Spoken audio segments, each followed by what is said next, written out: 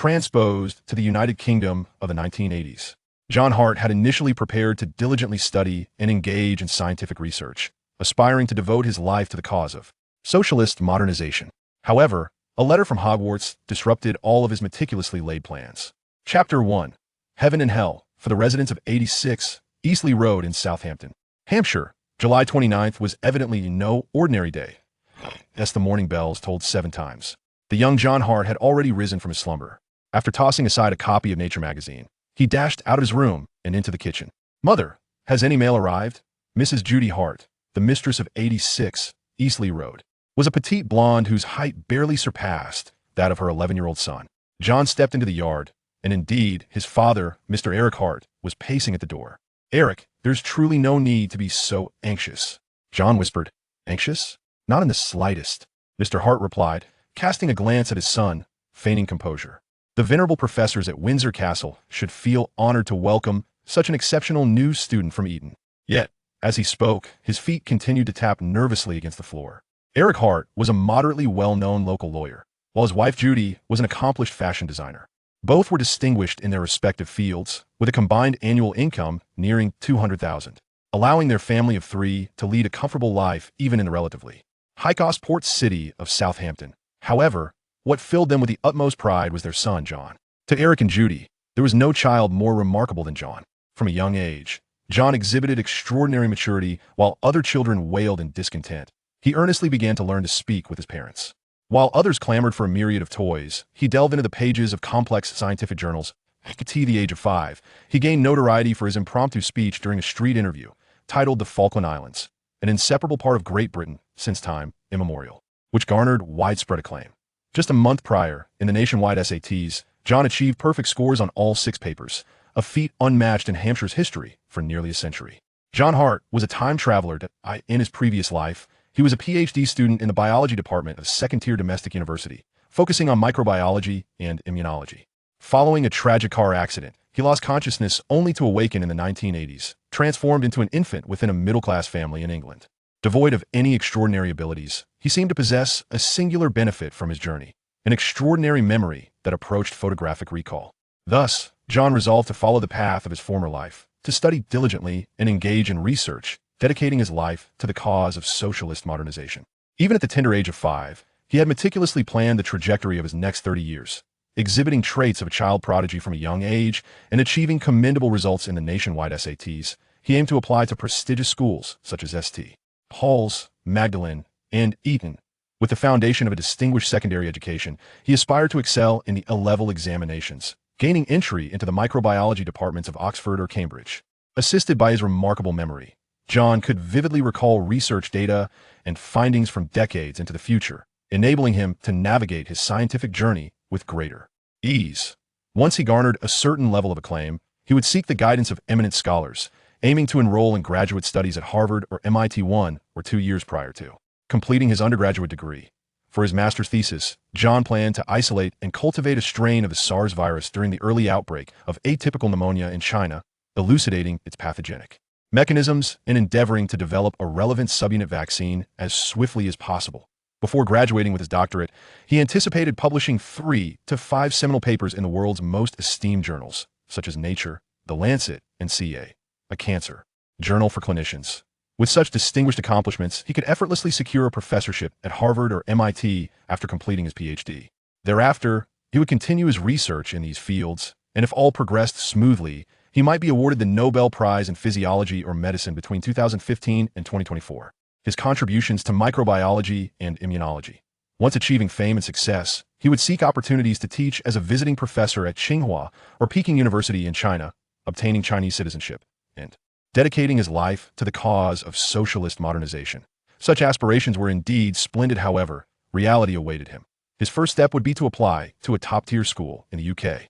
To be frank, Eton was not the most advisable choice, as it was a traditional aristocratic institution that, while recently opening its doors to students from common backgrounds, maintained exceedingly high standards.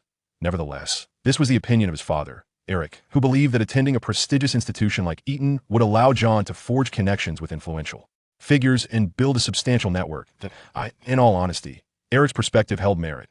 If memory served correctly, in the coming years, Both Prince William and Prince Harry, sons of Prince Charles and Princess Diana, would enroll at Eton, and the direct heir to the throne, William, would likely be in the same year as John. The prospect of sharing a classroom with a future king seemed rather intriguing. However, it was also a matter of destiny. One must remember that Prince William's grandmother remained vibrantly alive at the time of John's transposition, a figure of remarkable stature. John pondered idly. He suddenly heard the mailbox outside click open. Oh, dear God, they have arrived. Eric's face paled slightly as he stammered. I shall retrieve the mail. John opened the yard gate, where the mailbox depicted 3 golden lions standing over a dead brown bear, an embellishment Eric had affixed over 6 months ago to commemorate a significant event. Beside the mailbox stood a tabby cat, intently gazing at the door of 86 Eastleigh Road, Scram. John kicked the stray cat aside and retrieved a stack of letters from the mailbox. The first letter was a gas bill. The second was a postcard from Aunt Alia addressed to Judy. The third was for him. John slowly tore open the envelope. Dear Mr. Hart, it is with great pleasure that we inform you, following our deliberations, that we unanimously recognize your ample talent and qualifications to attend Eton College, becoming one of the 247 new students of Eton in 1992. Yours faithfully, Tony Rideau, headmaster of Eton. Oh heavens! John could not help but exhale in relief. How is it? Eric and Judy eagerly inquired. I've been accepted. He beamed as he handed over the letter. After thoroughly reading the letter, Eric and Judy's expressions shifted from anxiousness to astonishment, finally culminating in sheer ecstasy. John, my dear, I knew you could do it. Judy embraced her son, showering him with affectionate kisses on his cheeks. I will tell all my colleagues how exceptional my son is, Eric proclaimed joyfully in the yard. Subsequently, the couple indulged in a passionate kiss, unabashedly celebrating their happiness in the garden. It must be said that for a student of non-aristocratic origin to receive an invitation from a prestigious institution like Eton is indeed a remarkable honor, especially within the context of the English philosophy of happy education.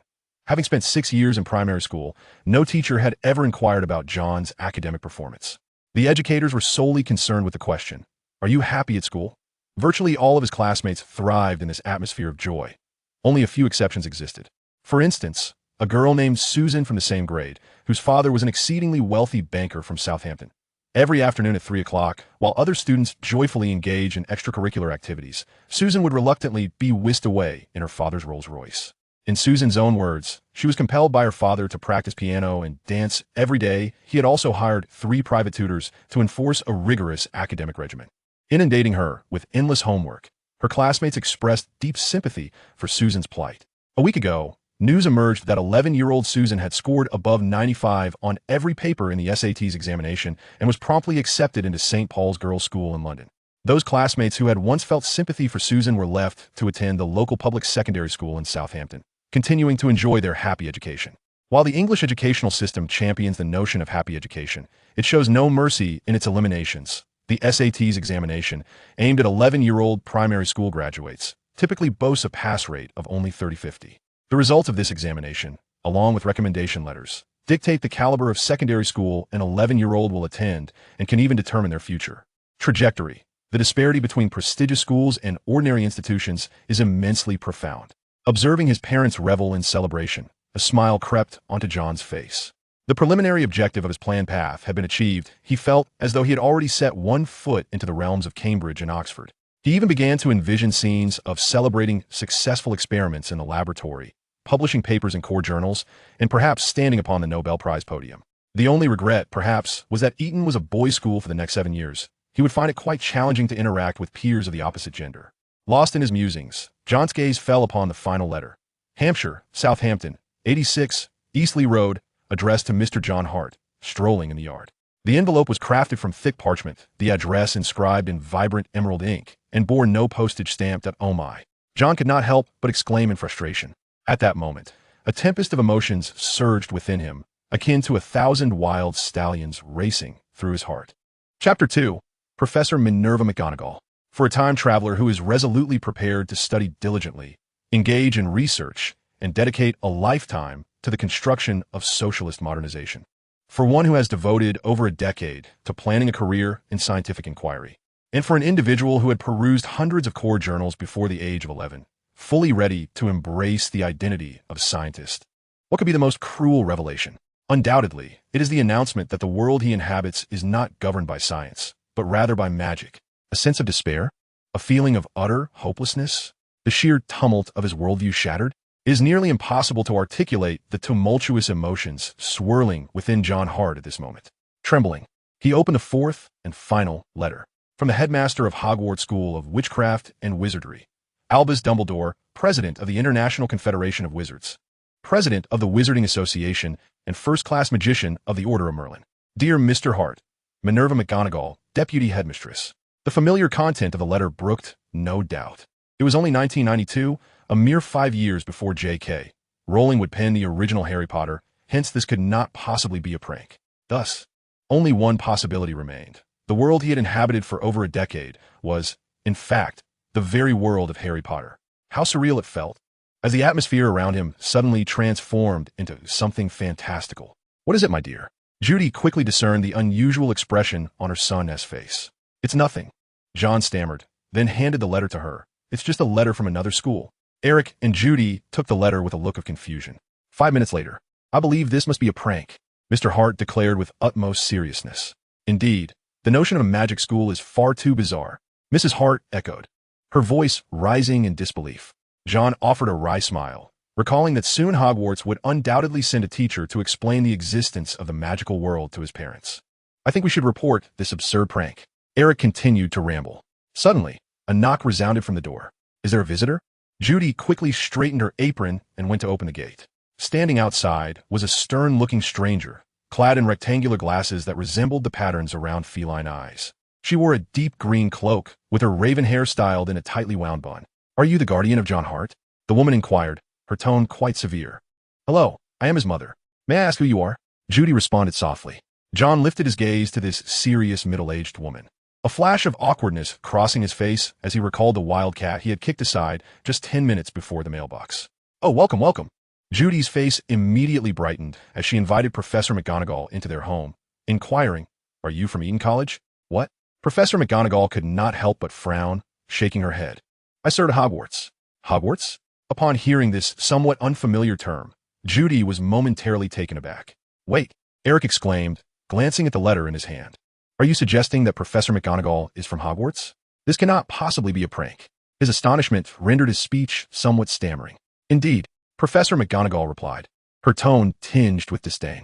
Hogwarts is a prestigious institution dedicated to individuals with exceptional abilities, boasting a rich history of over 1,000 years as a school of magic. Are you implying that what is written in that letter is genuine? Judy's complexion turned pale. As ordinary muggles, it is understandable that you are unaware of magic, but... At that moment, Judy let out a sharp gasp. Professor McGonagall, who had been standing in the doorway, suddenly vanished, and in her place appeared a tabby cat. What on earth is happening? Eric stuttered, never before having spoken so incoherently. But magic does indeed exist. She turned her gaze toward John, softening her tone. Mr. Hart, unlike your parents, you are not an ordinary individual. You are a born wizard. Becoming a part of Hogwarts will enable you to truly harness your gifts.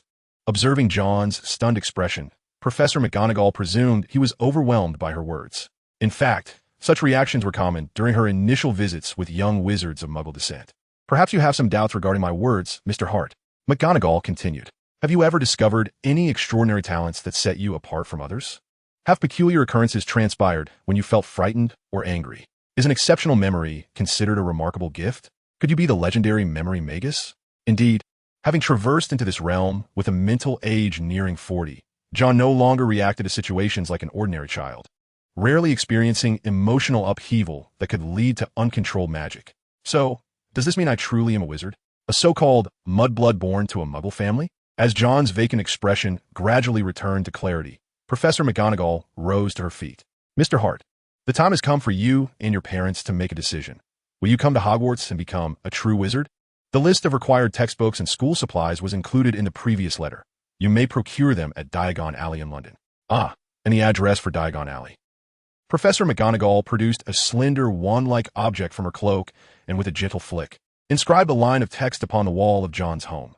117, Charing Cross Road, Westminster, London. Farewell, Hart family. With that, she exited the room and vanished. Wait. Judy attempted to pursue her, but upon reaching the doorway, she found no trace of the professor.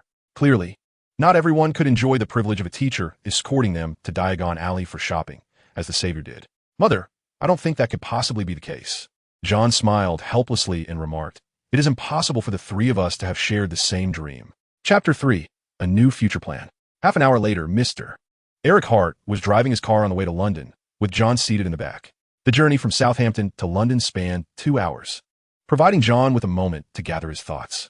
His current musings could be aptly encapsulated by a famous line from Shakespeare: "To be or not to be? That is the question." However, in all honesty, his options were rather limited. Although the magical realm of Harry Potter does not epitomize a high magic world, it possesses numerous artifacts and spells of remarkable potency.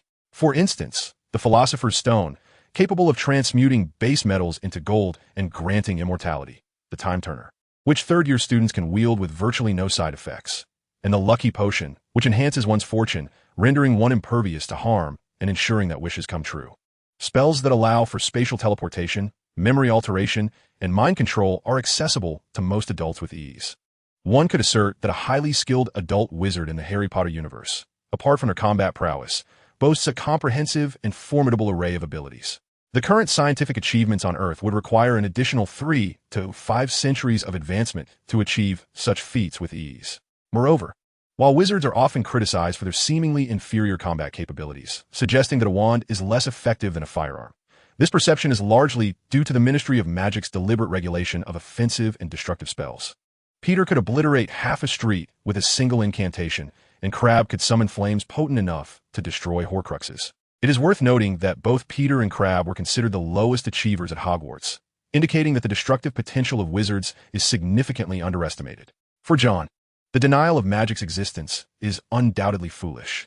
Previous plans and the efforts of the past decade must now be cast aside. John is compelled to devise a new strategy for his future. Diligently studying magic must be his foremost priority, as the overall proficiency of Hogwarts students is rather modest. Even students like Harry and Ron, who are academically challenged, can be regarded as exemplary students. One is a Quidditch captain and the other a prefect, which speaks volumes about the caliber of their peers. John is confident that, with his mature mindset and exceptional memory, his mastery of magic will surpass that of his future classmates. Moreover, it is prudent for him to distance himself from the trio of protagonists. From the moment he entered the school, they faced formidable challenges: a 3-headed dog in their first year, a basilisk in the second, 100 dementors in the third, and in the fourth year, dragons, mermaids, and the Dark Lord himself. Such reckless bravado, if not for the protagonist's protective auras, would likely have cost them their lives multiple times over.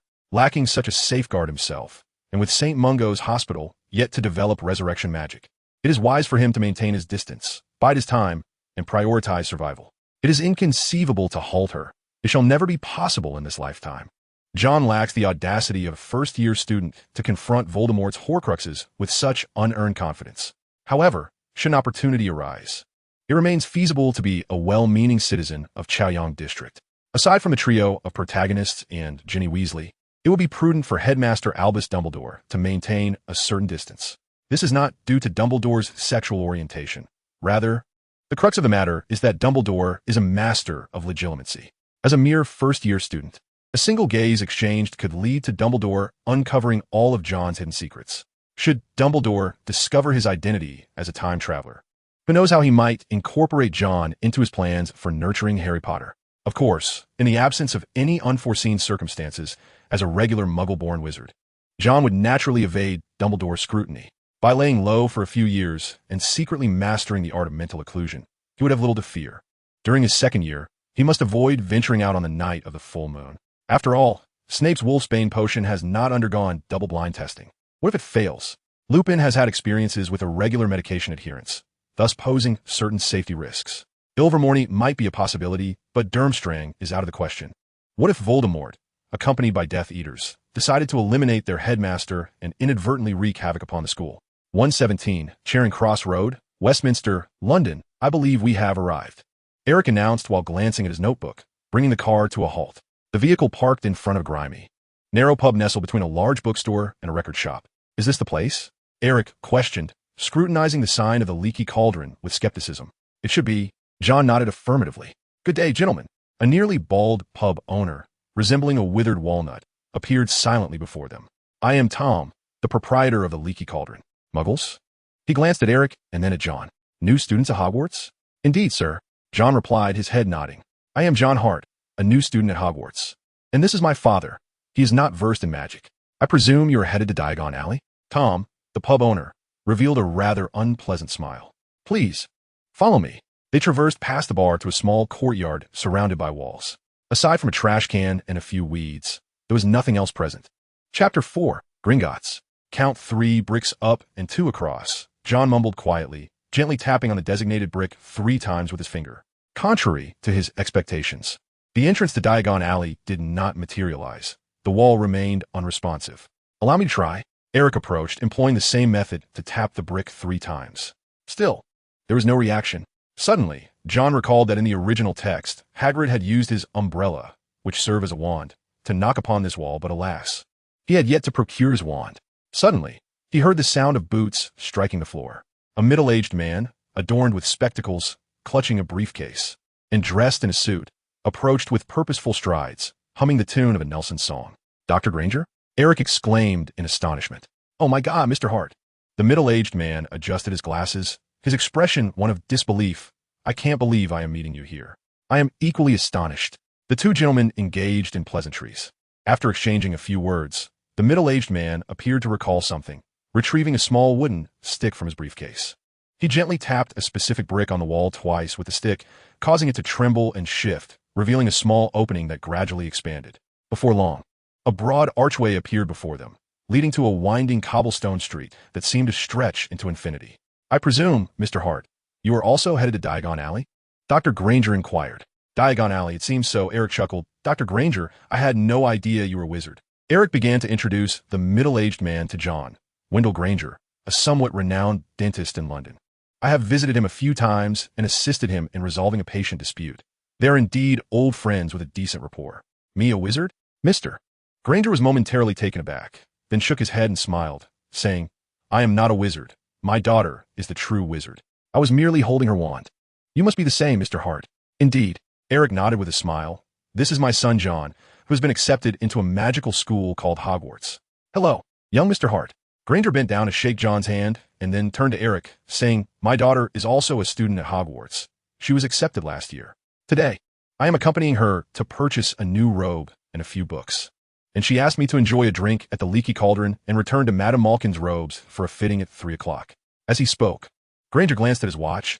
I believe I still have half an hour to show you around Diagon Alley. The 3 then entered the Leaky Cauldron. 2 suited adult men and a child in sportswear stood out amidst a crowd of wizards clad in black robes, drawing curious glances. Mr. Granger seemed accustomed to such attention. I imagine wizards seldom encounter us, so they find us peculiar. They typically refer to us as muggles, which I do not consider a polite term. Mr. Hart, I suggest you first visit Gringotts, the Bank of Wizards. There, you can exchange pound for 100 galleons, the currency of wizards.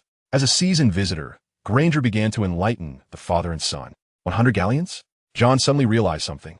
Indeed, based on a conversion rate of 51 pence, though there is a maximum limit of 100 galleons. Mr. Granger continued his introduction. We have arrived. Ahead lies Gringotts. Under Mr. Granger's guidance, they approached a magnificent white edifice that towered over the surrounding shops. Beside the gleaming bronze doors stood a diminutive goblin clad in a striking scarlet and gold uniform.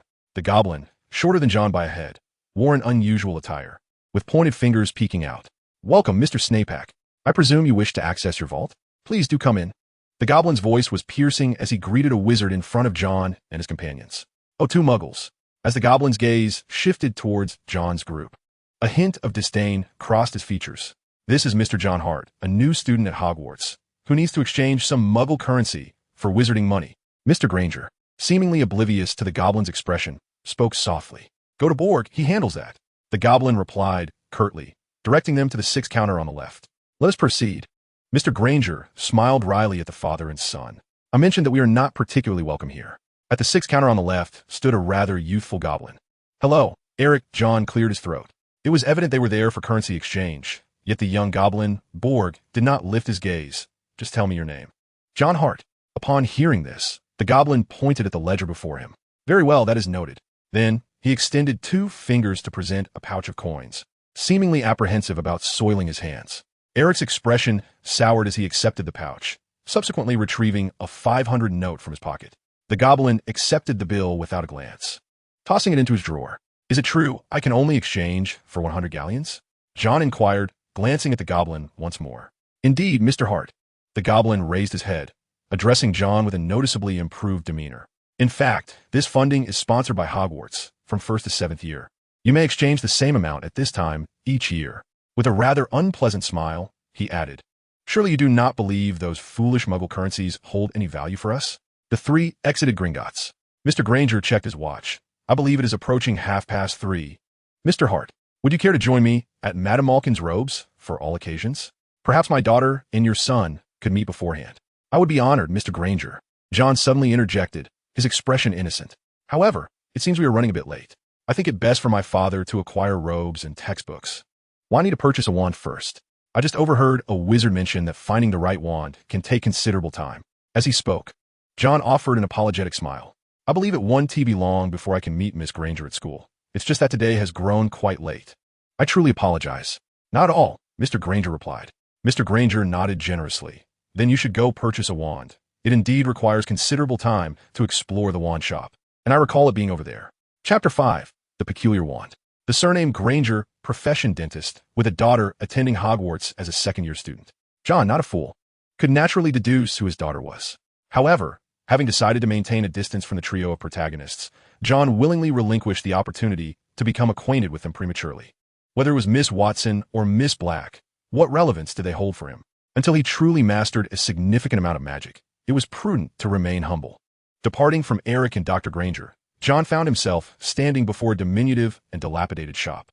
The gilded sign on the door had nearly faded, inscribed with Ollivander, crafting exquisite wands since 382 BC. Upon entering the shop, the space was modest. Jon settled into a chaise lounge situated in the center, and upon glancing upwards, he observed nearly thousands of slender boxes lining the ceiling, clearly visible. "Good afternoon," a gentle voice greeted him. "Hello." Jon promptly stood, noticing the diminutive old man who had suddenly appeared behind him. "Are you Mr. Ollivander?" Indeed. I anticipated meeting you shortly, Jon Hart. No trouble at all." The old man replied with an air of mystery. "You bear an uncanny resemblance to your father. He came here once to procure his first wand. It feels as if it were just yesterday." Ollivander suddenly paused. Jon too was taken aback. He weakly remarked, "Mr. Ollivander, if I recall correctly, my father was not a wizard." In that instant, Jon caught a glimpse of a parchment seemingly inscribed with a series of names, along with familial relations and their respective wands. It appeared that he had misread, or perhaps misremembered. Ollivander coughed awkwardly. Ahem.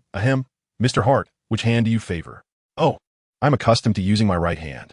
Perhaps due to the earlier awkward moment, Ollivander remained almost silent while measuring him. He refrained from uttering anything about wands, choosing wizards, or similar remarks regarding the wands he sold. "Mr. Hart, try this one," he suggested, handing Jon a wand crafted from ebony and serpent's nerve, measuring 9 inches in length. After swiftly completing the measurements, he extracted a wand from one of the boxes above. Jon picked up the somewhat short wand, yet there was no reaction. The likelihood of a successful match appeared low. Perhaps this one, made of maple, with a phoenix feather, measuring 11 inches. Approximately an hour later, Jon felt a twinge of fatigue in his hand. He could barely lift it. He had been attempting the wands Ollivander handed him at a rate of one every 10 seconds, with thousands of boxes piled like mountains around him and Ollivander. More importantly, it seemed that the boxes remaining on the ceiling were dwindling. Such a meticulous customer was quite peculiar and challenging. A look of excitement danced across Ollivander's face. This wand, crafted from ebony and unicorn hair, measures 8.5 inches in length. A remarkable combination. Ollivander eagerly extended the wand towards Jon, who waved it with no response. In that fleeting moment, Jon even entertained the notion that Professor McGonagall had erred.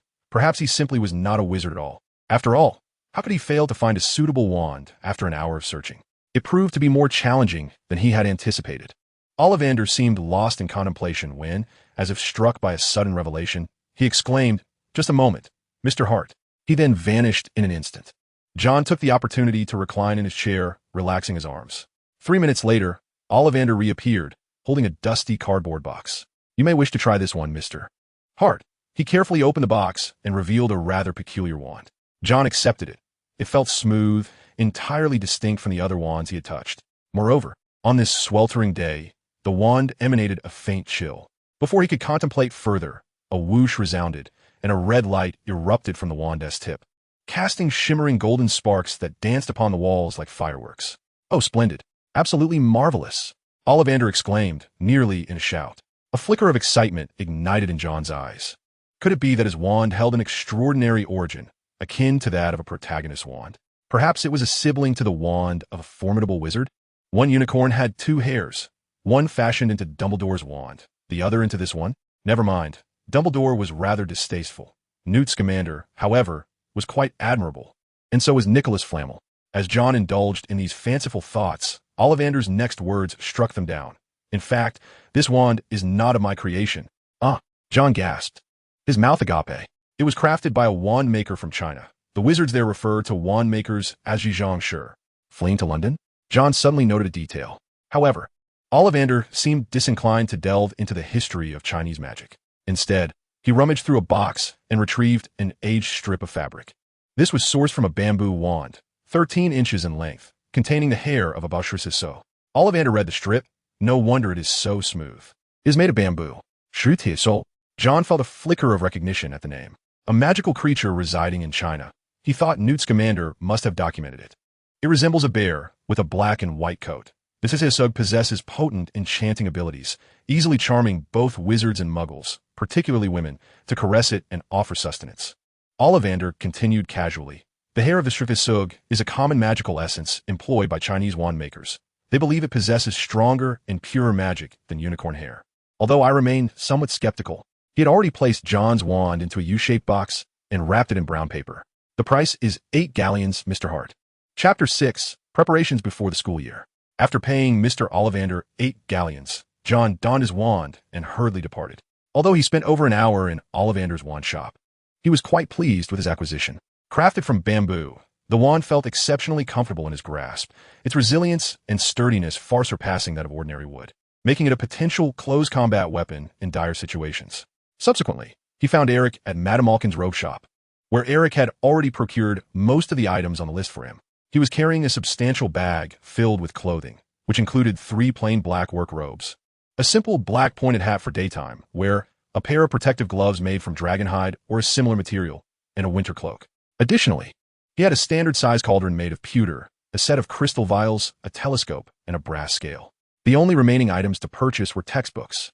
Jon opened the list. Standard Spells, Beginner by Miranda Goshawk, History of Magic by Bathilda Bagshot, Magical Theory by Adalbert Waffling, A Beginner's Guide to Transfiguration by Emmeline Vance, 1000 Magical Herbs and Fungi by Philida Spore, Magical Drafts and Potions by Arsenius Jigger, Break with a Banshee by Gilderoy Lockhart, Gaddying with Ghouls by Gilderoy Lockhart, Holidays with Hags by Gilderoy Lockhart, Traveling with Trolls by Gilderoy Lockhart, Vampire's Vacation by Gilderoy Lockhart, Wandering with Werewolves by Gilderoy Lockhart, A Year with the Yeti by Gilderoy Lockhart. A total of 13 textbooks left Jon feeling somewhat overwhelmed, especially with the multitude of works by Lockhart, each priced exorbitantly, amounting to a total of 20 galleons. However, he had no choice. He gritted his teeth, realizing he could not possibly attend school without textbooks, and added the stack of books to his shopping basket.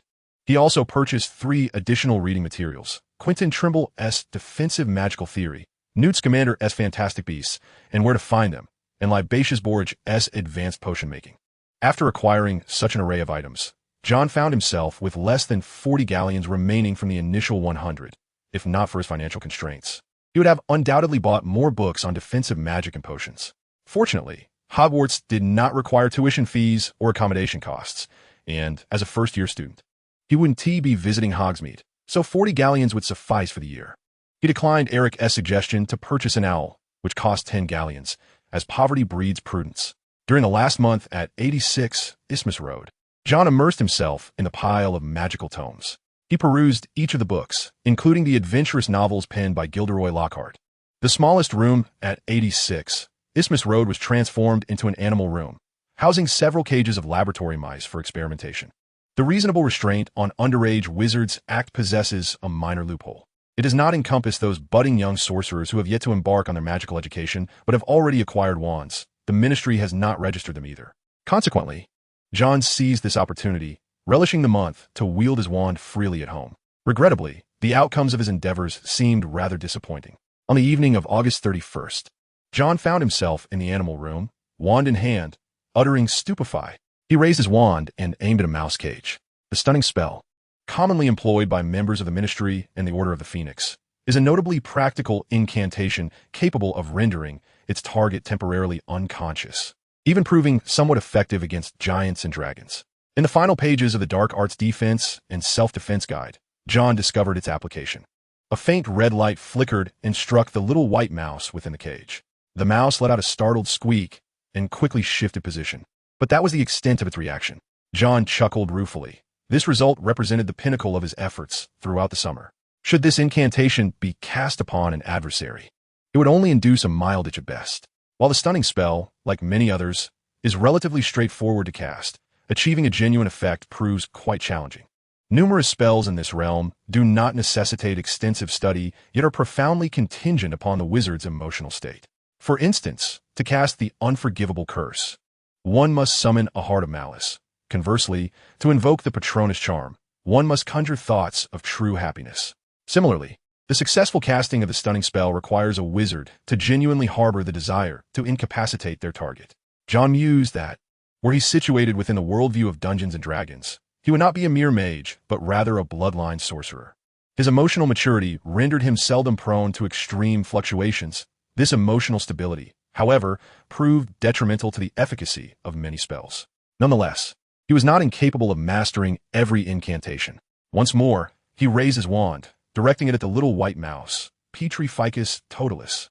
In an instant, the mouse's expression and movements froze, as if turned to stone, leaving only its eyes darting about. The petrification spell does not rely on emotions, enabling even young wizards to execute it flawlessly. After a month of practice, Jon had become quite adept. Yet, the limitations of the petrification spell were evident. From a moment the incantation struck its target to full petrification, several seconds elapsed. Should an opponent react swiftly, they could potentially dispel the spell and retaliate. Lowering his wand, Jon cast a nostalgic glance around the animal room. Tomorrow, he would depart for Hogwarts, rendering this space devoid of significance until he turned 17. He wandered to a corner of the room, discovering a nearly abandoned glass cage. 2 crimson South African spiders lay quietly within a glass enclosure, accompanied by a multitude of mealworms and remnants of crickets. These were the pets that Jon had requested Eric to procure for him 2 weeks prior. Carefully, he wrapped the glass cage in cotton, placed it inside a cardboard box, and then stowed the box into his suitcase. Nearby, a small bag of realgar, purchased from a local pharmacy, rested. With all preparations complete, Jon retired to his bed and soon succumbed to slumber. Chapter 7. King S. Cross Station. The following morning at 8 o'clock, Jon awoke from his dreams. He silenced the alarm clock, which was still emitting the crowing of a rooster, and rose from his bed. Donning jeans and a shirt, he had no desire to venture into the train station clad in a heavy and stifling wizard's robe. Grasping his suitcase, he made his way to the courtyard downstairs, where Eric had already started the car and emerged to assist Jon in placing the suitcase in the trunk. Judy was also there, changing her shoes. "Mom, are you coming with us?" Jon inquired. "Indeed," Judy replied, her face breaking into a gentle smile. "I will accompany Eric to King S. Cross Station to see you off." As the car sped along the highway, Eric hummed a tune of God Save the Queen while driving. Judy, sitting in the back seat, wore a worried expression and incessantly reminded him, at school, remember to maintain decorum unlike at home. Avoid quarrels with professors and classmates. And don't forget to dress warmly. I've packed 2 wool sweaters at the bottom of your bag. "Oh, I'm still a bit anxious," Judy said, covering her face with her hands. After more than a decade, it was the first time she would be separated from her son for such an extended period. "Stop fretting, dear," Eric replied, appearing considerably more composed. He teased while humming a little tune. "Have faith in our darling. I believe his ability to thrive alone surpasses yours. Be quiet." Judy shot him a glance, though her mood seemed to have lightened considerably. They spent approximately 2 hours on the road, arriving at King S. Cross Station by 10:30. Eric placed the suitcase onto a trolley and asked, "Jon, which platform should we head to?" "Platform 9 3/4, Jon replied, retrieving his ticket. "What, 9 3/4? Eric furrowed his brow. "I don't recall such a platform at King S. Cross Station. Perhaps we should check between platforms 9 and 10. Having familiarized himself with the narrative from his past life, Jon navigated with ease. King S. Cross Station is one of the oldest train stations in Europe and currently the largest in London. However, its bustling vibrancy pales in comparison to the grandiosity of the Shanghai Hongqiao station that Jon had previously witnessed. Weaving through some sparse crowds, they approached the vicinity of Platform 9. The destination of Platform 9 was Aberdeen in Scotland, while Platform 10 was bound for Glasgow. Based on his understanding of Hogwarts weather patterns from his past life, Jon surmised that its actual location must lie in the northern reaches of the British Isles, within the mountainous terrain of central Scotland. Calculating the distance of over 400 miles, more than 600 kilometers, from London, it is no wonder that the train, departing at 11 a.m., would only arrive in the evening. I mused that I had yet to see any sign of platform 9 3/4. Eric cast a glance between platforms 9 and 10 and shrugged. He then approached a passing guard for inquiry, but judging by the guard's expression, he seemed to regard Eric with a hint of bewilderment. Jon glanced at the large clock nearby. It was now 10:15, which was far from favorable news. Although he was aware of the method to access platform 9 3/4 by passing through a pillar situated between platforms 9 and 10, there appeared to be at least a dozen such pillars before him. It would be utterly foolish to attempt to ram his head against each one in succession. Moreover, based on his memories from the narrative of Harry Potter and the Chamber of Secrets, he recalled that due to Dobby's interference, platform 9 3/4 would soon close. At that time, he would have to join the two saviors aboard the flying car to school, and would likely face detention as well. Goodness, my toad seems to have vanished again. A timid voice suddenly emanated from behind. Ah, Neville, he heard an elderly woman sigh. Jon's eyes brightened, and he quickly turned around. An elderly lady and a young boy were approaching. The lady exuded a formidable presence, while the boy appeared somewhat clumsy. Both were clad in black wizarding robes, setting them apart from the crowd. Eric, clearly having overheard their conversation, noticed them as well. Without needing Jon's prompting, he hurried over. "Good day, madam. I am Mr. Hart," Eric said earnestly. "My son wishes to make his way to platform 9 3/4. He is a new student at Hogwarts, but we are uncertain of the route." A muggle? Upon observing Eric's attire, the elderly lady appeared somewhat taken aback. However, being a lawyer, Eric emanated a trustworthy aura through his words. "Greetings, Mr. Hart. I'm Mrs. Longbottom," the elderly lady replied with a smile. "This is my grandson, Neville. He is a second-year student at Hogwarts. I believe he can escort your son to platform 9 3/4. "Hello, Neville." Jon smiled warmly at Neville. "Neville, take Mr. Hart into the station," Mrs. Longbottom commanded, her tone leaving no room for dissent. "All right, Gran," Neville replied, his voice slightly stammering. He then pushed his luggage cart towards one of the pillars between platforms 9 and 10. Jon quickly followed suit, pushing his cart along. Behind them came Mrs. Longbottom's voice. "Mr. Hart, walk directly through the center of the pillar and pretend there is nothing ahead. That way, you shall not be struck." Suddenly, a faint sound of impact resonated ahead. Jon promptly slowed his pace. Following Mrs. Longbottom's instructions, he deliberately positioned himself in the middle of the pillar. A deep crimson steam locomotive materialized before him, the sign on the train declaring, "Hogwarts Express." Beside the train stood a brand new platform, marked with the number 9 3/4. Success. Jon beamed with joy. Oh dear. Neville was on one side, clutching his head as his luggage trolley tilted precariously. A slight red bump adorned his forehead, clearly the result of having just brushed against the platform. His head turned awkwardly to one side. "Are you all right?" Jon Lombard inquired with concern. "I'm fine," Neville replied, wincing as he struggled to stand upright. "Neville," a melodious voice called from nearby. A brown-haired girl approached him, jogging lightly. "Are you okay?" Before Neville could finish, the girl had drawn her wand from her belt, aiming it at his forehead while reciting an incantation. The swelling on Neville's head vanished in an instant. "Thank you, Hermione." Neville adjusted his trolley. "Hey, where's that boy?" The one who had accompanied him to platform 9 3/4 had vanished. Chapter 8. On the Hogwarts Express, Part 1. Whistling a cheerful tune, Jon Hart quietly pushed his suitcase onto the steam locomotive. A quick glance revealed that Hermione Granger was not, in fact, a dark-haired girl. This was indeed good news. However, considering his future plans, it was likely that he would not have significant interactions with Hermione. Perhaps it would be more advantageous if she were dark-haired. Weaving through the crowd, he found an empty compartment towards the rear of the train and hoisted his suitcase onto the step. Though merely 11 years old, Jon was far from frail. Carrying luggage weighing several dozen kilograms posed no challenge for him. He then retrieved Fantastic Beasts and Where to Find Them, pinned by Newt Scamander, and reclined in his seat. Flipping through the pages haphazardly, page 117. Although he had not marked it, he had long since memorized that page number. As he turned the pages, he made a conscious effort to do so delicately to avoid wrinkling them. Basilisk, Ministry of Magic Classification, XXXXX, extremely dangerous.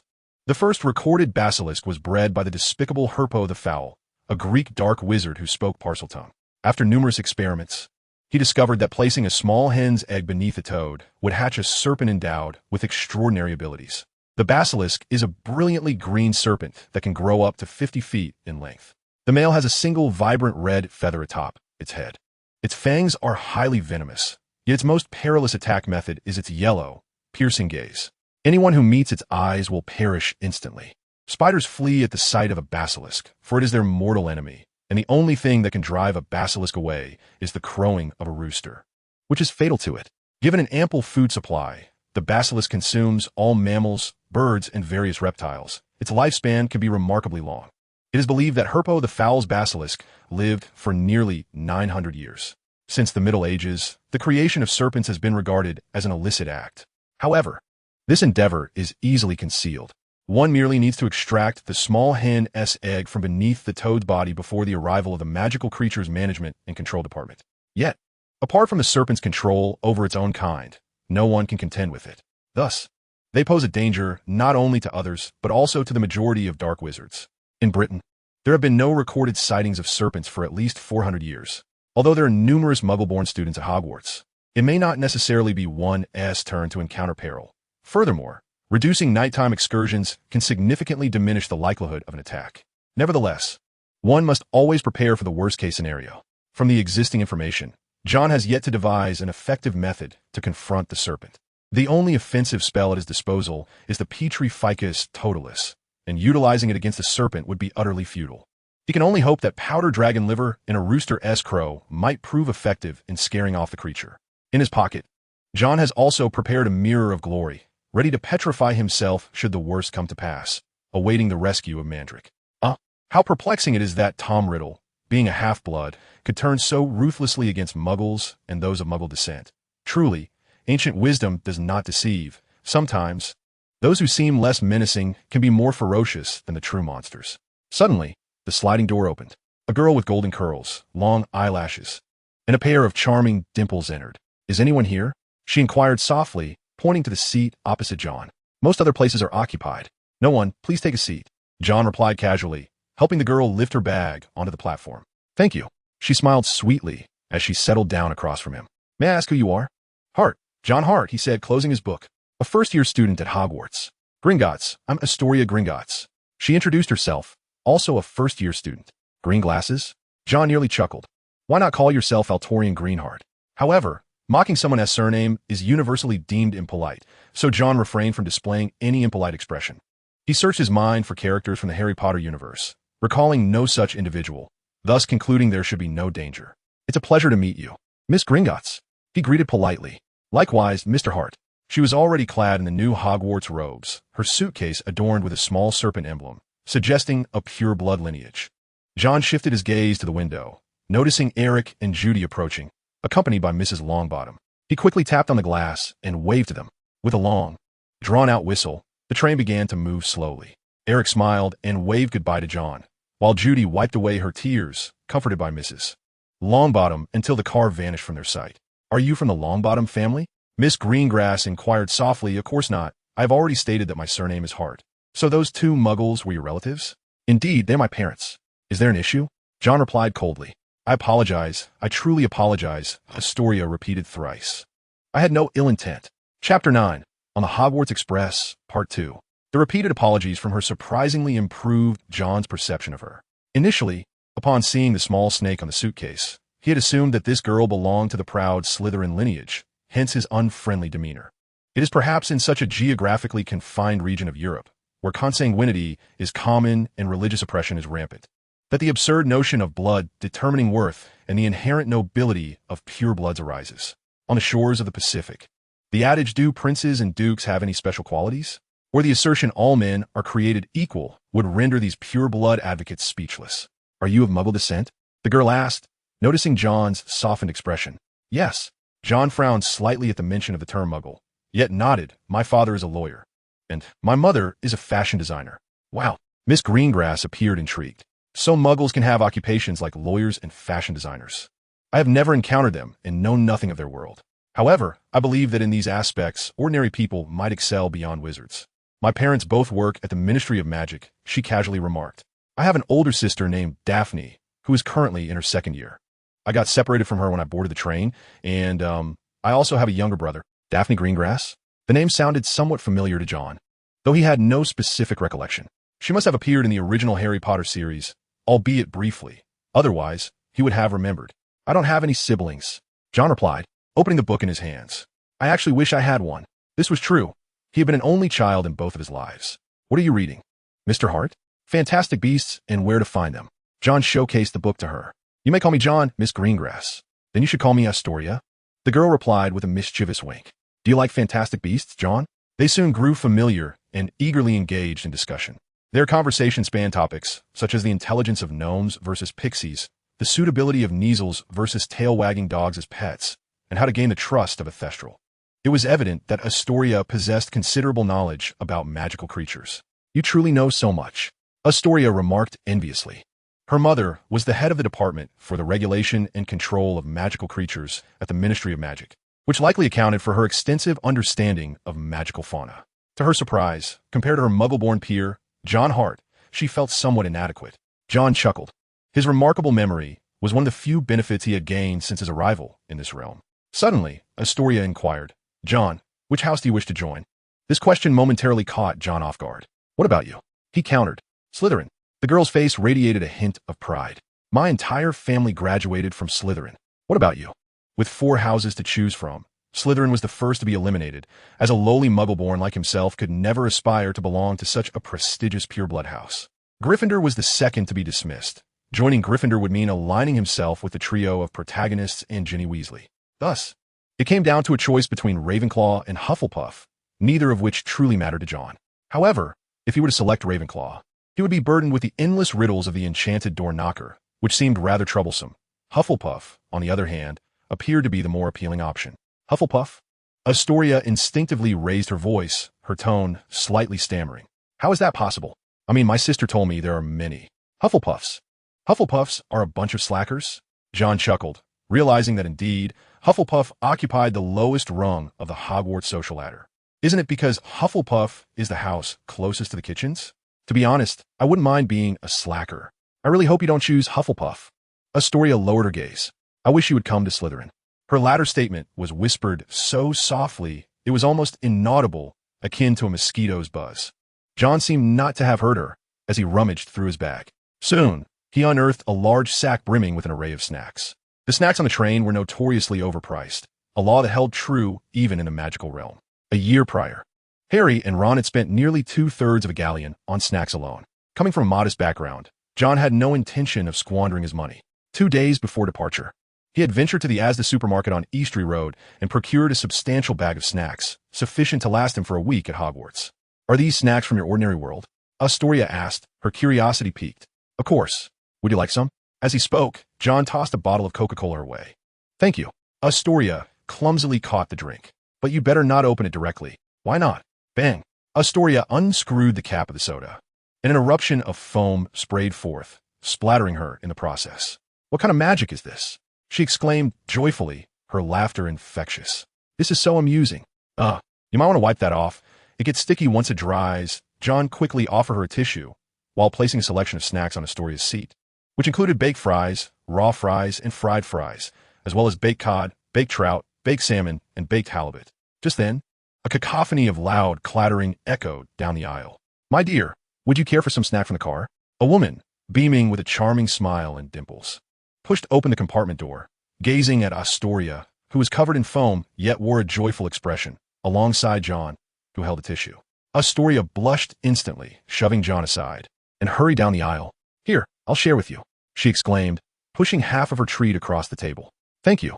Just as they were indulging in their feast, the compartment door swung open once more. Astoria, how could you be here? A sharp voice echoed from the entrance. Is that you, sister? Astoria stood up, somewhat flustered. Outside stood a girl of about 12 or 13, with golden curls that bore a slight resemblance to Astoria. However, while Astoria's face was youthful and gentle, this girl exuded a rather piercing demeanor. Daphne Greengrass seemed akin to an irate hen, casting a disapproving glance at Jon, who sat opposite Astoria.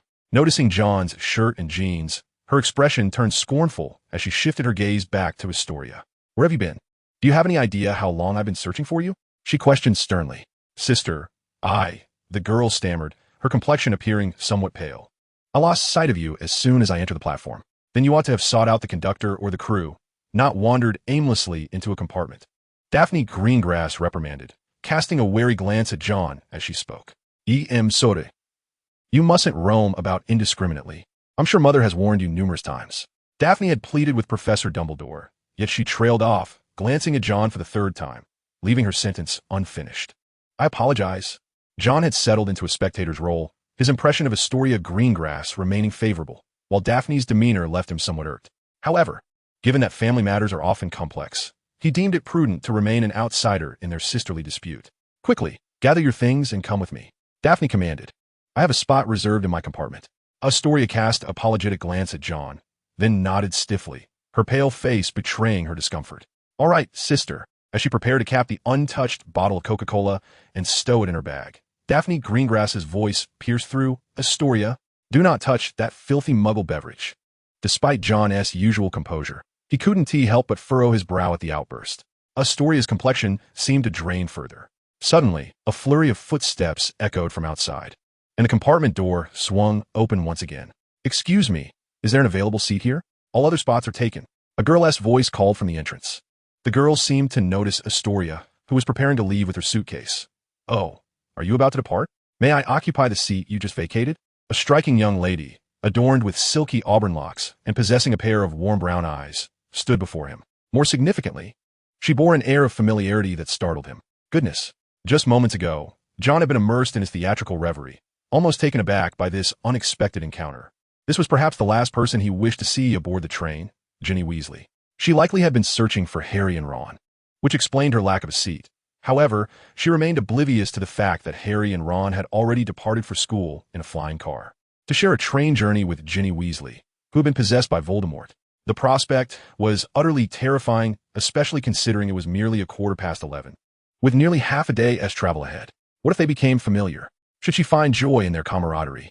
What if she unwittingly became the first target of the basilisk? Not to mention that Voldemort himself was a master of wandless magic, capable of revealing future events with a mere lapse in attention. That would spell disaster.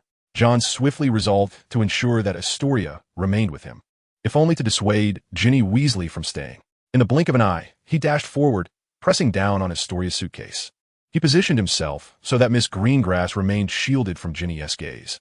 I believe it is entirely appropriate for Astoria to remain in this compartment, particularly if she is feeling unwell. I am more than capable of attending to her needs. Daphne Greengrass regarded Jon with a growing disdain. A hint of color returned to Astoria's pale cheeks. Ginny Weasley seemed to conclude that this compartment was indeed full and turned to leave, prompting Jon to exhale in relief. I believe I can stay and look after myself, Astoria murmured, a rare act of defiance against her sister. What did you say? Daphne Greengrass could scarcely believe her ears. She grasped Astoria's hand tightly and directed a furious retort at Jon. I absolutely refuse to allow my sister to remain in the same compartment as a mudblood. With that, she forcefully tugged at Astoria's hand and stormed away. Jon felt a tremor in his hands, a surge of emotions long dormant. Such anger had been rare for him. The last time he felt this way was during a scholarly conference in Marseille, when a German had referred to him as Chink. In a fit of rage, he had charged at the man and delivered a few well-placed punches. The intensity of his current emotions mirrored that experience almost perfectly. Jon's initial instinct was to draw his wand and cast a petrification spell. Alas, his wand lay ensconced within his suitcase, and by the time he retrieved it, Daphne would likely be long gone. He traced a rough outline on the table with his finger. It was the 1st of September. The latitude of the Scottish Highlands hovered around 57 degrees north, with a longitude of approximately 3 degrees west, situated in the Greenwich Mean Time Zone, GMT 0. Thus, it was quite simple. The sunset in the Highland region occurs approximately at 19:13:40, based on the calculations derived from the 15-degree longitude in the 180 time zone. According to the original text, the train would not arrive at Hogwarts until after nightfall, covering a mere distance of just over 400 miles. The journey would take more than 8 hours, which indeed seems rather slow. If only the Harmony train were to be summoned, perhaps it could even catch Hogwarts lunch. Jon adjusted his alarm clock to 19:10 and reclined in his seat, soon succumbing to slumber. Chapter 11. Arrival at Hogwarts. With the shrill cry of the alarm, Jon awoke from his dream. The time was now 19:10 Greenwich Mean Time, and the sky had nearly plunged into complete darkness. He swiftly extracted his black Hogwarts robe from his suitcase and donned it, relieved that he would not have to bear the burden of heavy luggage to school. The train slowed its pace and finally came to a halt. Jon jostled towards the exit, where passengers were pushing and shoving. eager to reach the doorway and spill onto a dim, cramped platform. First-year students, over here." A resounding voice called from the front. Jon spotted a strikingly large figure amidst the crowd. The man's face was nearly obscured by a mass of unruly hair and a tangled beard. Yet his beetle-like eyes glimmered beneath the tresses. "I am Hagrid, Rubeus Hagrid, keeper of keys and grounds at Hogwarts." The towering figure smiled over the throng, beckoning, "Come along. Follow me, first years. Watch your step, first years, follow me." While most first-year students trailed behind Hagrid, they maintained a respectful distance due to his imposing stature and fierce countenance. However, Jon followed closely, unperturbed, fully aware that beneath Hagrid's seemingly intimidating exterior lay a genuinely kind-hearted soul. Beside Jon stood an eccentric girl with a mane of tousled, waist-length white hair, remarkably pale eyebrows, and prominent eyes. "What a marvelous journey. I senti it," she mused, her face alight with wonder. "Indeed," Jon nodded, though he remained uncertain about what precisely made it so marvelous. They followed Hagrid, sliding and stumbling along a steep, narrow path. At the path's end, a vast black lake suddenly unfurled before them, prompting gasps of awe from the crowd, Jon included, despite his prior preparation. "There it is, Hogwarts!" Hagrid exclaimed, pointing across the lake. On the opposite shore, a majestic castle loomed atop a high hill, its spires piercing the starry sky and windows twinkling like scattered stars. "No more than 4 to a boat," Hagrid declared, gesturing towards a fleet of small vessels moored at the shore. Jon stepped aboard one of the boats, accompanied by the peculiar girl with white hair and 2 unfamiliar young boys. "Has everyone boarded?" Hagrid called out as he took his place in a separate vessel. "Very well. Let us proceed." The fleet of small boats glided across the glassy surface of the lake. This seemed to be a rite of passage for the new students of Hogwarts. Jon mused silently while rowing. The boats transported them through a curtain of ivy draping over the cliffs, leading to a concealed, open entrance. They traversed a dark tunnel that appeared to descend into the castle's depths, eventually arriving at a place reminiscent of an underground dock, before climbing onto a gravelly expanse. Hagrid raised a tattered pink umbrella and rapped on the castle's grand door 3 times. The door swung open swiftly. "Welcome to Hogwarts." Hagrid beamed at the diminutive wizards behind him, winking before forging ahead. "Jon." A small hand tugged at the back of Jon's robe. In the flickering torchlight, Astoria Greengrass's face appeared even paler than in daylight. Upon hearing the stiff address, her hand seemed to tremble slightly. Astoria whispered, "Daphne, she truly didn't mean it. She didn't intend to call you a mudblood. She simply slipped up." Jon's voice betrayed no sympathy. "Perhaps you all call us that at home every day, and today was merely an instance of anger causing her to blurt it out?" "No, that's not it," Astoria attempted to clarify. Their conversation was abruptly interrupted by Hagrid's booming voice ahead. "Professor Snape, what brings you here?" A middle-aged man with greasy black hair, a hawkish nose, and sallow skin emerged from a small alcove. Jon suddenly felt Professor Severus Snape's gaze lock onto him, compelling him to lower his head. He had just come through a door alarmingly close to Jon's position, perhaps even overhearing his exchange with Astoria. Professor Snape halted less than a yard away from Jon and spoke slowly. "I heard from Barrow that a rather rare Whomping Willow seems to have been injured. I'm on my way to investigate." "Very well." Hagrid nodded. "I am escorting the first-year students to the sorting ceremony." With that, Hagrid continued on, and Jon hurriedly followed, keeping his head down. Whether it was merely a figment of his imagination, he felt Snape's gaze bore into the back of his head until he was out of sight. Hagrid ushered them into a small, empty chamber. The young wizards crowded inside, jostling one another as they nervously observed their surroundings. Professor Minerva McGonagall, clad in a flowing emerald green robe, awaited them. "First years, Professor McGonagall," Hagrid announced. "Thank you, Hagrid. I shall take over from here." Chapter 12, The Sorting Ceremony. "Welcome to Hogwarts." Unlike Hagrid, when Professor Minerva McGonagall uttered these words, her expression was grave, devoid of any trace of a smile. The first-year wizards were evidently aware that this elderly professor was not to be trifled with, and they promptly fell silent, refraining from whispering among themselves. The commencement feast was about to begin. However, before you take your seats in the dining hall, it is imperative that each of you ascertain to which house you will belong. Professor McGonagall succinctly introduced the sorting ceremony and the significance of the house cup. Jon raised his hand high. "What is it, Mr. Hart?" Professor McGonagall seemed to have a faint recollection of this young wizard who had inadvertently kicked her a month prior. Professor." Jon spoke softly, confident that Professor McGonagall's sense of fairness would not lead her to hold a grudge over a mere accident. "Earlier on the train, I encountered a second-year Hogwarts student who referred to me as a mudblood." Honestly, I'm not quite sure what that term means, but judging by her expression at the time, it did not seem to be a term of endearment. John's demeanor remained composed, as if he genuinely did not grasp the meaning of mudblood. Who is it? How dare she? Professor McGonagall's face shifted dramatically. How dare she utter such an insulting term within the walls of Hogwarts? For over a millennium, this esteemed institution has endeavored to eradicate the prejudices between pure-blood wizards and those born to muggles. It seems she mentioned her name was Greengrass. Greengrass? Professor McGonagall's expression regained its calm. Mr. Hart, that is a vile curse, a slanderous epithet. Forget her words. No one dares to address you in such a manner at Hogwarts. As she spoke, her piercing gaze swept across the crowd. Then, she exited the room. Jon faintly heard Professor McGonagall's voice echoing from the hall. Daphne Greengrass, you will wait for me outside my office on the marble staircase beside the corridor. Phileas, could you kindly fetch Severus for me? However, Jon did not attract much attention from his fellow first-year students, as their focus was predominantly on the imminent sorting ceremony. After all, the tradition of intimidating first years during the sorting at Hogwarts was a time-honored practice passed down through the ages. Astoria was meant to be eagerly discussing the sorting ceremony with her fellow first years, debating whether it involved defeating a troll or casting 10 spells. Yet now, she stood there in a daze. Why would you do this, sister? Daphne will be expelled. This is her own doing, Jon replied calmly. And I do not believe Hogwarts would expel a student over a single insult. She truly meant no malice. I think you should explain that to Professor McGonagall, she retorted. You. Astoria decided to turn away, choosing to disregard him.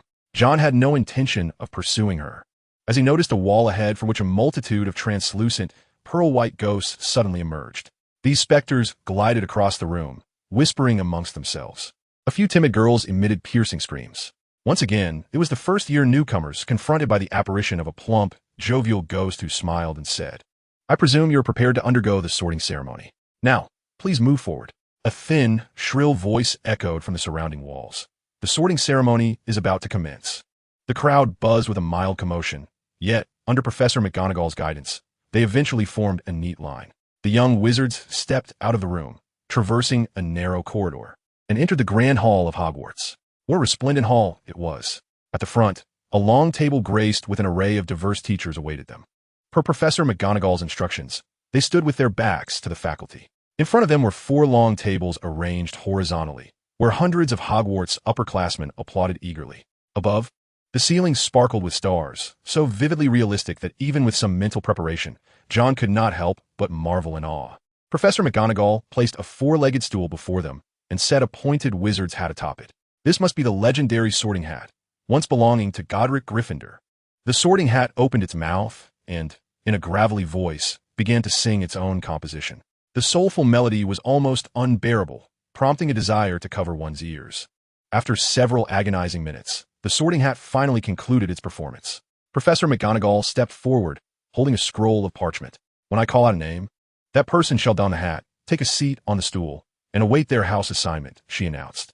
Sean Avedi. A tall boy with a face full of freckles stumbled out of the crowd and donned the hat. Slytherin. The far-right table erupted into fervent cheers, while the leftmost table emitted a faint chorus of hisses. Relieved, the tall boy scurried over to join his new housemates. The name Avery sounded vaguely familiar. Perhaps a name associated with Death Eaters? Was he yet another scion of a dark legacy? Teresa Baker. Ravenclaw. The second table on the left erupted in applause. As several Ravenclaw students extended their hands to greet Teresa, Colin Creevey became the first Gryffindor newcomer, and the far-left table burst into cheers, where Jon spotted the celebrating Weasley brothers. Astoria Greengrass. Astoria approached and placed the hat upon her head. Slytherin. The hat barely brushed her hair before proclaiming its verdict. Judging by her expression, possibly influenced by her sister's reputation, she did not appear particularly pleased. Jon couldn't suppress a disdainful snort when he saw Draco Malfoy offering Astoria his seat. Jon Hart. The sorting hat called his name next. Jon stood up, feeling as if the entirety of the hall's gaze was fixed upon him. He lowered his head slightly and walked forward, donning the sorting hat. Chapter 13. The Feast. Difficult. Exceedingly difficult. A sharp voice resonated in Jon's ear. You exhibit considerable courage, possess a good heart, and display notable talent. I wish to join Hufflepuff. Jon silently declared within himself. What? The sorting hat's thin voice seemed incredulous. I wish to join Hufflepuff. Without a doubt. While you meet all the criteria to become a Hufflepuff student, I believe that may not be the wisest choice. I wish to join Hufflepuff. Have you made up your mind? Joining Gryffindor would undoubtedly lead you to glory. I wish to join Hufflepuff. Do you not have any other thoughts? The Sorting Hat exclaimed, somewhat impatiently. I wish to join Hufflepuff. Do you only know how to repeat that one phrase? The Sorting Hat seemed somewhat vexed. I wish to join Hufflepuff. As Jon repeated this phrase for the 6th time, the Sorting Hat could no longer contain itself and shouted the name across the entire hall. Hufflepuff. The crowd at the table to the right erupted into applause and cheers. Even the rotund monk waved in acknowledgement. At the far right table, Astoria, for reasons unknown, allowed a faint sigh upon hearing that name. Jon breathed a sigh of relief. He would not have to join Gryffindor and nervously accompany that group of protagonists. To be honest, you are the second student this century to actively choose Hufflepuff. The Sorting Hat's voice echoed once more in Jon's ear. Oh, who's the first? Newt Scamander. I hope you prove to be as remarkable as he. The Sorting Hat extended its best wishes. Mr. Scamander was expelled from Hogwarts in his 5th year. Just as Jon wished to converse further with the Sorting Hat, Professor McGonagall approached and roughly pulled the hat from his head. Luna Lovegood. Professor McGonagall called out loudly. The peculiar girl who had previously shared a boat with Jon hurriedly rushed forward. By now, Jon had moved to the table on his right, where a tall boy greeted him. Welcome to Hufflepuff, Jon. I am Gabriel Doolittle, your head of house. Hello, Gabriel. Come, Jon, sit here. A rosy-cheeked girl with 2 golden braids tugged Jon into her previous spot. The sorting ceremony continued. Luna Lovegood was sorted into Ravenclaw, while Stephen Lucas, like Jon, became a new Hufflepuff. Applause echoed throughout the hall as each new student was welcomed into their respective houses. The last 2, Ginny Weasley went to Gryffindor, and Madalena Yaxley ultimately joined Slytherin. The sorting ceremony concluded. Professor McGonagall's expression appeared quite animated as she hurriedly followed Professor Snape. Leaving the hall without even collecting the Sorting Hat, Professor Flitwick ascended to the podium's highest point, whispering something to Professor Dumbledore. Dumbledore's expression shifted dramatically, and he hastily exited the hall, scarcely having the opportunity to utter his classic phrase. With both the headmaster and deputy headmaster absent, it was ultimately Phileas Flitwick, the head of Ravenclaw, who stood before Dumbledore's plate to welcome the new students to the campus. He introduced the new professor of defense against the dark arts, Gilderoy Lockhart, and reminded everyone of the prohibition against entering the Forbidden Forest and the schedule for Quidditch player evaluations. The banquet commenced.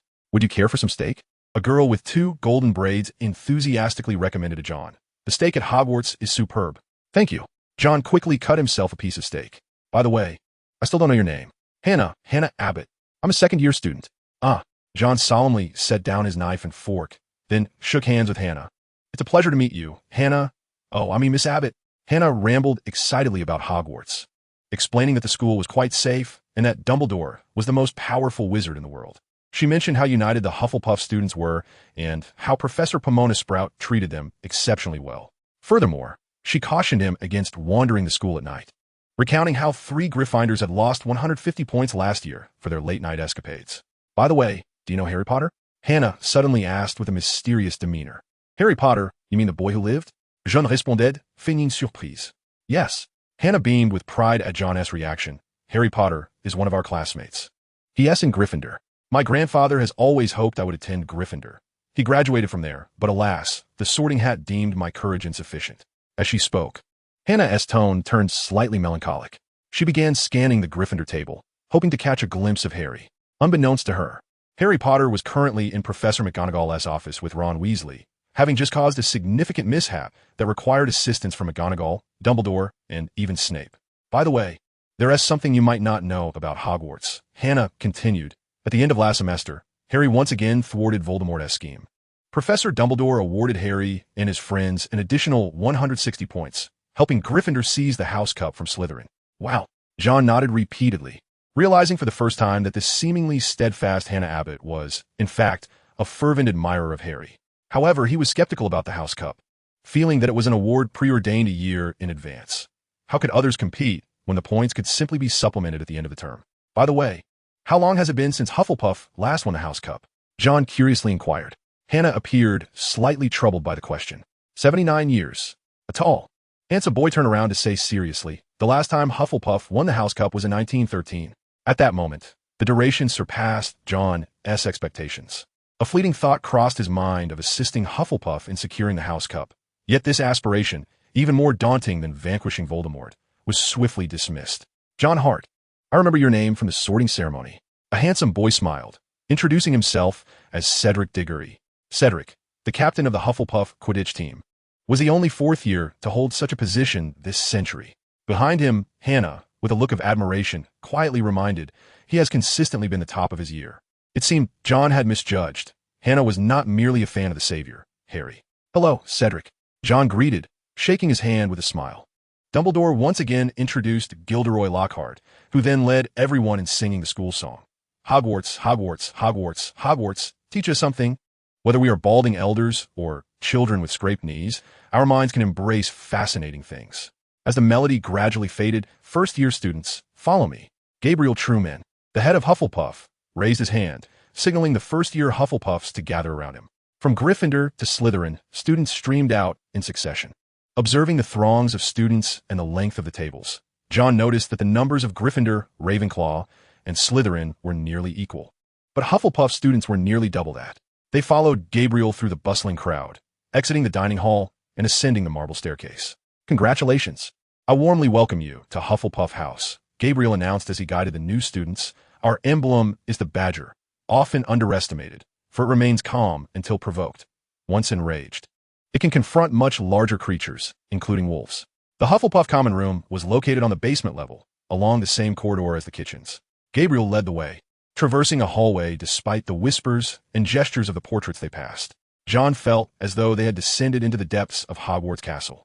Ahead is your potions classroom. To the right, through a stone wall, is the Slytherin common room. "I swear I have never sneaked into the Slytherin common room." Gabriel winked as he spoke. "Perhaps you should make way, first-year Hufflepuffs." A cool voice called from behind them. "Good evening, Miss Farley." Gabriel gestured for the Hufflepuff newcomers to step aside, falling to the back of the line himself. The Slytherin first years were led by their head, Gemma Farley, and they encountered one another in the narrow passage. "Let's each take a side," Gabriel suggested. "I concur." Farley nodded. Two teams, one to the left and the other to the right. The Slytherin team veers right, while the Hufflepuff team continues onward.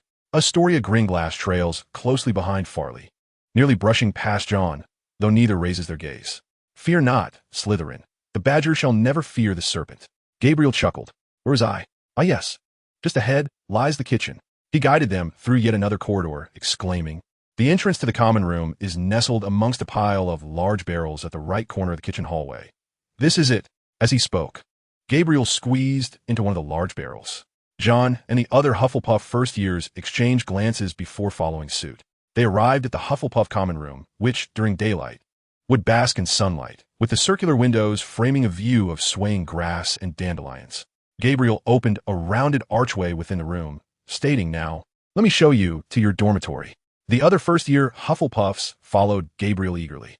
However, Jon came to a halt beside a blazing fireplace, where a portrait of a witch hung. Beneath the portrait was an inscription, "Helga Hufflepuff, 964-1032, recognized as one of the greatest witches in the annals of British magical history. Born in the valleys of Wales in 964, she contributed to the founding of Hogwarts in 993, advocating for all children with wizarding potential to attend the institution. In 1032, she served as the second headmistress of Hogwarts. Her most notable achievements include the discovery of over 200 specific uses for herbs, along with significant contributions to culinary spells and the protection of house elves. The visage of Helga Hufflepuff in the portrait appeared to be in her 20s or 30s, strikingly beautiful, exuding a sense of gentleness and kindness. She stood gracefully before the newly constructed Hogwarts castle, her gaze fixed upon the horizon. Jon solemnly bent down, bowing deeply to the portrait of this founder of Hufflepuff and Hogwarts. Each year, Hogwarts welcomed numerous new students. Gryffindor claimed the brave and valiant. Slytherin selected those of pure bloodline and ambition, and Ravenclaw chose the wise and astute. But what of Hufflepuff? Did she merely accept the upright and industrious? No. She embraced all those left unchosen by the other houses, regardless of their adherence to Hufflepuff standards. How cruel that would be. Yet, Helga Hufflepuff extended her hand to him, inviting him into her house, even if he possessed no discernible virtues. As long as he was a wizard, be he the most clumsy or foolish wizard, his identity alone granted him the right to receive an education at Hogwarts. Jon recalled the Hufflepuff students in the dining hall, a number nearly double that of the other houses. If not for Helga, it was likely that half of them would have been cruelly eliminated on the very first day of school. After bowing, Jon lifted his head and noticed the portrait of Helga Hufflepuff winking at him. He smiled back at the portrait and then approached the arched doorway opened by Gabriel. Chapter 15. The Kitchen and the Room of Requirement, Part 1. The following morning at 6 o'clock, Jon Hart awoke from his slumber. Rising from his bed and surveying his surroundings, he found himself in the boys' dormitory of Hufflepuff. The dormitory consisted of single rooms, each student having their own compartment. Though each compartment appeared rather small from the outside, the interior space was surprisingly spacious. His trunk had already been brought in, containing 2 glass cages housing South African red spiders, which were placed upon the windowsill. After a brief wash and donning his black Hogwarts robe, he made his way to the Hufflepuff common room. It was completely empty at this early hour, around 6:15. Warm sunlight streamed through the windows, illuminating the botanical specimens displayed in the common room, all of which had been placed there by Professor Sprout, the head of Hufflepuff. The school rules at Hogwarts prohibited wandering the halls at night, and Jon lacked the invisibility cloak or the Marauder's map to facilitate any nighttime explorations. However, this did not deter him from rising early to stroll around the tranquil campus, as it neither violated school regulations nor was it dark outside. For his first destination, Jon chose the kitchen adjacent to the Hufflepuff common room. He desired to have breakfast, but at this hour, the dining hall was undoubtedly closed. Gabriel had mentioned yesterday that the kitchen was down this corridor. As he spoke to himself, he observed his surroundings. Before long, he discovered a painting depicting a silver bowl brimming with fruit. Jon extended a finger and gently tickled a large, green pear. It wiggled and chuckled, suddenly transforming into a large green doorknob. Passing through this door, he was greeted by a room nearly the size of the dining hall, surrounded by stone walls adorned with numerous gleaming copper pots and pans, while a large brick fireplace stood at the opposite end. "Good day, sir." A small creature darted toward him. "How may I assist you?" It was an unappealing house elf, with bat-like ears and bulging green eyes the size of tennis balls. Despite having braced himself, Jon was nearly taken aback. "Hello." Jon adjusted his demeanor and extended a hand toward the house elf. "I am Jon Hart, a student of Hufflepuff. May I request a breakfast from you?" "Hufflepuff." The house elf squealed in delight. "Welcome, most welcome. It is my honor." As it exclaimed, it nervously grasped 2 of Jon's fingers with its tiny hands. Immediately, 6 house elves hurriedly approached from behind him, collectively bearing a large silver tray laden with a substantial cup of milk, a glass, and an ample plate of cookies. "Thank you, truly this is far too much," Jon declared earnestly. "By the way, I still do not know your name." "I am Klein," the house elf replied, wiping away tears. "It is our honor to serve a student of Hufflepuff." An increasing number of house elves gathered around, stuffing bread, cream cakes, and pies into Jon's hands. "Enough, enough. I cannot possibly consume all of this." As he spoke, Jon shifted his gaze back to Klein. "Wait, why do you emphasize Hufflepuff? 1,000 years ago, the lives of house elves were most tragic. Lady Helga Hufflepuff brought our ancestors to work in the Hogwarts kitchens, ensuring we had employment and were not subjected to abuse, allowing us to live better than any other house elves elsewhere," Klein said, his voice trembling. "Protecting Hufflepuff is the mission of every house elf at Hogwarts." 10 minutes later, under the watchful eyes of over 100 house elves, Jon departed the kitchen with his robes stuffed full of food. It seemed he had made the right choice in selecting Hufflepuff. At least he would not go hungry at school. Furthermore, he began to understand why there were no enchantments against intruders in the Hufflepuff common room, nor had it been breached by strangers for nearly 1,000 years. The house elves had been vigilantly guarding the entrance, driving away any illegal intruders. The staircases of Hogwarts were quite convoluted. Fortunately, he could inquire with the portraits, most of whom were eager to provide directions. Ascending the stairs, Jon eventually reached the 8th floor of the castle. After more than 10 minutes, he located the wall opposite the tapestry depicting the troll being struck by a club. The door to the room of requirement appeared before him. He extended his hand, turned the brass handle, and pushed the door open. Inside was a dining table, set with a complete array of utensils. "Wow, this is marvelous," Jon exclaimed, taking the cookies, cakes, and bread from his robes and placing them onto the dining plate. He then picked up the utensils and began to relish his breakfast. "Perhaps I should test the limits of what the room of requirement can provide." Jon pondered to himself. "Let us start with something grand and gradually narrow it down." Jon rose to his feet. "I require a strategic missile silo, along with an intercontinental ballistic missile equipped with a nuclear warhead." He thought silently. No need for anything overly powerful. A Dongfeng 5, a Topal M, or a Minuteman 3 would suffice. Chapter 16. The Kitchen and the Room of Requirement, Part 2. Suddenly, the entire small room began to shake violently. The dining table before him abruptly vanished, taking with it the breakfast Jon had yet to finish. The intense trembling continued for half a minute before finally subsiding. leaving Jon nearly convinced it was an earthquake. However, the anticipated nuclear missile silos and warheads did not materialize. In fact, after the violent tremors subsided, the small room lay desolate, devoid of any occurrences. This left Jon somewhat disheartened. It appeared that the room of requirement had exerted itself, yet it lacked the capacity to fulfill his request. Let us opt for something more modest. Jon cleared his throat. How about a multiple rocket launcher capable of saturating the entirety of Hogwarts, including the Forbidden Forest, within 30 seconds? A Guardian grade or a Tornado grade would suffice.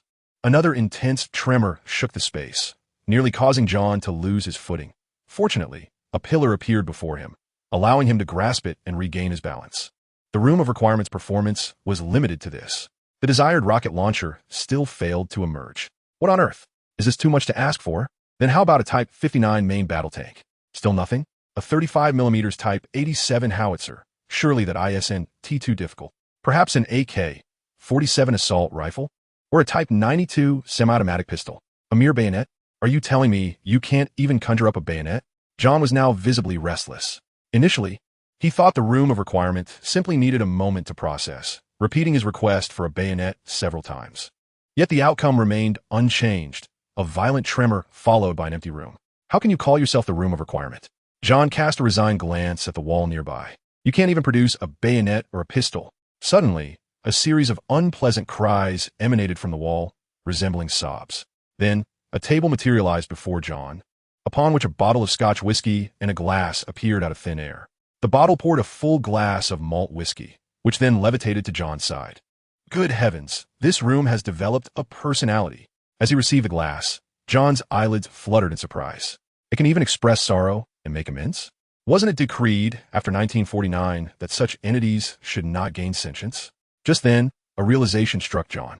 Bring me a suit of crusader armor and a dowel sword, he declared earnestly. In an instant, a cumbersome suit of armor and a razor-sharp longsword appeared before him. The armor was heavy, and Jon found it quite strenuous to lift. While it would certainly not stop bullets, it might withstand ordinary arrows. The longsword was equally sharp, engraved with the 4 Chinese characters for Tianbao Year 5. Casting aside the armor and the dowel sword, Jon surmised that his hypothesis was likely correct. The Room of Requirement was constructed nearly simultaneously with Hogwarts. Its creator was probably one of the 4 founders of Hogwarts, or perhaps multiple founders. Much like the Sorting Hat, the powerful enchantments bestowed upon the room granted it a degree of intelligence. Its wisdom and capabilities were consistent with those of its creators. Thus, any request transcending its era, even something as straightforward as a bayonet, was beyond the room's provision. Jon employed yet another method to validate this notion. He requested several books on the defense against dark arts from the Room of Requirement, and immediately, the volumes materialized: curses and counter-curses, common dark arts, and their defensive outlines, and the complete guide to self-protection spells. Cautiously, he examined the publication dates of these tomes. Without exception, they were all released prior to the 9th and 10th centuries. It appeared that these texts on dark arts defense held little significance, and Jon cast them aside. Magic from a millennium ago, having evolved through countless generations, was undoubtedly vastly different from contemporary practices. The lack of efficacy suggested that blind study would lead to many missteps.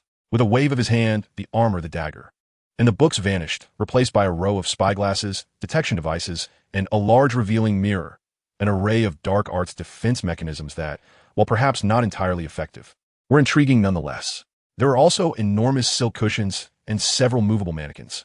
Raising his emerald wand, he resumed practicing the petrification charm. By the time he departed from the Room of Requirement, the clock indicated 8 o'clock. The Transfiguration classroom was located on the 7th floor of Hogwarts Castle, and within mere minutes, Jon arrived. The classroom door swung open to reveal an empty room. It appeared that the first-year students of Gryffindor and Hufflepuff were still enjoying breakfast in the dining hall. Apart from the podium, where a tabby cat stood, the room was devoid of life. Jon approached the podium with utmost respect, bowing deeply to the feline, Professor McGonagall. The tabby glanced at Jon and nodded, yet did not revert to her human form. Jon found a seat in the front row and opened his copy of Beginner's Guide to Transfiguration by Emmerich Switch. As he aimlessly leafed through the pages, he stole glances at the tabby on the podium. The Animagus transformation was indeed a formidable magic. Professor McGonagall's ability to become this tabby cat meant that she embodied not only the physical form of a cat, but also its physiological traits, possessing certain animal instincts. However, in Jon's perspective, the significance of this magic seemed limited. After all, Animagus transformations were restricted to non-magical creatures. Transforming magical beings, such as phoenixes, dragons, and griffins, could yield unpredictable consequences. Thus, becoming an animal did not enhance one's combat prowess. Rather, it transformed a capable wizard into an ordinary creature reliant on claws and teeth. More importantly, ordinary transfiguration could also temporarily turn a wizard into an animal, though not as effectively as animagus transformation. Yet, if one merely needed to change into an animal for reconnaissance, this method was seemingly sufficient and offered a variety of forms. Unlike the singularity of animagus transformation. Not to mention, mastering the animagus form required several years of dedication, with a significant risk of failure even after such investment. Throughout the entire 20th century, only 7 registered animagi were recorded, and with unregistered individuals included, the total likely did not exceed 20. It could be stated that for the average wizard, this magic was exceedingly arduous. In simple terms, the effort expended was entirely disproportionate to the rewards reaped. Chapter 17. Transfiguration Class and Charms Class. Silently criticizing the animagus spell in his heart, the first-year students of Hufflepuff and Gryffindor began to arrive in succession. Hello, John. Hello, Stephen. Good morning, John. Good morning, Eloise. They greeted their classmates from Hufflepuff, unaware that the spotted cat on the podium was Professor McGonagall, who was freely conversing and playing with them. Among them, Stephen Lucas attempted to approach the podium to pet the spotted cat, but John pulled him back to stop him. Ginny Weasley also arrived, taking a seat in the front row, not far from John's right side, sitting alone. Good morning, everyone.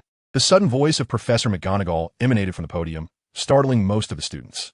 Please maintain silence. The classroom fell into an immediate hush. I am Minerva McGonagall, your transfiguration instructor. She introduced herself briefly. Transforming an object or a person into something else is quite a perilous process. Professor McGonagall's voice was not loud, yet it carried an unusual persuasive weight. An imprudent student could inadvertently transform themselves or another into a pig, a sheep, or even something far worse. Such occurrences have been documented numerous times in the annals of Hogwarts history. If fortunate, this transformation may not be permanent. Professor McGonagall paused, but if it is, it would spell disaster. There are known to be 16 magical creatures that resulted from failed transformations by wizards, including the infamous 5-legged creature. In the history of Great Britain, no fewer than 300 wizards have perished due to their botched transformations. Nearly 900 others have been left with lifelong disabilities. I trust that none of you will become part of that grim statistic. Professor McGonagall cast a meaningful glance over the crowd. The Transfiguration classroom turned eerily silent as the young wizards exchanged apprehensive glances. Now that you are aware of the dangers of transfiguration, I will guide you through its complexities and wonders. As she spoke, she waved her wand. In an instant, the podium before her transformed into a magnificent lion. Roar! The lion let out a fierce roar and leapt towards Colin Creevy's seat, startling the small Gryffindor boy to the brink of tumbling from his chair. Several classmates near it recoiled in alarm. Professor McGonagall waved her wand once more, and the lion took a few steps forward before morphing into a diminutive badger, darting around the desks, even leaping onto John's table and leaving a paw print behind. The students, who had just been engulfed in panic over the perils of transfiguration, were now captivated, eager to learn how to replicate such feats. Of course, transforming furniture into animals is a skill you will only acquire in your later years. Professor McGonagall gestured for quiet. I will start you off with the simplest task, transforming a matchstick into a needle. She distributed a few matchsticks to each student. In your minds, envision the shape of a needle, allowing that image to solidify without the slightest alteration. Now, align the matchstick before you with the needle in your imagination. The incantation is Acus. Take note, the emphasis lies at the end. Now, raise your wands. Acus. Without hesitation, John raised his wand and proclaimed. Yet, the matchstick before him seemed to undergo no change. Very well done, Miss Weasley. Professor McGonagall's voice resonated to John's right. A commendable first attempt. 1 point for Gryffindor. All eyes in the classroom turned to Ginny Weasley, whose matchstick had begun to exhibit a slight transformation at its tip. Could it be that Voldemort's diary possessed a built-in effect? Casting a glance at his unaltered matchstick, John scratched his head. While he had merely sharpened the tip of his matchstick, Ginny Weasley had managed to shape hers into a rudimentary needle form. In her delight, Professor McGonagall awarded another point to Gryffindor, which left John feeling somewhat disheartened, not due to a lack of recognition or points, but because he had memorized the entire beginner's guide to transfiguration, while most of his classmates had yet to even open their textbooks before the term began. In truth, he was well versed in the theory behind the spell Acus, And the fundamental reason for his failure lay in his difficulty visualizing the needle and overlapping it with the matchstick in his mind. However, there was no time for self-pity, as Charm's class was about to commence. The Charm's classroom was located down the corridor on the left side of the 4th floor. As Jon followed the stream of Hufflepuff students to this location, he discovered that it was already filled with Ravenclaw students. The diminutive Professor Phileas Flitwick had to stand atop a stack of books just to reach the lectern. Before commencing the lesson, he took out the attendance roster to call the roll. This year's students lacked any notable figures like Harry Potter, so there was no great surprise for him. Like Professor McGonagall, Professor Flitwick devoted a significant portion of the class emphasizing the importance of charms, then publicly demonstrated the shattering charm, repairing charm, and summoning charm. Subsequently, Professor Flitwick instructed them on how to perform the levitation charm, a spell that allows object to hover in mid-air for a few seconds. He asserted that if the majority of the class mastered this spell with ease, he would teach them a more advanced and profoundly useful floating charm. After half a class of practice, not a single student from either house succeeded in casting the levitation charm, Jon included. However, on the way to the dining hall, Jon remained exceedingly disappointed. Much like in Transfiguration class, he had thoroughly grasped the theory behind the levitation charm and even its advanced variant, yet found it challenging to translate that knowledge into practice. The morning of Jon's first day at Hogwarts had proven to be rather dismal. Chapter 18, The Potions Master, Part 1. After Charm's class concluded, Jon continued to ponder these matters on his way to the dining hall. In the realm of Harry Potter, wizards are not akin to the scholarly mages of the Dungeons and Dragons universe. Rather, they're sorcerers endowed with an innate ability to cast spells. This brings us back to the perennial issue. The casting of spells by wizards is intricately tied to their emotions. This represents a significant flaw for Jon Hart as a wizard. As a scholar with over a decade of research experience, a young man who has undergone more than 20 years of materialistic education, and a mature individual with a psychological age nearing 40. His rational thought processes are deeply ingrained and difficult to alter. Consequently, Jon finds himself unable to manipulate his emotions as freely as his classmates, whose minds are as blank slates, unless a powerful wizard were to cast a forgetting spell upon him, an occurrence he would never permit. The magic of the 80-90 era, which encompasses transfiguration, charms, dark arts, and defenses, heavily relies on the emotional state of the wizard. In these magical disciplines, Jon harbors doubts about his ability to exert the same effort as others while achieving comparable results. Fortunately, his remarkable memory can somewhat bridge this gap, preventing him from falling too far behind. Conversely, the magic of the 1020 era does not depend on emotions. These seemingly rigid spells are, in fact, Jon's forte. For instance, should a competent defense against the dark arts teacher observe Jon Hart utilizing the petrification spell, they would likely conclude that his mastery and understanding of the spell surpass that of most 6th and 7th year students. Suddenly, Jon recalled the Sorting Hat's inclination to place him in Gryffindor rather than Ravenclaw during the sorting ceremony yesterday. Initially, he presumed it to be a mistake. However, the true reason was his lack of sufficient talent within the wizarding domain, rendering him unqualified to be a genuine Ravenclaw. What a disheartening revelation. During lunch, Eloise Midgen and Zacharias Smith approached him. Like Jon, they were first-year students from Hufflepuff. Eloise, bearing a face marked by acne, appeared somewhat off-putting, while Zacharias was a tall, lanky boy with a prominent nose. Jon, your performance in Transfiguration was outstanding. You were the only Hufflepuff student to successfully transform a match, Eloise exclaimed with envy. Oh, I merely reviewed the material a few extra times, Jon replied with a dismissive shrug. That Professor McGonagall is so biased. Why did she only award points to Ginny Weasley and not to you? Zacharias shouted, his mouth agape. Jon quickly signaled for him to lower his voice, deftly diverting the conversation to avoid drawing the attention of other students. Zacharias then grabbed a chicken leg and stuffed it into his mouth. By the way, do you know Ron Weasley? Harry Potter's sidekick. Sidekick? What about him? Jon inquired. This morning at breakfast, his mother sent him a howler. Ha ha. We nearly laughed ourselves to death. Apparently, yesterday, the Weasleys and Harry Potter arrived at school in a flying car. Eloise whispered, that sounds so cool. While dining, Jon listened to his classmates boast. By the way, what class do we have this afternoon? He casually inquired, setting down his utensils. Herbology, with Ravenclaw. Professor Sprout teaches us. She is the head of Hufflepuff, but I have yet to meet her. Zacharias mumbled, his mouth full of food. Eloise added, Henna told me that Professor Sprout is quite nice to us. At 2 o'clock, Jon stepped out of the castle, traversing the vegetable patch, and arrived at Hogwarts greenhouse.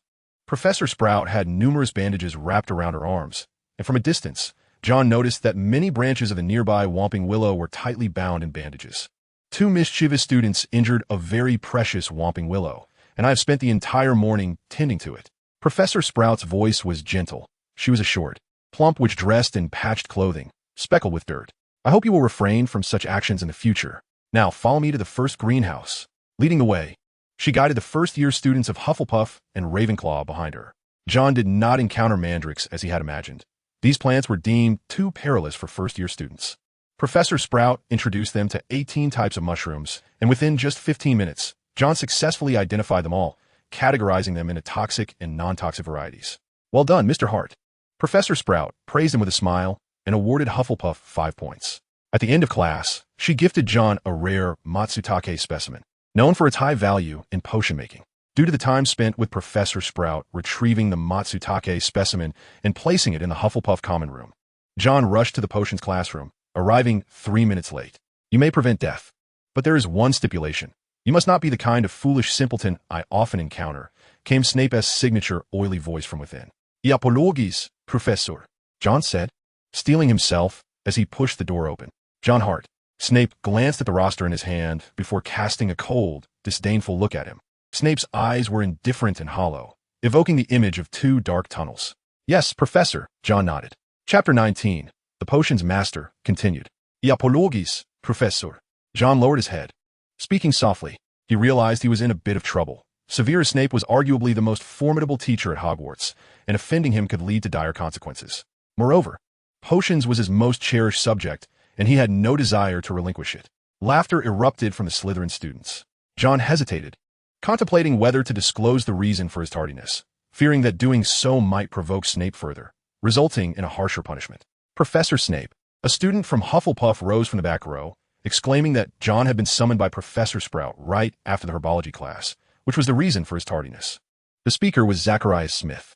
Jon cast a grateful glance in his direction, acknowledging that having someone else speak on your behalf could yield a vastly different outcome than voicing it yourself. Silence, Smith. Snape coldly interjected. I should have reminded you that speaking in my class requires you to raise your hand first. 5 points from Hufflepuff. Zacharias' face turned crimson, as though he might confront Snape. Fortunately, his companion, Stephen Lucas, restrained him. Snape's impassive gaze shifted back to Jon. I shall verify this matter with Pomona. He then snorted disdainfully, gesturing for Jon to enter. Jon hurriedly carried his cauldron into the classroom. Potions class required students to pair up, with Hufflepuff and Slytherin students distinctly sitting on opposite sides of the classroom. The Slytherin snakes, besides being sworn enemies of the Gryffindor lions, also held disdain for the Hufflepuff badgers, only occasionally exchanging words with the Ravenclaw eagles. Naturally, the Hufflepuff students reciprocated this lack of camaraderie. The animosities between these houses have been widely relayed to the first-year students after the start of term feast. However, this year's cohort from both houses happened to be uneven. The first-year Hufflepuffs had already formed their pairs, leaving no vacant spots. At the back of Slytherin, a solitary tall girl, somewhat awkward in appearance, sat alone. Jon recalled her vaguely. She seemed to be the last one sorted during the sorting ceremony. Madeline Axley? It appeared she was also from a prominent family. With no other options, he was about to approach her when Snape suddenly called out to him. Stop, Mr. Hart. Snape's calm voice rang out. Miss Selwyn. You shall pair with Miss Axley. Mr. Hart, you will take the seat just vacated by Miss Selwyn. The Slytherin girl, named Selwyn, her expression somewhat sour, gathered her cauldron and moved to the back row. Jon had no choice but to take her former spot, situated at the very front of the Slytherin side. His partner, fortuitously, was a familiar face, Astoria Greengrass. The potions classroom fell into a hushed tranquility once more. Jon retrieved his copy of Magical Potions and Elixirs by Arsenius Jigger. Opening it to the first page, his expression betraying no relaxation. He did not believe his troubles had come to an end. Indeed, they had not. Hart, Snape suddenly called out. Tell me, what do we obtain by mixing Bad Blood Herb, Deadly Nightshade, and Sneezewort? What is the primary role of Fire Lizard Blood in potion making? Snape continued, or rather, what is its common application? Next question. If I were to ask you to procure some white ash, where would you go to find it? The primary sources of white ash are China, the United States, and Mexico. Thus, I would first need to purchase a ticket to East Asia or North America. A few Hufflepuff students erupted in laughter, yet as Snape cast a sharp glare their way, they instantly stifled their amusement. The white daffodil typically flourishes on hilly slopes, within thickets of flatlands, or beneath grassy meadows and sparse woodlands. Snape pressed his lips tightly together, fixating his gaze on Jon. Beside him, the Hufflepuff students, along with several Slytherin pupils, regarded him with astonishment and even admiration, evidently unfamiliar with the questions and answers presented. Now, what would be the result of combining daffodil root powder with wormwood infusion? Snape posed another query. This time, Jon furrowed his brow, contemplating for half a minute before responding. I'm sorry, I believe I do not know, Professor. Snape merely glanced at him with a pursed lip, gesturing for Jon to take a seat. Combining daffodil root powder with wormwood can create a potent sleeping draught, indeed a dose of the water of life. Snape remarked coldly. A distinguished orer, Gideon Pruitt, met his demise due to this potion. A friend had sent him a bottle of licorice wine, and unbeknownst to him, daffodil root powder was slipped into his goblet. When the effects took hold, 6 Death Eaters came to claim his life, along with his brother. Had poor Gideon applied himself more diligently in potions class, even when faced with 12 Death Eaters, he could have successfully disapparated away. A hint of scorn curled at the corners of Snape's mouth as he uttered these words. However, he refrained from pressing Jon further, neither deducting points from the Hufflepuffs nor awarding any, much to Jon's relief. Why don't you all jot this down? Snape bellowed, startling the entire class. A rustle of quills and parchment filled the air. Chapter 20, Potions Class, Part 2. Like Professor McGonagall, Professor Snape could effortlessly restore order in the classroom. Although he spoke of the simplest of potions, both the ingredients and the procedures appeared rather intricate. Jon Hart and Astoria Greengrass were paired together. Following Snape's instructions, Jon retrieved various materials from the potions cupboard, including dry nettles, the venomous fangs of a serpent, and porcupine quills, while Astoria kindled a fire and placed her cauldron atop it. As they proceeded with their concoction, Snape, draped in his lengthy black cloak, glided around the classroom like a great bat, scrutinizing their preparation steps. During this time, many Hufflepuff students faced his stern criticisms. Even several Slytherin students were not spared. Upon returning to his seat, Jon moved with agility, having long mastered the simple actions of grinding, dissolving, and boiling through his past experiences. Why are you grinding the porcupine quills? Astoria inquired, puzzled. The book states to chop them and add them in with the serpent's fangs. Even a fool should know that grinding them into powder would facilitate their dissolution far better than mere fragments.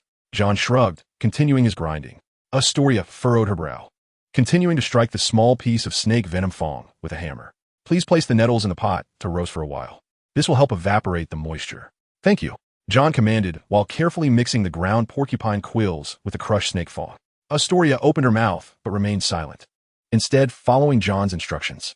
During this time, Snape passed by their location several times, pausing to observe their actions for a few minutes, even catching sight of the small dish of pulverized porcupine quills. Yet he refrained from any interference, casting only a sidelong glance at Jon. Once the nettles, porcupine quills, and snake fang were added to the pot, it needed to be simmered for 5 minutes. Astoria glanced at the magical potions and elixirs in her hand and reminded him. Jon monitored the clock while gradually increasing the flame. As the mixture began to turn yellow, he quickly reduced the heat to prevent it from boiling over. I hope you don't mess this up, Astoria said anxiously from the other side. Jon, however, felt little concern. The Hogwarts potion-making textbook lacked authority and accuracy, with even simple concepts like juicing beans being prone to errors. It was quite normal, considering the wizarding community in Britain comprised fewer than 10,000 witches and wizards, akin to a small town's educators crafting their own textbooks filled with numerous flaws. Thus, rather than adhering strictly to tradition, it was wiser to make slight adjustments based on his previous life's experience in biochemical experiments. After all, even in the magical realm, fundamental principles should apply, shouldn't they? Half an hour later, Snape strolled slowly between the tables, inspecting each cauldron and their outcomes. Upon seeing the unsightly blue concoction prepared by Zacharias Smith and Eloise Midgen, a sardonic smile crept across his face. Do you believe you can drink this potion, Mr. Smith and Miss Midgen? As for this batch, it will not only fail to alleviate hemorrhoids, but will exacerbate them. He made similar disparaging remarks about Selwyn and Axley's creations. Almost every student's work was critiqued by Snape, who derisively pointed out their flaws until he reached the front row. Upon seeing the clear, pale yellow liquid before Jon and Astoria, Snape frowned. His expression was peculiar, as if he sought to find fault but could not. Well done, he said tersely. Miss Gringotts earns Slytherin 5 points. That's outrageous. Zacharias stormed over as soon as Snape left the potions classroom, anger evident in his demeanor. I've heard about Snape's favoritism towards Slytherin, but this is too much. Why does Gringotts receive points but not you, Jon? As he spoke, he shot a fierce glare at Astoria, blaming her for the perceived injustice. Astoria, seemingly oblivious to his ire, quietly organized her cauldron and poured the potion she had just prepared with Jon into a crystal vial. Zacharias vehemently berated Snape for approximately 5 minutes before he arrogantly departed from the potions classroom. The other Hufflepuff and Slytherin students had long since left, leaving only Jon and Astoria behind. At last, Astoria managed to gather her belongings. "I shall speak to Professor Snape," she softly declared, "to inform him that the potion today was primarily concocted by you alone, and I had little involvement. He should restore the points to Hufflepuff." "There's no need for that." Jon chuckled, unconvinced that Snape would ever deduct points from Slytherin while favoring other houses. "It was not solely my accomplishment. Today's potion was a product of our collective effort. I believe that if the opportunity arises again, Professor Snape will indeed award points to Hufflepuff." Jon himself found it hard to believe his words, yet Astoria seemed to take them to heart, nodding earnestly. The two gathered their things and exited the potions classroom. Both the Hufflepuff and Slytherin common rooms were not far from their current location. Astoria paused, seemingly hesitant.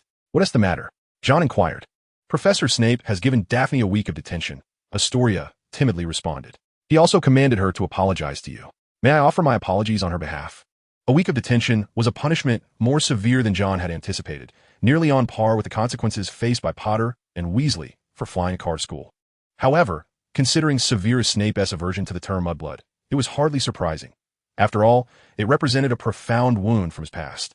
Jon had no intention of prolonging the matter. "Of course." He blinked. "You may tell Daphne that it's all right." "Thank you." Astoria's face instantly brightened, and she hastily added goodbye. Chapter 21, Gilderoy Lockhart. Thus, the first week at Hogwarts unfolded in a rather uneventful manner. Strictly speaking, Hogwarts was indeed an exceptional school of magic.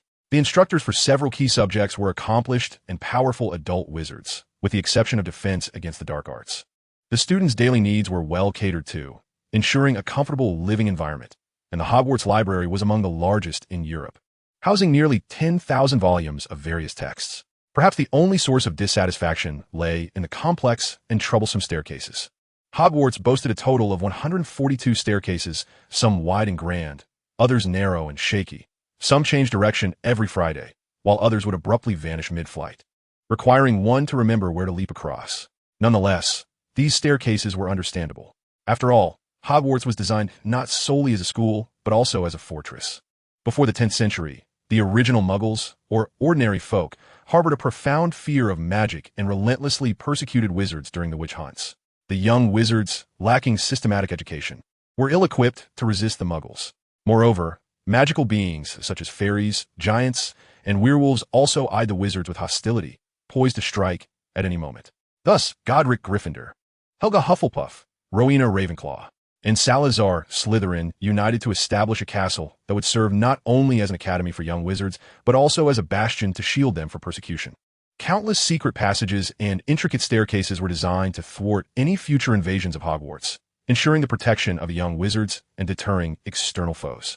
Unfortunately, lacking the Marauders map, which was in the possession of the Weasley twins, and with the basilisk soon to prowl the halls of Hogwarts, Jon found himself yearning to explore the hidden secrets of the school.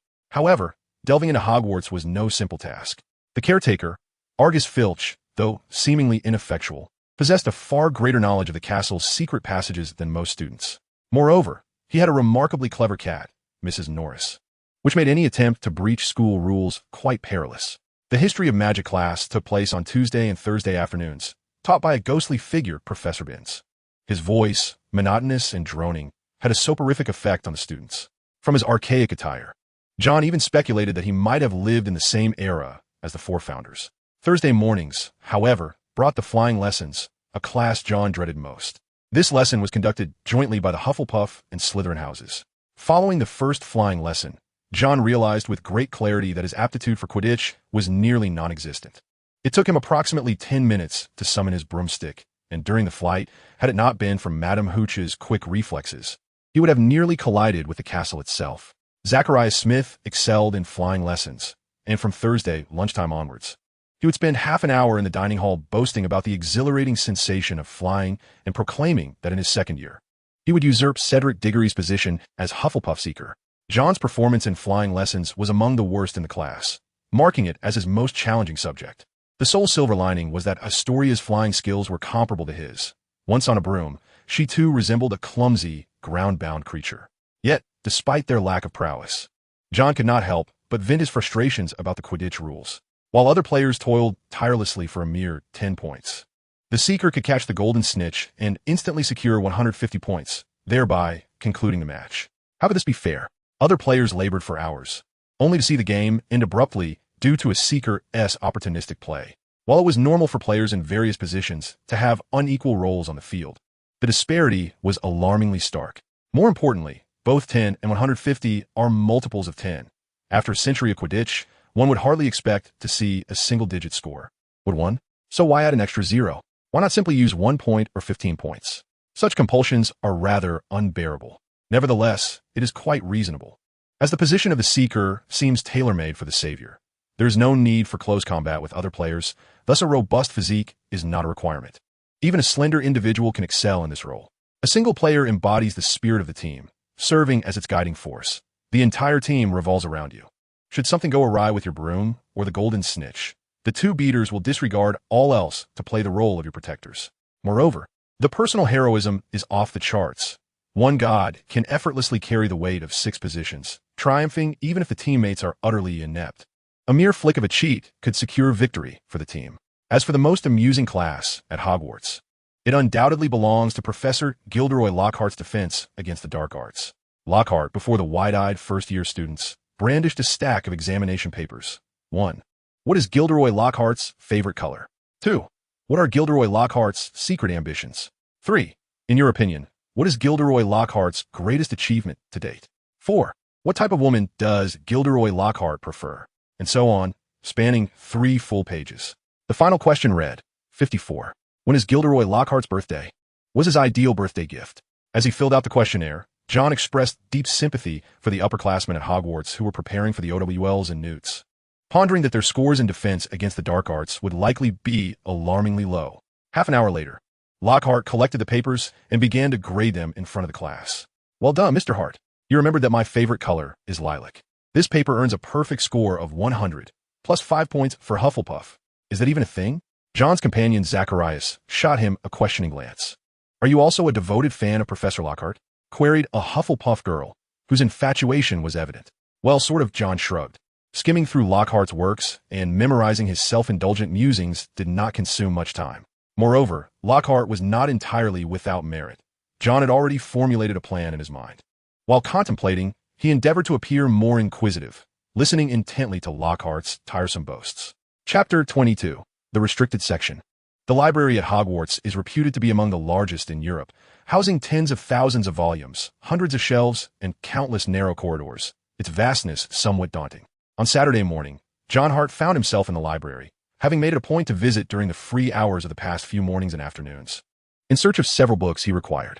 Unlike the bustling library of his previous university, this vast library housed but a mere 20 students, most of whom were familiar faces. After all, the academic atmosphere at Hogwarts left much to be desired. Upon entering the library, Jon encountered Justin Finch-Fletchley, a second-year student from Hufflepuff, who was animatedly gesturing toward himself and a girl with brown, curly hair. Trailing behind her was a red-haired boy, seemingly her lackey. After listening to a few remarks from Justin, the girl approached Jon. Excuse me. She cleared her throat gently. You are Jon Hart, correct? Yes, Jon nodded, feigning surprise. May I ask who you are? I am Hermione Granger. Wendell is my father, she replied, organizing her thoughts as she spoke. I presume you have heard of me. Oh, you're Dr. Granger's daughter? Jon interjected, his expression one of realization. Indeed, Hermione affirmed with a nod. What a pleasure to meet you. Jon exclaimed warmly, grasping Hermione's hand. It is truly a pity we did not meet in Diagon Alley. I feel the same. Hermione managed a somewhat forced smile before inquiring. How has your week at school been? I haven't been able to find the Hufflepuff common room since the sorting ceremony. Justin mentioned you come to the library every morning, so I decided to wait for you here. Not a problem. Jon shook his head, his face alight with excitement. Hogwarts is simply enchanting. I swear, in all my years, I have never witnessed such awe-inspiring magic. After a few minutes of enthusiastic chatter, Hermione chimed in occasionally, offering him some insights about Hogwarts. However, their conversation was interrupted when the red-haired boy behind her cleared his throat and quietly reminded, Hermione, we must go. Harry's Quidditch practice is about to commence. Apologies, I must take my leave. Hermione smiled apologetically at Jon. Should you have any questions at Hogwarts, feel free to seek me out.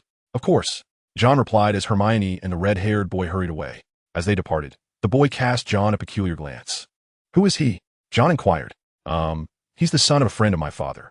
During the summer, my father advised me to look after him once I arrived at school. Oh, really? He seems quite capable of looking after himself. Once they had left, Jon exhaled in relief. Given his father's connections, it was inevitable that he would become acquainted with Hermione Granger. Fortunately, Hermione had not intended to introduce him to her two friends. Jon, you actually know the know-it-all for Gryffindor. Justin Finch Fletchley approached briskly, his eyes wide with surprise. Hello, Justin. Jon greeted him, somewhat evasively responding, I suppose you could say we know each other. Hermione Granger is truly remarkable, Justin mused, not lingering on the topic. Why is it that, despite being of Muggle descent like her, I feel I shall never match her academic prowess? Two individuals strolled quietly through the library, engaging in hushed conversation. The first Quidditch match was imminent, pitting them against Ravenclaw, the reigning champions of the previous year's Quidditch Cup. However, their former seeker, Lena Headey, had graduated, and they had recruited a new seeker, a third-year freshman, whom I believed could not possibly rival Cedric. As Jon led the way, he inadvertently guided Justin into the restricted section of the library.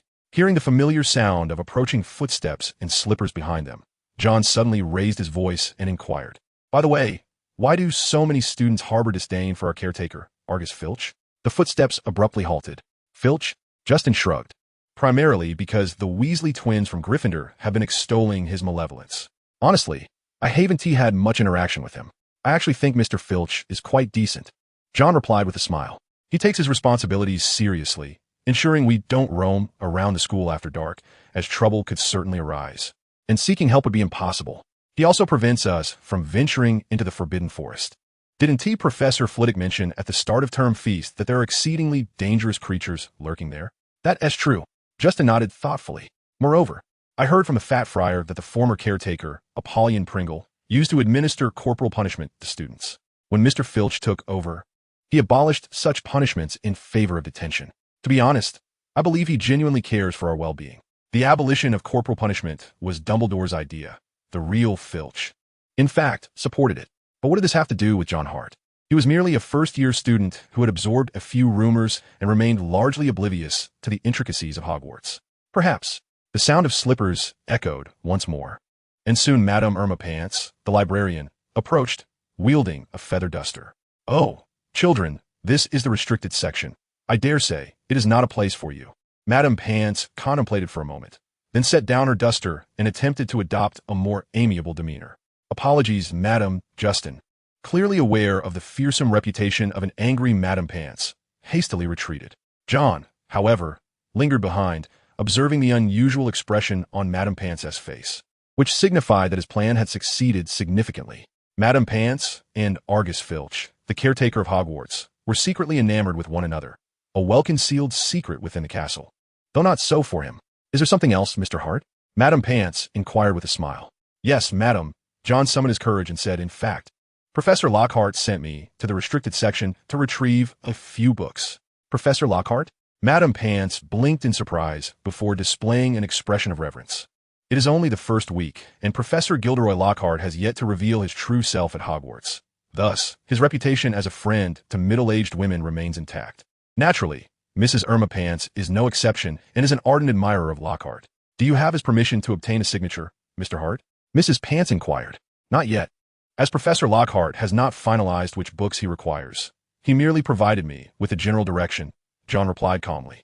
So, Mrs. Pants, may I search in the restricted section? I swear I will only glance at the titles and will not dare to open any of the books. Once I find what I need, I will promptly bring the list to Professor Lockhart for his signature. If it were any other student, Mrs. Pants would have immediately dismissed them for lacking permission. However, fortuitously, Jon Hart was one of her favorite students. Oh, I heard from Miss Luggett that you are Professor Lockhart's favorite in defense against the dark arts. I believe you are not lying. Mrs. Pants nodded with a smile. I permit you to search here, but do not open any books from the restricted section. There are many dangerous items for first-year students. Thank you, madam. As noon approached, around 11 o'clock, Jon hurriedly made his way to Professor Gilderoy Lockhart's office on the 4th floor, clutching a note. He was fortunate. Lockhart was indeed in his office at that moment. The walls were adorned with countless frames of Lockhart, illuminated by numerous candles. Some even bore his signature. And a large stack of photographs lay on the desk. "Hello, Mr. Hart. What brings you here?" Professor Lockhart beamed at him. Clearly, he remembered this diligent student who excelled in defense against the dark arts. "Yes, Professor. In fact, I have read several of your works this week and encountered some issues. For instance, I struggled to comprehend the chronic effects of ghoul venom you described in Gaddying with Ghouls. Also, the methods you employed to resist the mental control of a banshee in Holidays with Hags, and the spell you used to vanquish the werewolf in Wandering with Werewolves." Jon inquired calmly. Lockhart froze for a moment, seemingly at a loss for words. Jon's questions appear to transcend the usual curriculum. "Is that so?" Lockhart blinked. "No, I mean, you are indeed correct in your thinking, Mr. Hart. I wanted you to explore these questions for yourselves. You truly are my most exceptional student. Therefore, I was hoping to borrow a few books from the library to gain some background knowledge." Jon raised a note in his hand. "The issue is, these books are located in the restricted section, so I require a teacher's signature on this note." Lockhart nodded in agreement. "Of course, I could not possibly hinder a seeker in pursuit of truth." Without a moment's hesitation, he took the note from Jon and, with a flourish, inscribed a grand, cursive signature, all the while neglecting to glance at the contents of the note. "You're welcome," Jon Lothar said with a grand gesture, "study diligently, and you may very well achieve accomplishments akin to mine in the future. I am truly honored, Professor." With the signed permission in hand, Jon was so eager that he neglected to have lunch and hurried straight to the library. Mrs. Pants was just about to leave. "Is there something you need?" She looked at Jon with a hint of surprise. "Indeed, madam. I have located the books Professor Lothar requires and have obtained his signed permission." As he spoke, Jon handed her the note. "Indeed, this is Gilderoy's signature. I recall seeing it in Witch Weekly." Mrs. Pants blushed slightly and carefully tucked the note into her pocket, close to her heart. "Follow me, Mr. Hart. I shall take you to retrieve these volumes at once." Chapter 23. The Transformation of a Spider. He carefully wrapped 3 books in newspaper. Although Hufflepuff's dormitory was a single, it was not uncommon for other students to enter and discover these volumes' existence. After all, the covers of these books appeared quite grotesque and conspicuous. The cover of the first book depicted the visage of an ugly witch, her eyes cold and hollow, akin to a dark tunnel, unfathomably deep. The title read, "Close Your Mind." This was the sole volume he had managed to find regarding the art of mind closure after several days of searching in the library. Mind closure was a magical technique used to resist external mental infiltration, capable of sealing the mind against the invasion and influence of thoughts. Its hallmark incantation was legilimens. Jon felt this was the spell he most urgently needed to master, without exception, due to the existence of the legilimens spell. Whether before the white wizards led by Dumbledore or those commanded by Voldemort, his thoughts were as transparent as glass, easily discernible and utterly vulnerable. As a time traveler aware of historical events yet to unfold over the next 6 years, it was of utmost importance to protect his identity and secrets from discovery. Presently, he was a mere footnote, unnoticed by Dumbledore. However, what would happen in the future if he drew Dumbledore's attention? Thus, he needed to learn and master the art of mind closure before Dumbledore became aware of his presence. Next, he turned his gaze to the second book. The cover illustrated a grotesque, bloodied head, with a tongue twisted and entangled, tear stains beneath the eyes morphed into blood streaks, and the nose grotesquely flayed. The title below was somewhat obscured due to the book's age. Frankly, this ghastly scene made Jon feel nauseous, prompting him to swiftly wrap the cover in newspaper. The spells contained within this tome were particularly vile, documenting numerous torturous incantations, although they did not fall under the category of dark magic. Their capacity to inflict harm was significant enough to warrant their placement in the restricted section.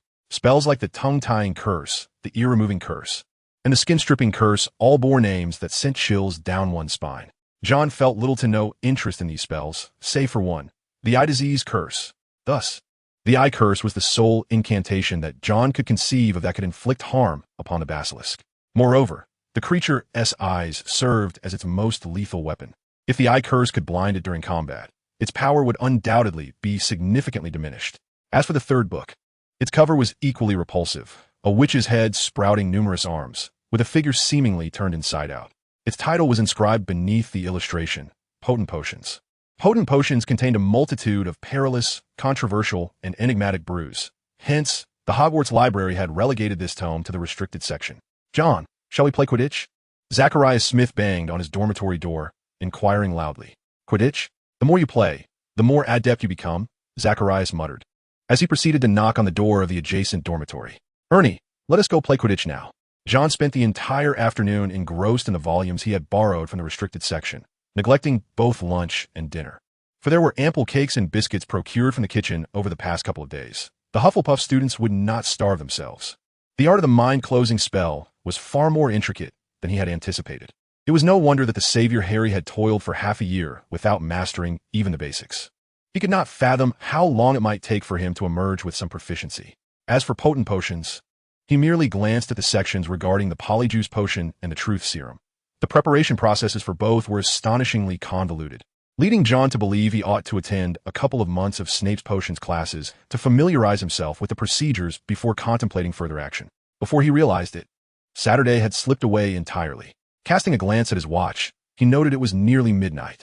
How swiftly time passes, Jon murmured as he readied himself for bed.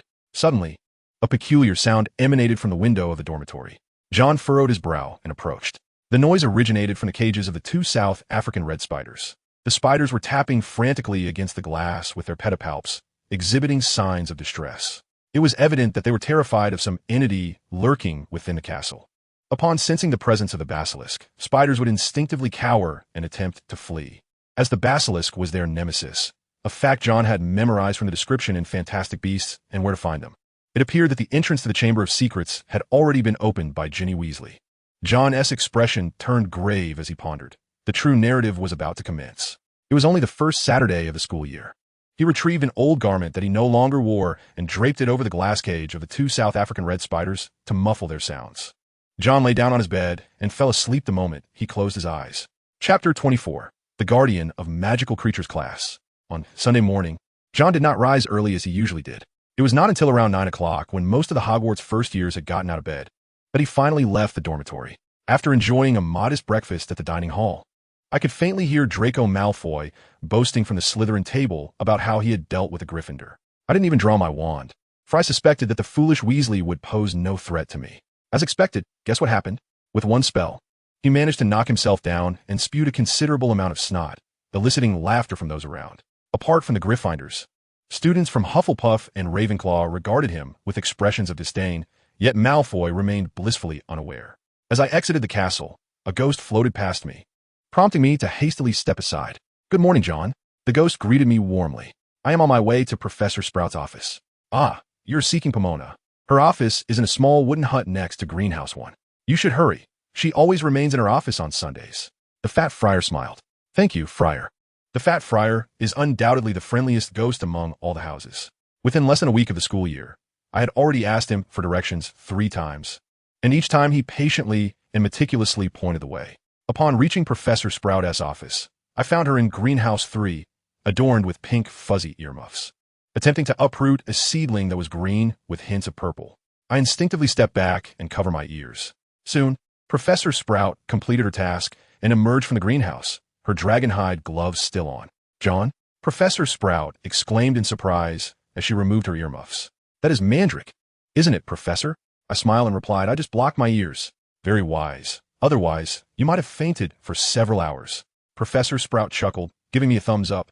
If it were during class, I would certainly award points to Hufflepuff. "What brings you here?" "My pet seems to be unwell lately," I said, producing a glass cage containing a spider. "A pet?" Professor Sprout shook her head.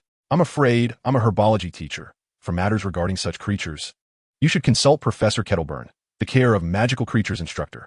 "But, Professor, I'm a first-year student. We don't have Professor Kettleburn's class," I stammered. "So, you do not know Professor Kettleburn, do you?" Professor Sprout gently patted my shoulder. "Come, I shall take you to Sylvanus now.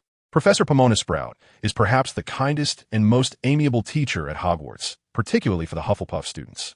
It is unlikely that other professors would personally escort a first-year student for such a trivial matter." Following her lead, I arrived at the edge of the Forbidden Forest. The site of Hagrid's hut was nowhere to be seen, indicating we were on the opposite side of the forest. A humble thatched cottage nestled nearby. Professor Sprout raised her wand and gently tapped on the door. "What is it?" An elderly voice echoed from within. "Sylvanos, it is I. I have a student who requires your assistance." Professor Sprout called out loudly. "Good morning, Pomona," replied a frail old man with white hair, who hobbled out of the cottage. Suddenly, Jon realized why Hogwarts would be replacing Hagrid as the Care of Magical Creatures professor next year. Professor Kettleburn was indeed quite aged, his beard and hair a snowy white, and both a hand and a foot replaced by wooden prosthetics. "Is it you?" Professor Kettleburn scrutinized Jon with a discerning gaze. "You appear somewhat unfamiliar. A first year, perhaps? Hufflepuff?" His demeanor softened at the mention of the house. "Once upon a time, I too was a first-year Hufflepuff. It has been over 80 years since then. Savanos, John S. Pet is experiencing some troubles, and I hope you can take a look." Professor Sprout interjected, revealing the purpose of their visit. "Very well, that is no trouble at all." Professor Kettleburn's attention shifted to the glass cage cradled in Jon S.'s arms. "Two spiders, quite ordinary, yet you deem them pets? I suspect you would make a fine companion for Hagrid," he mused. "Be cautious, Pomona. There is a Grindylow in the water cabinet behind you. Do not let it escape. And Mr. Hart, do refrain from shattering the teapot at your feet. There's a snakebird within. They seem quite healthy, with scarcely any issues." Professor Kettleburn promptly assessed. "Yet, why do they persistently strike the cage, yearning for escape? They have behaved thus since last night, and have never been so unruly before," Jon stated, having meticulously prepared his words, remaining calm. "This indeed poses a dilemma." Professor Kettleburn furrowed his brow. "Ordinary spiders exhibiting such agitation is something I have never encountered. Might it be fear?" Jon inquired softly. "Fear?" Professor Kettleburn bent down for a closer inspection. "It does appear somewhat akin to it. But that cannot be," he asserted decisively. "Only one exceedingly malevolent magical creature would instill fear in spiders. Yet that vile being has been extinct in Britain for nearly 4 centuries. And the Ministry of Magic strictly prohibits its re-entry onto the British Isles. Therefore, it cannot possibly be present around Hogwarts." As he spoke, Professor Kettleburn returned the cage to Jon. "Perhaps you have not fed them sufficiently, Mr. Hart. I shall prepare a calming potion for you to administer to them." Chapter 25. The Eve of Halloween, Part 1. At Hogwarts, time passes swiftly. As the weather grows colder, October arrives, and a damp chill seems to permeate the entire castle, leading to a rise in colds among students and faculty alike. Madame Pomfrey specifically requested Professor Snape to concoct a restorative potion. Upon consuming this elixir, one's mind ignites with fervor, exuding steam. However, it also expedites the recovery from ailments. Throughout this period, Jon Hart diligently fed the 2 South African red spiders with the tranquilizing draught provided by Professor Kettleburn. In truth, after the first Sunday, Jon rarely ventured alone within the halls of Hogwarts. Each morning and evening, he accompanied a group of first-year Hufflepuffs in and out of the common room. Surely, the basilisk would not dare to ambush anyone in broad daylight, nor could it possibly slink into the 2 wooden barrels at the entrance of the Hufflepuff common room. He seldom visited the kitchens anymore, only making the trek once every week or 2. Fortunately, Klein and the other house elves would enthusiastically stuff his pockets with snacks, enough to last him for a week. His time practicing spells in the Room of Requirement had significantly diminished, generally confined to noon and free periods. His progress with the stunning spell was commendable. He could now effortlessly shatter the eyes of a moving dummy with a single incantation, though he remained uncertain of its effectiveness in real combat. Conversely, he encountered considerable difficulties with the mind-cloaking spell, seemingly making no headway whatsoever, strictly speaking. He had no idea at what level he was practicing, as the Room of Requirement could not conjure a dummy capable of casting the memory charm. Regular classes continued unabated. Transfiguration remained unchanged, with Jon S.'s performance being rather unremarkable. The top student was Ginny Weasley, who could now transform a teapot into a mouse, earning endless praise from Professor McGonagall. Jon had been cautious to maintain distance from Miss Weasley, perhaps fearing she might mistakenly refer to him as John Hart. Colin Creevey and Miss Weasley shared a close camaraderie, often whispering to one another during class. Jon couldn't help but feel a pang of sympathy for the diminutive Gryffindor boy. His grades and charms were comparable to those in Transfiguration, landing him in the upper middle tier of the class. Professor Flitwick had recently been teaching them the levitation charm, and Jon took approximately a week to successfully execute it. His performance in herbology was quite commendable. Professor Sprout held him in high regard, although first-year students were yet to engage in practical lessons. She merely instructed them on how to distinguish between the shrivel fig and the boatroot, as well as introducing them to perilous plants such as devil's snare and mandrakes. "You may be the only non-Slytherin student ever praised by Professor Snape," exclaimed Hufflepuff Prefect Gabriel Truman upon hearing this news. Surely he was not the least. At the very least the second, Jon mused internally. The defense against the dark arts class remained a farce, with Professor Lockhart sequentially calling upon students to read passages from his works. At the climactic moments, he would invite a beautiful Ravenclaw named Melinda Bobbin to perform alongside him. Almost in the blink of an eye, October gradually drew to a close. Jon was acutely aware that the tranquil existence at Hogwarts would not endure much longer. As he spoke, a resounding explosion echoed through the room. Madalena Yaxley's cauldron had detonated. The insufferable Snape roared in fury, brandishing his wand to eradicate the spilled potion from the floor. Did I not remind you to add Sneezewort first before incorporating the essence of Didney? I truly cannot fathom how you were sorted into my house. Ignoring the sobbing Madalena, he shifted his gaze to the front row. Observing the murky concoction in the cauldrons of Jon and Astoria, he sneered, "It appears Mr. Hart and Miss Gringlass are not always successful." "Not yet, Professor." Astoria mustered her courage and replied, "We haven't added the licorice extract." As she spoke, Jon poured a small vial of deep green liquid into the cauldron, and a vigorous transformation ensued. The murky mixture began to dissolve gradually, culminating in a cauldron filled with a vibrant emerald potion. "Well done," Snape remarked tersely before striding away. Astoria hastily rose to console the still weeping Madalena at the back of the room.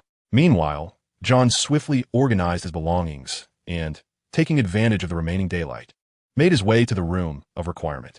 He opened the thick, seemingly moldy tome titled Advanced Potions, feeling a newfound confidence to experiment with some of its brews. He turned to the page detailing the Polyjuice potion, where an illustration depicted several individuals transforming into one another, their faces contorted in extreme anguish. The ingredients listed, lacewing flies, leeches, fluxweed, and two-ear grass, were readily available in the student storerooms.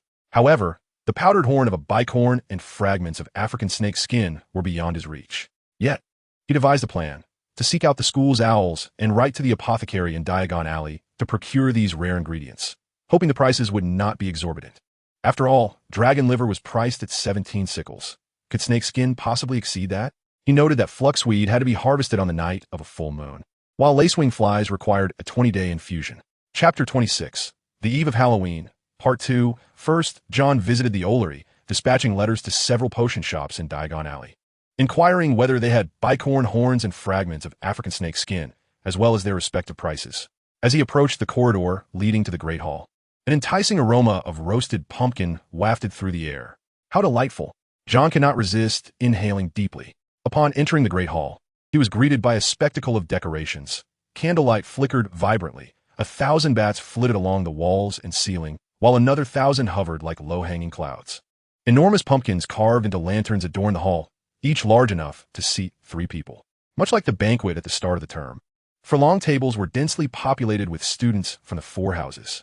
"Jon, over here," Hannah Abbott called out, waving enthusiastically at him. He hurried over and took a seat between her and Ernie Macmillan. "It's been ages since we last met, Jon."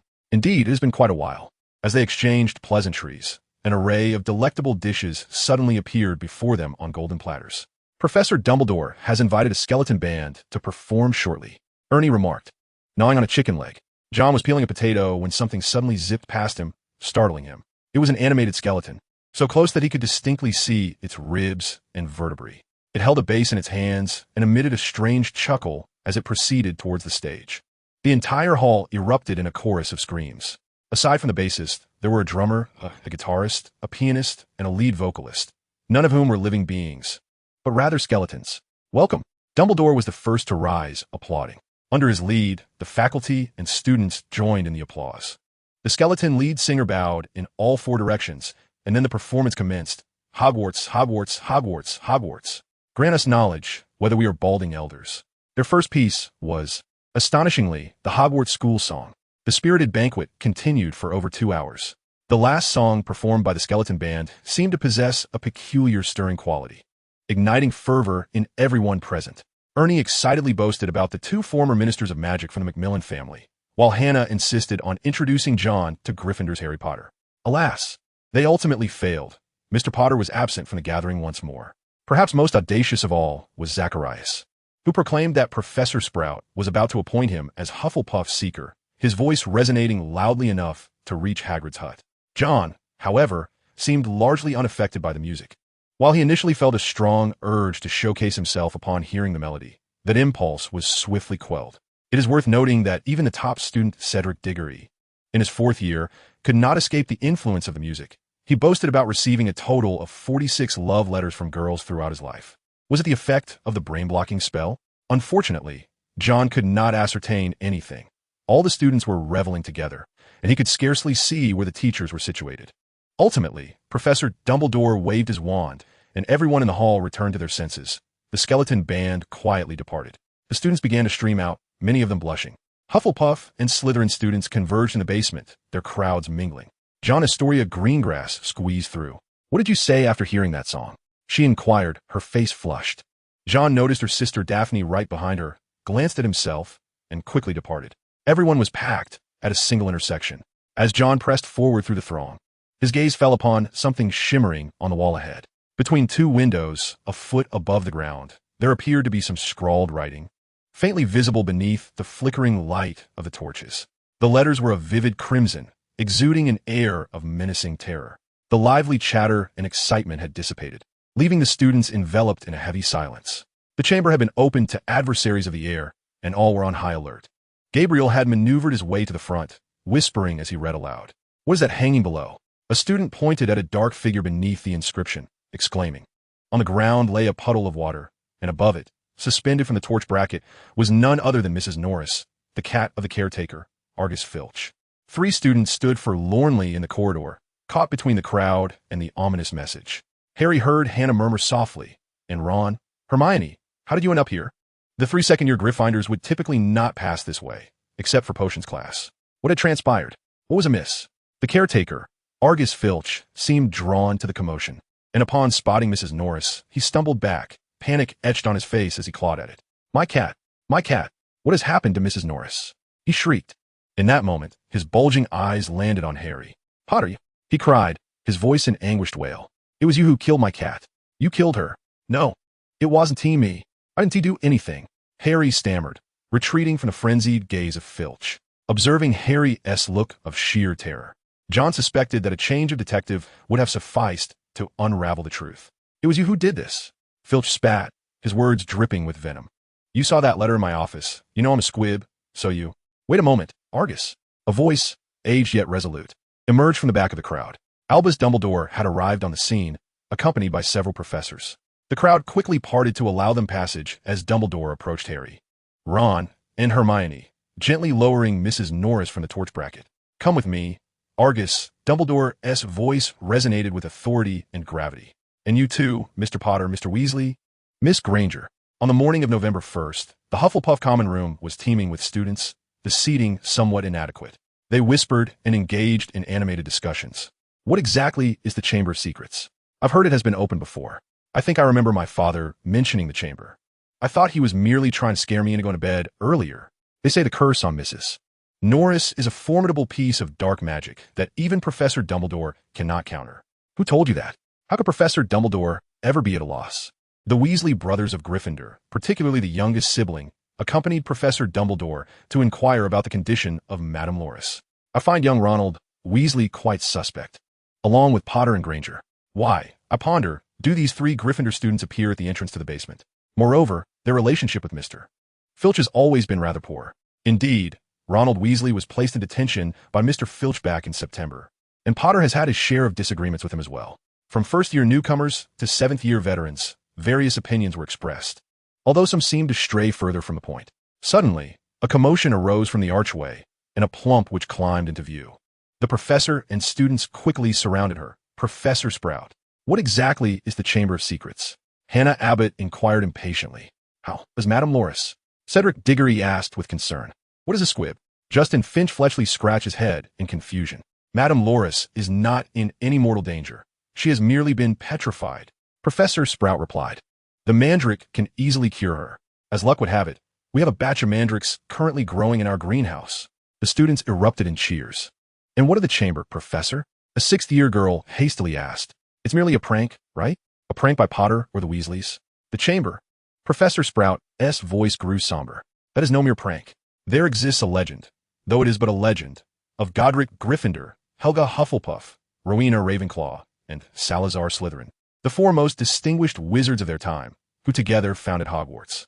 In the early years, the founders worked harmoniously, seeking out young individuals exhibiting magical potential and bringing them to the castle for proper training. However, over time, divergences arose among them. Slytherin believed that magical education should be exclusive to pureblood families and was unwilling to accept children of Muggle descent, deeming them untrustworthy. Consequently, a fierce argument ensued, leading to Slytherin's departure from school.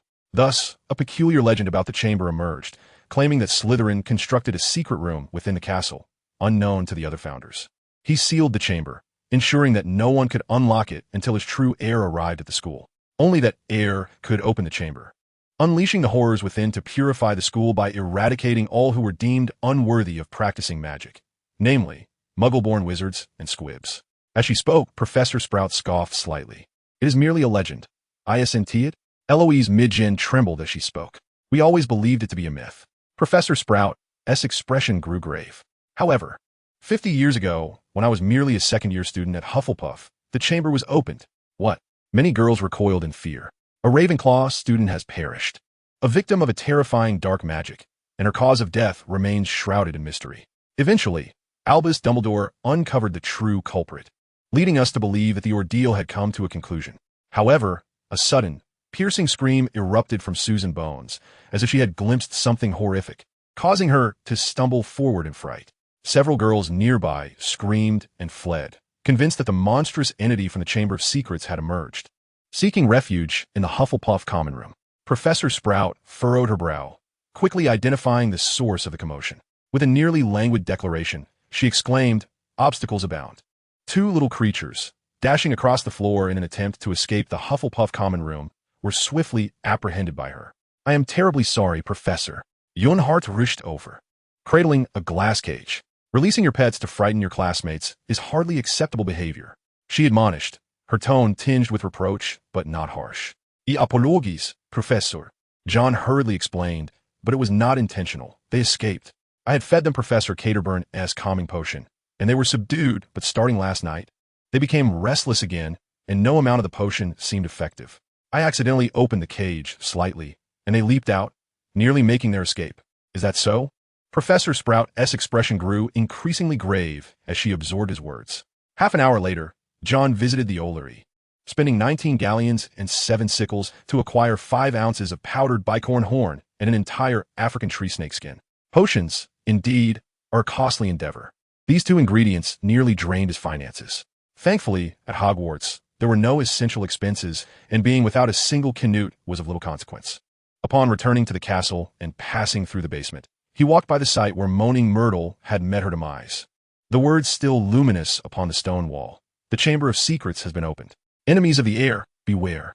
Jon scoffed softly, touching the concealed rooster alarm clock beneath his robes, and continued on without pause. Chapter 28. The Quidditch Match. Since Myrtle's attack, Argus Filch, the caretaker of Hogwarts Castle, had grown morose, pacing daily at the scene of her tragedy, casting hostile glances at every passing student, particularly those of Slytherin, convinced that the perpetrator might return.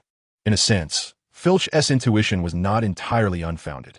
The Chamber of Secrets lay concealed at the far end of the corridor behind the location of the attack, within a lavatory marked with the word out of order. This was the lavatory of Moaning Myrtle, the very victim of the chamber incident 50 years prior.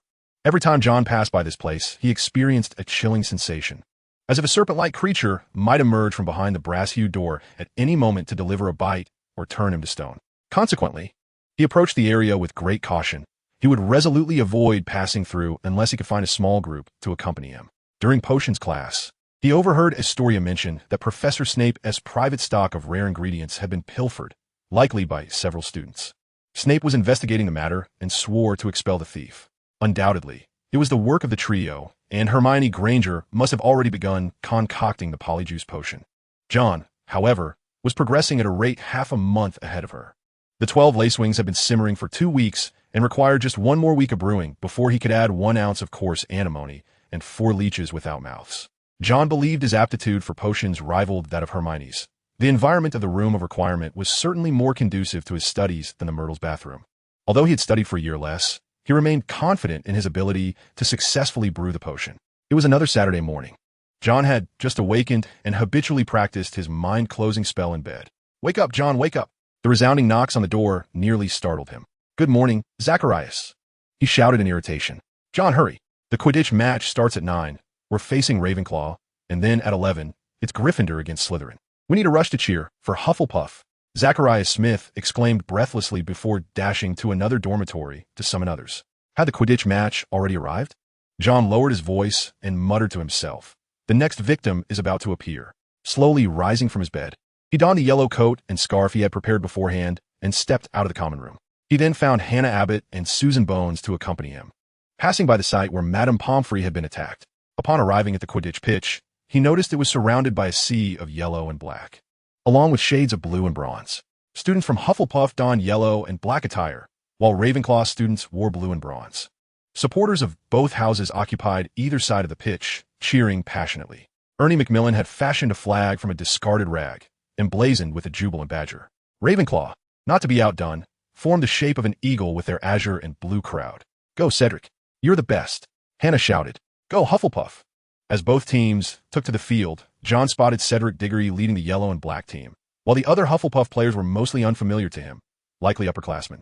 Among the Ravenclaw team was a familiar face, Cho Chang, an Asian girl positioned at the end of the blue and bronze line. The players for both teams shook hands before gathering around the referee, Madame Hooch. Madame Hooch blew her silver whistle with fervor.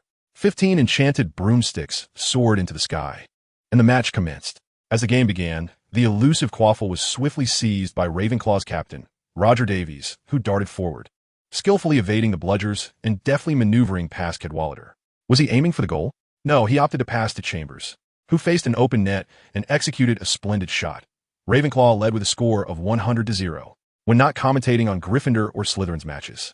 Lee Jordan's commentary remained notably impartial. A cool breeze swept over Jon, lulling him into a slight stupor.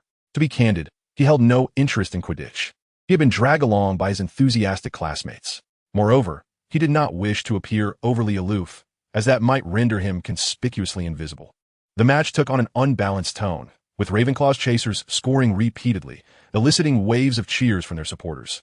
Meanwhile, the atmosphere around Hufflepuff began to wane. Lee Jordan continued his commentary. 130-20. Ravenclaw, the reigning champions of the last Quidditch Cup, have established an overwhelming lead in just 20 minutes, leaving Hufflepuff utterly defenseless. Wait a moment. The Golden Snitch. Cedric Diggory has caught the Golden Snitch. Well done, Diggory. The match concludes. Hufflepuff, with a score of 170-130, has achieved a stunning victory. A chorus of jubilant cheers erupted from the stands as countless Hufflepuff students rushed onto the pitch to celebrate this hard-earned triumph alongside the players. Professor Sprout joined her students in their exuberance. Observing the expressions of dismay on the faces of the Ravenclaw players, their fans, and Professor Flitwick, Jon suddenly found the match rather entertaining. Ladies and gentlemen, in 20 minutes, the match between Gryffindor and Slytherin will commence. Lee Jordan's voice resonated once more throughout the Quidditch Stadium. The jubilant Hufflepuff supporters began to vacate the field, while Gryffindor's cheerleading squad entered in droves. Jon spotted a small group: Hermione Granger, Ron Weasley, followed by Colin Creevey with his camera and a downcast Ginny Weasley. He quickly sidestepped this perilous assembly. In the stands, the absent headmaster Professor Dumbledore and deputy headmistress Professor McGonagall had now arrived to witness the match. Suddenly, Jon realized something quite significant. For the next hour or so, the fabled trio, the mind-controlled Ginny Weasley under Voldemort's influence, and Albus Dumbledore, individuals he needed to avoid, were all absent from the castle. This meant that as long as he steered clear of Filch, he could roam the castle freely. Without hesitation, Jon declined Zacharias' invitation to join the celebration in the Great Hall. 3 minutes later, Jon found himself in the corridor behind the spot where Madame Rosmerta had met her demise, standing before the Weeping Myrtle's lavatory.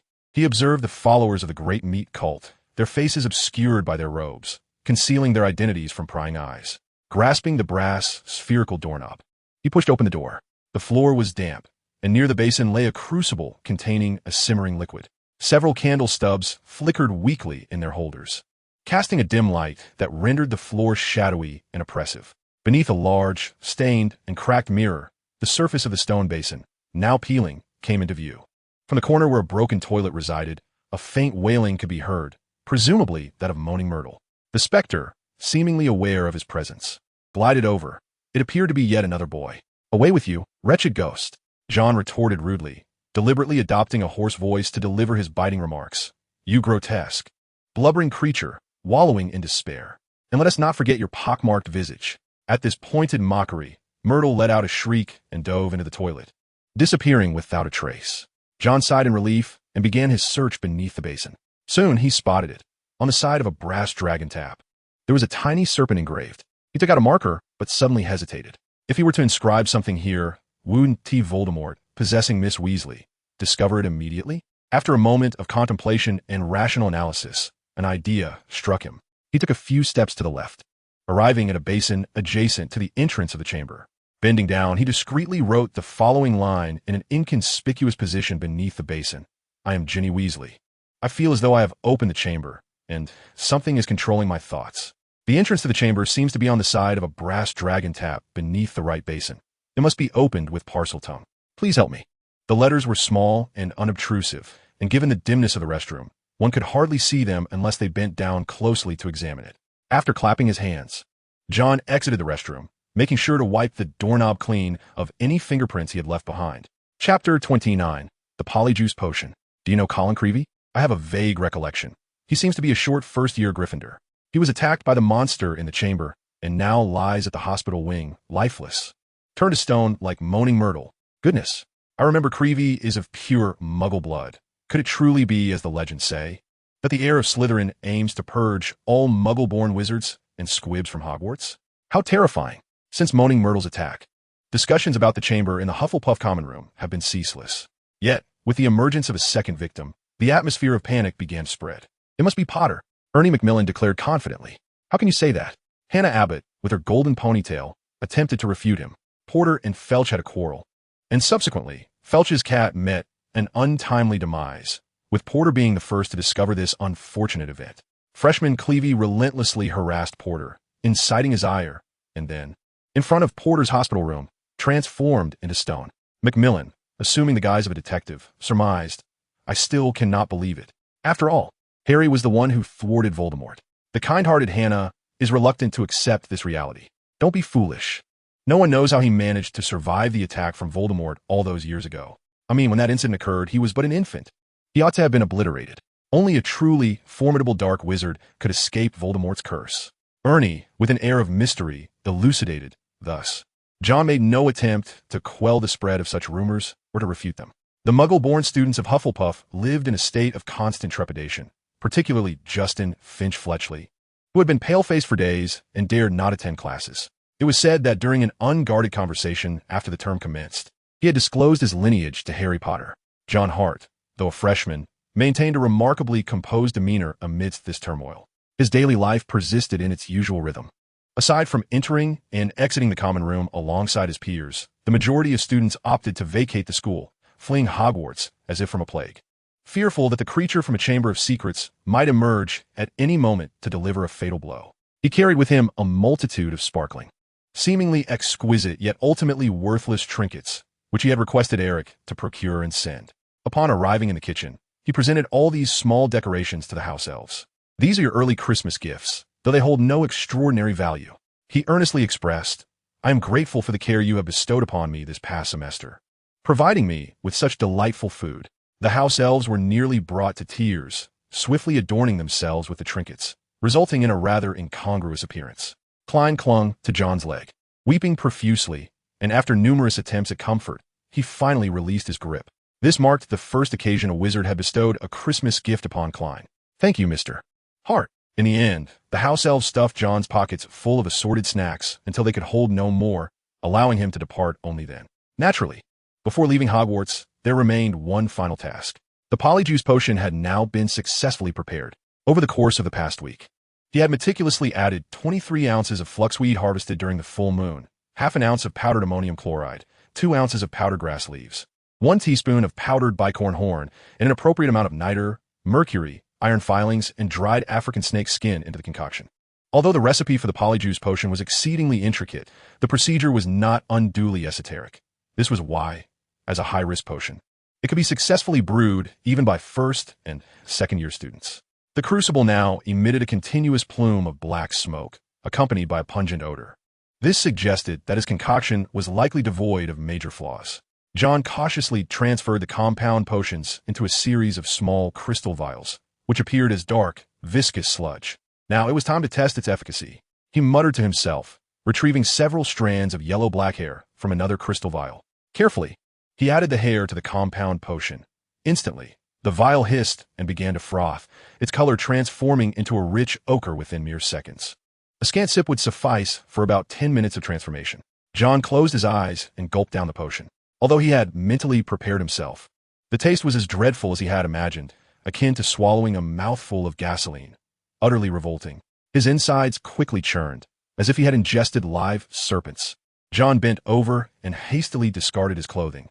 Soon, a burning sensation radiated from his stomach, spreading throughout his body, as if his skin were melting, bubbling like hot wax. He fell to the ground, watching in awe as his hands began to swell, fingers thickening, nails widening, and shoulders elongating. After a minute, he rose to find himself a head taller, his arms and calves significantly bulkier, his hair transformed into a wild black mane, and a few freckles adorning his once smooth visage.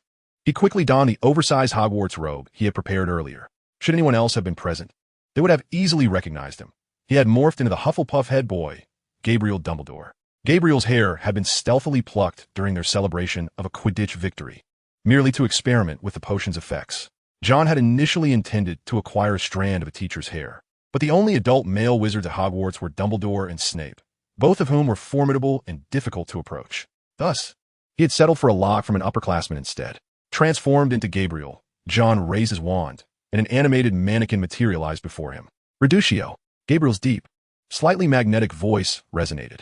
However, the wand merely flickered with a hint of blue light, showing no further reaction. Gabriel was a sixth-year student at Hogwarts, and an exemplary one at that.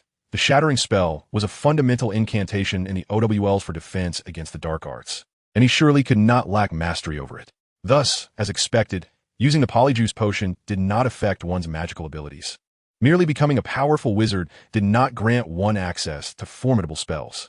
It was only logical. If the Polyjuice potion could replicate magical prowess, the Order of the Phoenix would have faced 100 Dumbledores against 100 Voldemorts during the battle against the Death Eaters. If that were the case, the Order would have held an overwhelming advantage. With a wave of his hand, the animated dummy vanished, replaced by a massive stone slab. Jon set aside his wand and bent down. To his anticipated delight, this slab, weighing nearly 30 kilograms, which he could scarcely have moved prior to its transformation, was effortlessly lifted by him. Chapter 30, Christmas. As December reached its midpoint, snow began to fall, blanketing Hogwarts in a pristine layer of white. The weather in the Scottish Highlands is notoriously unpredictable, often marked by rain and snow. Growing up in the southern port city of Southampton, Jon was clearly unaccustomed to the biting cold that required several layers of thick sweaters each day. Fortunately, the term was nearing its end, and they were to enjoy a holiday of over 2 weeks. Upon hearing the question, Professor Binns blinked and, in his dry, wheezing voice, remarked, "For wizards, the existence of contracts is a crucial reason behind the significant advancement of magic. Our ancestors forged pacts with elemental spirits, marking the inception of our magical abilities. The wand serves a similar purpose, establishing a contract with a wizard, allowing them to effectively control their magic. We have also made agreements with fairies, centaurs, and even muggles, ensuring our safety." As he spoke, Professor Binns emitted a violent cough, reminiscent of chalk snapping.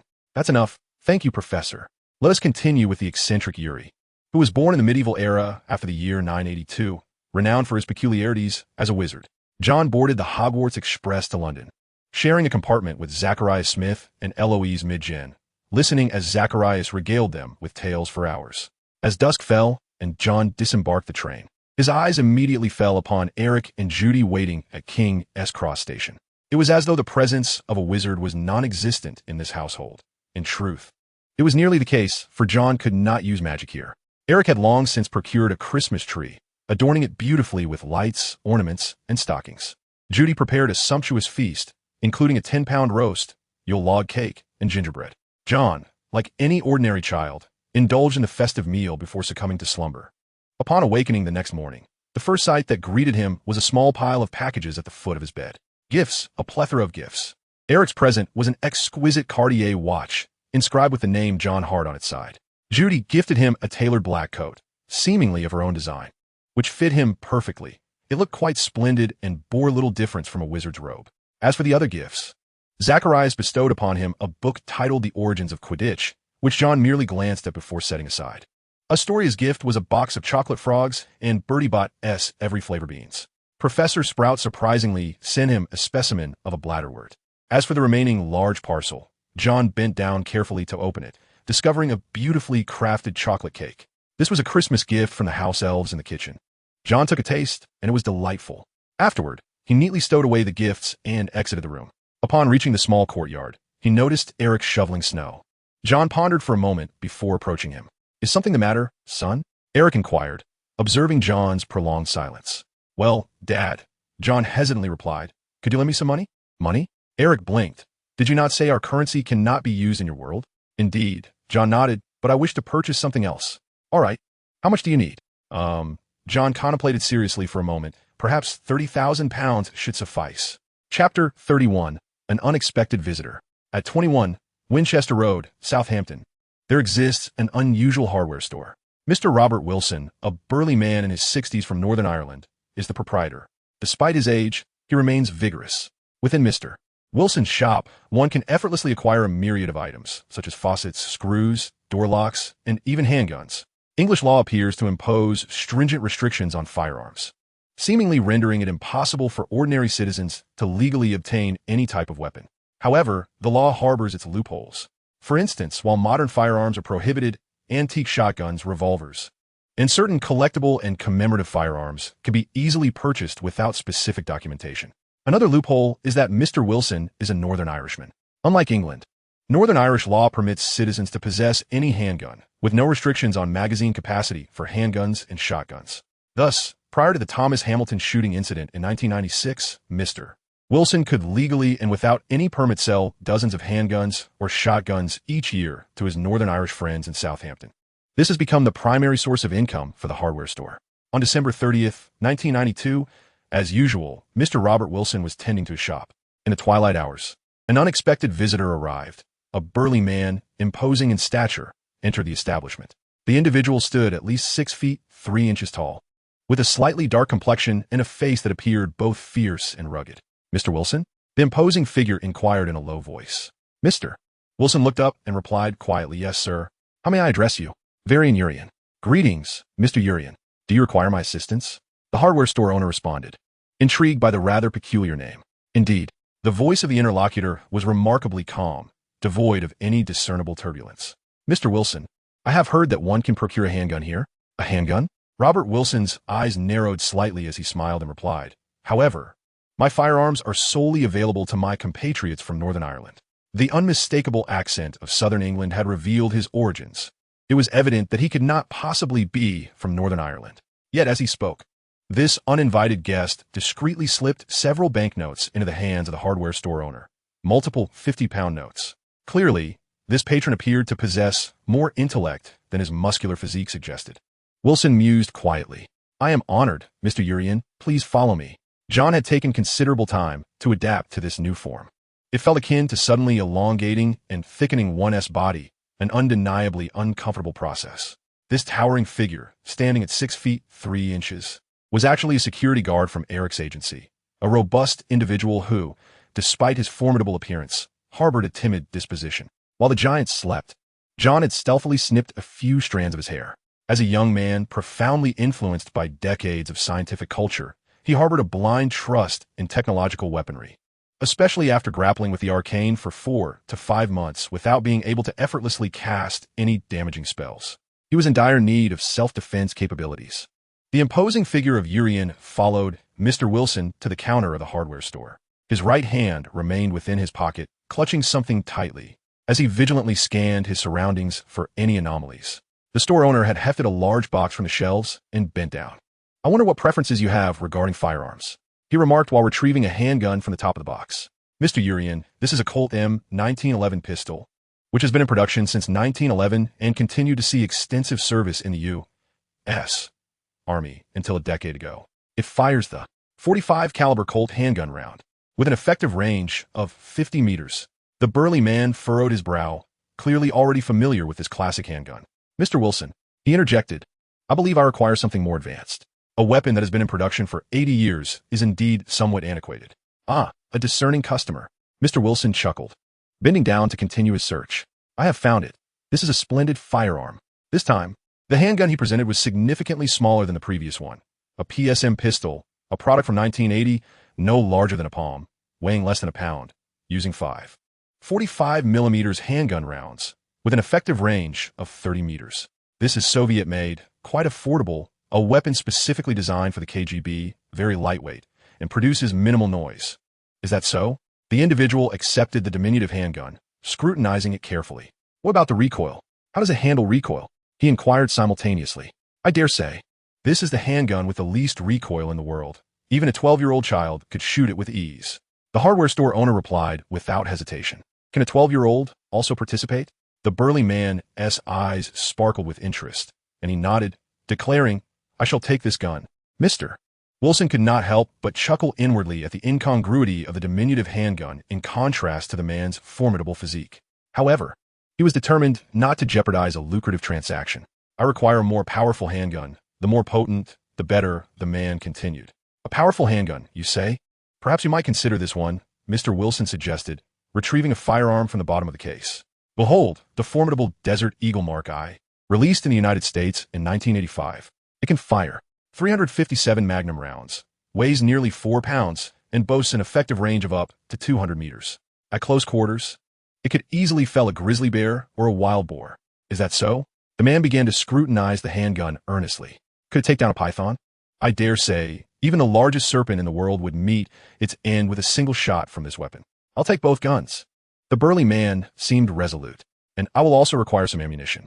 Mr. Wilson relished such straightforward customers. Without hesitation, he packaged the 2 firearms along with the ammunition, affixing a label from the tap to the outside. That'll be 3,000 pounds, sir. The man did not haggle, but instead produced a thick stack of pounds from his pocket, adding, I have another question, Mr. Wilson. The hardware store owner collected himself, intrigued. Please go ahead, sir. I need your assistance in locating a certain individual. Chapter 32. The King of Fog City. London, a city steeped in over 2 millennia of rich history, stands as the most vibrant metropolis of the British Isles. The Thames flows steadily, and the chimes of Big Ben resonate, allowing one to fully appreciate the former grandeur of the sun never setting on the British Empire. Yet, in the East London district of Newham, an entirely different tableau unfolds. This area is densely populated with immigrants and is among the poorest regions in the UK, colloquially referred to as the slums. As Arthur Conan Doyle depicted, the fog-laden streets of London harbor undeniable perils. It was here that the infamous Jack the Ripper once roamed. Dock workers, prostitutes, and individuals from the lower echelons of London society predominantly inhabit this locale. One might now also include refugees from the former Soviet Union. Following the dissolution of that vast nation a year prior, countless liberated refugees hastened westward, seeking asylum. In London, in Paris, in Amsterdam, every impoverished quarter of Western Europe reveals unfamiliar Eastern European faces. When a stranger appears in Newham, a few ill-intentioned individuals quickly encircle him. However, upon assessing the imposing musculature and fierce visage of their target, the group hesitates and subsequently disperses. This man, standing at 6 feet 3 inches, with a dark complexion and a demeanor that exudes both menace and ruggedness, clutches a bottle of liquor. He casts a brief glance at the group of men before hastily proceeding towards his destination. As Conan Doyle aptly noted, this land is indeed rife with vice, and he has no desire to succumb to its dangers. 10 minutes later, he arrived at his destination, a lowly apartment. The dwelling exuded the charm of 19th century architecture, though the plaster on the walls had long since peeled away, revealing an unsightly gray. A few columns appeared precarious, seemingly on the verge of collapse. The stranger paused and gently rapped on the door. Come in. A frail, dispirited voice emanated from within. Pushing open the greasy wooden door, he found the space astonishingly cramped. An old sofa occupied nearly half the apartment, while the remainder was cluttered with an array of empty bottles. Though the intruder possessed little knowledge of spirits, it was apparent that these were all cheap, inferior liquors. Who are you? Asked a middle-aged man reclining on the sofa, his hair a striking gray and his demeanor disheartened, draped in a worn, faded dockworker's coat. The intruder frowned slightly and extended the bottle of alcohol in his hand. Vodka. The middle-aged man, who had appeared as lifeless as an old dog moments before, suddenly perked up. He swiftly seized the vodka, bit off the cap, and poured it down his throat as though it were mere spring water. Sergei Ivanovich Pavlov? Inquired the tall intruder softly. The man, having downed half the bottle, lifted his head, his gaze sharpening. Born in Kiev, Ukraine, in 1955. Served in the Soviet Committee for State Security starting in 1976.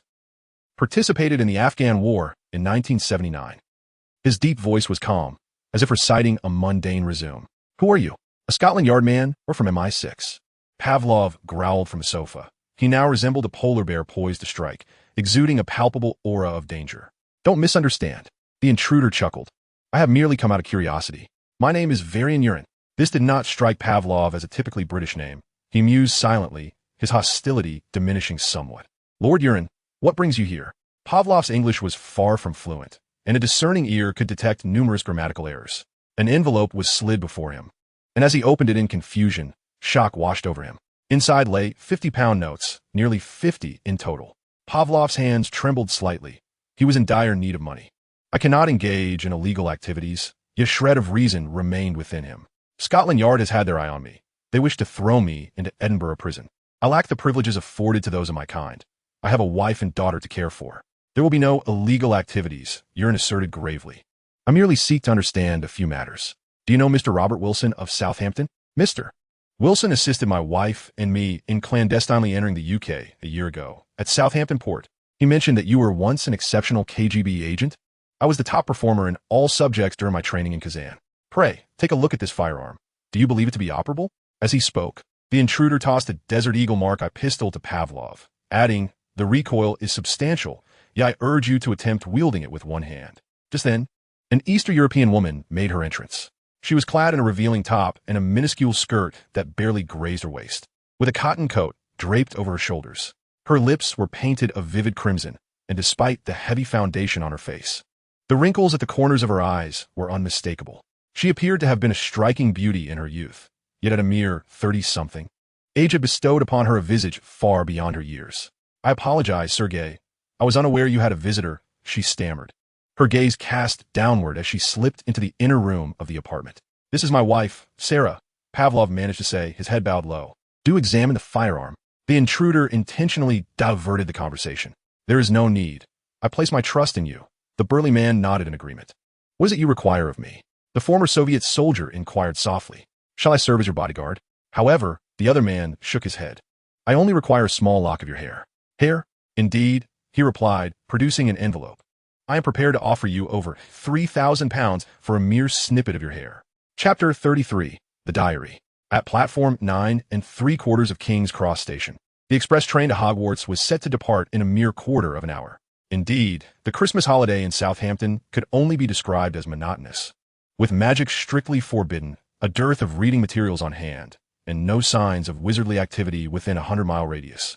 Each day was spent practicing the art of mental occlusion, leaving him with little else to occupy his time. After locating a secluded compartment, he placed his luggage on the footrest and cautiously retrieved an aged diary from his pocket. Its cover was a time-worn black, and the pages within had long since yellowed, indicating that this diary had seen better days. From a distance, the entire volume exuded an air of eerie antiquity. John transformed into Varian Urin, traversing several streets in central London, and after an afternoon search, he finally acquired it from a quaint second-hand bookstore for the price of 15 pence. While idly waiting on the train, he opened the diary and inscribed a note on one of its blank pages. The polyjuice potion, chronicled in Potent Potions, is a remarkably powerful elixir. By adding a sample of the target's essence, such as hair or nails, though hair is preferred, and consuming the potion, one can assume the appearance of the individual for a specified duration. The ingredients required for concocting the polyjuice potion include lacewing flies, powdered bicorn horn, leeches with their mouths removed, fluxweed harvested during the full moon, powdered ammonium chloride, powdered shredded grass, powdered unicorn horn, saltpeter, mercury, iron filings, and dried African snake skin. The preparation process is somewhat intricate, yet not overwhelmingly challenging. Consuming approximately 5 milliliters of the polyjuice potion will allow for transformation lasting about 10 minutes. Consuming around 50 milliliters can extend the transformation for roughly 1 hour, while a substantial dosage, over 1 liter, can maintain the metamorphosis for up to 24 hours. However, the maximum transformation duration is limited to 24 hours, regardless of the dosage consumed. The initial flavor of the potion resembles overcooked cabbage, while its specific color and taste will alter according to the consumer's sentiments toward the desired transformation target. If one harbors a favorable disposition towards the target, the taste will be relatively palatable. Conversely, if the relationship is strained, the flavor will be quite repugnant. This potion is exclusively for human transformations and cannot be used for transmuting into other creatures. Attempts to transform into animals will result in severe adverse effects. Furthermore, endeavors to assume a hybrid form, such as that of a giant or a werewolf, yield uncertain outcomes, though success is highly improbable and may be accompanied by side effects. Upon a successful transformation using this potion, one can replicate the target's voice, strength, instincts, and other physiological attributes. However, it does not confer any magical abilities possessed by wizards. One should not expect this potion to endow them with the prowess of a formidable sorcerer. There have been known instances where the potion facilitated a change in gender. After meticulously inscribing his insights regarding the potion onto a sheet of paper, Jon carefully tore it out. He folded it neatly, labeling it with the initials PP, an abbreviation for polyjuice potion, and concealed it within a clandestine compartment of his suitcase, nestled among a small stack of notes. A gentle knock resonated on the compartment door. A beautiful girl with golden curls and a somewhat youthful visage pushed the door open. They had already agreed to meet in this carriage through their correspondence.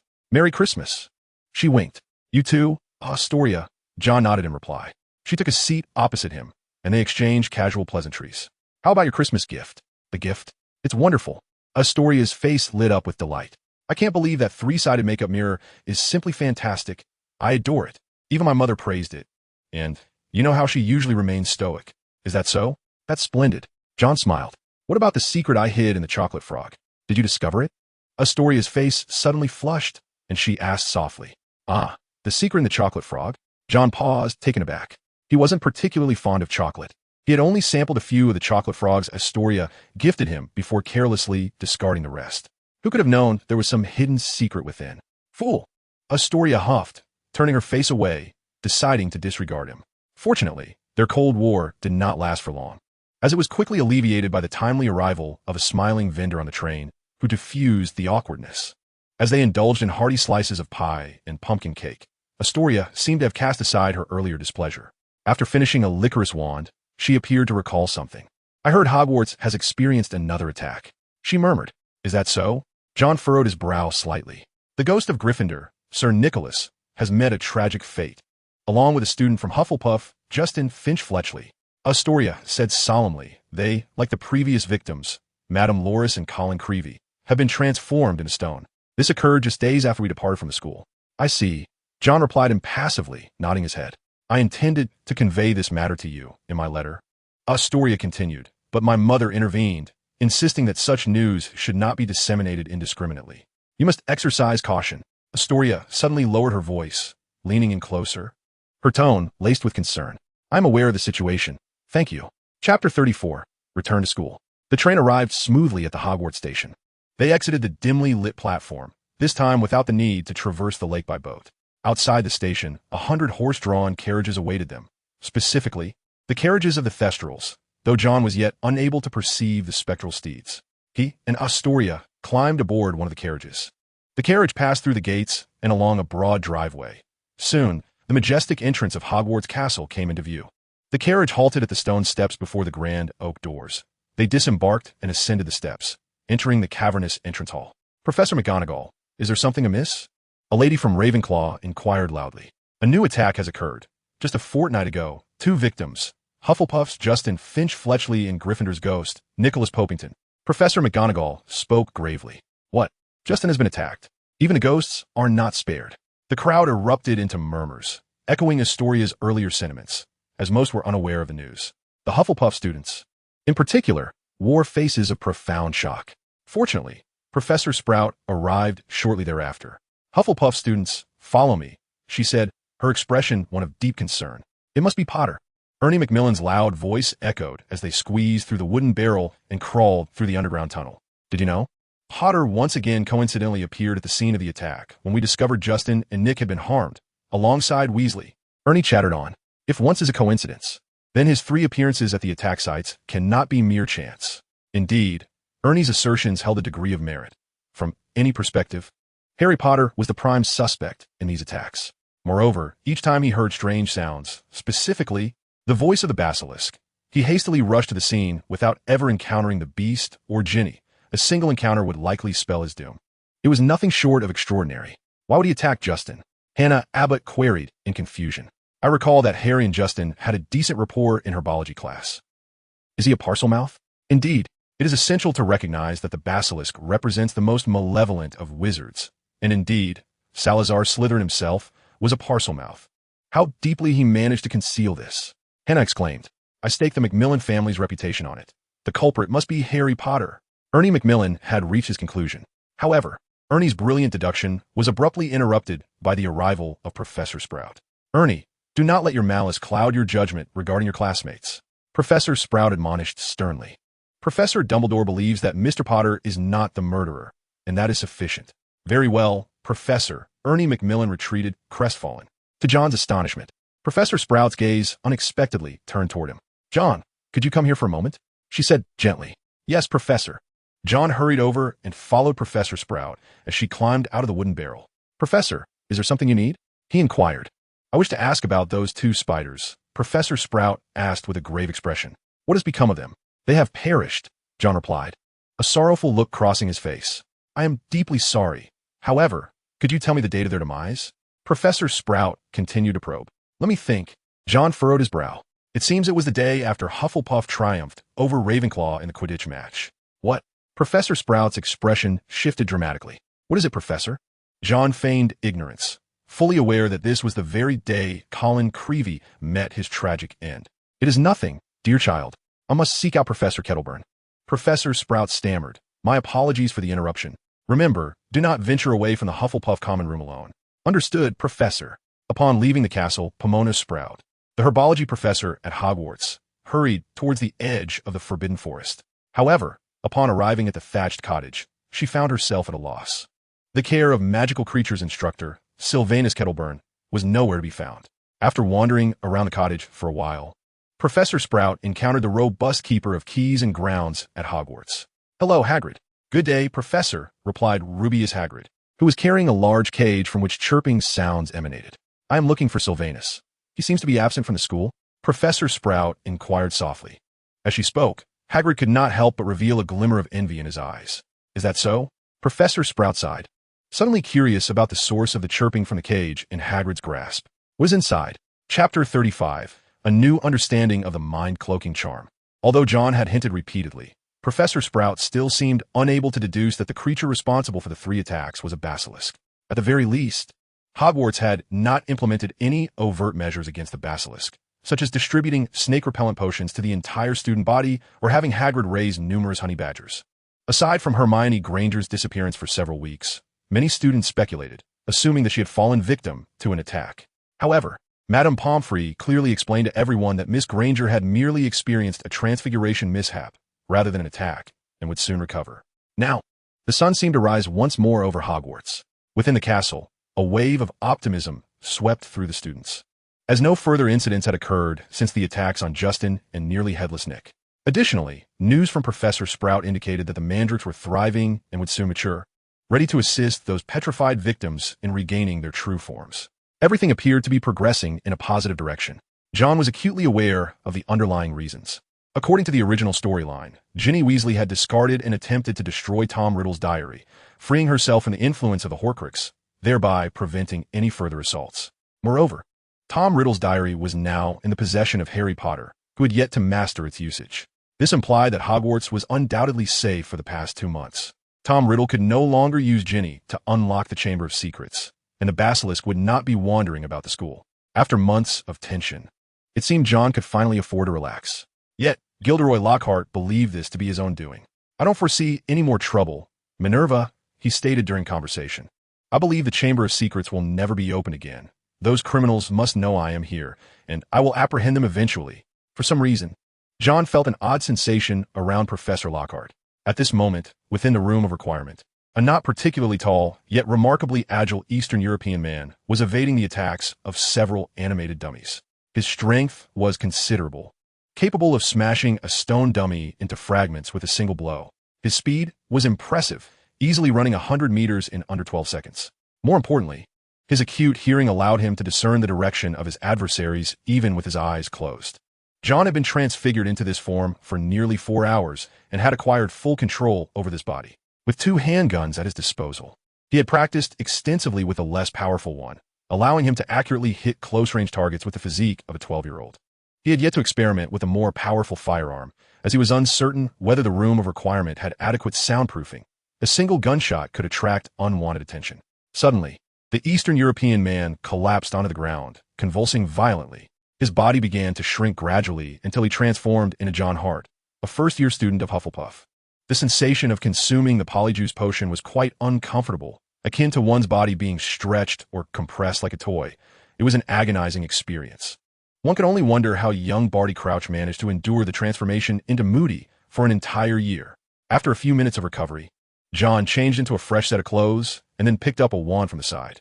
Pointing it at a nearby animated dummy, he incanted softly, sending a beam of orange-yellow light toward the dummy's eyes. After nearly half a year of arduous training, Jon had seemingly mastered the eye disease curse, a spell that does not rely on emotion. Even if confronted by a fire dragon, he now possessed the confidence to inflict immense suffering on his adversary with a single incantation, of course. The thought of being trampled into a pulp by the frenzied dragon was not within his considerations. However, in stark contrast to the eye disease curse, his progress in the primary focus of his studies had not been as smooth. The book detailing the methods of the brain closure technique, Close Your Mind, had long been returned to the library, and its contents were firmly etched in his memory. Over the past 6 months, he had diligently trained his mind according to the principles outlined in that tome, utilizing every available moment upon rising and before retiring, as well as during leisure periods. It was evident that he had made some progress in this area, albeit modest. Yet, the persistent issue remained, despite his best efforts. He could not ascertain the extent of his training. After all, it was not feasible to summon a powerful wizard to cast the legilimency spell upon him for validation. Jon sat on the sofa in the room of requirement, his expression solemn. The brain closure technique was undeniably the most urgent skill for him to master. Suddenly, he rose with a spark of realization. The brain closure technique was not conventional magic. It required no wand and no incantations. It was merely a pure intuition, a conditioned reflex. Intuition could be replicated through a polyjuice potion. For instance, after transforming into Sergei, he could instinctively wield those battle instincts.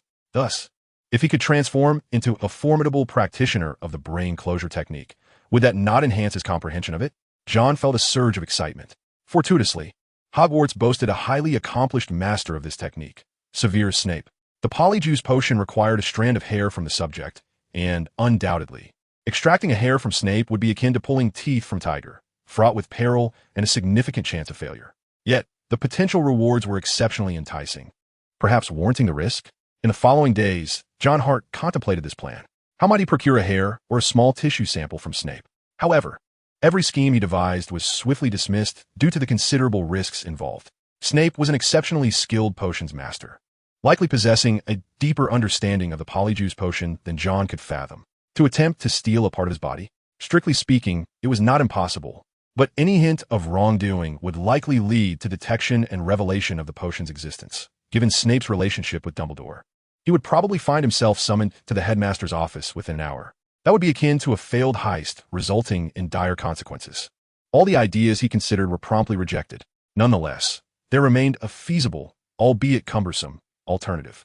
However, that was indeed the most prudent course of action. Resolute in his determination, he produced paper and quill and composed a letter. This missive was addressed to Mr. Robert Wilson, proprietor of the hardware store located at 21 Winchester Road, Southampton. Under the guise of Varian Urian, Jon requested Mr. Wilson's assistance in procuring certain items to be dispatched to Mr. Hart at Hufflepuff College, Hogwarts School of Witchcraft and Wizardry. Approximately 1 week later, owls repeatedly appeared in the dining hall, laboring under the weight of large boxes, which they unceremoniously dropped at Jon's feet. "Who could possibly be sending you so many parcels?" inquired Zacharias, curiosity piqued. "Just some trinkets from a relative," Jon replied vaguely. Yet, each time a delivery arrived, Jon seized the opportunity to scurry to the room of requirement on the 8th floor of the castle, diligently assembling the items while eagerly awaiting a chance to approach Snape. In a potions class at the end of January 1993, Snape devoted the entire afternoon to instructing them on the preparation of a potion known as the Draught of Living Death. Jon and Astoria were the first in the class to complete their concoction, with Snape, as per his usual custom, being the last to evaluate their efforts. To prevent the potion from evaporating, he deliberately covered the cauldron. As was customary, Snape chastised nearly every student in the class. As the lesson drew to a close, he finally turned his attention to the first row, where Jon and Astoria sat. Striding over, he lifted the lid of their cauldron. Upon observing the azure liquid within, he merely nodded in acknowledgement. Having performed admirably throughout the semester, Jon and Astoria had grown accustomed to such reactions. Without uttering a word, Snape prepared to replace the lid of the cauldron. "Professor, allow me," Jon exclaimed, extending his hand. At that moment, his scraper inadvertently grazed the back of Snape's hand. "I apologis, Professor," Jon said, rising in a flurry. "I'm terribly sorry. I just lost focus." He quickly seated himself again, offering an explanation. 5 points from Hufflepuff. Class dismissed. What on earth were you thinking? Unbelievable that Professor Snape only deducted 5 points. I thought you would be facing detention, remarked Astoria once Snape exited the classroom. Her expression one of astonishment. "I'm sorry, I was just a bit distracted," Jon replied with a wry smile, carefully stowing the scraper into a crystal vial filled with a crimson liquid. "Shall we head to the dining hall?" Astoria whispered, glancing around. "No, I have some matters to attend to." Jon hurriedly gathered his belongings and made his way to the 8th floor of the castle. Opposite the tapestry depicting the troll beating the hapless Baruffio on the 8th floor of Hogwarts, Jon silently intoned, "I need a freezer." Upon reaching the room of requirement, he discovered it filled with ice, with several crates of rum nestled among the blocks of ice, clearly indicating he was not the only one to have sought this refuge. Jon could not suppress a shiver, then hurried to the left side, clearing away a large block of ice to retrieve a collection of vials. Diamium cell culture medium, Gibco fetal bovine serum, PBS buffer, kanamycin, and ampicillin. These were the reagents he had surreptitiously ordered with the assistance of Mr. Wilson. One by one, Jon extracted the biological reagents, simultaneously taking a box of ice. Given the considerable risk and difficulty of openly removing a part of Snape's body, he resolved to resort to his old expertise, utilizing laboratory methods to cultivate Snape's cells into tissues. As these reagents were removed, the entire wish room underwent a dramatic transformation. The ice gradually vanished, and the room metamorphosed into a greenhouse maintained at approximately 37 degrees Celsius, the optimal temperature for cell growth. Various instruments appeared in the small space, which Jon had secretly ordered and brought over a few days prior, including a microscope, centrifuge, and incubator. After several days of effort, the room had been converted into a rudimentary microbiology laboratory, complete with a small diesel generator. Jon carefully extracted the epithelial cells he had previously collected from Snape, which he had scraped from Snape's hand using a blade. At the earliest opportunity after collection, he had placed them into the culture medium, the liquid in the earlier crystal vial. With great caution, he centrifuged the culture medium at 800 G to remove the supernatant. Then, he reintroduced the culture liquid and serum to the cells. Unable to ensure sterility, Jon added a 1,000th ratio of antibiotics to the culture medium. Finally, he gently placed the cell vials into the incubator. Leaving the wish room, he could only hope that everything would proceed smoothly. Chapter 37, The Enclosed Mind. The experiment to cultivate Snape's cells progressed remarkably well. The vitality of the wizard's cells appeared to be significantly more vigorous than that of ordinary mammalian cells. Initially, Jon had worried that the small sample he had collected might not thrive in the cell vials or would require more time. However, his concerns were unfounded. Within just a few hours, Snape's cells had completely filled the vials. Subsequently, Jon carefully digested the cells and passaged them. For the following week, Jon visited the cells daily. Due to the limited conditions, he was unable to clone a small piece of Snape's epithelial tissue in such a rudimentary setting. So he allowed these epithelial cells to proliferate extensively, continuing to culture them after each passage. The previously minuscule number of cells had multiplied to fill over 10 vials after a week of cultivation. On the afternoon of the second Friday in February, Jon felt that the quantity of cells had reached an adequate level. He meticulously collected over 10 vials of cells, digested them, and centrifuged them together, of course. He also retained 2 vials for continued cultivation, just in case. Gazing at the unsightly mound of white flesh, no larger than a pinky nail, one must acknowledge that it once constituted a part of Severus Snape's very being. Let's hope this endeavor proves fruitful. Once all preparations were complete, Jon extracted a portion of the flesh and added it to a pre-prepared concoction. The cup emitted a hissing sound, bubbling vigorously within a mere minute. Its hue transformed into a deep crimson. Observing the vivid elixir, Jon felt a flicker of reassurance, dispelling his initial trepidation. Pinching his nose, he gulped down the entire potion, finding its flavor rather palatable, slightly bitter, yet far less repugnant than he had anticipated. As with his previous experience, his insides roiled violently, as if he had swallowed live serpents. Jon bent down swiftly, adeptly donning an oversized robe. An intense burning sensation radiated from his stomach, swiftly coursing through his entire body. He felt as though his form were melting, his skin bubbling like molten wax. He collapsed to the ground, watching in astonishment as his hands began to enlarge, fingers thickening, nails widening, and shoulders broadening. A minute later, he rose to his feet. The gaunt physique, greasy and straight hair, waxen skin, prominent hooked nose, and an exceedingly cold gaze. Severus Snape had materialized within the room of requirement. He had succeeded. Jon endeavored to suppress the fervor bubbling within him. The cells cultivated earlier were insufficient to sustain the transformation for long. He needed to act swiftly.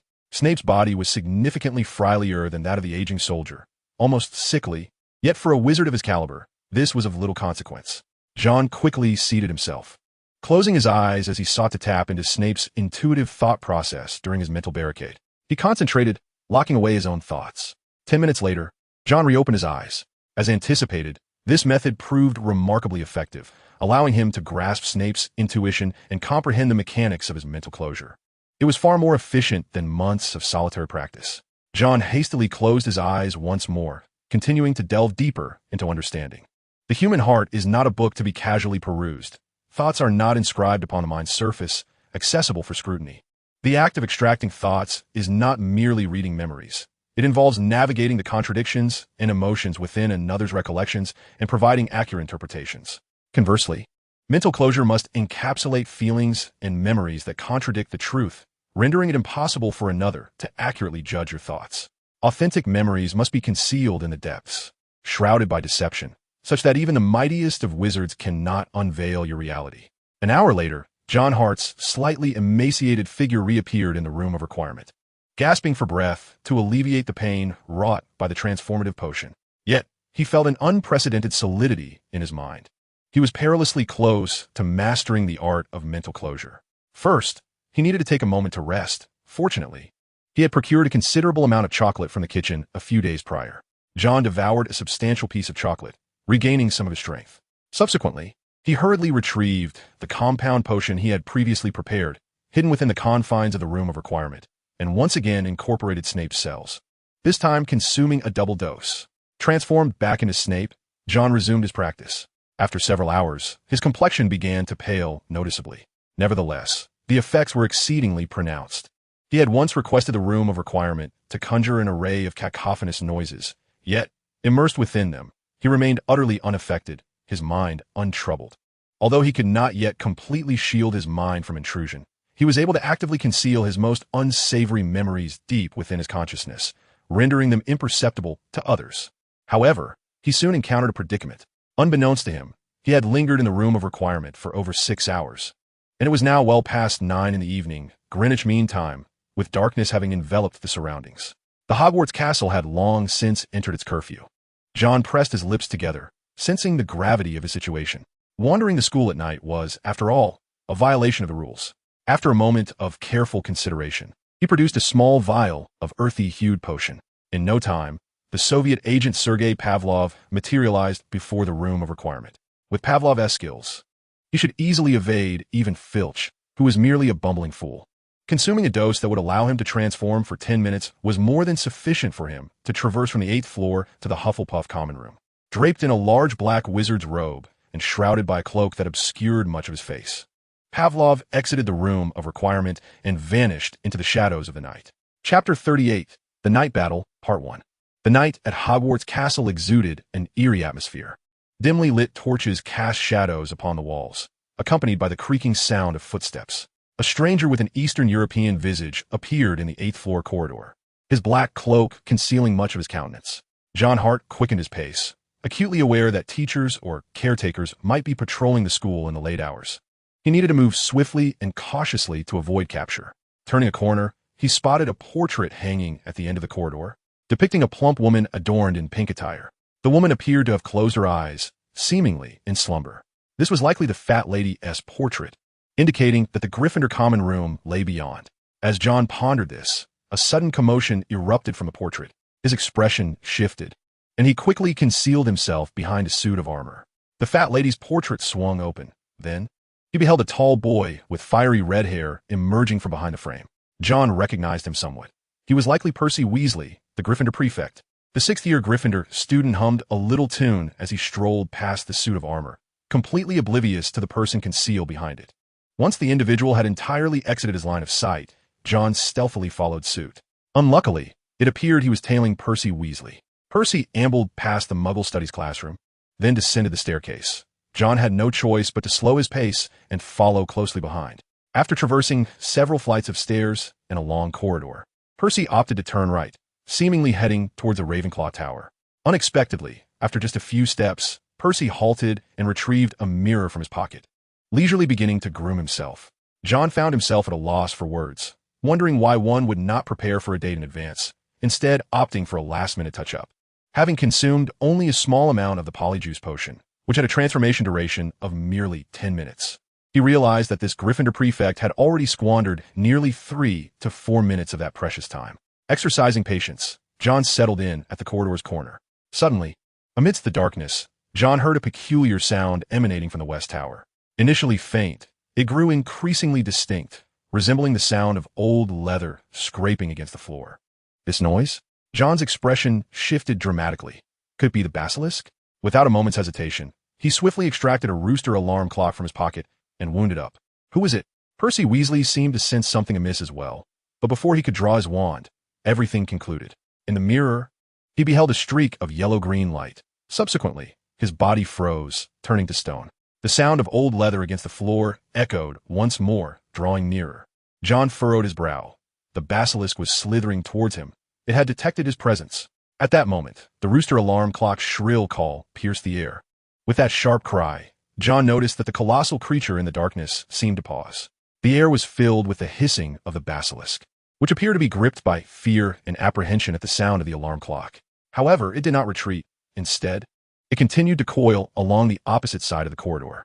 The rooster's crow was deadly to the basilisk, but the alarm clock's imitation of the crow was merely a facsimile, incapable of delivering the same effect.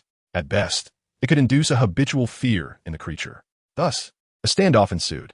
Jon resolutely placed the ringing clock upon the ground. The clock sound would only last for 20 seconds, should it cease. He would require at least 5 seconds to reset it for another crow. With the basilisk so near, Jon could not guarantee that it would not reach him and end his life in those 5 seconds. Therefore, he began to retreat, distancing himself from the rooster alarm clock. Yet he did not stray too far, nor did he make a hasty escape. During this half-semester, he devoted an inordinate amount of time to studying the nature of the basilisk. Through his research, he gained a profound understanding that although the basilisk possessed a colossal physique, it was remarkably agile. When it launched an attack on its prey, it could reach speeds of up to 15 meters per second. Despite Sergei's robust physique, he could never hope to outrun the basilisk. Thus, fleeing was the most foolish choice. Even if he managed to put a distance of over 100 meters between himself and the creature, the outcome would inevitably be his back pierced by the basilisk's venomous fangs within mere seconds. Such a fate would either render him as the creature's meal or lead to his demise due to the basilisk's lethal venom. After all, he could not guarantee the timely arrival of a phoenix to save him. The only reliance he had was upon himself. Jon chose to retreat a little over 10 meters. Historical records indicated that the infamous basilisk of the ancient Greek sorcerer Helios lived for nearly 900 years, measuring 9 meters in length at the time of its death. In contrast, the Slytherin basilisk had exceeded a millennium in age, suggesting its length was approximately 10 meters. A creature of such size would take some time to navigate a turn at the intersection of the corridor. While distance could offer a measure of safety, it would also significantly diminish the power and precision of his handgun. Thus, this position afforded a brief assurance of safety while allowing his Desert Eagle mark to unleash its full potential. In life-and-death situations, one must take calculated risks. With his left hand grasping the emerald wand and his right hand firmly holding the pistol, Jon Hart, more accurately Sergei Pavlov, lay on the ground, casting a glance at the corner of the corridor ahead before closing his eyes. He awaited the approach of either hunter or prey in silence. The sound of the alarm clock finally ceased. The creaking of old leather against the floor echoed once more in the corridor. Chapter 39, Night Battle, Part 2. Due to the basilisk's deadly gaze, Jon could not dare to open his eyes. He had no choice but to rely solely on his ears and instincts. As the rooster alarm's sound abruptly halted, the colossal creature on the other side of the corridor suddenly stirred. It swiftly crawled toward him, the rough texture of its skin scraping against the floor with an unsettling sound. It became evident that had Jon placed all his bets on the alarm clock, he would surely be dead by now given the basilisk's displayed speed. Upon hearing the basilisk's approach in the corridor, Jon's wand emitted a vibrant orange-yellow light from its tip. Unleashing a spell he had practiced countless times aimed at the position of the alarm clock, which his wand had already been aimed at moments before. The basilisk possessed a high degree of intelligence. In its eyes, the alarm clock posed a greater threat than Jon himself did. Therefore, once the sound of the clock ceased, the basilisk as primary target would undoubtedly be the clock, not him. This course of action was indeed fraught with peril, yet relying solely on his hearing to accurately strike the basilisk's eyes with the spell seemed nearly impossible. Thus, he had no other choice. As Jon had anticipated, the serpent creature turned down the corridor and, in an instant, opened its gaping maw to bite the rooster alarm clock. At the moment it began to chew the clock, an orange-yellow light shot towards its head and struck one of its eyes. The eye curse would automatically track the target's eye, provided one could strike a spot not far from it. The hissing serpent could not suppress a pained shriek, had a snake-tongued individual been present. They might have heard its curses. However, Jon neither understood nor wished to comprehend. The effects of the eye curse inflicted great agony upon the creature, and this presented an opportune moment. He fired his Desert Eagle Mark, a semi-automatic pistol. The loud bang resonated throughout the castle. Bang, bang, bang, a shot followed another. And thanks to his acute hearing and exceptional experience in nocturnal combat, nearly every bullet found its mark.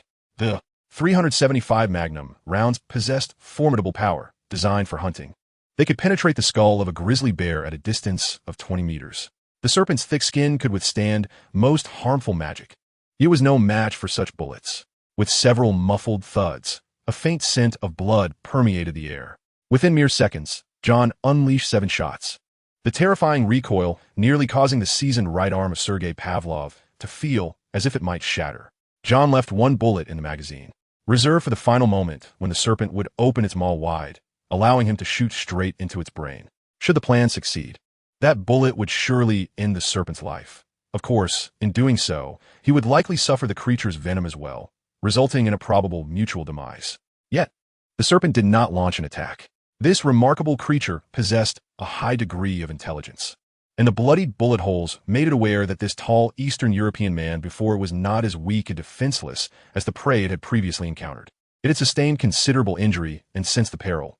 Moreover, its master's orders did not entail the execution of this man. Its objective had long been accomplished, even exceeded. More crucially, it did not realize that this man before it could not continue such an assault. The serpent began to retreat gradually, exiting the corridor and even vacating the entire floor, the sound of its old leather sliding across the floor growing faint. Jon Hart rose to his feet and exhaled in relief. After a grueling battle, he had managed to preserve his life. Yet, it was not over. He could now distinctly hear countless footsteps approaching from below. The recent fierce struggle had nearly roused the entire castle. Numerous teachers and upperclassmen were hastily making their way toward him. The duration of the polyjuice potion was likely down to only 2 or 3 minutes. A fleeting span insufficient for him to reach the Hufflepuff common room in the basement. More significantly, before those formidable teachers, an exceptional KGB agent could evidently not evade their scrutiny. Swiftly dodging a few curious upperclassmen from Gryffindor, Jon finally reached the room of requirement just before the transformation concluded. As he stepped into this sanctuary, he collapsed to his knees, his body convulsing violently. The time for transformation had arrived. "Harry, wait for me." Just as Jon departed the scene of the attack, 2 second-year Gryffindors arrived. The voice was right here. Harry Potter gasped. "The monster from Slytherin has killed, and it seems injured. This time I must capture it." "But what about that voice? It seems a battle has taken place," Ron Weasley deduced. "I hope someone has stopped that monster," Harry murmured to himself. "Wait." Ron grasped his sleeve from behind. A tall boy with fiery red hair lay on the floor, cold and rigid, a look of sheer terror frozen on his face, his glasses staring vacantly at the ceiling. "Oh my God." Ron knelt down, weeping uncontrollably. "It's my brother, Percy." Almost simultaneously, from the western side of the castle, not far from them, a scream erupted from Professor Flitwick, filled with shock and a hint of anger. Chapter 40. The subtle shifts in the plot. Kneeling on the ground, gasping for breath, Jon felt his entire body trembling in a state of hysteria. Inside the room of requirement, he clutched his right hand in agony, attempting to alleviate the excruciating pain radiating from his palm. However, Jon was acutely aware that all was far from over. Although the serpent had been repelled, a plethora of issues loomed ahead. First and foremost, the storyline had experienced a significant upheaval. According to the original narrative, after Ginny Weasley discarded Tom Riddle's diary, Hogwarts would enjoy a few months of tranquility. Not until the day of the Quidditch match between Gryffindor and Hufflepuff would Hermione Granger and Penelope Clearwater face an attack. Yet now, the fourth attack had commenced prematurely, and the victim was none other than Percy Weasley. This deviation was starkly inconsistent with the original tale. Who had once again opened the Chamber of Secrets? Was it Ginny Weasley? Or perhaps Harry Potter, who had recently acquired the diary? Or was it someone else entirely? Jon felt the confident demeanor he once possessed dissipate entirely. He couldn't help but reflect on his earlier carelessness, believing that a mere acquaintance with the plot would allow him to act with impunity. Ironically, it was precisely this semester that he had made a single misstep, returning late to the dormitory, coincidentally encountering the serpent during the attack. Had he not been thoroughly prepared, he too might have been among the victims. This coincidence left Jon with a sense of helplessness. More importantly, he realized that if he did not devise a plan, he was now in deep trouble. Returning to the common room posed considerable difficulty, as I was unfamiliar with many of Hogwarts' secret passages.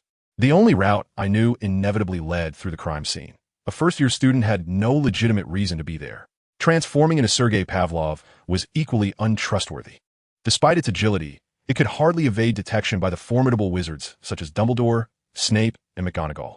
The appearance of an unfamiliar Eastern European face within the castle would only heighten suspicion, a rather troublesome predicament. The sole solution seemed to be to become someone capable of navigating the castle with ease. Professor Severus Snape also materialized in the corridor between Hogwarts Castle and Ravenclaw Tower.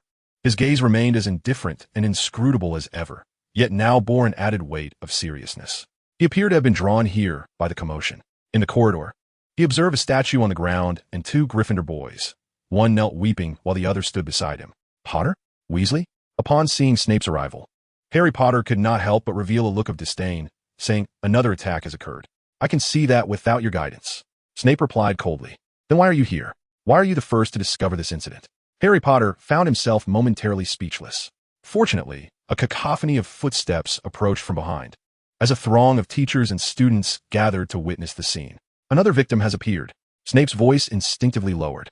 "It is a Gryffindor." Professor McGonagall, somewhat unsteady, approached with a look of shock, exclaiming, "This is impossible." Everyone understood her implication. According to rumors, the monster of Slytherin only targeted students of Muggle descent or squibs. However, Percy Weasley was a pure-blood wizard, and his academic standing had always been among the best of the sixth years. Not merely one attack, Albus, came the voice of Professor Phileas Flitwick from the direction of Ravenclaw Tower. He was assisting Madame Pomfrey in carrying a tall girl with long hair, which appeared somewhat comical. Miss Crivet has also been attacked.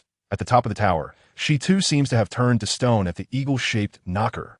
Professor Flitwick spoke with a mixture of sorrow and indignation. Trailing behind him were several upper-year Ravenclaw students, lugging a wooden door, on which the eagle's beak could be seen rigidly fixed. The emblematic knocker, a symbol of Ravenclaw wisdom that had endured for a millennium, had also transformed into stone. At once, everyone grasped the reason for Professor Flitwick's typically amiable demeanor turning to anger. "Is that so?" Professor Dumbledore furrowed his brow, scrutinizing the already petrified bodies of Percy Weasley and Penelope Crivet. One might interpret Professor Snape's solemn words as he spoke with an expression of grave intensity. The initial target of the assailant was likely Miss Clearwater, who met her tragic fate along with the eagle-headed door knocker. However, the assailant did not anticipate the appearance of Mr. Weasley, leading to a fierce confrontation between them. Ultimately, Mr. Weasley succumbed, yet the assailant sustained injuries as well. All observers gazed at the bloodstains on the ground and at the wand held by Percy Weasley, many nodding in agreement. Yet, the gravity on Dumbledore's face persisted. He inhaled deeply as if detecting an unusual scent while examining the blood below. "Severus, please fetch Sylvanus and Hagrid for me," he instructed earnestly. "Of course, Headmaster." Snape complied, but as he stepped into the corridor, he encountered a student. "Halt."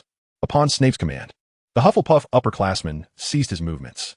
Recognizing him as Gabriel Truman, the head of Hufflepuff, Snape watched as Truman nodded in understanding and turned away. Snape then hastened towards the Forbidden Forest, but halfway there, he suddenly sensed something amiss. Gabriel Truman, during potions class, always referred to him as Sir rather than Professor. Chapter 41. The Departing Headmaster. No student is permitted to leave the dormitory after this hour. Each class is to be escorted by at least one teacher, without a teacher's accompaniment. No student may exit the common room, classrooms, dining hall, or other areas. All Quidditch practices and matches have been indefinitely postponed. Evening activities are likewise suspended, and participation in any events is prohibited. With the occurrence of the fourth attack, a series of announcements were affixed to the walls. The usually gentle Professor Sprout, this time, issued a stern command that they must adhere to these regulations. Yet, this still failed to prevent countless letters of dissent, even passionate protests, from reaching the school. After all, the legend of the Slytherin chamber persisted, claiming its monster would not harm pureblood or half-blood young wizards. However, this time was different. The latest victim, Penelope Clearwater, was of Muggle descent, while Percy Weasley hailed from the Weasley family, a lineage steeped in pureblood tradition. Though the Weasley family bore the stigma of being purebloods, they were indeed an ancient wizarding lineage. This shocking revelation undoubtedly set many wizarding households ablaze with turmoil. Despite Dumbledore's esteemed reputation in the wizarding world, it could not quell the protests from parents. An increasing number of students were withdrawn by their parents, who deemed Hogwarts no longer the safest haven in the British Isles. Hogwarts' school of witchcraft and wizardry seemed on the brink of disintegration. Fear, in an unprecedented manifestation, spread rapidly. The warm sunlight outside could not penetrate the castle's corridors, and most faces within the school appeared anxious and unsettled. Each burst of laughter echoing in the halls sounded jarring and peculiar. Students merely linger in classrooms, dining halls, and public lounges. Once classes conclude or dinner is finished, they hastily depart, leaving behind an absence of laughter and joy that once filled the air. On the day following the assault on Percy and Penelope, John visited the hospital wing under the escort of Professor Sprout, feigning an injury to his right hand. Madame Pomfrey examined him meticulously and determined that his hand was merely fractured and not severely harmed. However, for caution's sake, she advised that John remain in the hospital wing for the night. This absence sparked rampant speculation among students, many believing he had also fallen victim to the creature from Slytherin. Astoria Greengrass, terrified, stealthily fled from the Slytherin common room that evening and made her way to the hospital wing. Yet, upon arriving, she was promptly ushered out by Madame Pomfrey after only a few fleeting seconds in the ward. Fortunately, both were merely petrified. Had they perished, the unfolding narrative would have encountered far greater complications. It was rumored that officials from the Ministry of Magic had located him and taken him away to Azkaban. Professor Gilderoy Lockhart, during the defense against the dark arts lesson, boldly proclaimed to the public that Rubeus Hagrid was the true culprit behind the Chamber of Secrets incident. Mark my words, he declared with fervor, based on my understanding, the last time the chamber was opened, the perpetrator was indeed Hagrid. I presume this time it is the same, and the culprit has been apprehended, thus rendering excessive security measures unnecessary. Regrettably, the initial excitement of the school year had waned, and few were inclined to believe Lockhart's words. An atmosphere of panic continued to spread rapidly throughout the school. In such circumstances, the person most directly affected was undoubtedly the headmaster of Hogwarts. On the morning 2 days after the attack on Percy and Penelope, 2 unexpected guests appeared in the headmaster's office atop Hogwarts Castle. Albus Dumbledore, the esteemed headmaster, was clad in formal attire, an opulent deep green robe adorned with numerous stars and moons, his countenance grave. Before him stood a middle-aged gentleman, elegantly draped in a long black travel cloak, bearing an expression that was both cold and smugly satisfied. Alongside him was a rather eccentric man dressed in a haphazardly striped suit. "What brings you here, Cornelius and Lucius?" Dumbledore inquired, his tone polite, yet laced with a hint of suppressed ire. "I understand that last night you took my gamekeeper to Azkaban. I'm terribly sorry, Dumbledore, but Hagrid's prior record does not bode well for him. The Ministry had to take certain measures," stammered Cornelius Fudge, the Minister of Magic. "It gets even worse," drawled Mr. Malfoy lazily, producing a lengthy scroll of parchment. "The board believes it is time for you to step down, Albus." He paused before continuing. "This is the notice of dismissal. You will see that 12 board members have signed it. How many attacks have occurred to date? Just 2 nights ago there were 2. Correct? At this rate, the students of Hogwarts will all be gone, and we all know that would be a tremendous loss for the school." "What did you say?" Lucius Malfoy exclaimed in a panic. "Dumbledore has been dismissed? We certainly do not wish for that now." Lucius Malfoy disregarded the minister and fixed his gaze directly upon Dumbledore. "If the board wishes for me to depart, Lucius, I shall, of course, relinquish my position," Professor Dumbledore stated calmly, though his blue eyes seemed lost in contemplation. Chapter 42. Tom Riddle's Diary. Has Headmaster Albus Dumbledore resigned? Undoubtedly, this is not uplifting news. "They must be mad," Zacharias Smith remarked. "Professor Dumbledore may very well be the only one capable of instilling fear in the air of Slytherin. Could it be that the monster in the Chamber of Secrets has been unleashed by the Ministry?" In the Hufflepuff common room, many familiar faces had already departed. Hannah Abbott, Susan Bones, and numerous younger students, including Stephen Lucas, had left the school for various reasons. The common room, once filled with laughter, now felt desolate. Jon sat quietly by the fireplace, deep in thought. Undoubtedly, the situation was dire. It was only February 15th, and Professor Dumbledore had already left the school. It was hard to fathom what dreadful events might follow, whether it be the Serpent's wrath upon the castle or the complete closure of Hogwarts. Both scenarios were quite grim.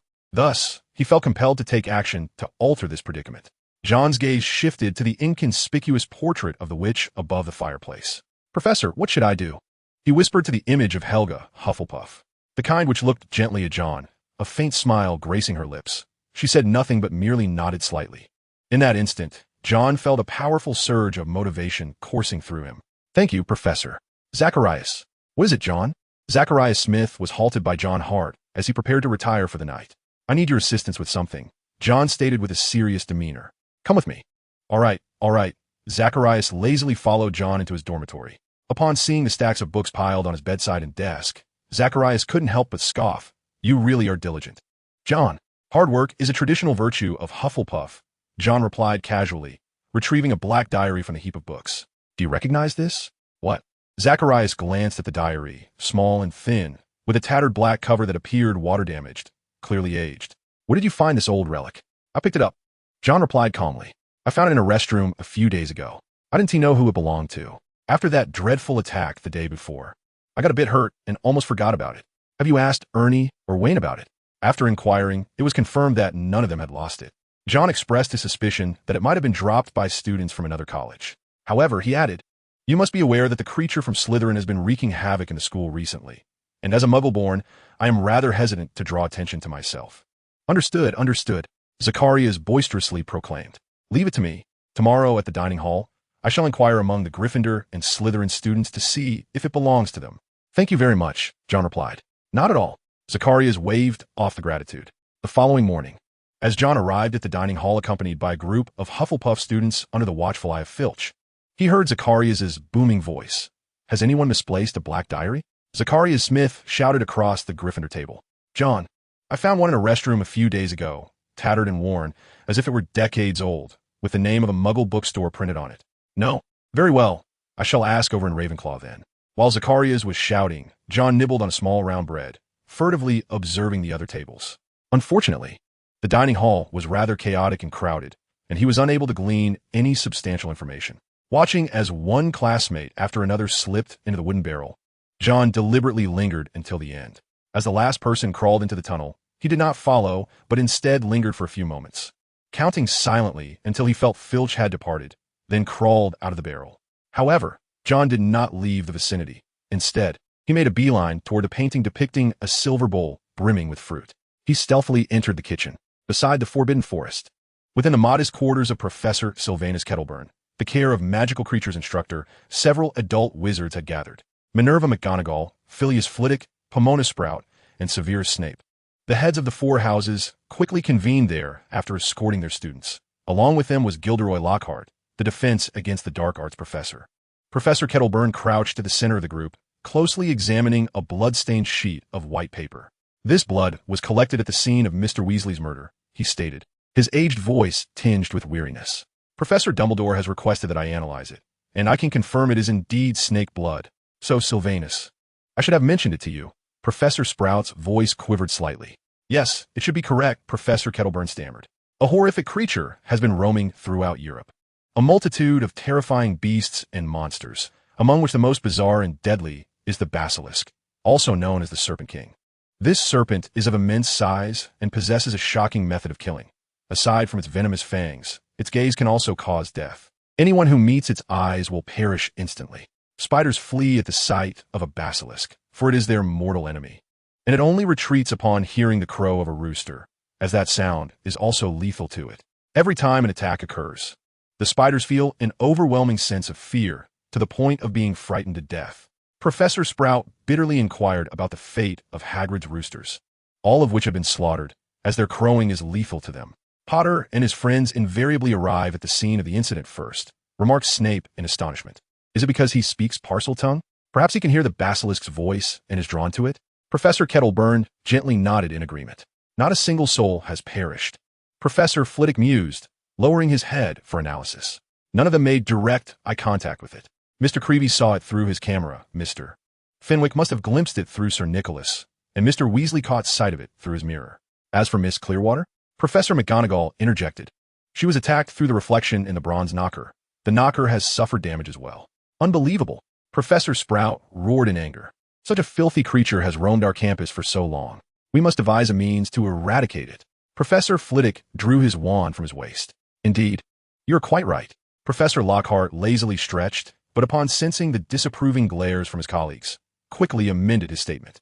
Suddenly, a sharp explosion drew the attention of several teachers. Wait, Severus! Sprout halted him.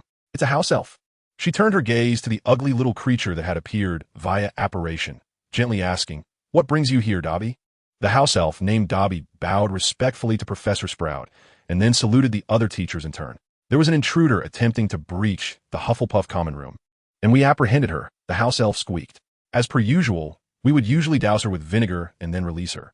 However, Klein informed me that some dreadful happenings have recently occurred at Hogwarts, and we ought to be cautious. Therefore, esteemed Professor Sprout, I have brought the intruder to you. While speaking, Dobby snapped his fingers, and 6 house elves apparat next to Professor Kettleburn's hut, carrying a frail girl. Chapter 43. Ginny Weasley. Miss Weasley? Professor McGonagall gasped in disbelief. Ginny Weasley stood there, somewhat flustered, her wand in the grasp of one of the house elves. I believe you owe us an explanation, Miss Weasley, Professor McGonagall stated sternly. Ginny Weasley stammered. Professor McGonagall, I think I might have opened the Chamber of Secrets. McGonagall's expression turned grave as Ginny burst into tears. I feel as though I've lost some memories. Many times my robes have been covered in feathers, and I have no idea how they got there. I believe I am the one who attacked all those people, Professor McGonagall. The expressions of all the teachers turned exceedingly serious, even including Gilderoy Lockhart. In the diary, I discovered it within a book gifted by my mother. I initially presumed someone had inadvertently placed it there, forgetting that I had inscribed within its pages. It serves as a conduit for communication, revealing its name to be Tom Riddle. Ginny wept softly as she spoke. Upon hearing the name Tom Riddle, Professor McGonagall's body trembled slightly. I had nearly discarded it, tossing it into the toilet, when Zacharias claimed to have retrieved it, fearing for the revelation of my secrets. I contemplated stealthily infiltrating the Hufflepuff common room to recover it. I had overheard Fred and George discussing methods to access the Hufflepuff quarters, hence my resolve. A bird, deep crimson and resembling a stork, perched upon Dumbledore's shoulder, lending him a somewhat comical appearance. So, it is, Professor Dumbledore remarked with a smile, nodding slightly before greeting a visibly distressed Ginny Weasley, who stood behind Professor McGonagall. Good afternoon, Miss Weasley. Dumbledore gage met Hirsch, his soft blue eyes emanating a sense of calm. This exchange lingered for several minutes. Miss Weasley ought to be taken to the hospital wing immediately, he declared, unable to contain himself. The past experiences must have been a torment for her. The school shall levy no punishment. Many older and more cunning wizards have been ensnared by Voldemort. Professor McGonagall nodded and waved toward the outside. Madame Pomfrey had long awaited at the headmaster's office. She hurried in without delay. Come with me to the hospital wing. The girl will be just fine, she assured gently. As for us, we must now seek out the Chamber of Secrets. Dumbledore stated with a smile, retrieving his somewhat peculiar elder wand from within his robes, carefully beginning to polish it with a handkerchief. Miss Weasley's memory has been altered. Professor McGonagall interjected promptly. She can scarcely recall anything she has done. A slight trick of Tom's, Dumbledore responded nonchalantly. Recovering the deleted memories without utterly obliterating Miss Weasley's mind presents a challenge, yet he must have left behind some trace. However, Dumbledore shifted the topic. What the diary that Miss Weasley mentioned? She claimed it resided in the Hufflepuff common room? Not so, Professor McGonagall shook her head. Pomona located Mr. Smith and acquired the diary. Professor Snape examined it meticulously, insisting that it was an ordinary muggle item, devoid of any dark enchantments. Right there, Professor McGonagall indicated a diary, encased in glass, resting upon the headmaster's desk. Shall you inspect it once more? Unnecessary, I trust Severus. Professor Dumbledore winked, smiling. Moreover, it bears no resemblance to the one in Miss Weasley's memory. Perhaps merely an amusing coincidence? Professor McGonagall nodded in agreement. Let us summon Severus, Pomona, and Filius. Together we shall investigate the abandoned lavatory situated between the first floor and the dungeon. Dumbledore proposed. Is there any issue over there? Miss Weasley's memory has repeatedly traversed that area, which is rather unusual for a first-year Gryffindor student. aside for potions class. It would be quite improbable for her to appear there. Professor Dumbledore, look over here. Upon entering the lavatory, Professor Flitwick's sharp voice pierced the air. Any discoveries, Phileas? Following Flitwick's indication, Dumbledore bent down, and beneath a basin, he discerned an inscription. I am Ginny Weasley. I feel as though I have opened a chamber, and something is controlling my thoughts. The entrance to the chamber appears to be on the side of a brass dragon head beneath the right basin. It must be opened with parcel tongue. Help me. Indeed. Professor McGonagall's eyes widened in astonishment. Dumbledore paused momentarily before breaking into laughter. What is it? Professor Sprout inquired, puzzled. Fascinating, truly fascinating. Dumbledore rose, shaking his head with a smile. From Pomona and Severus discovering the peculiarities of the spiders, to Miss Weasley being unexpectedly captured. And now, this inscription. It seems as though someone is guiding us on what to do. Albus, are you suggesting this is a trap? Professor Snape's cold voice interjected from side. That is impossible. Tom would never concoct such a foolish trap. He would not dare to set a trap for me. Professor Dumbledore replied confidently. Now, in order to access the chamber, we may need a parcel mouth. Potter, Snape murmured. Precisely. Dumbledore commanded. Minerva, perhaps you should bring Mr. Potter here. Very well, Headmaster. Professor McGonagall turned to leave, while Professors Flitwick and Sprout continued to examine the inscription upon the basin. Albus, do you not find all of this too coincidental? Snape whispered. Is it? Dumbledore nodded. Perhaps it is merely coincidence, or perhaps not. Chapter 44, The Basilisk. Basilisk. That is its name. This name was bestowed by its creator, Salazar Slytherin, nearly 1,000 years ago. The serpent monster, the serpent king, or the great python. Wizards refer to it by such titles. The basilisk is aware of the wizard's fear and dread, yet remains indifferent, for it has its own purpose. Before departing from Hogwarts Castle, Salazar Slytherin left behind a chamber, one of its duties being to guard the secrets within until Slytherin's heir returns. For a millennium, the basilisk has roamed beneath the castle, sustaining itself on a diet of rats, bats, and the occasional bird. Food is scarce, and it often suffers from hunger, at times. When it is exceedingly starved, it succumbs to hibernation. It never intended to manifest within the castle, fully aware that the castle would not welcome it, but rather would incite panic due to its presence. Furthermore, Salazar Slytherin had instilled in it a sense of purpose. Some say that Salazar Slytherin wished to expel all Muggleborns and those young wizards lacking sufficient magical ability from the school altogether. However, Basilisk understood that the reality was far more nuanced. No one cherished this castle and esteemed this institution more than Salazar himself. Not even his 3 erstwhile friends could rival his affection. Even in death, far across the ocean, Basilisk could still sense its master's undying longing for Hogwarts. Salazar Slytherin opposed the admission of Muggle-born wizards for a simple reason. He deemed them unreliable. In an era rife with witch hunts, where Muggles and wizards were in complete enmity, and any wizard could be denounced and subsequently sent to the stake at any moment. Even a duelist as esteemed as Godric Gryffindor had sustained severe injuries in battles against Muggles. Thus, Slytherin perceived the acceptance of Muggle-born young wizards as an enterprise fraught with peril. One could never ascertain whether they might divulge the existence of Hogwarts to Muggles. Once the sanctuary of Hogwarts was compromised, a new war between wizards and Muggles would inevitably ensue. Undoubtedly, Slytherin's viewpoint found little sympathy among his peers. To his 3 friends, Muggle-born wizards epitomized extraordinary potential. Moreover, they argued that without the infusion of fresh blood, wizards would stagnate and ultimately face extinction. A vehement argument ensued, culminating in Slytherin's defeat. He departed from the castle of Hogwarts, leaving the school behind. Yet, even in his absence, Salazar Slytherin never contemplated harming those young wizards of Muggle descent, for he steadfastly believed himself to be the headmaster of Hogwarts. Even Muggle-borns remained his students. A headmaster would never harm his pupils, even those he might disdain. This was the very mission instilled in Basilisk. It lay hidden beneath Hogwarts for millennia, tasked not only with protecting Slytherin's chamber, but also safeguarding the castle and its inhabitants. However, 50 years ago, the chamber was unsealed. Basilisk was elated, believing its purpose was soon to be fulfilled. Yet, it was taken aback by the new master, who was entirely unlike the former Slytherin. The heir named Tom Riddle espoused far more radical and cruel ideologies than Salazar Slytherin. He believed in the extermination of all mudbloods and squibs. Basilisk endeavored to communicate with this new master, hoping to persuade him, but to no avail. Tom Riddle paid no heed to its counsel, viewing Basilisk merely as a brutish beast. Worse still, Tom Riddle was a Parselmouth. For a great serpent, Parseltongue was its nemesis. No serpent could resist the commands of a Parselmouth, not even the king of serpents.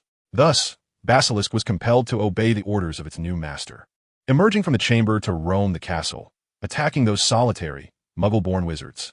However, Basilisk has been striving diligently, fully aware that its gaze and the venom within its fangs could be lethal to wizards. Thus, under the commands of its new master, it has made subtle modifications to its approach. During its assaults, it deliberately avoids meeting the eyes of the unfortunate students. It always appears before them in a manner that circumvents direct eye contact, utilizing indirect glances instead. Although this still inflicts considerable harm upon them, it at least spares their lives.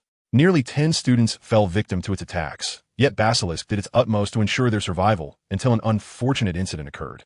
Tom Riddle directed it to attack a girl wearing thick glasses. Basilisk knew that the glasses would serve as a shield, rendering its gaze non-fatal. However, during the attack, the girl, in tears, removed her spectacles. She perished. Consumed by profound guilt, Basilisk began to resist the commands of its new master. Yet, the Parseltongue proved too lethal for the serpent, rendering its rebellion nearly futile. Fortunately, since the girl's demise, Tom Riddle had not reopened the Chamber of Secrets, leading Basilisk to believe it had attained freedom. That was until 6 months ago, when the chamber was once again opened by the same individual. Basilisk curled up in a small nest within the chamber, licking its wounds. For half a year, just as it had 50 years prior, it was compelled to attack Hogwarts students under the command of Parseltongue. However, 3 days ago, it sustained an injury during an assault. A burly wizard struck it with a peculiar wand, leaving something embedded in its wound that even Basilisk's formidable healing abilities struggled to mend. Basilisk felt its body growing significantly weaker. Above the chamber, a series of sounds emerged. Could it be that Tom Riddle was returning to orchestrate new attacks at Hogwarts while it was still injured? Basilisk cautiously emerged from its lair. But it was not the icy voice of Tom Riddle that resonated. This time, the sound of the chamber being opened belonged to a young boy, and was considerably gentler. Accompanying the boy's voice were numerous footsteps, those of several adult wizards. Chapter 45. The Chamber of Slytherin, Part 1. Harry Potter followed Professor McGonagall to the space between the first floor and the basement. Upon realizing their destination was the very lavatory where the three of them had secretly brewed Polyjuice Potion, Harry's face paled. In that moment, he feared they had been discovered for stealing Snape's ingredients and concocting forbidden potions. Professor McGonagall stammered. "What are you stopping for?" She added anxiously, "Headmaster Dumbledore is waiting for you." Harry interpreted her impatient tone as sternness. The mere mention of Dumbledore's name caused him to falter in his steps. Could it be that Professor Dumbledore would be enraged over this matter and expel him? Alas, it seems that in merely 10 minutes he shall gather his belongings and depart. What might the Dursleys utter upon seeing him at the entrance? Upon entering the lavatory, he was astonished to discover that, aside from Professor Dumbledore, Professors Flitwick, Sprout, and even Snape were present. The door to the chamber containing the cauldrons and remnants of materials remained securely shut, showing no signs of having been opened. "Good afternoon, Harry," Professor Dumbledore said gently. "There is a matter for which I may require your assistance." "Assistance?" Harry exhaled in relief, observing Professor Dumbledore's demeanor, which suggested that the issue at hand was not related to the Polyjuice Potion, nor did it entail his expulsion. "Do come here for a moment," Professor Dumbledore said, patting Harry's shoulder in a gesture meant to ease his apprehension. Harry nodded and bent down as instructed. Suddenly, the lavatory door swung open with a bang. 2 second-year students burst in. "Ms. Granger, Mr. Weasley." Professor McGonagall furrowed her brow. Harry's expression shifted instantly, and he desperately signaled Hermione with his eyes. Alas, Hermione had focused her attention solely on Professor McGonagall and Professor Dumbledore since entering the lavatory. "Professor McGonagall, it was not Harry's doing. It was mine," Hermione declared in a rapid-fire manner. "The idea to borrow books from the restricted section to concoct the Polyjuice Potion was mine. The Dumb Bomb incident in Potions class 2 months ago was my doing. I also pilfered the bicorn horn powder and the African snake skin from Professor Snape. If punishment is to be meted out, let it be upon me. Harry and Ron are in no way involved." Hermione's reasoning was straightforward. Harry and Ron had already received a serious reprimand at the start of the term, and any further misstep could lead to expulsion. She felt compelled to shoulder the blame entirely, believing that Professor McGonagall still held some fondness for her and would not expel her for a single grave mistake. Ron, panting heavily beside her, had not managed to intervene. Inside the lavatory, the atmosphere grew increasingly awkward. Professor McGonagall's face had turned a deep shade of anger. Professors Flitwick and Sprout exchanged glances, bewildered. Professor Snape stood frozen, taking several seconds to process the situation. Very well, Granger, Snape sneered. Now I see. Observing Harry's despondent expression, and then glancing at the reactions of the professors, Hermione suddenly realized the gravity of her blunder. Is something amiss? Inquired an oblivious defense against the dark arts instructor. Entering and breaking the tension in the room, he surveyed the crowded lavatory. I was under the impression this was an abandoned girls' lavatory. Good afternoon, Gilderoy. Dumbledore greeted Professor Lockhart with a smile. We have just discovered the Chamber of Slytherin. Would you care to join us in an adventure? The mention of the Chamber of Slytherin caused Professor Lockhart's expression to shift dramatically, though he quickly donned a different facade. I will be honored. No, I have long been aware that this lavatory conceals Slytherin's chamber. I had always intended to eradicate it, but I simply have not had the time of late. Of course, relatively speaking, Dumbledore's expression returned to its serious demeanor. Miss Granger, I hope you can visit my office this evening for a cup of exquisite Welsh Prince tea. Near the spiral staircase on the top floor, there is a stone gargoyle. The password is lemon sherbet. Very well, Professor. Hermione nodded anxiously. Now back to business. Snape interjected with a cold huff. Potter, come here and observe the side of this copper dragon head. Do you see the small snake engraved upon it? Speak to it in parcel tongue.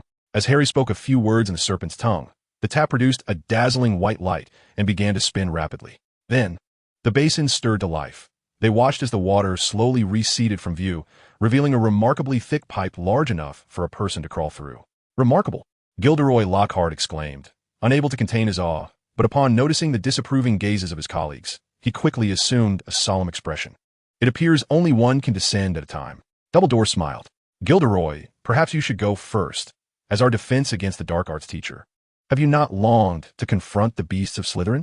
Now is your time to fulfill your duty. Lockhart's mouth fell open, rendered speechless. Snape lightly kicked him from behind, and a yelp escaped Lockhart as he tumbled down. The other teachers averted their eyes, pretending not to notice.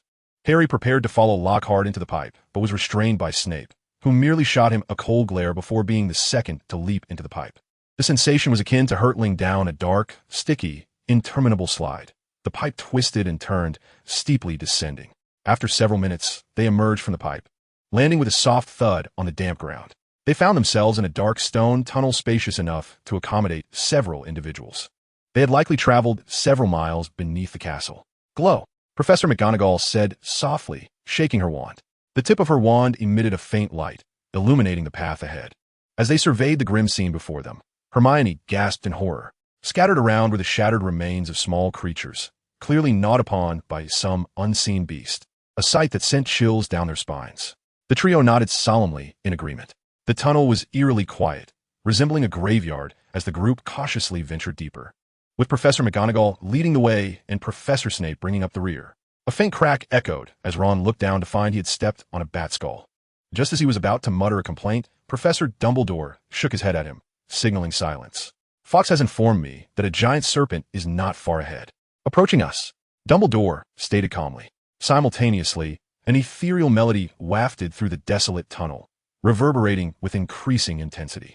The sound was both enchanting and exhilarating. A magnificent scarlet bird, singing melodiously, emerged behind them and swiftly darted into the tunnel ahead. Moments later, from the depths of darkness, fierce sounds of struggle and shrieks could be heard. The creature was Fawkes, a phoenix. Dumbledore lowered his head, seemingly to elucidate to Harry. As an extraordinarily powerful magical being, she possesses immunity to many terrifying dark spells, and the tears of a phoenix hold remarkable healing properties. Harry nodded, though somewhat perplexed. Let us follow, Dumbledore suggested. It appears to be attempting an escape. Harry and his companions hurriedly kept pace with Professor Dumbledore, traversing the tunnel and making a turn, finally catching sight of Fawkes. She radiated intense flames and an aura of danger, poised majestically against her adversary. Below the phoenix, Harry beheld a terrifying giant serpent, its body a grotesque shade of green, glistening with the vibrant sheen characteristic of venomous snakes. Its girth was nearly 2 feet, stretching an estimated 40 feet in length. Yet, its bulbous yellow eyes appeared utterly dim, black blood gushing forth incessantly. Its eyes had been rendered blind. Well done, Fawkes. You have disarmed the basilisk's most formidable weapon, Professor Dumbledore praised. This is the monster of the Slytherin chamber, Harry stammered. Indeed, Harry, Dumbledore replied, patting his shoulder. A serpent. Hence, when it attacks, you may hear peculiar sounds. More accurately, it is a basilisk, a fearsome creature conjured by dark wizards. Its venomous fangs are exceptionally lethal, and the gaze of its yellow eyes is enough to be fatal. So we must exercise caution. Harry nodded numbly, bewildered as to why Professor Dumbledore felt the need to elaborate so extensively.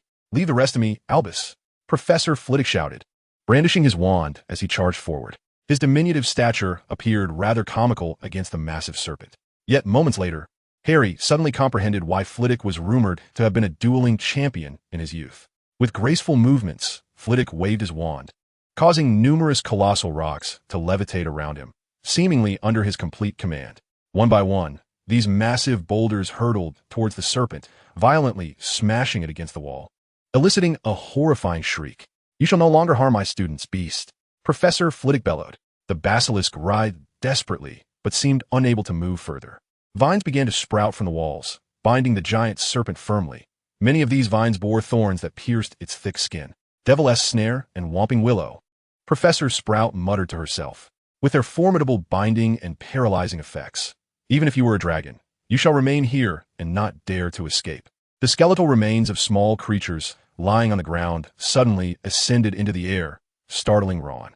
It was Professor McGonagall, who was transforming these remnants into countless small birds with sharp beaks that began to flutter and soar around them.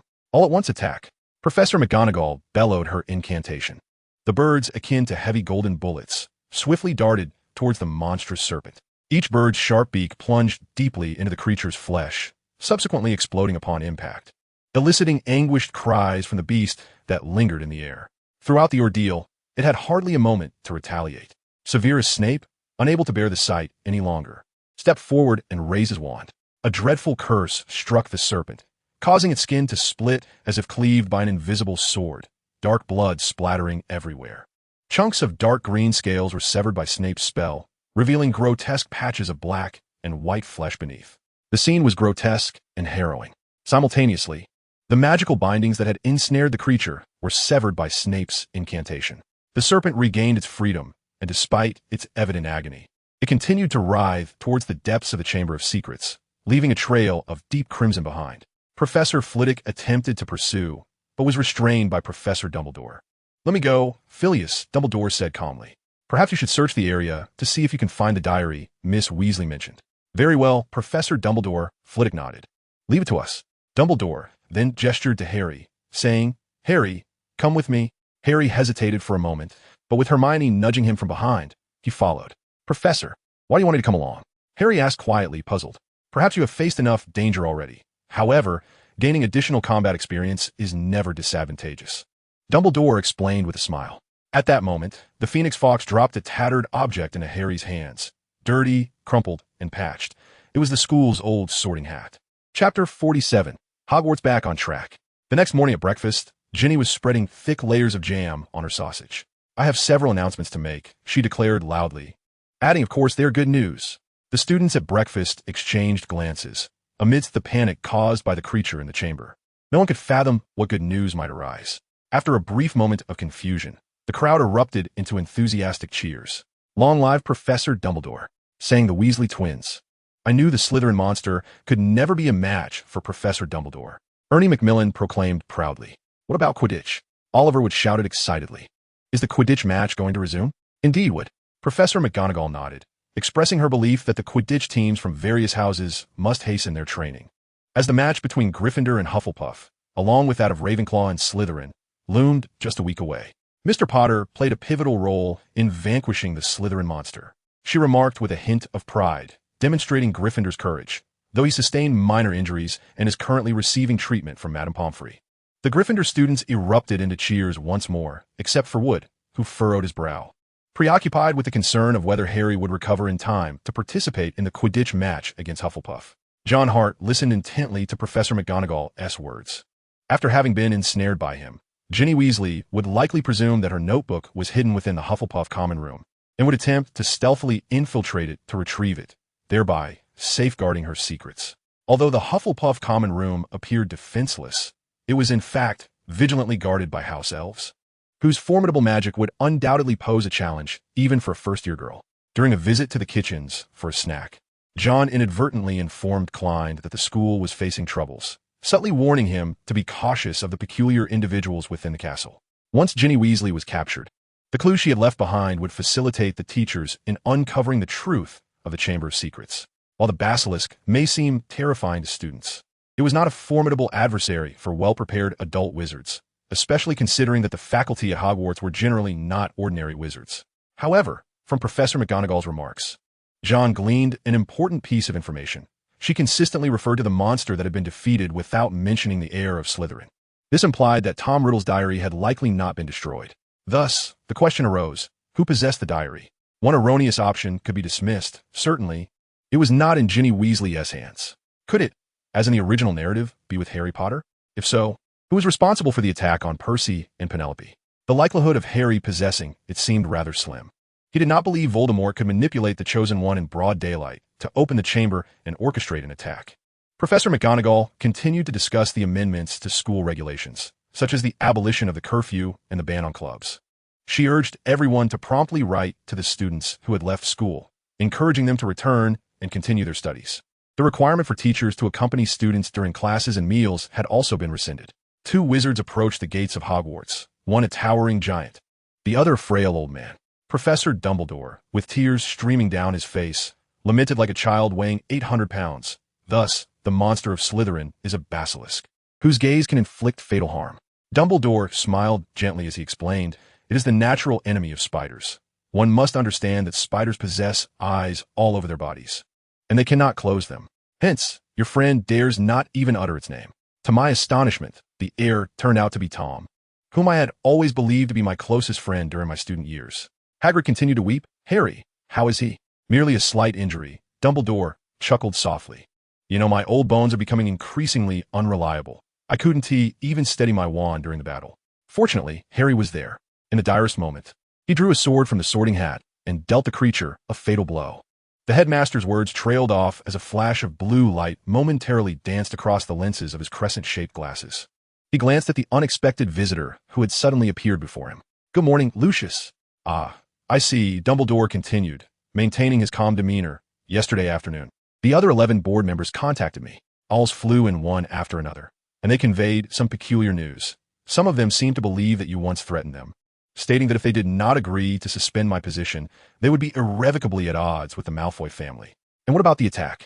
Lucius Malfoy demanded fiercely. Have you resolved it? Of course. Dumbledore waved his hand dismissively. It was the same individual as last time, Lucius. Voldemort summoned a basilisk using his diary, but we have eradicated it. Humph. Lucius Malfoy frowned, letting out a disdainful grunt before striding away. Chapter 48, Invitation. Professor McGonagall's remarks infused the atmosphere of the school with a jubilant spirit after breakfast. So much so that during the morning's defense against the dark arts class, the majority of Hufflepuff and Ravenclaw students were engaged in hushed conversations. No one paid attention to Professor Lockhart demonstrating how to subdue a werewolf unarmed with Miss Melinda Bobbin. Just like this, the maneuver to grasp the werewolf's right paw is quite graceful, Professor Lockhart explained loudly from the podium. It was truly terrifying to discover that the monster from Slytherin was a giant serpent. Meanwhile, behind Jon, Eloise Midgen was quietly conversing with Zacharias Smith. Surely nothing this dreadful will occur at Hogwarts again, she mused. Absolutely, Zacharias replied confidently. I can hardly imagine a creature more fearsome than the basilisk appearing within the school.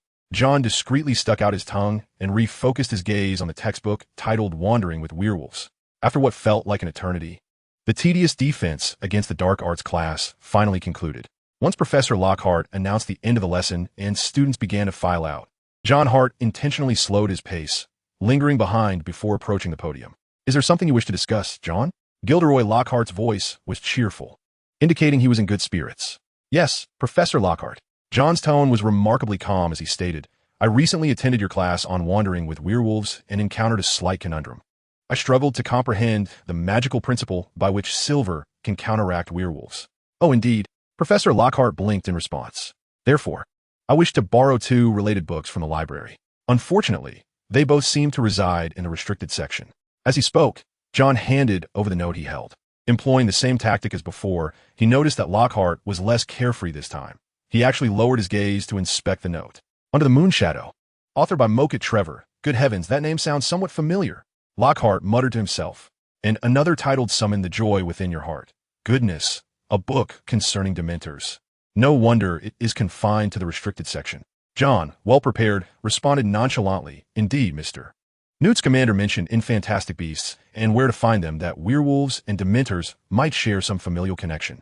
So I believe understanding the characteristics of Dementors could provide some valuable insights. Is that so? I mean, I was already aware of that." Lockhart initially appeared taken aback, then hastily added, "John, do refrain from casually divulging to others that you're studying spells related to Dementors. Some in the Ministry of Magic might suspect you of having ulterior motives." John was momentarily stunned, but nodded in understanding. Of course, as a teacher, I would never hinder my brightest student in their thirst for knowledge and exploration. Lockhart then produced a grand peacock feather quill and inscribed vigorously upon the note, "Thank you, Professor." Upon exiting the defense against the dark arts classroom, John promptly made his way to the library. However, this time, Madame Pants was far from accommodating. "These 2 books," she stated coldly. "Thank you, madam." With the basilisk now deceased, even though the first year still had over 4 months remaining, he should prepare for the unexpected occurrences that might arise in his second year at Hogwarts. The Patronus charm, as anticipated, had been classified as a forbidden spell by the Ministry, considering Dementors were still operatives of the Ministry. They could not permit unscrupulous individuals to wield spells against these officials with impunity. Books concerning werewolves were relatively easy to find, yet the majority focused on how to combat and exterminate them. In the case of Remus Lupin, a more temperate werewolf, John felt it unnecessary to go to great lengths in this regard. After all, Lupin would not bite indiscriminately under normal circumstances. Simply remembering not to venture out on the night of the full moon sufficed. Due to his professional inclination, he was more interested in the physiological differences between werewolves and ordinary humans, as well as the pathogenic mechanisms of wolf-borne diseases, both of which were challenging to locate. After considerable effort, he finally found a book in the restricted section. The second year, the year of the Savior Trio's third year, could be regarded as one of the most stable years at Hogwarts in the coming years. Despite his notorious reputation, Black is, in fact, not an evil man and poses no real threat. Unlike Harry Potter, he does not harbor a tragic past that would attract the attention of Dementors. Peter, unless pushed to his limits, is merely an innocuous little mouse. Moreover, finding a solution this year is quite straightforward. Seize an opportunity, transform into Neville Longbottom with the Polyjuice potion, approach the entrance of the Gryffindor common room, and inform others that he has forgotten the password. Once inside, he could simply eliminate Peter, and that would be the end of it. There would be no need to delve further into the plot. Without Peter, Voldemort would not need to exhaust himself resurrecting through the Goblet of Fire. However, this method does carry certain risks. After all, Peter is an adult wizard who has received some genuine training from Voldemort, and his combat prowess far exceeds that of a second-year student. When cornered, even a rabbit can bite, let alone a mouse. More importantly, how would the subsequent plot unfold? Even if Peter never anticipated that Neville Longbottom, with his prominent brows and large eyes, would suddenly change tactics and shoot him, resulting in Peter's demise. Would that truly prevent Voldemort's resurrection? It seems implausible. Voldemort possesses 6.5 Horcruxes, making his revival an inevitable occurrence. After much contemplation, John deduced that rather than waiting for Voldemort to resurrect through some unknown means, bringing unforeseen consequences, it would be wiser to allow the original plot to progress while he bides his time, content to remain in the shadows as the Savior vanquishes the Dark Lord. Thus, he cheerfully hopped toward the Hufflepuff common room. As he descended the stairs of the castle's first floor, he encountered a young girl with golden locks. "Mr. Hart." The girl paused and spoke softly. "Is there something you need?" John retorted coldly, "Miss Greengrass. Professor Snape mentioned he would be waiting for you in his office at 1:15. He invited you for afternoon tea," Daphne Greengrass reminded him. Chapter 49, The Old Bat's Afternoon Tea. The smile on Jon Hart's face froze almost instantly. His mind raced with thoughts. What on earth? Snape inviting him for afternoon tea? He could not recall Snape having such a habit. However, Daphne did not afford him the luxury of further inquiry and almost immediately turned to flee. John glanced at his watch. It was already 12:45, leaving him with less than half an hour before Snape's appointed time. There was no time to waste.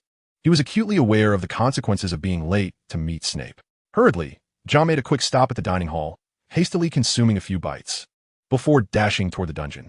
By around 1:10 p.m., he arrived at the door of Snape's office, paused for a moment, and took a deep breath before finally pushing the door open. The room was dimly lit, with bookshelves lining both sides, filled with hundreds of various glass vials. Sticky specimens of flora and fauna floated within the colorful potions. The The specimens, which appeared somewhat unsettling, evoked no discomfort in Jon Hart. Rather, they resonated with a sense of familiarity reminiscent of the anatomical specimens, pathological tissues, and parasitic samples he had encountered in a previous life, which were far more grotesque than these. The absence of the familiar scent of formaldehyde in the air stirred a sense of nostalgia within him. As he paused before a specimen of a female pig's uterus, observing it intently, the office door swung open. "You are early, Mr. Hart." The cold voice of Severus Snape emerged from the shadows at the entrance. "Take a seat." At Snape's command, Jon settled into a chair with composure. Snape stepped into the light and positioned himself opposite Jon. "Do you not fear them?" Snape inquired casually, glancing at the display of specimens. "Is it a sense of familiarity?" Jon ventured. Snape's pale lips pressed into a thin line before he replied icily, "Very well, Hart. Now, go and retrieve a portion of the heart of the five-legged beast from the 6th row, 4th column of the specimen rack." "Certainly, Professor." Jon promptly rose, donning a pair of dragonhide gloves resting on the side of the rack. Climbing onto an adjacent stool, Jon, with some effort due to his slight stature, began to remove the glass bottles filled with dark red liquid. "What is the liquid inside?" Jon asked, his curiosity piqued. "Human blood," Snape replied with a grim expression. "The five-legged beast is a malevolent, magical creature capable of consuming vast quantities of human blood. The blood it consumes is retained in its heart, which can still expel copious amounts of blood even after it has been extracted." "Is that so?" Jon exhibited no trace of fear or revulsion. Instead, his face was alight with curiosity as he opened one of the glass bottles. "No wonder the strong scent of blood is so prevalent." Snape furrowed his brow, observing the diminutive first-year student who, with a 20-centimeter blade in hand, calmly plunged into the bottle, grasping the bloody heart and commencing to slice it. "How much do we need, Professor?" Jon inquired, maintaining his composure as he worked. 10 ounces. 5 minutes later, Jon had excised a piece of heart muscle, roughly the size of a wine glass, placing it on a metal tray and presenting it to Snape. Even in its severed state, the heart muscle continued to writhe, expelling blood and staining the office of the potion's master. Both Jon and Snape found themselves splattered with it. "Is this acceptable, Professor?" Jon asked in a hushed tone. "Humph." The old bat emitted a cold grunt, producing his wand, and with a flick, the bloodstains on his clothing and the desk vanished, and the severed heart muscle floated into another glass bottle. "Sit down," Snape commanded once more. Jon pursed his lips, but obediently complied. "Would you care for something to drink?" the old bat asked icily. "Perhaps not, Professor," Jon stammered. The recent bloody scene made the thought of afternoon tea rather unappetizing. Moreover, who would dare to sample a beverage offered by Master of Potions? What if it contained some peculiar ingredient? Fortunately, Snape showed no further insistence on the matter. "I composed a letter to the potion material shop in Diagon Alley, where I was informed that you procured some unicorn horn powder and African snake skin over 3 months ago." Severus Snape inquired once more. "Might I ask what potions you intended to brew with these materials?" A derisive chuckle escaped Snape's lips. "Those are potions only accessible to students in their 3rd or 4th year," he bellowed sternly. "Thus, your attempts were unsuccessful, were they not, Hart?" "Certainly not." A hint of trepidation flickered across Jon's face, yet he shook his head resolutely. "If my judgment serves me correctly, I successfully brewed 2 potions, both of which I placed in the potion classroom in the cabinet labeled with my name." Snape momentarily fell silent, pausing before he spoke again. "I shall verify this." "Very well, Professor." Jon met Snape's dark, hollow gaze unflinchingly. "Are you certain you are not lying?" "I am certain, sir." After several minutes, Severus Snape averted his gaze. "I believe you are not lying," he remarked calmly. Jon inwardly exhaled with relief. All his meticulous efforts had not been in vain. "Severus! Severus!" A familiar voice echoed from outside, interrupting Jon and Snape's exchange. "I heard it is quite rare for you to invite a student for afternoon tea, Severus. Who would have thought you possessed such a penchant?" The cheerful voice was unmistakable. Gilderoy Lockhart. "Professor Lockhart, what brings you here?" Severus Snape coldly inquired as he swung open the office door to address the unexpected visitor. "Oh, nothing of consequence, Severus," Gilderoy Lockhart replied, shaking his head vigorously. "A charming lady informed me that you seem to be disciplining a student I hold in high regard, so I came to see for myself what the situation entails." "A charming lady?" Snape repeated with a mocking tone, casting a frosty glare at the young lady standing behind Lockhart. Astoria Greengrass stood there, somewhat flustered, unable to meet the headmaster's gaze. "You are doing splendidly, Miss Greengrass." Professor Snape's voice bore no emotion. "Discipline? I merely invited a typical student from my potion class to assist me with a minor task and share a cup of afternoon tea. Now it is concluded. You may leave, Hart." With that, Severus Snape brusquely pulled John to his feet and ushered him out the door. Then I shall not intrude further, Severus. Lockhart maintained his jubilant tone. At the moment Severus Snape closed the office door, Astoria hurriedly approached. I heard Daphne say that you were summoned to Professor Snape's office for punishment. I was unsure what to do. I wanted to seek Professor Sprout, but I do not know where her office is. Professor Lockhart encountered me and offered his assistance. Of course. Beside them, Lockhart spoke with an air of self-satisfaction. I encountered the woeful Miss Gringlass, who then informed me of her predicament. I am more than willing to assist a lovely lady in resolving a minor inconvenience. Astoria, thank you. John gently caressed the girl's golden locks, expressing his gratitude. The young woman's face flushed momentarily. Forgive my impertinence. Lockhart's voice interjected at an inopportune moment. But Mr. Hart, would you care to join me for another cup of afternoon tea? My time is rather limited. Lockhart's final remark was delivered in a low tone, devoid of his usual frivolity, instead imbued with an unexpected gravity. Another afternoon tea? John frowned, glancing at Astoria and then at the stern countenance of the defense against the dark arts professor. He lightly patted the blonde girl's shoulder before turning to Lockhart, stating, I believe I have the time, Professor Lockhart. This was not John's first visit to Gilderoy Lockhart's defense against the dark arts classroom office on the 4th floor. However, this time, the photographs adorning the walls and the desk no longer bore their customary frivolous smiles. Instead, they were imbued with a rather serious demeanor, as if deep in contemplation. Thank you for your assistance, Professor, John said calmly as he entered Lockhart's office. Not all, Lockhart shrugged. Earlier today, Professor Snape inquired about a matter. He asked if I had taken 3 books from the restricted section of the library on September 5th of last year. Close your mind, malicious disfigurement spells, and potent potions. John furrowed his brow, unable to suppress a step back. I told Severus that I indeed borrowed them and eagerly discussed the contents of those 3 books. I'm certain he believes I am spouting nonsense. Lockhart winked at John, adding, moreover, he would never suspect you. Why help me, Professor Lockhart? John's left hand had already grasped the PSM pistol concealed in his pocket. Lockhart lazily tossed his wand onto the bed and nodded at John. John, I have always said you are my most exceptional student. No teacher would hesitate to assist their finest pupil. I don't understand, Professor. John pressed down his curiosity, feigning a perplexed expression. There is even more that may astonish you. Lockhart continued. In truth, I am a fraud. My books and my exploits are all fabrications. It seems you are not displaying the astonishment I had anticipated, John. I suspect you have already deduced this, at least in part. Indeed, Professor, John stammered, your demeanor is markedly different from the portrayals within your writings. The hero who liberated the village from the scourge of werewolves was not I, but rather an unsightly American sorcerer, and the one who banished the banshee was a Scottish hag with a gaping maw. I, Gilderoy Lockhart, did not cavort with ghouls, nor did I vacation alongside the banshee or coexist with the Yeti of Tibet. My task merely entailed tracking down these remarkable wizards, earning their trust, and inquiring how they accomplished such feats. Subsequently, I would cast upon them a masterful obliviate charm, ensuring they would forget the entire affair. Why are you divulging this to me, Professor Lockhart? John inquired as he discreetly disengaged the safety of his PSM pistol. Lockhart hastily secured his suitcase and locked it, then sank into the sofa, his demeanor somewhat despondent. It makes no difference, my child, he lamented. In a matter of hours, the prophet shall publish the truth of my once illustrious exploits, and the world will come to know me as merely a charlatan who misuses the obliviate charm. The Ministry of Magic may even deem me a criminal and cast me in Azkaban. Thus, John, even if I do not reveal it to you now, you shall soon uncover the truth, Lockhart murmured. Do you suppose I accepted this cursed position for any reason other than necessity? Professor of Defense against the Dark Arts at Hogwarts? Lockhart scoffed. That is a position cursed in its own right, since decades past. None who have held this office have lasted longer than a year. 3 have sustained grievous injuries, condemned to spend their lives at St. Mungo's. 6 have left disabled. 11 have never found work again after vacating the position, and 1 perished. Quirinus Quirrell, my prefect during my time at Ravenclaw, met his untimely demise without explanation from Dumbledore. Not even for 1,000 galleons would I apply for this post. Then why did you become our defense against the dark arts instructor? John surmised, his expression one of feigned confusion. It was a most unfortunate accident. Nearly a year ago, Lockhart grimaced before continuing.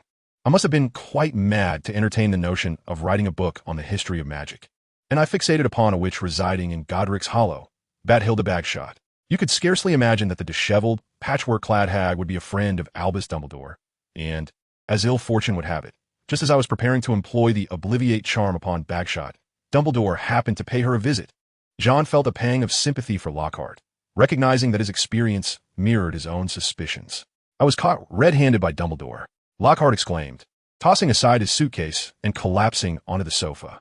I had thought Dumbledore would turn and send me to Azkaban, yet he instead proposed a suggestion: to have you serve as the defense against the dark arts teacher at Hogwarts. Jon stifled a laugh. Indeed, Lockhart shook his head weakly. Were it not for this, I would never have accepted this wretched position. I once contemplated fleeing, but Dumbledore's magic surpasses my imagination. His informants are scattered throughout Europe, leaving me with no place to escape. I have informed Dumbledore that aside from the Obliviate charm, my proficiency in other spells is rather limited, and I cannot impart much knowledge to his students. Yet, Dumbledore insisted that this was inconsequential. He instructed me that I need not teach the students anything at all, merely to play the role of a fool. Essentially, to present myself as a mere figurehead, renowned yet utterly inept, particularly in front of Harry Potter, in order to evoke his disdain. As he spoke, Lockhart waved his wand, and the portraits on the walls were removed, floating into his suitcase. After all, I secured 7 OS in my OWLs. How could it be that I am unable to handle a mere group of Cornish pixies? How could I possibly be incapable of casting a disarming spell? He seemed to mutter to himself. Ron now understood completely why Dumbledore had chosen such a charlatan as Lockhart to teach defense against the dark arts.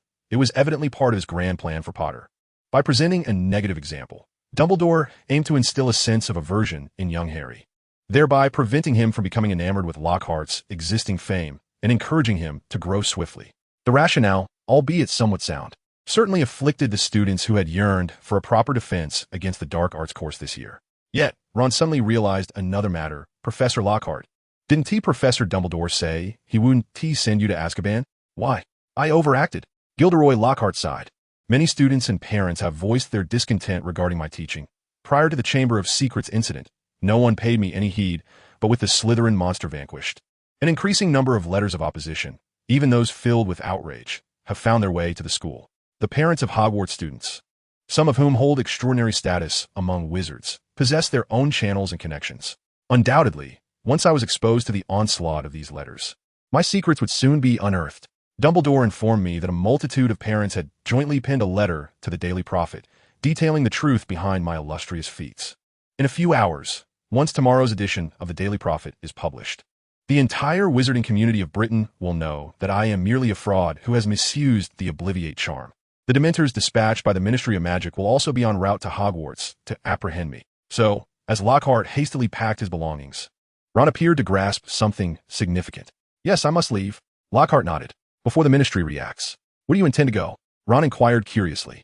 Let us provisionally set our sights on France, the romantic Paris, where the banks of the Seine are adorned with sun-kissed beauties and bikinis, a fitting locale for me, mused Lockhart nonchalantly. However, should the Dementors persist in their relentless pursuit, we must flee further afield, perhaps to Spain, Gibraltar, or even Algeria, for the Dementors are averse to sweltering climes. He had already packed his belongings. Thus he bid farewell, farewell, Jon, my student. With his belongings in hand, Gilderoy Lockhart approached the door, only to pause momentarily. As an educator, he felt a twinge of shame, having imparted little of real value to his pupil besides scribbling a few autographs. He rummaged through his pocket and eventually produced a small white booklet. After a brief hesitation, Lockhart tossed the slender tome across the room. This may be the only spell I excel at, though I cannot say whether it will be of any use to you. As Lockhart exited the office, his frivolous smile reemerged. Yet for me, it holds little significance, does it not? Chapter 52, The Patronus Charm. Early the following morning, Jon perused the Daily Prophet, where he encountered a plethora of articles concerning Gilderoy Lockhart. The renowned wizard was revealed to be a charlatan who had misused the Oblivion charm. The front page boldly declared, Minister of Magic Cornelius Fudge has announced that enforcement officers are already in pursuit and will apprehend Lockhart forthwith. On a small corner of the third page, Jon spotted an image of the minister. Just as Lockhart had predicted, his exploits had become the talk of the entire campus. As he passed the Gryffindor table, Jon heard Ron Weasley's booming voice. I knew all along that Gilderoy Lockhart was a fraud. Not a single word he spoke was true. Harry Potter nodded in agreement. But he has escaped, Hermione Granger exclaimed, her voice laced with astonishment and indignation, as though her emotions had been deceived. How could the Ministry not capture him? He shan't get far. Ron scoffed. My dad told me that the Ministry's enforcers are quite formidable. Students from all houses, Gryffindor, Hufflepuff, Ravenclaw, and even Slytherin, celebrated Lockhart's departure, marking a rare moment of unity among the four houses in nearly a century. Even the typically stoic Professor Snape, clad in his somber black robes, donned a vibrant red coat today. He resembled a crimson bat. Jon, however, chose not to partake in their revelry or condemnation. After finishing the newspaper and nibbling on a few pieces of bread, he departed the dining hall. With no classes scheduled for Thursday morning and the basilisk now vanquished, Jon no longer needed to navigate with the same caution as before. He made his way to the room of requirement on the 8th floor, retrieving several books he had acquired the previous day. And Under the Moonshadow, which depicts the characteristics of werewolves, and in Summon the Joy Within You, which describes the Dementors and the Patronus charm. Both tomes were borrowed from the restricted section. There's also the small white booklet left by Professor Lockhart. Jon first skimmed through the white booklet, finding the forgetfulness charm to be far more profound and intricate than he had anticipated. The task of casting it without leaving significant traces proved to be exceedingly challenging. A slight misstep could yield exceedingly grave consequences. In fact, due to the perilous nature of this charm, it was arduous to find text describing it even within the confines of Hogwarts' restricted section. After merely a few minutes of reading, Jon found himself overwhelmed and reluctantly closed the booklet. He then hastily leafed through the other book. His understanding of werewolf behavior was already quite substantial, and Under the Moonshadow proved to be relatively straightforward to read. Approximately an hour later, Jon picked up the final book, Summon the Joy Within You. The content of this volume would also present a considerable challenge for him. The Patronus charm is a highly advanced defensive spell. When casting it, the wizard must concentrate intently on their happiest memory. The incantation is Expecto Patronum. When executed successfully, it can summon one's Patronus to shield against attacks and retaliate. The Patronus has the power to repel or even vanquish Dementors and Lethifolds, the only true nemeses of these malevolent beings. Many spells depend on emotions, and undoubtedly, the Patronus charm relies profoundly on one's feelings, necessitating a genuinely joyful memory. Indeed, there are numerous pleasant memories to be unearthed in his mind. However, truly feeling joyful memories from the depths of his heart was no simple task. After all, since arriving in this world, he had matured mentally into an adult, incapable of experiencing emotions with the same intensity as a child. Moreover, many joyful memories from his past life had faded over time. Taking a deep breath, Jon resolved to try Expecto Patronum. Unfortunately, the tip of his wand revealed no changes. He had failed. Expecto Patronum. Once more, he cast the incantation. Yet again, the tip of his wand remained unchanged. The memory he had chosen was from the previous summer, when he successfully cast the petrification charm on a small mouse. It was the first spell he had ever successfully executed.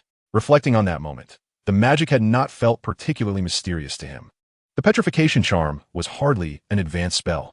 The feeling he had experienced then was more a sense of anticipation than true joy. Expecto Patronum. On his third attempt, he recalled the memory of being acknowledged by Ollivander in his shop when he acquired the bamboo wand. Still, he faced failure. Upon reflection, his emotions at that time did not embody genuine happiness. Rather, they seemed to be a sense of relief. After practicing for nearly half the morning, Jon's wand still failed to emit even a single wisp of silver. The casting of the Patronus charm proved to be far more challenging than he had anticipated. Sitting on the floor of the room of requirement, Jon pressed his lips tightly together, desperately searching for any memory that might evoke happiness. He had exhausted nearly all such memories, yet the Patronus remained elusive. When the clock struck noon, Jon reluctantly exited the room of requirement. Upon entering the dining hall, Jon overheard Hannah Abbott conversing animatedly with Wayne Hopkins. "This is absolutely fantastic. It's the coolest defense against the dark arts class I've ever attended," Hannah exclaimed, her voice ringing out. Just as she was about to elaborate, she was interrupted by Zacharias Smith. "Right? Lockhart has run away. So we have no teacher for defense against the dark arts. Who is it, Hannah?" He leaned closer, eagerly demanding to know. Hannah giggled. "I want to tell you. You'll find out soon enough. It's truly, truly amazing." The mention of Hannah Abbott piqued Jon's curiosity. Who would take over as the temporary defense against the dark arts teacher after Lockhart's departure? With nearly 4 months remaining in the term, it was unfathomable that the entire student body would miss out on a class. After all, Hogwarts did not employ assistant teachers for defense against the dark arts. Finding a qualified teacher was already a daunting task, let alone an assistant. Could it be that Dumbledore would summon Remus Lupin ahead of time? That seemed plausible, yet considering Voldemort's curse on this position, something ominous was destined to occur by this time next year. This thought diverted John's attention from his earlier frustrations with the Patronus charm. "I'm sorry, but I can't tell you, John." Ernie McMillan chimed in. "The temporary defense against the dark arts professor has instructed us not to spread his name around. All I can say is that it's absolutely marvelous." John merely pouted in response, conceding defeat. At lunch, he overheard most of the students discussing who this temporary professor might be. "I think it could be Alastor Moody," John heard Ron Weasley exclaim from the Gryffindor table. "That Auror Mad-Eye Moody. My father once told me that Moody and Dumbledore are very good friends, coincidentally. He just retired from the Auror office at the Ministry 2 months ago." Regardless of who became the defense against the dark arts teacher, as long as it wasn't Snape, Harry Potter murmured nearby, "You know, Snape has been eyeing this position for a long time. I suspect the Ministry might send someone." Hermione Granger added, her expression sour. "After all, they just declared our former defense against the dark arts teacher a wanted criminal a few days ago. Perhaps they LL send a deputy minister to alleviate our crisis?" As John passed their table silently, he chose not to speculate further. After spending over an hour in vain practicing the Patronus charm, the outcome remained bleak. He still hadn't unearthed a single genuine memory of joy. It seemed he would need to invest additional time in mastering the charm. As the clock approached 2, he hurriedly departed from the 8th floor, making his way to the defense against the dark arts classroom located on the 4th floor. Fortunately, his pace was brisk and the stairs offered no hindrance. He arrived at the classroom just in time for the lesson to commence. As he reached the threshold of the classroom, John was suddenly greeted by a chorus of cheers from within. What on earth was happening? Bewildered, he stepped inside. Zachariah Smith stood atop a stool, whistling enthusiastically. In fact, students from both Hufflepuff and Slytherin were on their feet, exulting with excitement. At the podium, a venerable elder with flowing white hair smiled and waved at the students, signaling for them to take their seats. John was taken aback by the familiar visage. The temporary defense against the dark arts instructor was none other than Albus Dumbledore. After several minutes, Dumbledore managed to restore order to the classroom. "I presume I need no introduction," he quipped with a wink, eliciting another round of laughter from the audience. "To be honest, it has been 50 years since I last taught. My previous engagement with this subject was in the distant year of 1927. A smile graced Dumbledore's face as he recounted. "At that time, I encountered a minor dispute with the Ministry of Magic, who forbade me from teaching defense against the dark arts, forcing me to instruct Transfiguration instead." Observing the rapt attention of nearly all the students, he gestured, "Now, follow me." The students rose and followed Professor Dumbledore out of the classroom. He guided them through an empty corridor, turning a corner until they arrived at a strange classroom. The room was barren, save for one side lined with old benches. At Dumbledore's indication, the Hufflepuff and Slytherin students took their seats in an orderly fashion. John instinctively chose a spot towards the back. This was effortless, as everyone else jostled to sit closer to the front. Professor Dumbledore had already produced his distinctive Elder Wand. With a gentle wave, a wardrobe nearly 2 meters tall materialized in the classroom. He approached the wardrobe, which began to tremble as if something within sought to escape. "Do not be alarmed," Dumbledore reassured, noticing several students flinch. "Inside is merely a boggart. Boggarts thrive in darkness and confined spaces. They often lurk beneath beds, inside wardrobes, or even within cupboards. Therefore, my first question for you is, what is a boggart?" A girl seated in the front row eagerly raised her hand. "Excellent, Miss Selwyn," Dumbledore acknowledged. "No one truly knows the boggart's original form. It transforms to reflect our greatest fears." The girl with the surname Selwyn, who appeared somewhat haughty, stood up, "Transform into any target we fear. I believe I couldn't have articulated it better myself." Professor Dumbledore nodded. "Slytherin earns 5 points." Selwyn sat down, elated, while her fellow students cast envious glances in her direction. No one knew what a boggart resembled when alone, but once I released it, it would immediately morph into our most dreaded fears. Dumbledore continued, "Now, everyone, take out your wands. Let's try a spell. Ridiculous." The entire class echoed in unison, "Ridiculous." "Excellent." Dumbledore smiled and nodded. "However, this alone is insufficient. The spell to repel a boggart is quite simple, yet it demands the wizard's willpower. What truly drives away a boggart is laughter. You must compel it to transform into something you find amusing." "Amusing imagery?" Following Dumbledore's counsel, all the students bowed their heads in contemplation. Ron also gently pressed his lips together. The boggart would morph into whatever they feared most. What could that possibly be? A basilisk? That seemed implausible, as during the only encounter he had with a basilisk, he had kept his eyes tightly shut and had never seen its true form. If it were to transform, it would likely just become a dark, indistinct mass. Or perhaps it would take the shape of a zero-marked examination paper. After all these years since the college entrance exams, even the most grotesque manifestation wouldn't frighten him. Or might it become a Tsar Bomba in 602 that was primed for detonation? Such a colossal device, would it even fit in the classroom? And having such a hydrogen bomb openly present among so many students might not bode well. Ron was lost in erratic thoughts, while Albus Dumbledore stepped forward and said, "Very well. Everyone may now give it a try. Miss Selwyn, would you like to go first?" The brave first-year Slytherin girl, Selwyn, stepped forward, trembling slightly as she drew her wand and pointed it at the wardrobe. "There's no need to be anxious," Dumbledore reassured her. "Imagine something you find humorous." The other student stepped back, granting Miss Selwyn some space. "I will call the next student forward afterward." They all retreated against the walls, leaving Selwyn alone beside the wardrobe. Her face was pale, betraying her fear. On the count of 3, Miss Selwyn, Dumbledore gently instructed, also aiming his wand at the wardrobe. 1, 2, 3, begin. The tip of his elder wand emitted a spark, which struck the wardrobe's handle, causing the door to swing open. A massive, smooth-coated, golden lion, devoid of a mane, emerged from the wardrobe, its eyes fixed intently on Selwyn, emitting a furious roar. Dumbledore furrowed his brow slightly, and then said, "A Tanzanian chupacabra. Miss Selwyn, quickly, conjure something amusing." Miss Selwyn, startled, took a few steps back, her wand raised. Yet she found herself speechless, unable to utter a word. The lion advanced towards her, inching closer and closer. "Ridiculous!" Selwyn screamed.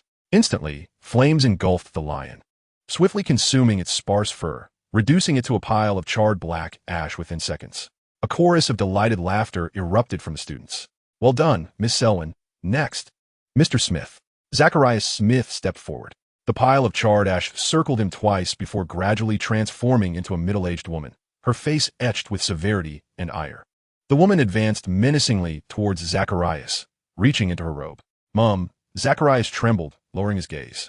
A few Hufflepuff students chuckled softly, finding it amusing that the usually audacious Smith appeared so intimidated by his mother. "No need to be anxious, Mr. Smith. Remember, this is merely a boggart," Dumbledore remarked languidly.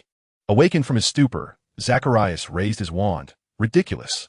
Mrs. Smith was pushed back by the spell, as she found herself covered in cream pie, flailing about in confusion. Zacharias couldn't help but burst into laughter. All the students joined in, including Ron. Dumbledore glanced down at the roster. "Miss Mid-Gen." The boggart morphed before her into a bloodied mummy wrapped in bandages. However, the bandages soon unraveled, and the mummy stumbled to the ground. "Next, Mr. Avery." The fallen mummy transformed into a massive Welsh green dragon, its body nearly filling the classroom. But within moments, the dragon morphed into a dangling rat. The boggart was weakening. "Next, Miss Granger." Astoria, who had just been laughing with Selwyn at the sight of the dangling rat, stepped out from the crowd. The suspended rat continued to squeak, its gaze fixated on Astoria. It began to transform once more, this time gradually becoming a mirror. Ron furrowed his brow, and nearby students began to whisper among themselves. It was a splendid brass mirror, adorned with elegant engravings and inscribed with numerous inscriptions. Apart from that, it appeared entirely ordinary, floating in mid-air and drifting gently toward Astoria. However, the expected incantation of ridiculous never came. When Ron turned his gaze to Astoria, his expression changed dramatically. "Wait," he exclaimed loudly. Astoria Granger's complexion had never appeared so pallid.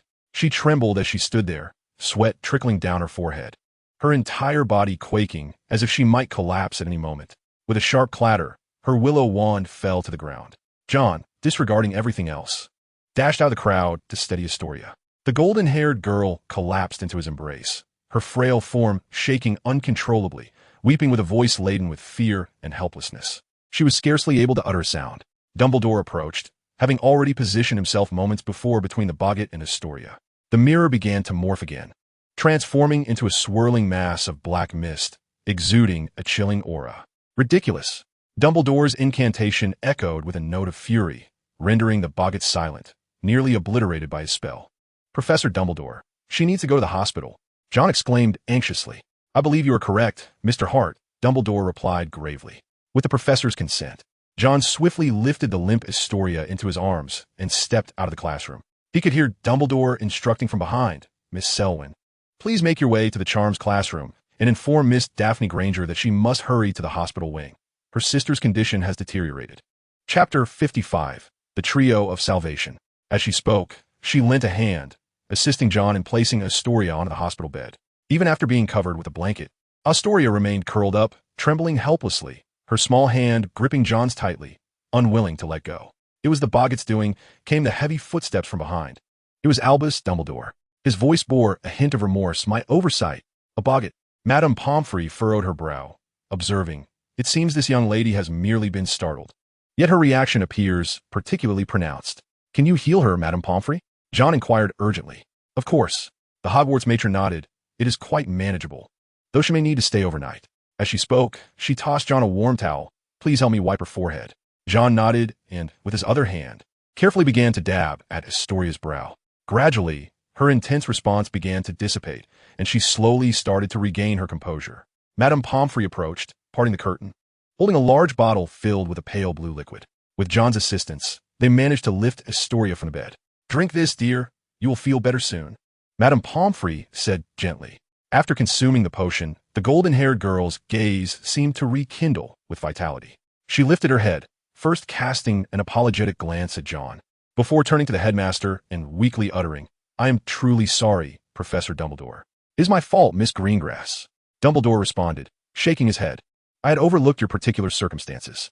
Suddenly, the door burst open, and Daphne Greengrass rushed in. Astoria, she exclaimed. Silence. Mrs. Pomfrey admonished sternly, her expression grave. I apologize, madam. She is my sister, the one lying in the hospital bed. Mrs. Pomfrey did not further impede her, and Daphne hastened to her sister's side, enveloping the golden-haired girl in her embrace. Sister, Astoria, she sobbed softly. Daphne opened her mouth, attempting to say something, but cast a wary glance at Jon. Mr. Hart, I thank you for bringing my sister to the hospital, she said curtly. But now, could you please step outside? Jon furrowed his brow, but nodded in agreement. He gently touched Astoria's hand, signaling her to release her grip, then stood up and exited the ward. Not long after stepping out, Jon noticed a middle-aged woman clad in a black coat, with golden hair and a monocle, hurriedly passing by him and entering Astoria's room. She was likely Mrs. Greengrass, the mother of Daphne and Astoria. Jon suspected that there was a hidden secret surrounding Astoria Greengrass. He was not naive, having already surmised some of it during the train ride to Hogwarts.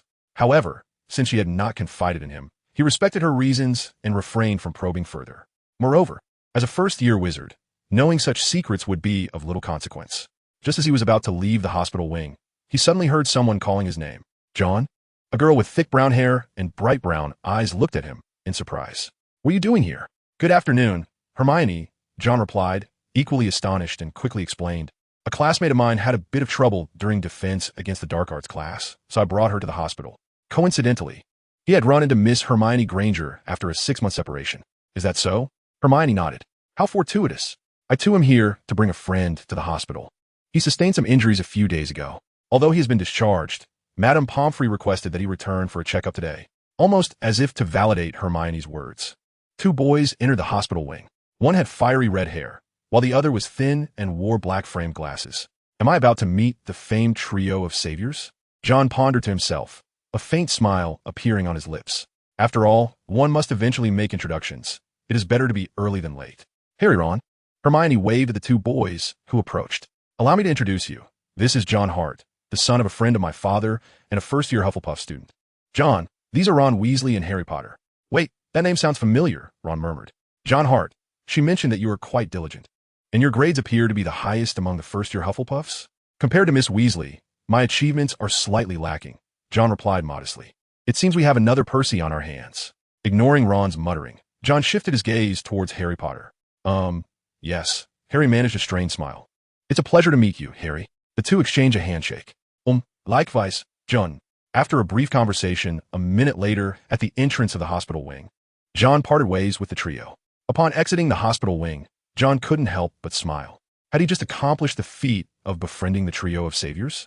Completing such an achievement over 6 months into the first term was indeed a rare occurrence. However, just a few steps away, he overheard the 3 behind him seemingly engaged in a dispute. Harry, you must tell Madame Pomfrey that you are in good health, so she will allow you to participate in tomorrow's Quidditch match against Hufflepuff, Ron insisted. Don't be foolish, Ron, Hermione retorted. Madame Pomfrey stated 3 days ago that the basilisk venom has not been fully cleared from Harry's system. Although he can be discharged, he must refrain from any strenuous activity for at least a week. You don't understand, Hermione. Quidditch is crucial for the House Cup, Ron exclaimed indignantly. You have no grasp of the situation's significance. Chapter 56, Gryffindor versus Hufflepuff. Returning to the Hufflepuff common room, Jon found it unusually crowded with students. Zacharias Smith and Ernie Macmillan were busily crafting the Hufflepuff banner. Meanwhile, Hannah Abbott and Susan Bones were using their wands to dye black robes yellow. A battle for life and death? Jon approached, blinking in surprise. This afternoon's match saw Slytherin, leading by 140 points, turned over by Ravenclaw. Zacharias shouted, with 2 consecutive defeats. They are destined to miss the standings. We will have a decisive advantage when we face them in the final round. Thus, our match against Gryffindor tomorrow will almost directly determine the championship. As long as we win, the Quidditch championship and the cup will be nearly within our grasp. Jimmy, once the match begins, be sure to keep an eye on Potter and aim to disrupt him with your bludgers. Cedric Diggory, leading the players, declared, entrusting the Seekers to Bob. He didn't forget to reiterate the strategy one last time. Go, Cedric. Cheer the Hufflepuff students upon their return. Jon also stepped forward, approaching Cedric Diggory. Cedric, I have faith in you. You will surely triumph. Thank you, Jon. Cedric smiled and nodded. While the outcome is uncertain, we will exert every effort. That is not what I meant. Jon shook his head and said, what I mean is that you will have an undeniable advantage in tomorrow's match as Gryffindor Seeker. Harry Potter is unlikely to take the field. What? Cedric exclaimed in astonishment. Is your source reliable, Jon? Of course, Jon replied, nodding without hesitation. I inadvertently overheard a conversation between Potter and his friends while I was in the hospital wing. Based on my understanding of the characters involved, I can assure you that Madame Pomfrey would never permit Harry Potter to participate in a Quidditch match until he is fully healed. Moreover, even if Harry and Ron Weasley were to insist, Hermione would undoubtedly intervene. She might even go so far as to inform Professor McGonagall. Thus, Jon was confident that Harry would not take to the field. Fantastic, Cedric exclaimed, clenching his fists in excitement. Potter is Gryffindor's ace. Without him, we will struggle to find a decent replacement Seeker. He waved his hand, calling the Hufflepuff players together once more. We must alter our strategy, Jimmick. You need not shadow Gryffindor's Seeker any longer. We must focus on their chasers, particularly Angelina Johnson, who is the heart of Gryffindor's offense. Early the next morning, Jon rose with the dawn, departing shortly after 6 o'clock. He was determined not to be forcibly taken to the Quidditch pitch by Zacharias and the others as he had been previously. Given that Cedric was leading the team against the Gryffindor side without Harry Potter, victory seemed assured. How could they possibly lose? It was a foregone conclusion that they would easily triumph over Gryffindor once again. After leaving the dormitory, Jon made a detour to the kitchen. At this hour, the dining hall had yet to open. Upon entering the kitchen, the house elves, upon noticing his arrival, erupted in excited exclamations. Mr. Jon Hart has arrived. Mr. Jon Hart is here. The house elves quickly surrounded him, cheering with enthusiasm. Please, there's no need for such fuss, Jon said with a wry smile. After managing to persuade them to disperse, he spotted a familiar house elf. Good morning, Klein. Jon waved in greeting. Tears of joy streamed down Klein's face as he rushed over. Clinging to Jon's trouser leg, Jon then noticed the peculiar bronze circlet adorning Klein's head. This is a reward from Professor Dumbledore. Every house elf who helped catch that Gryffindor thief girl received one. I chose this, Klein said, tenderly stroking the circlet as he lowered his voice. Mr. Jon Hart, Klein has not told anyone that it was you who suggested that Logno bring the thief who attempted to enter the Hufflepuff common room to see the teachers. Thank you, Klein. Jon bent down, expressing his gratitude. You actually said thank you to a wizard, the house elf exclaimed, overwhelmed with emotion. Once again, Jon found his pockets brimming with a variety of snacks as he ascended to the 8th floor. He retrieved the book titled Summoning the Joy Within, raising his wand to futilely continue practicing the Patronus charm. Expecto Patronum, Expecto Patronum, Expecto Patronum. In desperation, Jon even summoned some faintly recalled joyful memories from his past life. Alas, perhaps due to the passage of time, these memories lacked the precision and clarity of genuine happiness, rendering the Patronus charm ineffective. More accurately, it yielded no results whatsoever. What an utter disaster, he lamented around noon as he exited the room of requirement. Upon returning to the dining hall, he discovered it transformed into a sea of yellow and black. Cedric Diggory stood at the center, surrounded by an exuberant crowd. We won. Hannah Abbott and Ernie Macmillan, spotting Jon, pulled him into the celebration. Hannah exclaimed, where have you been? I searched for you everywhere. Jon, we triumphed. An overwhelming victory of 51,040. We utterly decimated Gryffindor. Chapter 57, The Easter Break. As Zacharias put it, we almost touched the base of the Quidditch Cup with one hand. We can now proclaim ourselves the champions of Hogwarts. After all, Hufflepuff led second-place Ravenclaw by 1 match and boasted nearly 500 points in net score. Even if Ravenclaw won by a vast margin against Gryffindor in the final round, Hufflepuff merely needed to draw or even lose narrowly to Slytherin to claim the championship. Jon sternly admonished Zacharias for his traitorous remarks. To merely draw and advance.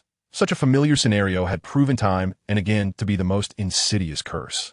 Indeed, we must remain vigilant. Cedric Diggory aligned with Jon's sentiment. We still need to perform well in the final match. Like Gryffindor and Ravenclaw, Slytherin is a formidable opponent. They possess 7 Nimbus, 2001 brooms. Quite impressive. Nonetheless, the atmosphere in the Hufflepuff common room remained jubilant over the following weeks, akin to a festive celebration. After all, it had been over a decade since they last laid claim to the Quidditch Cup. The final days of February swiftly passed, and March followed suit. Ever since the monster from Slytherin had been vanquished, Hogwarts had experienced a period of tranquility and safety over the past month. Upon her return, her complexion appeared somewhat pale, yet her spirits seemed to have stabilized. She refrained from explaining the events that transpired during the defense against the dark arts class. And Jon chose not to steer the conversation in that direction. The only troubling matter remained. Tom Riddle's diary had yet to be located. Professor Sprout has searched the Hufflepuff common room twice and even scoured the student dormitories. This is not limited to Hufflepuff alone. The faculty and Filch have practically turned the entire campus upside down. Apart from discovering some contraband in the Gryffindor and Slytherin dormitories, they have found nothing else. A diary of such magnitude seems to have vanished entirely from the grounds. If there is any notable change within the school, it is the temporary defense against the dark arts classes taught by Professor Dumbledore, which have garnered immense popularity. In truth, having the opportunity to receive instruction from a wizard of his caliber is a rare privilege. Dumbledore's expertise in the realm of dark magic is unparalleled. Even a student like Zacharias, who typically pays little attention in class, demonstrates remarkable diligence and effort during these lessons. In contrast, Jon remains rather indifferent. What could an undergraduate possibly learn from shadowing a distinguished scholar for a few months? The answer is undoubtedly challenging, as undergraduates lack the requisite level of comprehension. They are simply not on the same academic tier as scholars, making it imperative for undergraduates to focus on foundational subjects rather than delving into more esoteric matters. The freshman students find themselves in a similar predicament regarding their relationship with Professor Dumbledore. The formidable magic he possesses would be virtually impossible for first years to grasp, even if he were inclined to teach it. Thus, Jon Hart's performance in the defense against the dark arts class can be described as mediocre, particularly in a setting where the rest of the class is exceptionally industrious, rendering his efforts even more inconspicuous and failing to capture Dumbledore's attention. Furthermore, with final exams looming in just 10 weeks, nearly every instructor has assigned a substantial amount of homework. Professor Sprout cheerfully remarked that several mandrakes in the third greenhouse are holding a lively and boisterous dance, indicating that they will be fully matured by the time the holidays conclude. Will the mandrake's essence restore the Snidget? Inquired a first-year Ravenclaw girl with waist-length, golden hair, her voice filled with concern. Certainly, Miss Lovegood. Professor Sprout nodded. With the juice from the mandrake's roots, Professor Flitwick will undoubtedly ensure its recovery. Laughter erupted among the surrounding students. Exiting the greenhouse, Jon observed fellow students of various years busily reviewing, or perhaps previewing, their materials in preparation for the final examinations. After some contemplation, he felt compelled to seek out Tom Riddle's diary. Chapter 58, Horcruxes. Where could Tom Riddle's diary possibly be? Especially after the teachers and Filch have nearly searched all of Hogwarts to no avail. Could it have been removed from the campus? The likelihood seems slim. Upon learning of the diary's existence from Ginny Weasley, Dumbledore and the other professors would surely heighten their vigilance and scrutiny, making it nearly impossible for such a dark magical artifact to be openly taken from a school. Is it still hidden away with a new possessor? Let's consider this from a different perspective. For instance, let us contemplate matters from Voldemort's perspective. With the basilisk vanquished, and as the speaker of Parseltongue, Voldemort would undoubtedly feel its absence. Ginny Weasley has also been captured, and in light of their soul connection, he would certainly be aware of her predicament. As a fragment of a soul residing within a Horcrux, he could not possibly match Dumbledore's prowess. Given that the secrets of the Chamber of Secrets and his own existence have been exposed, if he were to continue exerting control over his host and engage in any furtive actions, it would merely be a matter of time before he was discovered and obliterated. He is left with 2 viable options. The first is to leverage his new host to escape the school, a prospect fraught with low chances of success. The second option involves concealing himself in a hidden location within the castle, erasing the new host's memories and biding his time for resurgence. If Jon were to adopt the perspective of the diary, he would rationally choose the latter course of action. The soul within the diary represents Voldemort's memories from when he was 17, a time before he succumbed to his current state of mental fragmentation, suggesting that some rationality remains intact. Thus, the answer becomes apparent. Within Hogwarts, where might Voldemort believe he alone knows of a concealed and secure location?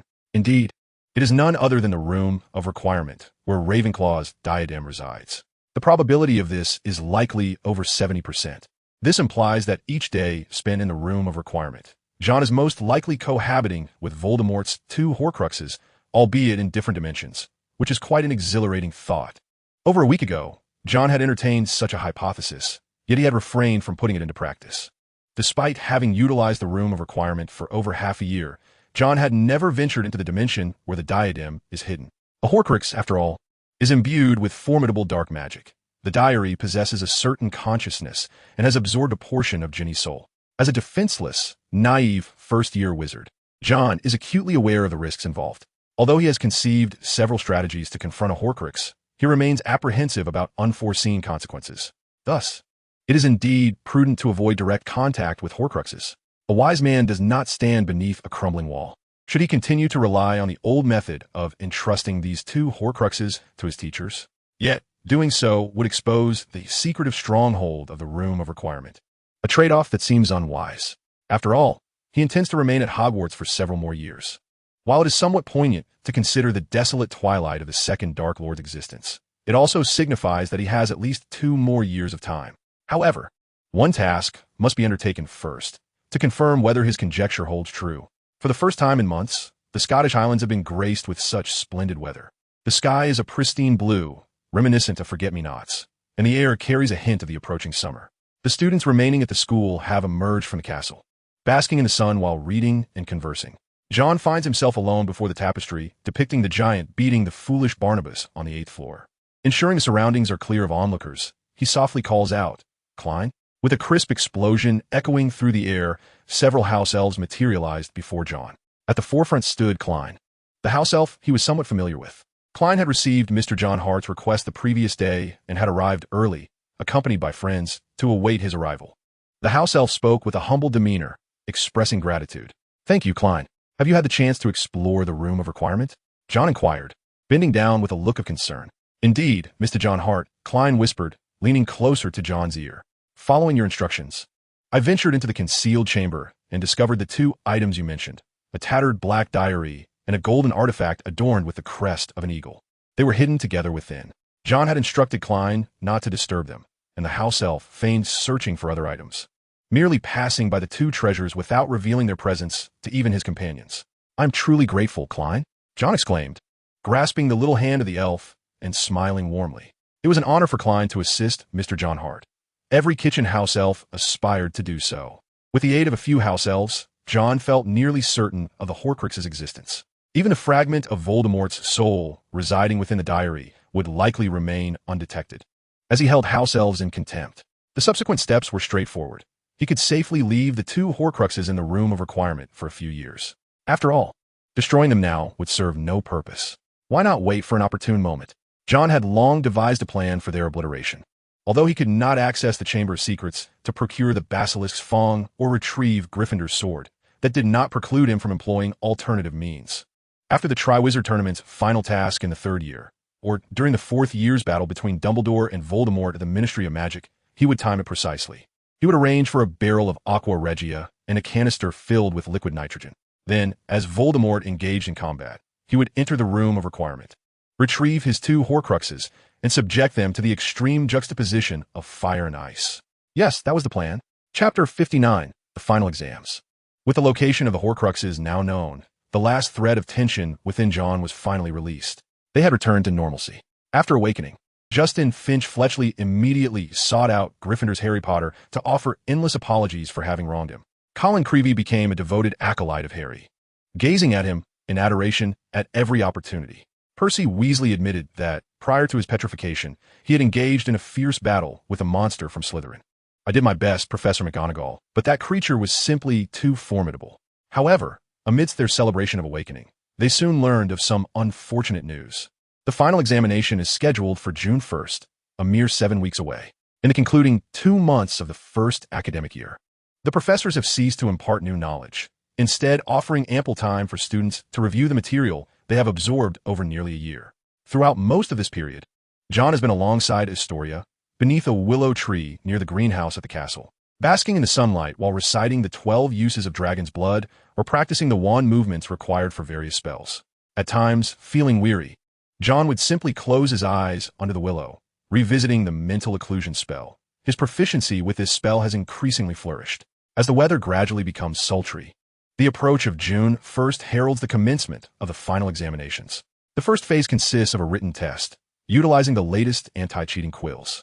Writing with these quills proves significantly more challenging than with pens or ballpoints, resulting in less legible handwriting, prompting Jon to silently critique the backwardness and insularity of the wizarding world. The written examination proceeds rather smoothly, thanks to his remarkable focus and thorough review. He encounters no substantial difficulties. However, Astoria expresses concern after the potions exam. I cannot recall the distinction between aconite and wolfsbane. I left that whole question blank. In truth, they are both plants collectively known as aconite. Jon reassures her, there's no need to worry.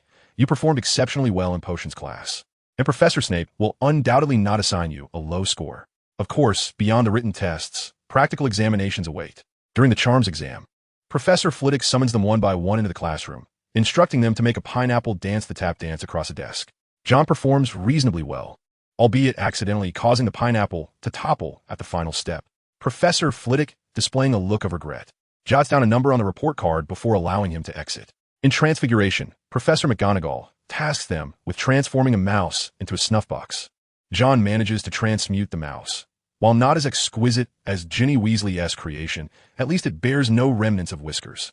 In the potions examination, Professor Snape instructs them to brew a potion of forgetfulness. Jon completes all steps in a mere 15 minutes. As he adds the licorice liquid, Snape leans in to scrutinize his work for several minutes, yet finds no faults. In herbology, Jon similarly takes around 15 minutes to list the 30 herbs displayed by Professor Sprout, achieving full marks. As he departs the greenhouse, Professor Sprout smiles warmly, discreetly sharing a spoiler with him. However, the afternoon of the Quidditch exam turns out to be the most dreadful of the entire year. Jon mounts his broomstick and, in just 10 seconds, tumbles from the sky. Thankfully, he reacts swiftly, casting a levitation spell to avert disaster. Under the ireful gaze of Madame Hooch, Jon awkwardly departed, fully aware that his performance on this examination was destined for failure. With no practical components in astronomy and history of magic, the only remaining assessment for first-year students was the practical exam in defense against the dark arts. This practical examination took place in the previously utilized classroom. As Dumbledore called out a student's name, that individual would follow him into the classroom and emerge a few minutes later. Sean Avery. The order mirrored that of the Sorting Hat ceremony. Teresa Baker. Colin Creevey. Each student exited with varying expressions. For instance, the Ravenclaw girl, Teresa Baker, emerged from the classroom beaming with joy, while Gryffindor's Colin Creevey stepped out with his head bowed, a visage of shame. One by one, the students came and went until it was finally time for Astoria Granger. She emerged shortly thereafter, her face also adorned with a smile. As she passed Jon, she softly encouraged, "Good luck, Jon Hart." "Good morning, Jon." Professor Dumbledore, monitoring the examination, was not as stern as other instructors. After months of teaching, he had memorized every first-year student's name. "Good morning, Professor." Jon replied respectfully. "Let us commence the examination." Dumbledore proclaimed with a smile, waving his wand. An animated dummy, its expression shifting continuously, materialized before Jon. "Try the petrification charm," Dumbledore advised. "Petrificus totalis." Jon raised his emerald wand and calmly recited the incantation. A faint red light emanated, freezing the dummy's expression and halting its swaying. "Splendid." Dumbledore waved his wand again, causing the animated dummy to vanish and be replaced by another holding a wooden stick. "Now, let us attempt the disarming charm," Dumbledore reminded him once more. During a defense against the dark arts lesson earlier, in April, Professor Dumbledore had taught the first-year students this spell. Expelliarmus. Another beam of red light shot forth, sending the wooden stick flying several yards away. "Well done, Jon." Dumbledore nodded approvingly. "Now, you need only to complete the final step of the examination before you can revel in your summer vacation." As he spoke, the second animated dummy also vanished, and 3 wooden boxes appeared before Jon. "Choose one, Jon." Dumbledore gestured with a smile towards the 3 boxes. Inside each of these boxes resides one of the magical creatures we studied last semester. You must select one as your examination subject. Jon nodded and extended his index finger. I choose the middle box. Very well. Dumbledore waved his hand, causing the 2 outer boxes to vanish into thin air. A boggart? Jon could not help but furrow his brow.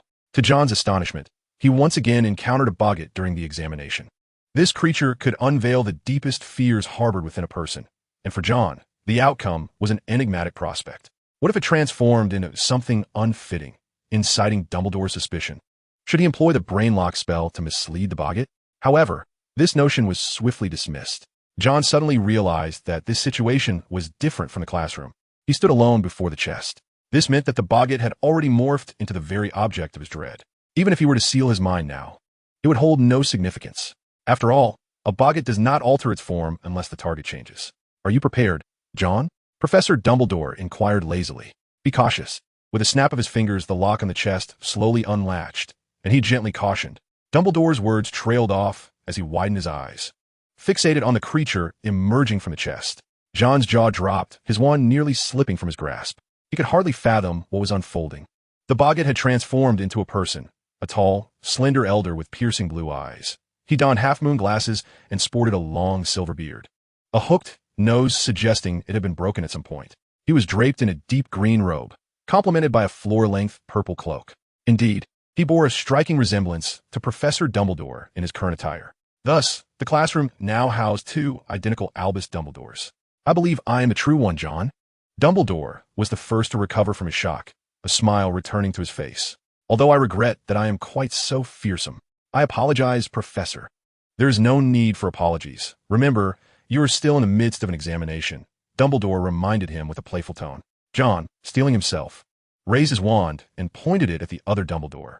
Ridiculous, he uttered softly. A beam of white light struck the bewildered Dumbledore squarely.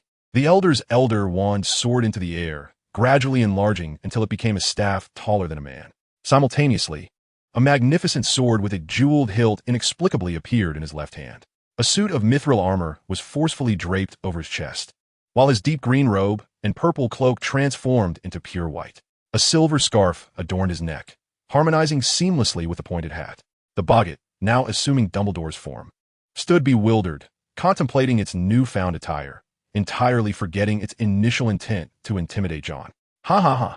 The real Dumbledore chuckled, covering his mouth in an uncharacteristically unrefined manner. What an excellent ensemble, Jon. Truly delightful.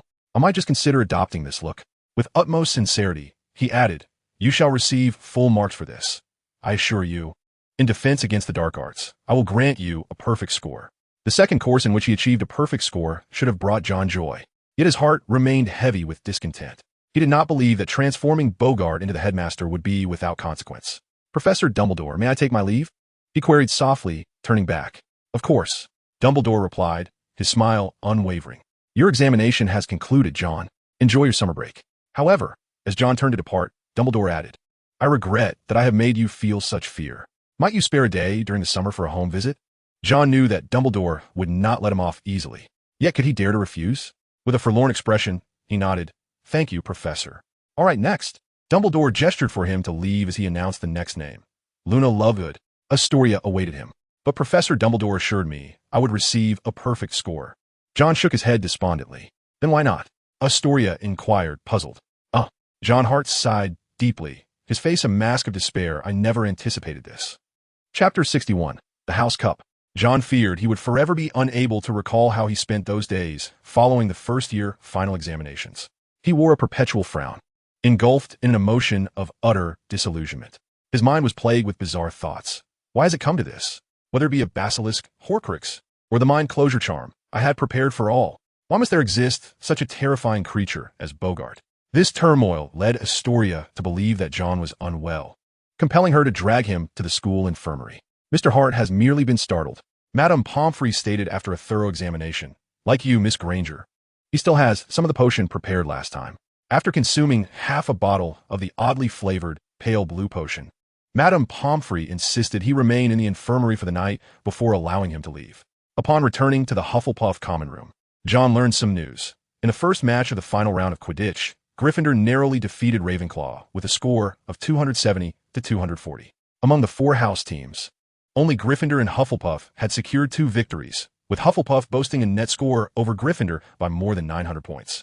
This indicated that as long as Hufflepuff did not lose to the unambitious Slytherin by 900 points in the final round, they would claim the Quidditch Cup. As expected, in the match against Slytherin, Hufflepuff's 7 players adopted a nonchalant attitude. Watching as Slytherin scored 16 consecutive goals before Cedric Diggory managed to seize the golden snitch beneath Draco Malfoy's backside. Ultimately, Hufflepuff lost narrowly to Slytherin with a score of 150 to 160.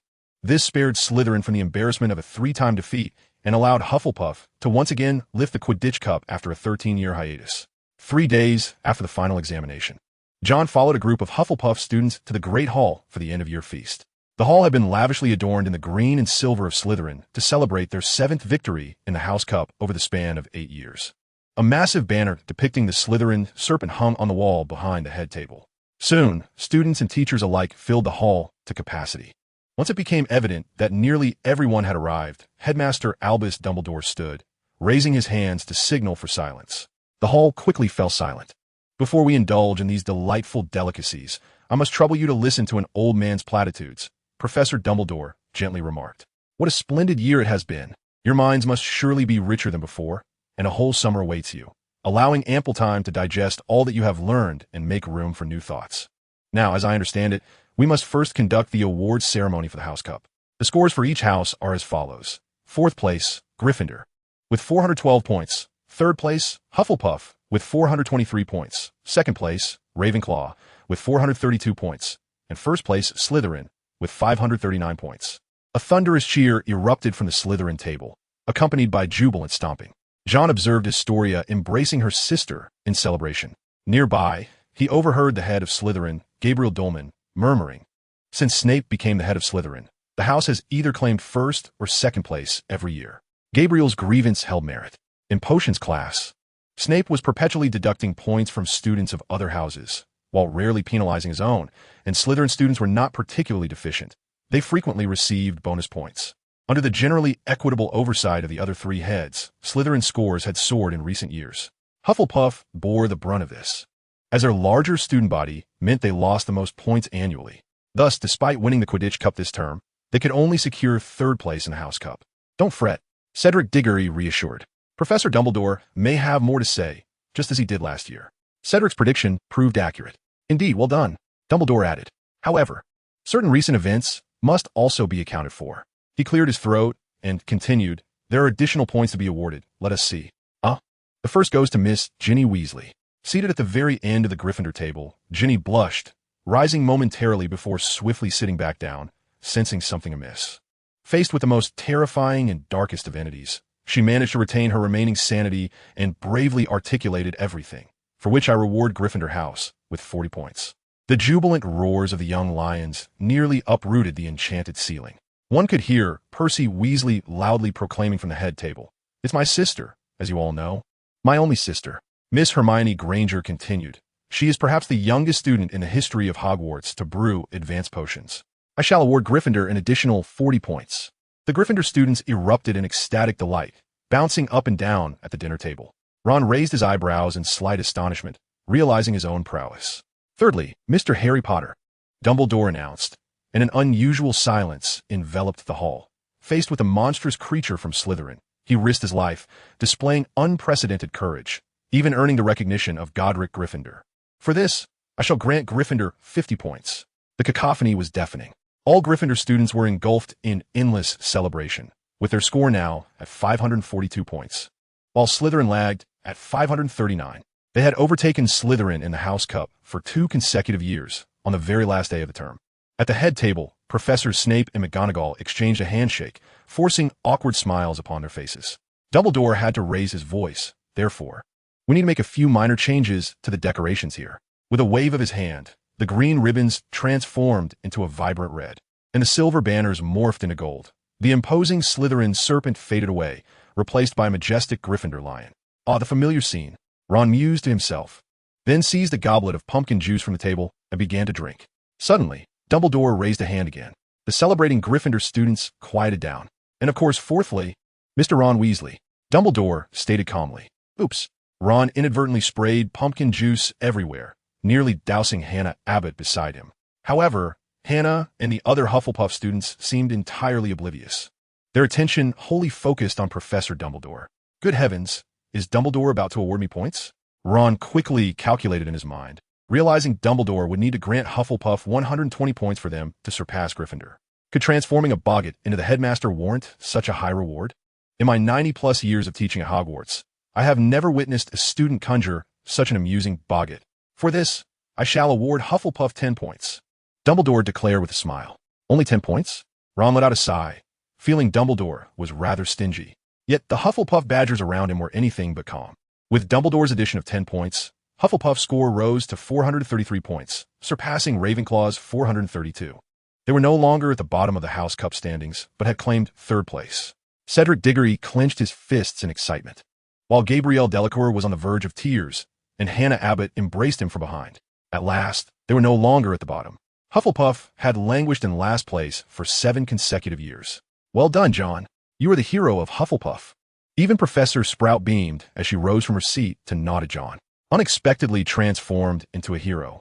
Jon was soon swept into a sea of celebration by his fellow Hufflepuffs. Moreover, he suddenly became aware of one thing. Hannah, please don't wipe pumpkin juice on me. In stark contrast, the Ravenclaw table was shrouded in silence. Even Professor Flitwick at the head table bowed his head in shame, becoming invisible to the crowd below. Penelope Clearwater, seated among the prefects, wiped her tears, her sorrow mirrored by many Ravenclaw girls who were openly weeping, except for Luna Lovegood, who maintained her serene smile. Jon sensed the hostile glares directed at him from numerous Ravenclaw boys. This was the first time in this century that Ravenclaw had finished last in the House Cup. Cedric explained, Ravenclaw has won the House Cup the most times this century, and they haven't placed last in over 90 years. Well done, Jon. Gabrielle patted his shoulder vigorously. We can't always be the ones finishing last. It's time Ravenclaw experienced this feeling. Jon managed a wry smile and glanced at Dumbledore at the head table. The headmaster winked at him before diverting his gaze. Now, let the feast and celebration commence. A myriad of delectable dishes suddenly appeared on the dining table. Chapter 62, A Return to Diagon Alley, Part 1. The day after the year-end feast. At last, the wardrobe was empty, the bookshelf bare. All their belongings had been packed into their trunks. House elves had carried their luggage onto the train. The summer notice was distributed to every student, cautioning them against the use of magic during the holiday. Hagrid guided them onto the Thestral-drawn carriage, transporting them to Hogsmeade Station. How wonderful! We have finally broken that embarrassing record, all thanks to you, Jon, Susan exclaimed with relief. We cannot be content with such a small achievement, Zacharias declared with a mature demeanor, patting Jon's shoulder. Next year, we must strive harder, aiming for at least second place in the House Cup. Second place seemed a daunting task, especially with 2 formidable competitors ahead, Jon mused inwardly, though he maintained a cheerful expression. They sat aboard the Hogwarts Express, engaging in lively conversation and laughter. Outside, the fields grew increasingly verdant and orderly. The train passed town after town, drawing ever closer to London. Jon removed his wizarding robes, opting for a more comfortable short-sleeved shirt and jeans. Eventually, the train came to a halt at Platform 9 at King's Cross Station. They spent considerable time making their way through the platform. An emaciated old wizard stood guard at the ticket barrier of Platform 9, permitting only 2 or 3 students to pass at a time. This ensured that a throng of individuals would not emerge simultaneously from the sturdy walls, drawing the attention of nearby muggles. Upon stepping out onto Platform 9, Jon spotted Mrs. Gringlass ahead, holding one of her daughters by the hand. Astoria kept glancing back until she saw Jon, her face lighting up with a smile. With a subtle wave of farewell, she was led away by her mother. Shortly thereafter, Jon found his parents, Eric and Judy, on the platform. Judy rushed forward, enveloping her son in a warm embrace and kissing his forehead. Eric stood to the side, straight-backed, smiling as he inquired, "How did you fare, lad?" "Quite well," Jon exclaimed, peeking out from his mother's embrace, "at least among the top few in my year." "No, wait. First, let us make a stop at Charing Cross to visit Diagon Alley," Jon urged eagerly. "All right, let's be off then." Their party swiftly made their way to the parking lot of the station, boarding Eric's classic Jaguar XJ6. Half an hour later, they arrived in the West End of London, at Charing Cross in Westminster. Eric, familiar with the area, quickly located the dilapidated pub nestled between a large bookstore and a record shop. The Leaky Cauldron. Quite a renowned establishment, he proudly introduced to his wife. Judy cast a somewhat astonished glance at the inconspicuous pub. Ultimately, Jon requested his parents to remain at Charing Cross and not accompany him into Diagon Alley. After all, the alley was frequented by a diverse array of wizards, not to mention the chaotic crowd of Nocturne Alley next door. It would not do for Eric and Judy, being mere muggles, to be targeted by a prejudiced dark wizard. Meanwhile, as a bona fide Hogwarts student, Jon felt assured that no one would dare cast spells upon him in broad daylight. Entering the leaky cauldron alone, he was greeted by Tom, the nearly toothless proprietor, who smiled and nodded at him. Jon returned the gesture with a smile of his own, and then navigated around the bar to a small courtyard surrounded by walls. He drew forth his emerald wand and gently tapped it against the wall. Diagon Alley materialized before him, and Jon stepped in calmly. First, he felt in his pocket for the few silver sickles he had, then headed straight for Gringotts. Passing through the gleaming bronze doors, he was attended by an unfamiliar goblin. The goblin bowed respectfully, addressing him, "Good day, sir. How may I assist you?" "Certainly," Jon replied, lowering his gaze. "I am Jon Hart, a second-year student at Hogwarts, and I need to exchange 500 for galleons." The goblin raised his head, rolling his eyes, and slowly remarked, "Mr. Hart, generally, Muggle-born wizards do not come to Gringotts to exchange their galleons until August." Jon furrowed his brow and coldly remarked, "I wish to exchange 100 galleons annually, as per the agreement established between Gringotts and Hogwarts." "Of course, yes, Mr. Hart. Please do not take offense." A grim smile flickered across the goblin's face. After all, withdrawing funds in advance is bound to present certain inconveniences, is it not? Its voice abruptly dropped to a whisper, nearly brushing against Jon's ear. "However, if you could provide a modest handling fee, the process would indeed be considerably simplified, wouldn't it? How much do you require?" Jon replied calmly, "A mere 5 galleons, and the subsequent procedures will be significantly more straightforward. Mr. Hart, what do you think?" The goblin's tone was enticing. For a mere 100 galleons, this goblin dared to demand a 5% interest. Jon suppressed his rising anger and glanced at the nameplate adorning the goblin's chest. Spotting the name Rang, a cold smile appeared on his face. "Very well, I consent to your terms." An envelope containing 10 50-pound notes was tossed into Rang's hands, who adeptly retrieved a pouch of coins and extracted 5 galleons, pocketing them with a familiar ease. "A pleasure to collaborate, Mr. Hart." Its face once again bore that unsightly grin. In June, Diagon Alley was not as bustling as it would be by the end of July. As the evening drew near, the number of wizards on the streets had diminished. Jon filled his pocket with coins and casually surveyed his surroundings, seizing the opportunity when no one was near. He stealthily slipped into a small alleyway. He then produced a small vial of polyjuice potion, which he had prepared in advance, and with closed eyes, consumed its contents in one gulp.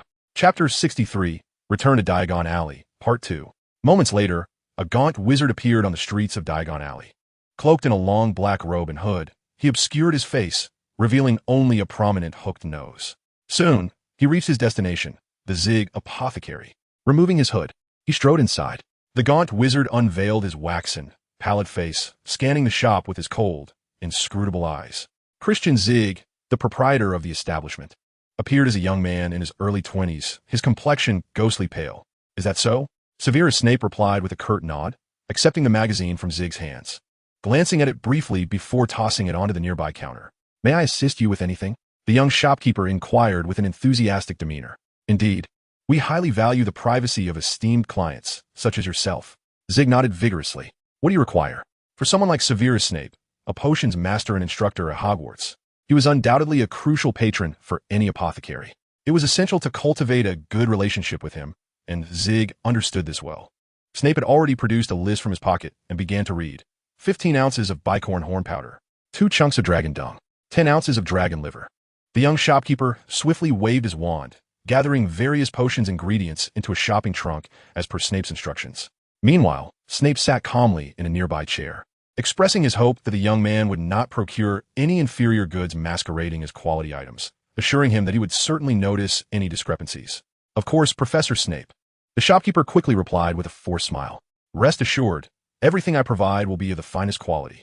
An array of ingredients nearly filled the trunk as the cheerful young man handed it over to Snape. "How much do I owe you?" Snape inquired. "Originally, it would be 90 galleons, but for you, I shall offer it at an 80% discount. No, 70%. Professor Snape, you may have it for 63 galleons." The shopkeeper said, his face painted with flattery. "Is that so?" Snape appeared slightly taken aback. "I almost forgot. Please add a pound of myrtlap essence and a strip of African tree snake skin. He quickly supplemented. Certainly, just a moment. Another vial and a bag were added to the already filled trunk. In total, 100 galleons at 70% discount comes to 70 galleons. Snape retrieved a pouch from his pocket, counting out 70 galleons and handing them over to the shopkeeper, piece by piece.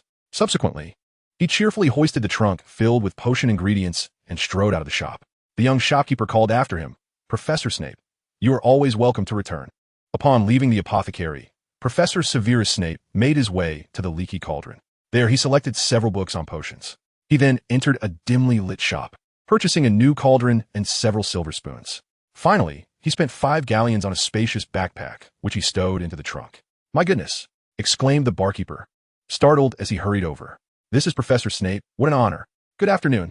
Snape was obliged to set the trunk down to shake the man's hand. "My mischievous granddaughter is currently attending Hogwarts and is one of your students," Old Tom remarked, unable to resist patting his nearly bald head. "Indeed, she is quite well," Snape replied ambiguously, his expression somewhat peculiar as he asked, "May I use your restroom?" "Of course. It's on the second floor, to the left. Would you like me to show you?" "Thank you, but that will not be necessary," Snape replied, making his way upstairs to the Leaky Cauldron's second floor. With his backpack slung over his shoulder, Jon Hart cautiously exited the restroom.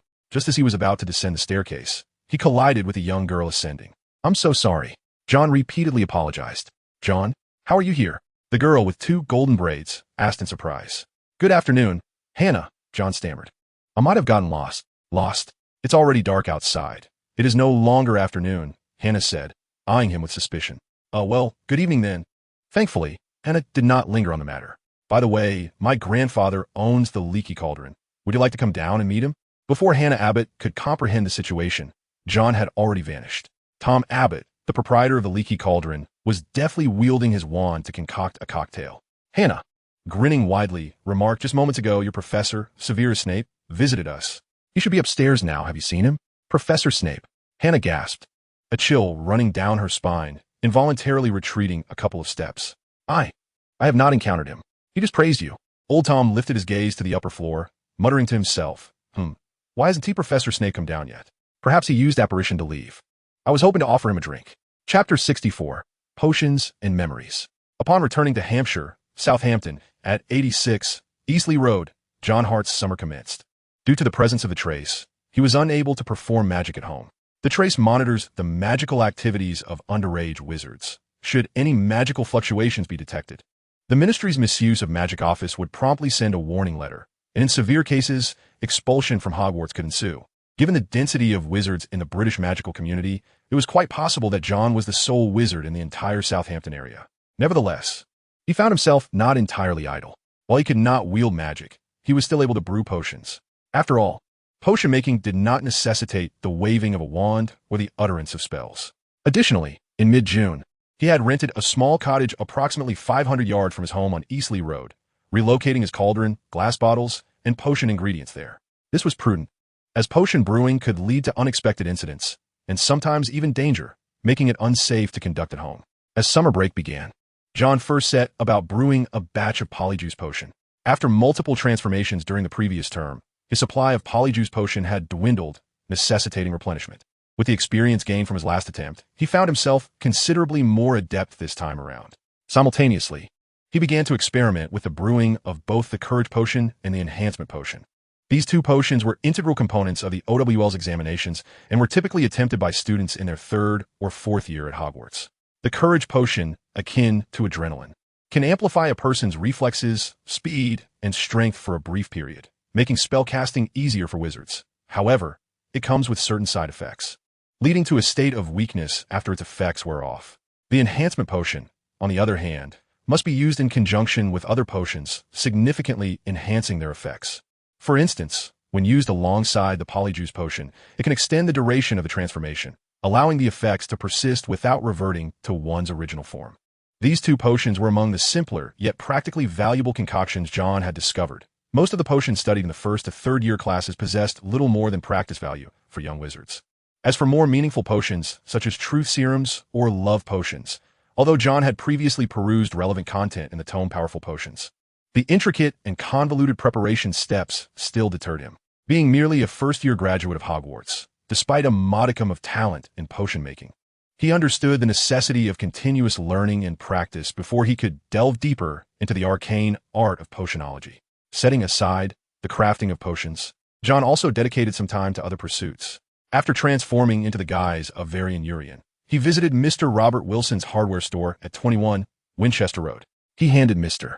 Wilson a sum of money, requesting his assistance in custom-making a batch of silver bullets. Silver bullets?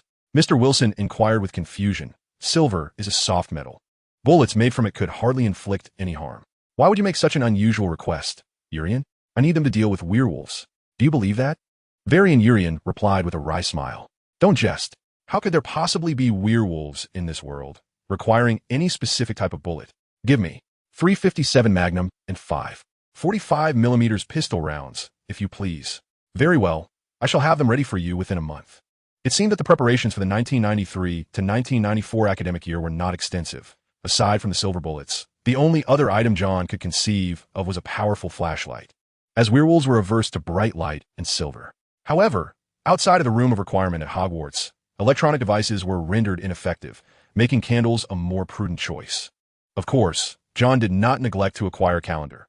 Referencing what he had learned in astronomy class, he circled all the full moons of the forthcoming year.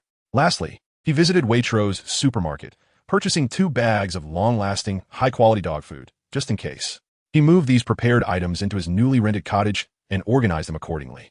With time on his hands outside of potion making, Jon reluctantly began to peruse the white booklet left to him by Gilderoy Lockhart. The Oblivion Charm, though more profound than any spell he had previously learned, was not, strictly speaking, overly complex. After all, it was one of the most commonly employed spells among many Ministry of Magic employees. However, the Oblivion Charm utilized by Gilderoy Lockhart was evidently distinct from the ordinary version. For the average Ministry employee, the spell merely required making muggles forget events from the past few hours. In contrast, Lockhart sought to erase the memories of his targets spanning several years, even decades. Not only was the magnitude of this task vastly different, more critically, once one brutally excised memories spanning such an extensive duration, even most dim-witted individual would soon discern the anomaly. Should he be discovered even once, Lockhart's reputation would be irreparably tarnished. Thus, when employing the Oblivion Charm, Lockhart typically crafted a set of false memories beforehand, which he would then swap with the memories he intended to erase. After modifying the target's memory, one can prevent any peculiar thoughts from arising. This method is evidently far more challenging and intricate than conventional approaches. Within the confines of the school, it is unlikely that Jon would invest excessive time on spells that yield little immediate effect.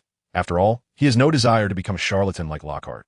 However, in his current predicament, devoid of magical abilities and with scant resources at hand, he is left with no choice but to stubbornly commit the contents of the white booklet to memory.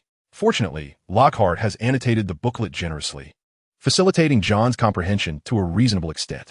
He feels that after a month of diligent effort, he has gained a modicum of understanding regarding the forgetfulness charm, although the lack of practical experimentation leaves him uncertain of the depth of his knowledge. Chapter 65, A Disastrous Birthday. The morning sunlight streams into the room on the second floor of 86 Easterly Road, illuminating the sunlit side of the window. Time stands still at 6:59 a.m. As a boy, appearing to be around 12 or 13, lies in bed, covered by a cotton blanket, softly snoring. The boy possesses a slender physique, with short, dark brown hair and a pair of gray eyes, his features still bearing traces of youthful innocence. The southern coast of England is renowned for having the most temperate climate in the country. In Southampton, with the Isle of Wight serving as a natural barrier, stands out as a prime example. At least on this mid-July morning, there is not a hint of heat in the air. In the realm of studies, while his score in history of magic is not perfect, he ranks first in his class. He has also achieved high marks in charms and transfiguration. However, next to his score in Quidditch, a glaring redded, dreadful, is inscribed. At least it is not 8, troll, Jon mutters to himself. Despite the setback in Quidditch, his overall grade remains the highest in the entire year, which is a source of pride. With a contented smile, Jon slips the report card into his pocket and shifts his gaze to the second page. Mr. Hart, it is with regret that I must inform you that due to your unsatisfactory performance in the final exam for Quidditch, you will be required to retake this course alongside the new first-year students next semester. Please ensure that the retake form is submitted to the head of house, Roland de Hoek, by September 15th. His smile falters in an instant. What on earth? Why was I not informed that failing Quidditch at Hogwarts necessitates a retake? Jon cannot help but exclaim in frustration. In truth, Hogwarts does not impose strict penalties. In other subjects, a failing grade merely results in additional assignments and some admonishments from the teachers. The issue lies in the fact that Quidditch is only offered in the first year.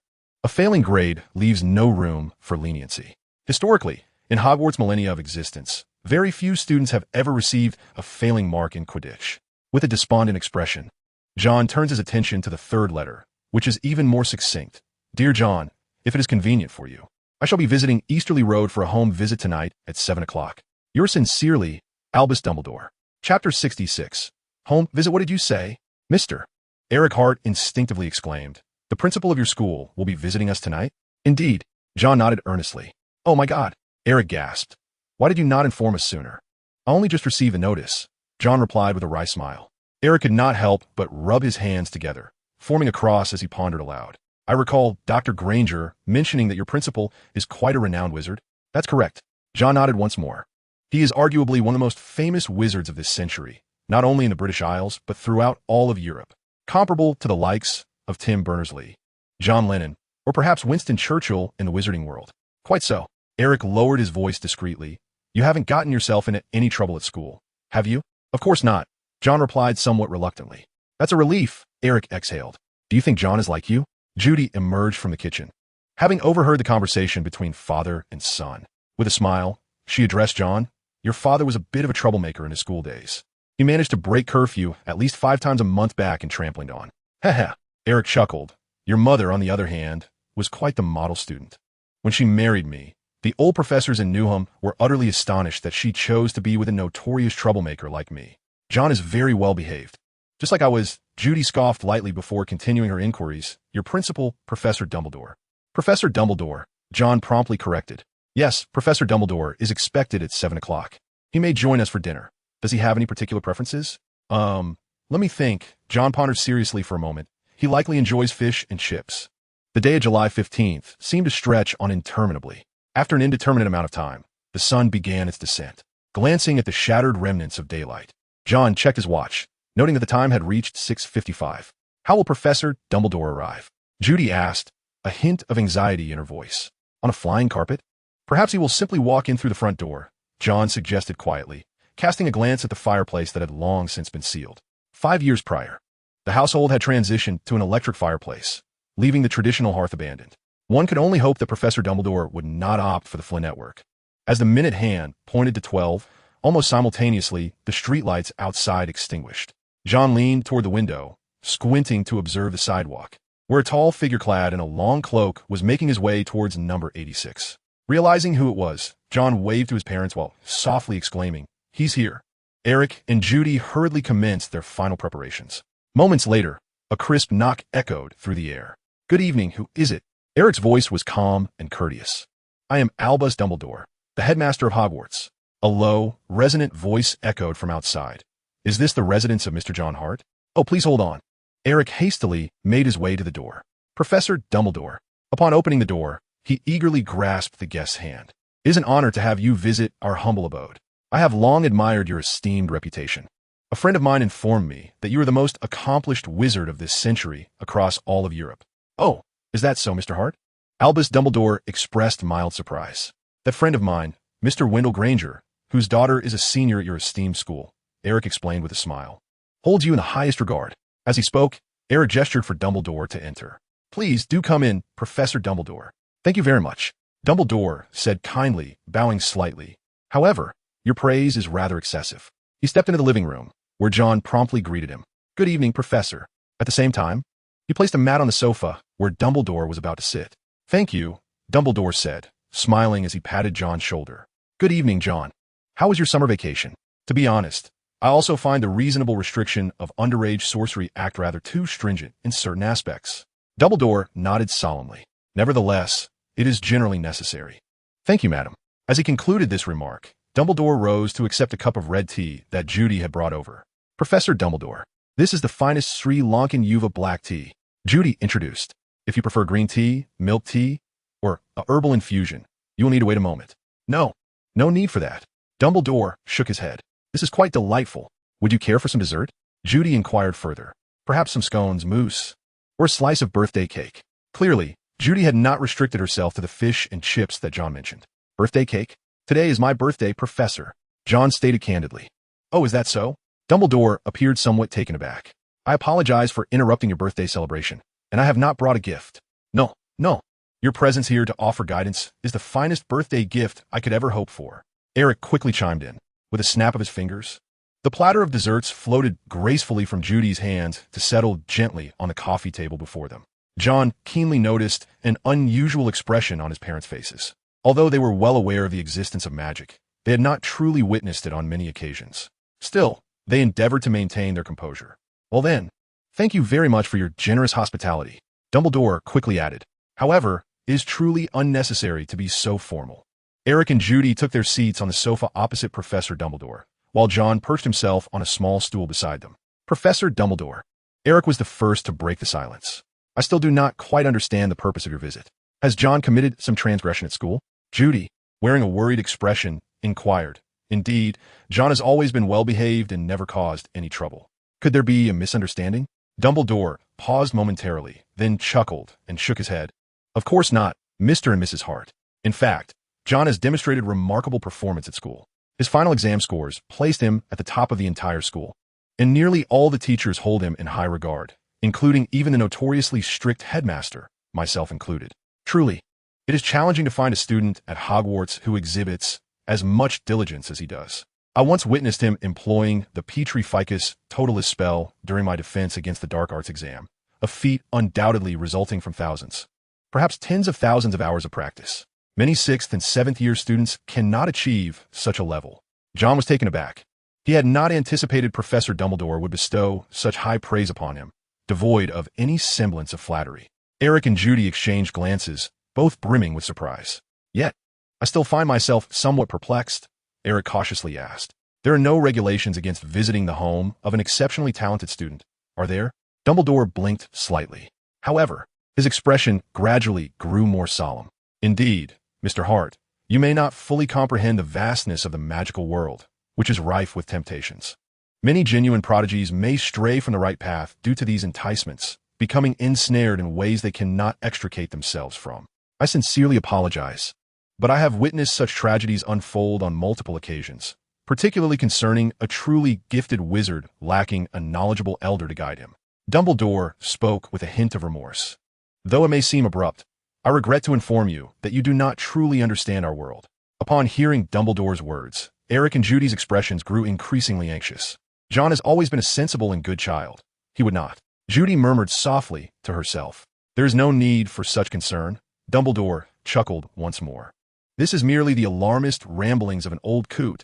Ha. Eric and Judy forced out awkward smiles. They conversed for over an hour, as Albus Dumbledore proved to be a congenial individual, able to enjoy a delightful chat even with a completely unversed Hart couple. As the clock struck 8:15, Dumbledore had just finished recounting a tale about a goat that broke a wizard's nose when he stood up. Are you leaving, Professor Dumbledore? Jon's parents promptly rose as well. I apologize, but I have a prior engagement, Dumbledore replied apologetically. Jon could not help but sigh in relief. This nerve-wracking home visit was finally coming to an end. However, I have a rather presumptuous request. Dumbledore suddenly leaned down, looking at Jon. I hope Jon will accompany me in the coming days to assist me with a few minor tasks. Jon found himself frozen, akin to a gaze locked with a basilisk. I trust you wouldn't mind? Dumbledore winked at him. Chapter 67, Wizards and Muggles. Professor Dumbledore watched as Jon rushed out of his home, having donned an additional long robe and grasped his wand. I am ready, he exclaimed. Albus Dumbledore awaited him at the door. Very efficient, Jon, he remarked. Dumbledore then retrieved from his pocket a silver object resembling a lighter and gently flicked it open. With a click, the nearest street lamp burst into light with a soft puff, illuminating the surroundings considerably. Much better, Dumbledore inquired. How did you fare in your fly class? Oh, I see, Dumbledore mused, recalling a conversation he had with Roland 2 weeks prior, acknowledging that the results were indeed rather dismal. He rummaged through the pocket of his cloak and produced a rather unseemly wand. Without uttering any incantation, Dumbledore waved the wand, and a silvery mist emanated from its tip. Moments later, it solidified into a translucent silver creature, ethereal in appearance. More precisely, it was a phoenix. Grip its leg, Jon.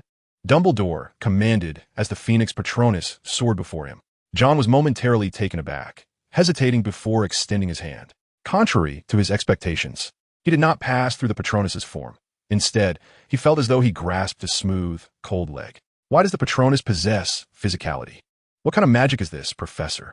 Jon feigned a perplexed expression. A Patronus. Dumbledore calmly elucidated. It is a manifestation of one's innermost self. A guardian summoned from positive forces, a form of quite advanced magic. Do they truly have a physical presence? Jon could not help but inquire. Can they fight alongside us? As he spoke, Jon realized he had overstepped. As a first-year student, he ought to possess no knowledge of patron uses, let alone inquire about their corporeality while holding onto one. Fortunately, Dumbledore appeared oblivious. Indeed, the headmaster nodded. However, conjuring a corporeal Patronus is exceedingly challenging. Few wizards worldwide can achieve such a feat. No sooner had he spoken. Jon suddenly felt his feet lift from the ground, ascending into the air. Dumbledore followed suit, soaring through the sky without a broomstick, a nightmare, or even producing his wand, as if riding the very breeze itself. Where are we headed, Professor Dumbledore? Jon asked, switching hands as he called out. There's no need to hurry. Our appointed time is at 9:30, and we have ample time to meander around this vicinity, Dumbledore replied. A cool breeze brushed against Jon's cheeks, and he was grateful for the additional layer, which spared him from feeling the chill. Dumbledore had already advanced ahead, his speed such that the Phoenix Patronus carrying Jon had to fly at full capacity to keep pace. Chasing the wind in this manner left little room for conversation. Nonetheless, Jon diligently observed the iconic landmarks and geographical layout of Southampton, which he was relatively familiar with. He noted that Dumbledore was guiding him towards the northeast. After approximately 10 minutes, they finally descended slowly. Jon's complexion appeared slightly pale. It seems you are not particularly fond of this mode of travel. Dumbledore jested. Indeed, Professor. I detest flying, Jon candidly replied, except when seated in an airplane. Upon mentioning the word airplane, Jon suddenly noticed a fleeting sadness in the corner of Dumbledore's eye. Well, we shall opt for a different mode of transportation shortly. However, in the meantime, I trust you are familiar with the city before us, Jon. Yes, this is Winchester, Jon exclaimed eagerly, once the ancient capital of England. Indeed, it was here that the greatest wizards in the history of England and Wales, Merlin Ambrosius, aided King Arthur in unifying Britain, establishing a new nation from the hands of the Romans and the Germans. Dumbledore stated with a grave expression. Jon attempted to match Dumbledore's seriousness, though he found himself perplexed by the significance of Dumbledore's words. Was it merely a visit to historical sites, or perhaps a lesson in patriotism? Such notions seemed rather absurd to him. Hogwarts was thus established, becoming the heart of the wizarding community. Many male and female wizards faced imprisonment and execution for engaging in magical practices. Although some, like Lisette de la Pan from 1422, managed to escape using magic, others, such as Sir Nicholas de Mimsy Porpington from 1492, were less fortunate, having their wands confiscated and being imprisoned, unable to use magic to evade their grim fate. By the 17th century, the conflict reached its zenith. With the increasingly brutal apprehension of wizards, wizarding families began to lead double lives, employing concealment charms to protect themselves and their loved ones. By this time, any wizard who chose to befriend muggles was met with suspicion and even ostracism from fellow wizards. Wizards killed the Muggle king, Charles I, in 1649, and placed the then headmaster of Hogwarts, Oliver Cromwell, in the position of Lord Protector, yet Cromwell was soon assassinated. Wizards had to once again overthrow a Muggle king, Charles II, in 1688. Ultimately, in 1689, Muggles enacted the Bill of Rights, completely expelling the influence of Catholics from Britain and ushering in the moderate Protestant Muggle monarchs, William III and Mary II. Simultaneously, wizards signed the Statute of Secrecy, retreating from Muggle sight, transforming their tales into legend within the Muggle world. Thus began centuries of peace between the wizarding and Muggle worlds. Dumbledore concluded his exposition. Professor, your knowledge is profoundly deep, Jon hurriedly complimented. No, Dumbledore replied with a serious shake of his head. In truth, my performance in history of magic was quite poor. The words I just shared were imparted to me by a dear friend. Chapter 68. Azkaban Under the Night Sky. Jon stood quietly beside him, uttering not a sound. They lingered for a while at the edge of the ancient city of Winchester. Jon, grasp my arm, Dumbledore suddenly commanded. Jon hesitated for a moment before extending his hand to grasp Dumbledore's outstretched forearm. Very well, Dumbledore said. Let us depart. Jon held tightly onto Dumbledore's arm. and soon found himself enveloped in profound darkness. He felt an overwhelming pressure from all directions, as if his chest were bound by iron bands, rendering him breathless. After an indeterminate time, he finally gasped the crisp, cold air of the night, managing to open his tear-filled eyes. For a fleeting instant, it seemed as though he had emerged from a remarkably narrow tube. Apparition, Professor Dumbledore calmly remarked. It can indeed be somewhat painful, but one must acclimatize. Thank you, Professor, Jon replied as he rose to his feet and adjusted his clothing. Suddenly, he was struck by a mysterious chill emanating from all around him. Despite wearing 2 layers of clothing on this mid-July night, the cold felt decidedly unnatural. However, the phoenix summoned by Dumbledore had flown beside him, its wings enveloping Jon and swiftly dissipating the chill, replacing it with a comforting warmth. Finally feeling rejuvenated, Jon surveyed the area to which they had just apparat.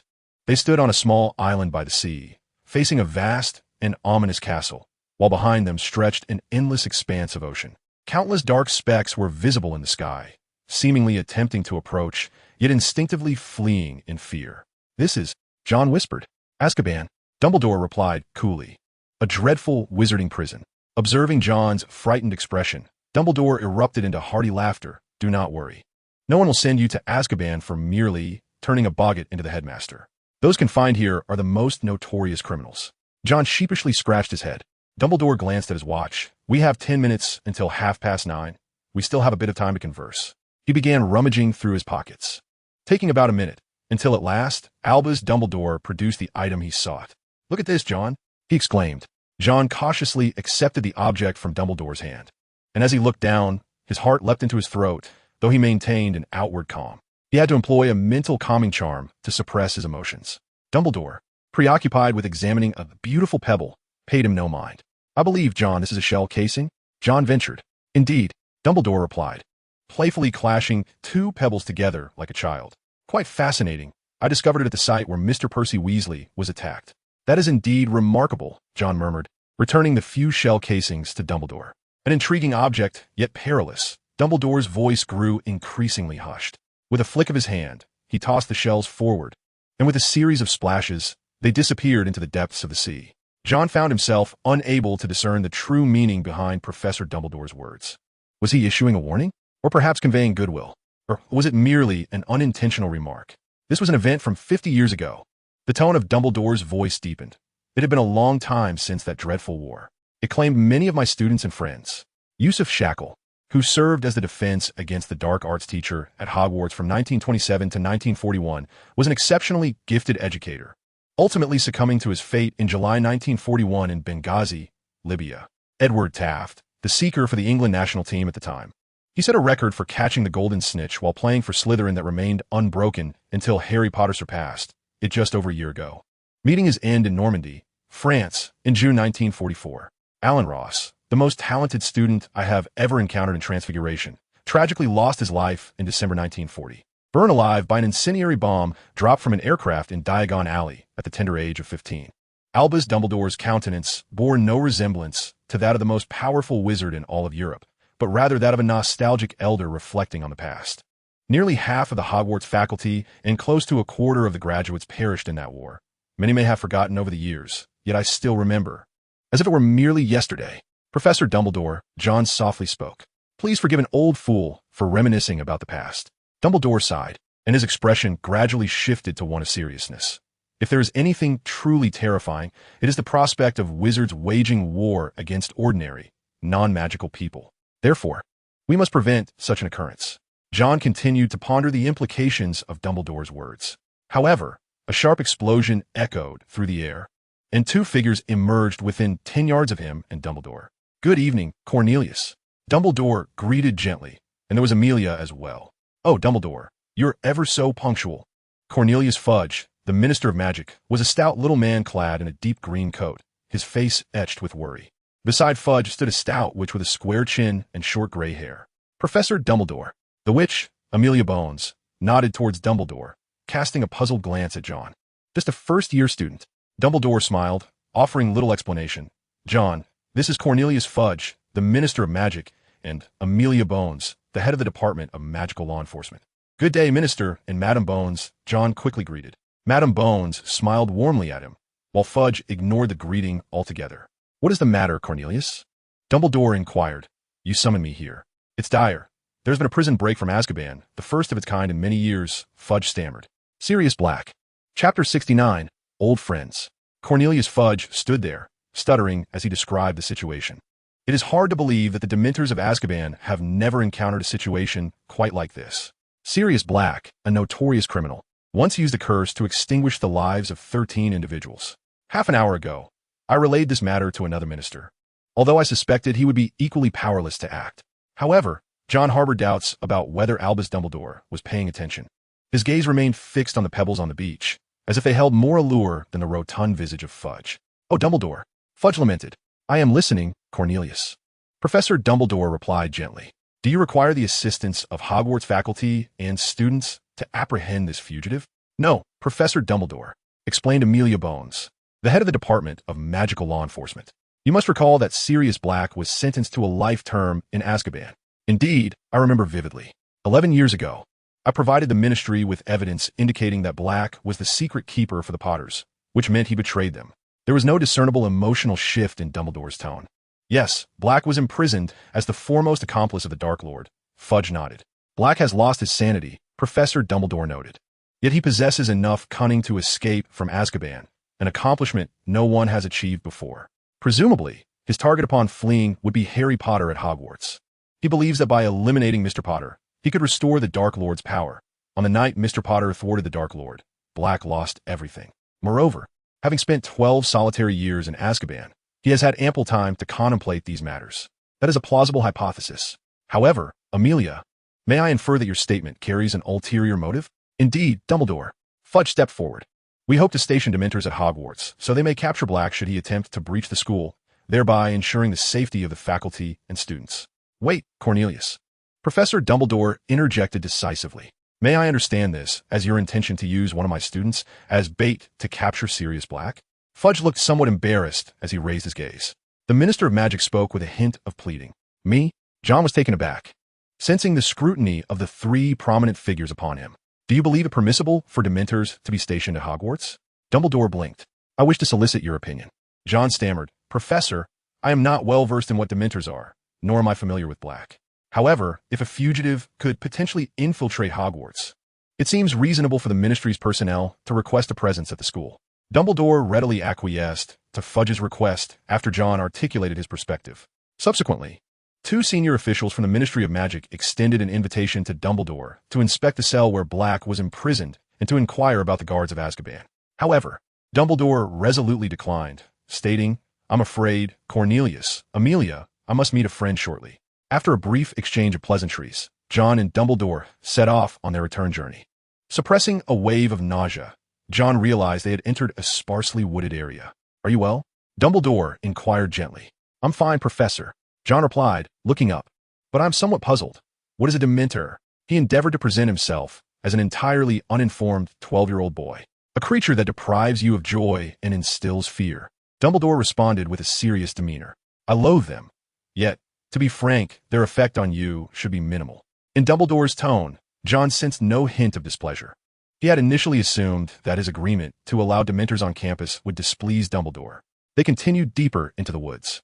However, I would advise you to learn a bit about how to defend against Dementors, Dumbledore remarked as they walked. Your friend, Miss Granger, may be profoundly affected by them.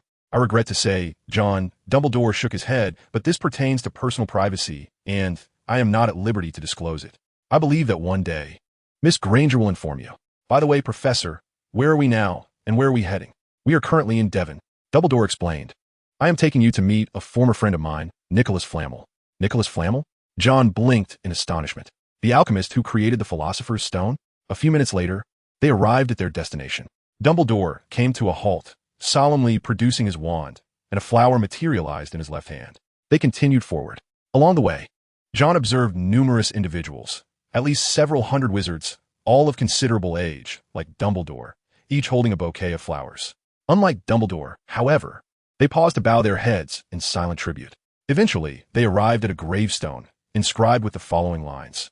Here lies Nicholas Flamel, 1325 to 1993, the greatest alchemical master in European history, and his wife, Perenelle Flamel, 1322 to 1993. Mr. Flamel, With your passing, the world has lost its master of alchemy. Signed by Hector Granger, President of the International Potion Association, July 1993. Chapter 70. Newt Scamander. Gazing at the dark gravestone and the elderly man bowing before it, Jon was suddenly enveloped by a profound sense of melancholy. Dumbledore placed the flowers at the base of the gravestone, then stepped back and bowed deeply. Jon mirrored his actions, paying his respects to the gravestone. My acquaintance with Nicholas Flamel can be described as a friendship that transcends age, Dumbledore remarked at that time. I was merely a young man in my 20s, while he had already attained the esteemed status of a master alchemist. He was not only my mentor, but also my dearest friend. Together, we captured a magnificent Ukrainian iron-belly dragon, discovered 12 uses for dragon blood, and co-authored a groundbreaking paper. Over the years, he has been an invaluable support to me, even though I am acutely aware of his preference for solitude. He yearned for a quiet life with his wife in Devon, dedicating their time to the stage plays they cherished. However, a series of unforeseen events compelled me to seek his assistance. A year ago, he confided in me his desire to depart from this world. It is essential to understand that a master alchemist like him has complete autonomy over his own life and death. My emotions at that moment can only be described as a profound sense of loss. With so few of my friends remaining, another was about to leave. Jon, in my youth, I too was lost in the pursuit of power and strength, Dumbledore suddenly said with a grave expression. But in time, I learned that familial love, friendship, and affection are the most precious treasures in this world. I understand, Professor, Jon replied softly. I shall remember your words. Jon suddenly realized that after these few hours, his initial fear and hostility towards Dumbledore seemed to be gradually dissipating. If another Boggart were to appear before him, it was likely that it would not take the form of Dumbledore. It must be said that without ulterior motives, Albus Dumbledore is indeed a kind and somewhat endearing old man. Professor, where shall we go next? Jon glanced at his watch, realizing that it was nearly 11 o'clock. It then dawned on him that today was his birthday. What a fulfilling birthday it has been. He had received a lesson in patriotism, visited Britain's most dreadful prison, and attended a funeral. Professor Dumbledore, an elderly voice suddenly called out from a distance. Jon saw a somewhat disheveled old man approaching, accompanied by two elderly ladies and a boy roughly his age. Dumbledore embraced the scruffy old man. Newt, my friend, I presume you have come to pay your respects to Nicholas as well. Indeed, Newt Scamander nodded. Mr. Flamel provided my brother and me with significant assistance in Paris. Allow me to introduce you. Newt gestured towards his companions. This is my wife Tina, her sister Queenie Goldstein, and my youngest grandson, Rolf. The two elderly ladies appeared quite advanced in age. One wore a friendly expression, while the other bore a troubled look. In 2 months, Rolf will be a new student at Hogwarts. I hope he is sorted in a Hufflepuff, Newt remarked to Dumbledore, indicating his youngest grandson. I fear I may not be of much help, said Jon. Dumbledore patted Jon on the shoulder, saying, what a coincidence, he is a little Hufflepuff. Newt suddenly appeared intrigued. I studied there many years ago, but regrettably, I was expelled in the 5th grade. Phineas Black later deemed it the gravest error of his life. Dumbledore chuckled. Newt joined in the laughter, recalling the odious visage of Headmaster Black. The two venerable figures, Dumbledore and Newt Scamander, began to engage in pleasantries. Jon pondered for a moment before ultimately drawing his wand from his waist. Seizing a lull in the conversation, he inquired, Mr. Scamander, may I pose a question to you? Oh, Newt turned to regard him. Is it concerning magical creatures? Indeed, Jon nodded. I wonder if you are familiar with the Niffler. Mr. Ollivander mentioned that the core of my wand is composed of Niffler fur. Yet I have scoured the library without finding any relevant information. In truth, Jon had diligently perused numerous tomes on magical creatures, but the descriptions of the Niffler were scant, offering merely a cursory overview that it is a Chinese magical creature endowed with powerful charm magic. Encountering a master of magical creatures, he felt compelled to seize the opportunity. Niffler, Newt mused thoughtfully. I recall observing them closely in Sichuan during my global travels in 1925. The Niffler is an exceedingly powerful magical creature. If classified by magical ability and danger level, it would rank at least a 4X. Of course, you may not be familiar with the classification of magical creatures. Generally, those possessing formidable magic and high aggression are categorized into the top tier of 5X, such as basilisks, giant griffins, and the more ferocious breeds of dragons, including the Hungarian horntail and Ukrainian ironbelly. Conversely, creatures with strong magic but low aggression are limited to a maximum of 4X, like phoenixes, mole whales, or thunderbirds. Creatures rated above 4X typically possess magical abilities exceeding that of 95 wizards. Newt continued. However, The Niffler is also a creature of remarkable intelligence, which is rather rare among magical beings. Nifflers are exceedingly amicable towards both wizards and ordinary humans, seldom initiating an attack. They appear to be gentle creatures. Their limited aggression is directed solely at sentient beings. When faced with non-sentient animals, regardless of whether they are magical, Nifflers will unleash their formidable power. In Lijiang, I witnessed a rhinoceros intrude upon a Niffler's nest, only to have its skull shattered by a full-grown Niffler. Strikingly, even in its dying moments, the rhinoceros remained under the spell of charm magic, perceiving its assailant as a mate, devoid of any hostility. Moreover, the habitat of the Chinese fireball dragon is predominantly in the middle and lower reaches of the Yangtze River, which is quite anomalous. These dragons are better suited to forested regions like those found in the upper Yangtze. However, despite traversing Sichuan and Yunnan, I have encountered no active fireballs. Instead, I discovered several fossil sites of the Chinese fireball dragon. Indeed, in the regions below Tibet, throughout the entirety of the upper Yangtze River, one cannot find any active ferocious beasts or mythical creatures. Many of the locals, often referred to as muggles, claim that the aardvark is their guardian, a notion I find to hold some merit. Regrettably, my knowledge of the aardvark is limited to what Newt Scamander has presented. Thank you, Mr. Scamander. John expressed with heartfelt gratitude. In the late hours of the night, the Ministry of Magic was sparsely populated. Dumbledore ascended the elevator to the 6th floor, the Department of Magical Transportation. He finally entered the office of the Key Master. Professor Dumbledore, exclaimed the young attendant in astonishment upon seeing this unexpected visitor. Good evening, Bob. Dumbledore responded with a smile. I require a key to the Tower of Numengard. The area within 100 miles prohibits the use of apparition and the Flynn network, as you are undoubtedly aware. As he spoke, Dumbledore produced a document from his pocket. This is the permit issued by Wisingamot for access to Numengard. Very well, Professor Dumbledore, please hold on. Chapter 71, Charing Cross. The dreadful 12th birthday had finally drawn to a close. The tedious and monotonous summer vacation dragged on, with John spending the majority of his time engaged in potion brewing and the exploration of memory spells. Until one day in late July, John visited Mr. Robert Wilson's hardware store, acquiring a batch of silver bullets that Mr. Wilson had procured for him. There were only 30 silver bullets in total, but considering there would only be a single mild-mannered werewolf at school, it would suffice. Seizing this opportunity, John discreetly collected some hair samples, intentionally selecting strands from out-of-town tourists, thus expanding his shape-shifting database while effectively avoiding any chance of detection. The warrior potion and enhancement potion had been successfully brewed, and the process for the compound potion was entering its final stage. After adding dry African tree snake skin to the cauldron, John observed the pot filled with a noxious, billowing smoke, realizing he had succeeded, and this potion would undoubtedly surpass his previous efforts. Carefully, he bottled the finished potion into glass vials, dividing them into 2 portions to place in his suitcase.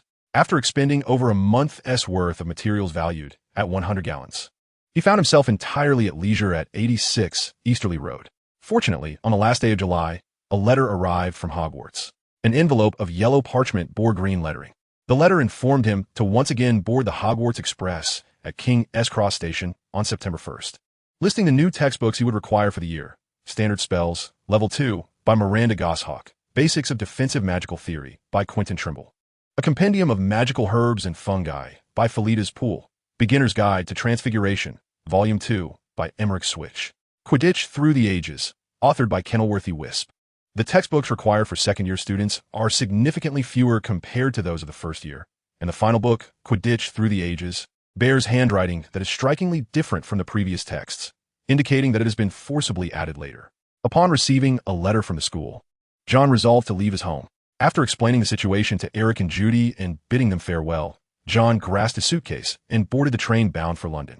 Charing Cross is a bustling thoroughfare in the heart of London, renowned globally as a street lined with bookstores. It is the very backdrop of the celebrated novel 84. Charing Cross Road by American author Helene Hanff, revered as a Bible for bibliophiles. Amidst this pristine street stands a shabby and cramped pub, which seems rather conspicuous. Although hurried passers-by do not spare a glance, their eyes are fixated on the surrounding bookstores. Less than 100 yards from this dingy establishment lies the Willow Hill Hotel.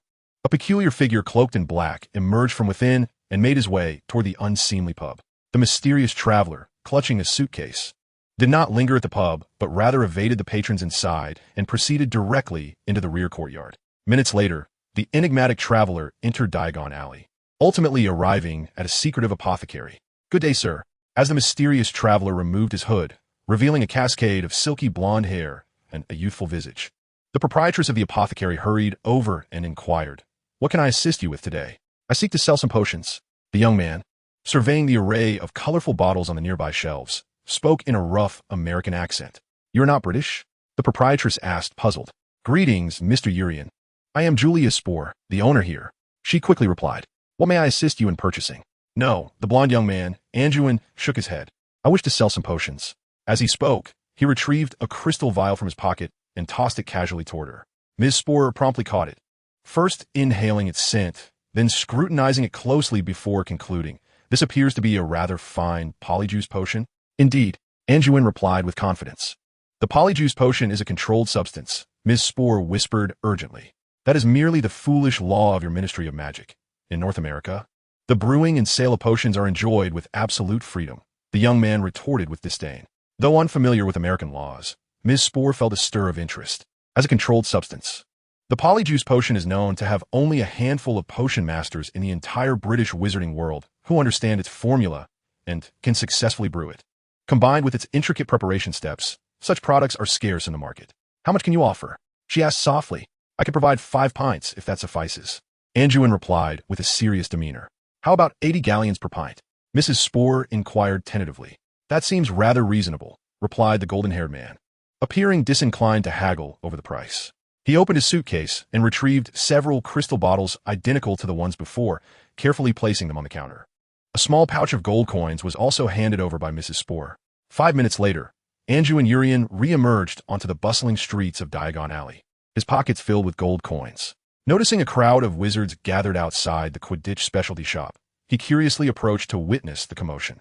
He spotted a newly erected pedestal showcasing a broomstick, beneath which was inscribed, "The Firebolt, a pinnacle of contemporary craftsmanship, features a shaft meticulously crafted from whitewood, presenting an aerodynamic design of exquisite beauty, treated with a diamond-hard polish and bearing a handcrafted registration number. Every twig at the end of this product has been selectively chosen to ensure its streamlined perfection, granting it unparalleled balance and precision. The Firebolt accelerates to a speed of 150 miles per hour within 10 seconds, and its braking mechanism possesses an irresistible charm.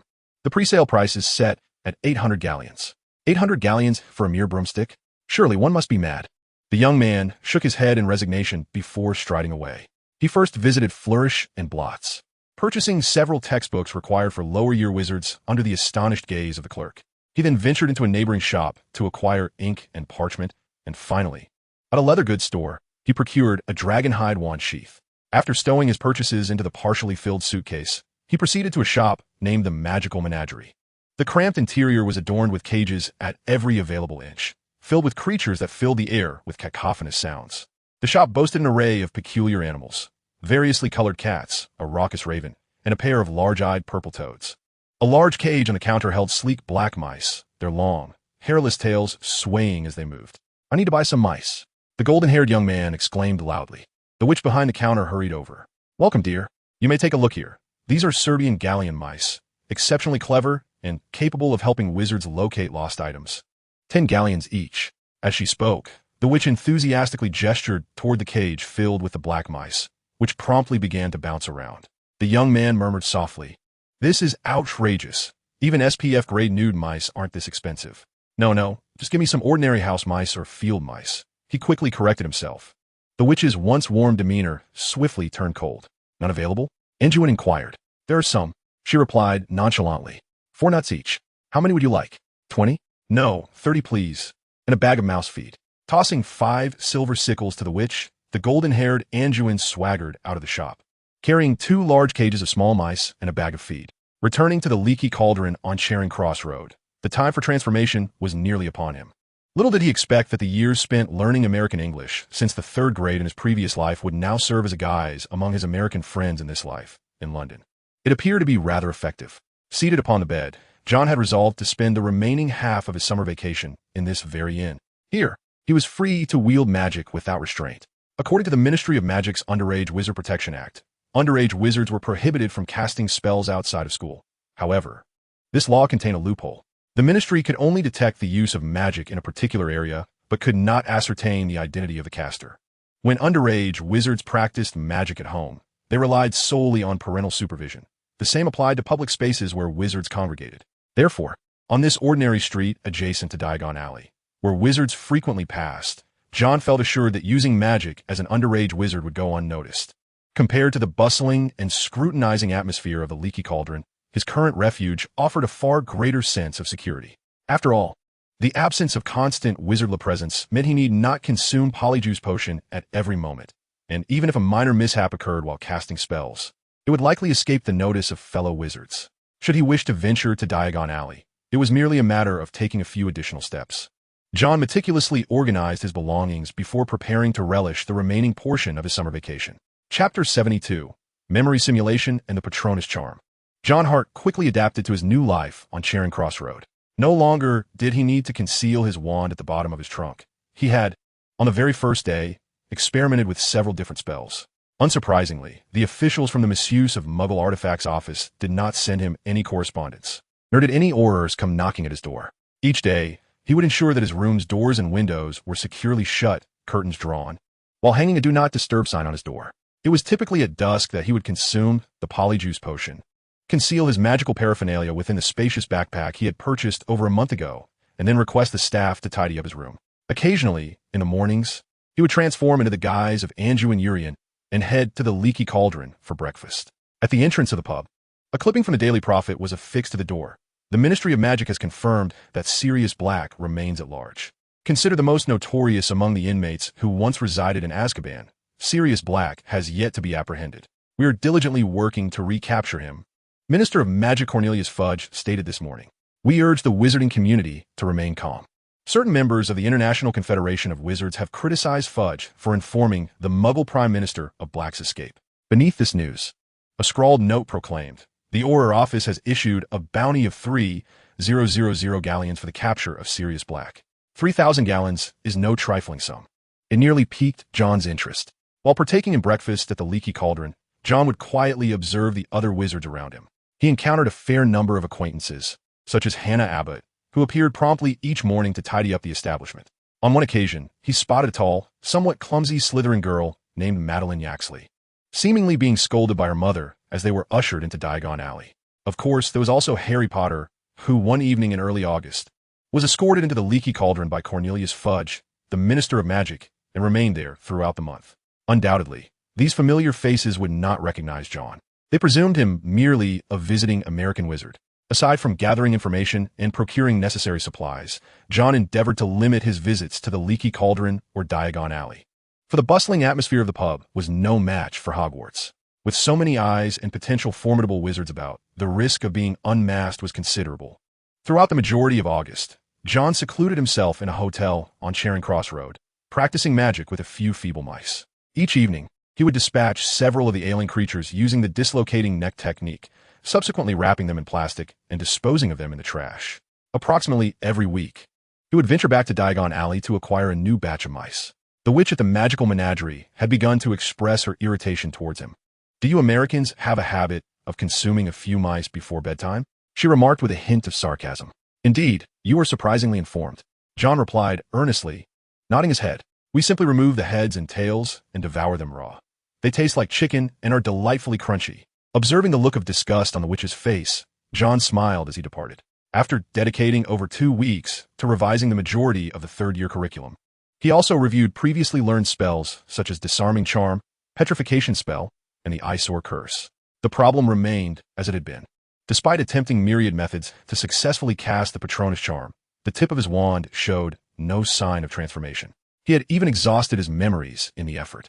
Was it destined that he would never conjure a Patronus in this lifetime? At times, this thought cast a shadow of pessimism over him. In such circumstances, he was left with but one option, the method he had contemplated long ago. However, this course of action bore significant risk. Employing the Oblivion Charm on oneself could lead to perilous consequences. Yet, the mice offered insufficient feedback, necessitating further attempts. That afternoon, Jon partook of a small vial of Polyjuice Potion, transforming into the American guise of Anju and Urian. The hotel maid arrived punctually, as was her custom. Good afternoon, Mr. Urian, she greeted.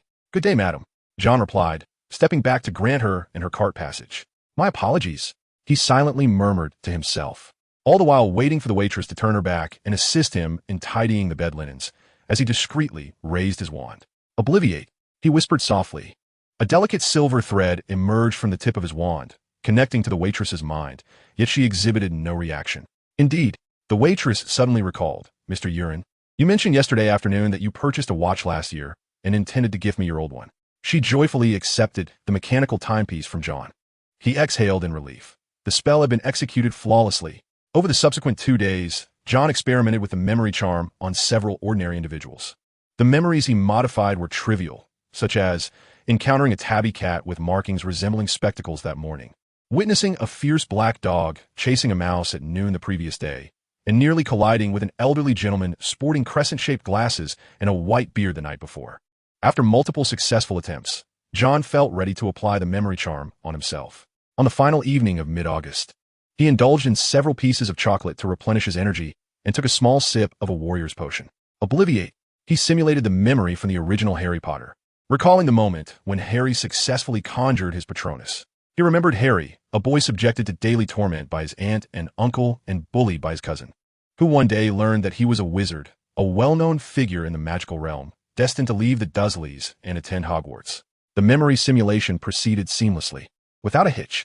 Next, Jon raised his wand once more, aiming it at the empty space in the room. Expecto Patronum. A stream of silver threads erupted from the tip of his wand, coalescing into a swirling mass of ethereal mist. A successful attempt, Jon exclaimed with excitement. Although he had not summoned a true Patronus, even in an unclear state, this murky silver essence could at least serve to intimidate Dementors. Nonetheless, it marked his first successful endeavor. It is noteworthy that it had been more than 6 months since he began practicing the Patronus charm. After consuming a few more pieces of chocolate, Jon patiently contemplated the reasons behind the feebleness of his Patronus. On one hand, he still had both parents, lacked the experience of true loss, and could not empathize with Harry Potter's plight. Unfortunately, the key to his spell was rooted in his own memories. If these memories were too vivid, blurring the line between reality and illusion, what impact might they have on him? Thus, a certain degree of distinction was essential. After resting for a few minutes, Jon resolved to continue. Taking a deep breath, he directed his wand at his own head. Obliviate. Chapter 73. True Happiness. Death, like the wind, is a constant companion. The long road stretches endlessly, with only the sword as company. Let us advance with the swift gale. Though burdened with the sins of the supernatural, I have not lost my true self. In life, there are 3 essential pursuits: joy, joy, and more joy. The existence of a leaf is perhaps solely for the sake of happiness. In that fleeting moment, Jon felt as though he were deeply entrenched in a valley reeking of blood. He became an indomitable Ionian warrior, a nimble swordsman wielding his blade. Dancing upon the precipice of the valley amidst the blood and chaos, the wind left no trace, the sword made no sound. One by one, the resilient soldiers fell before his graceful onslaught. Countless gray screens could not halt his stride. Despite the enemy's advantageous position, despite the sweet words of comrades, despite the glaring data of 0-200, glory resides in the heart, not in outward appearances. I shall never forget my original intent. He murmured, as long as I'm swift enough, my teammates' questions shall never catch me. In that moment, an extraordinary emotion swirled within his mind. A joy born from the heart, unstoppable and unchangeable. He raised his emerald bamboo wand, aiming it towards the open expanse ahead. Expecto Patronum. At that instant, his voice resonated with confidence, devoid of hesitation or doubt. A brilliant silver light emanated from the tip of his wand, enveloping the entire room in a warm glow. Then, a colossal silver shadow surged forth from the wand's end, gradually taking shape.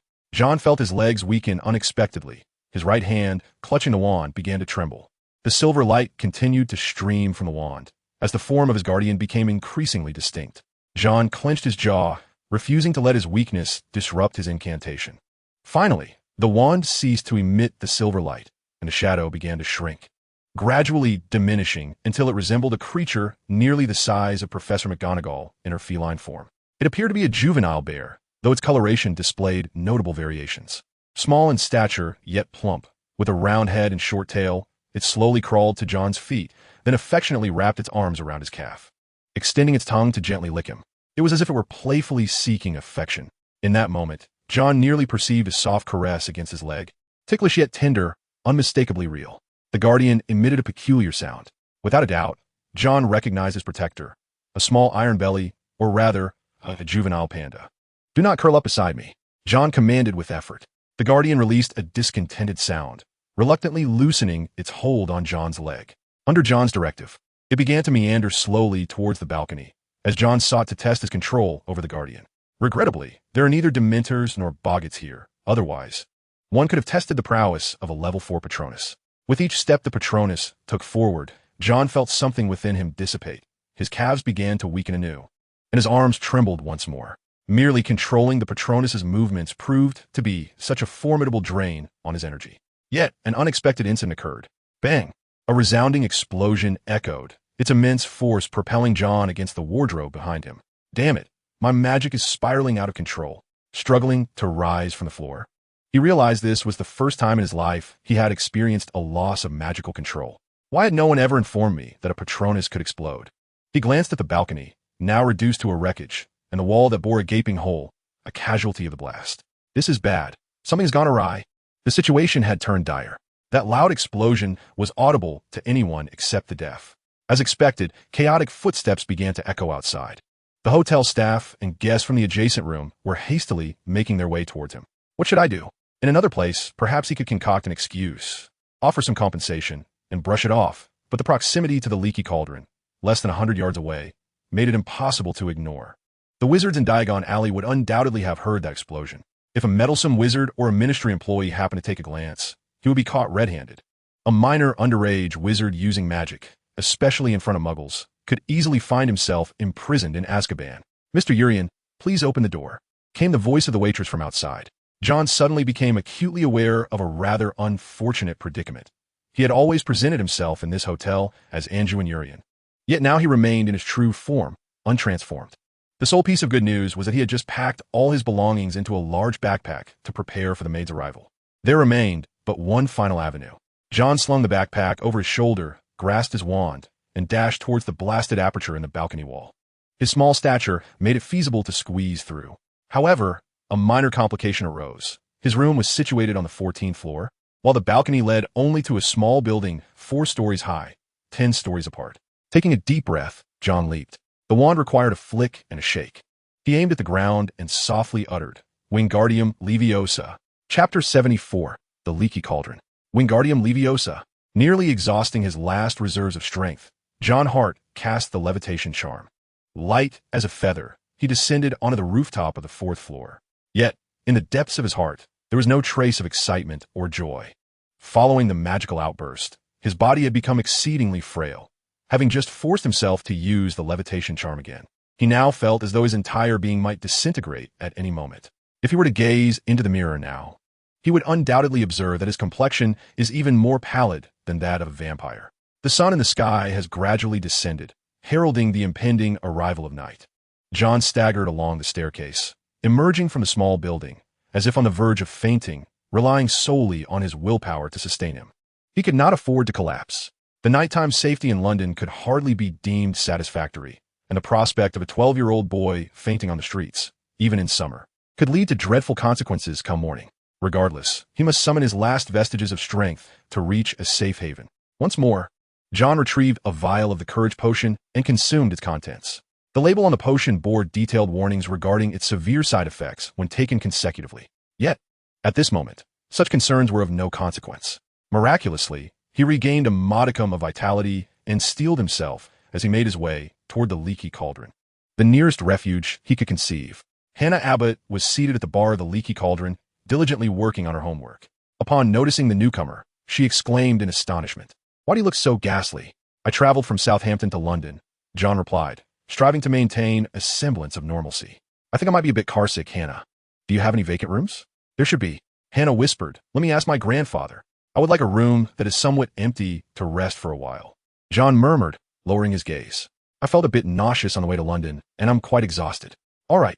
Old Tom waved his wand, and a quill began to inscribe automatically in the ledger.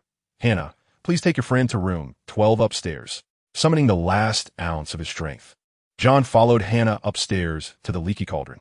Upon entering the room, Hannah wished to engage him in conversation, but she soon discovered that this first-year Hufflepuff student had already collapsed onto the bed, snoring soundly. The following morning, Jon awoke to a peculiar ache coursing through his entire body. He felt utterly limp. Even the act of wielding his wand was taxing. The uncontrollable surge of magic, coupled with the repercussions of taking the courage potion twice, had wreaked havoc on him. He could only hope that the backlash would not linger for too long. Yesterday's incident had been nothing short of a nightmare. As he descended the stairs, looking considerably weakened, he encountered Hannah, who was busy tidying up. "Jon, what happened to you?" she queried, puzzled. "You look so unwell." "Perhaps I caught a slight cold," Jon replied evasively. He descended further, retrieving some bread and a packet of jam from the cupboard, and seated himself at a table. Hannah set down her broom, washed her hands, and joined him with her breakfast. "You should try Madame Pomfrey's restorative potion," Hannah suggested, her mouth full of bread. "It works wonders for colds and various other ailments. I have half a bottle left, and I can fetch it for you shortly." "Oh, thank you so much." After swallowing a mouthful of bread, Hannah turned serious. "Jon, you cannot possibly imagine what transpired last night." "Really? What happened yesterday?" Jon swiftly assumed a curious expression. Hannah, with a satisfied demeanor, explained, "Yesterday, a thief named Anjuin Urian attempted to assault a muggle in not far from us." "Anjuin a thief?" Jon nearly spat out the bread in his mouth. "Indeed." Hannah nodded. Madame Julia Spore, the owner of Spore Potions, mentioned that this Anjuin Urian had stolen a whole 400 galleons from her. "Stolen 400 galleons," Jon echoed weakly. "Yes."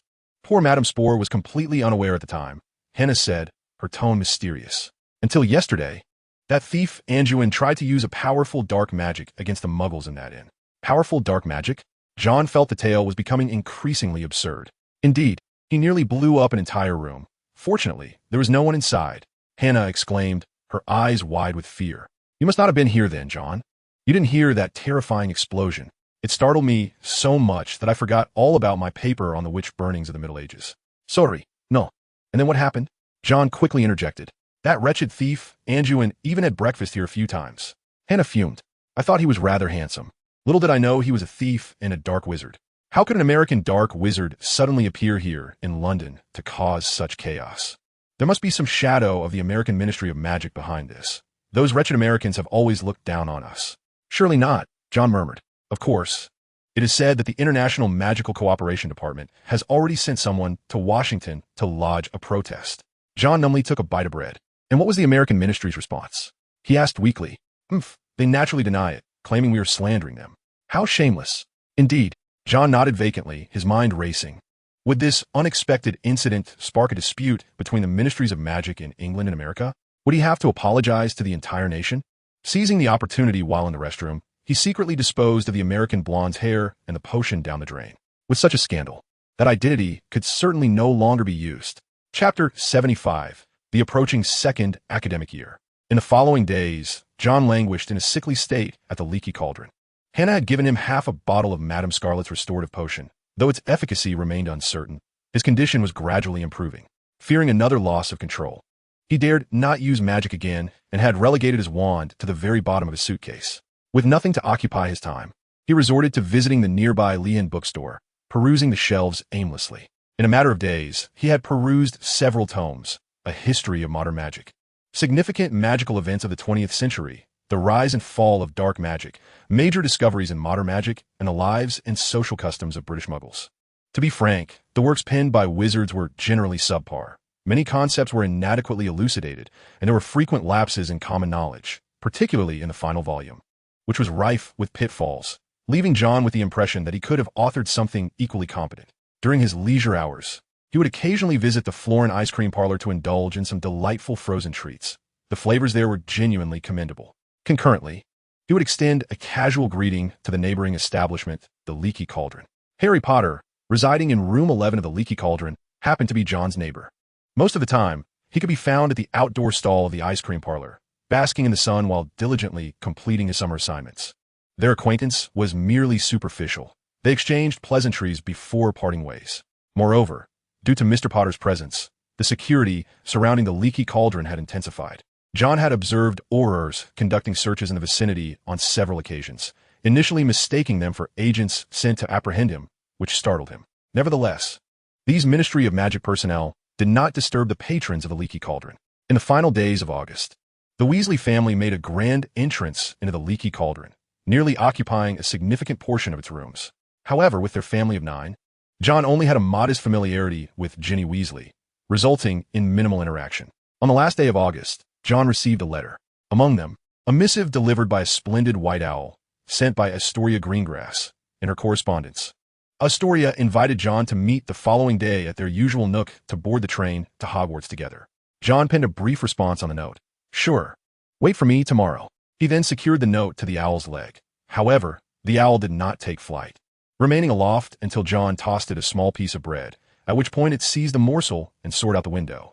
To be honest, John felt that the method of owl communication, while perhaps adequate a century ago, was utterly antiquated in the present day. When compared to telephones, mobile devices, and emails, it fell woefully short. Even in comparison to telegrams and faxes, it was decidedly inferior. Subsequently, he made his customary visit to the telephone booth on Charing Cross Road to contact his family. Eric informed him over the phone that he would drive to the Leaky Cauldron the following day to escort him to King's Cross Station. The next morning, shortly after 8, John had just finished his breakfast when Eric's car arrived at the entrance of the Leaky Cauldron. How's it going, son? Eric inquired, stepping out to inspect the tires. I hope I'm not late. Not at all. I should be at King's Cross Station in less than an hour. John replied with a smile. Isn't your mother coming? She really wanted to, but it took quite some convincing for her to agree. Eric explained.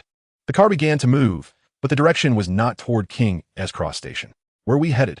John asked with curiosity. Do not inquire. Simply go to Rome. Eric jested. The car sound system began to play the Beatles' renowned song, Let It Be, as Eric hummed along, albeit slightly off-key, while pressing the accelerator. They drove northward, and after more than half an hour, John realized from the roadside signs that they had arrived in Camden Town. Puzzled by Eric's choice of destination, he suddenly noticed a pair of grandparents by the roadside, seemingly waiting for their arrival. Eric halted the vehicle and rolled down the passenger window, leaning out to call across the street. Good morning, Mrs. Longbottom. You are quite punctual, Mr. Hart.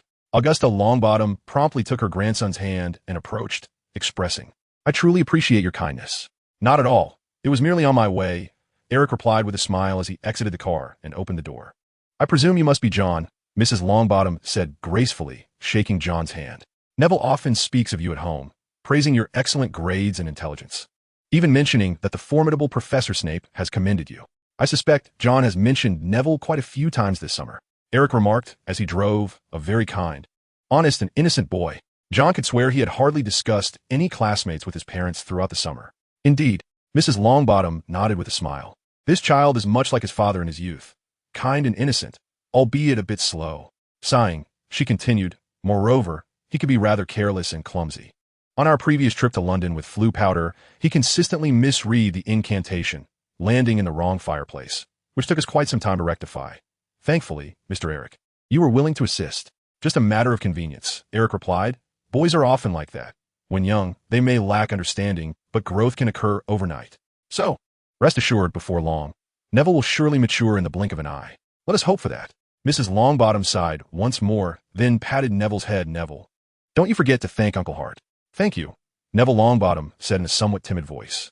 As Eric continued driving, he engaged in light conversation with Mrs. Longbottom, while John occasionally interjected. Meanwhile, Neville remained curled up in the corner of the car, silent. As the vehicle proceeded, John felt his eyes moisten slightly. He understood all too well his father's intentions. While he struggled alone in the wizarding world, he was unable to offer any assistance.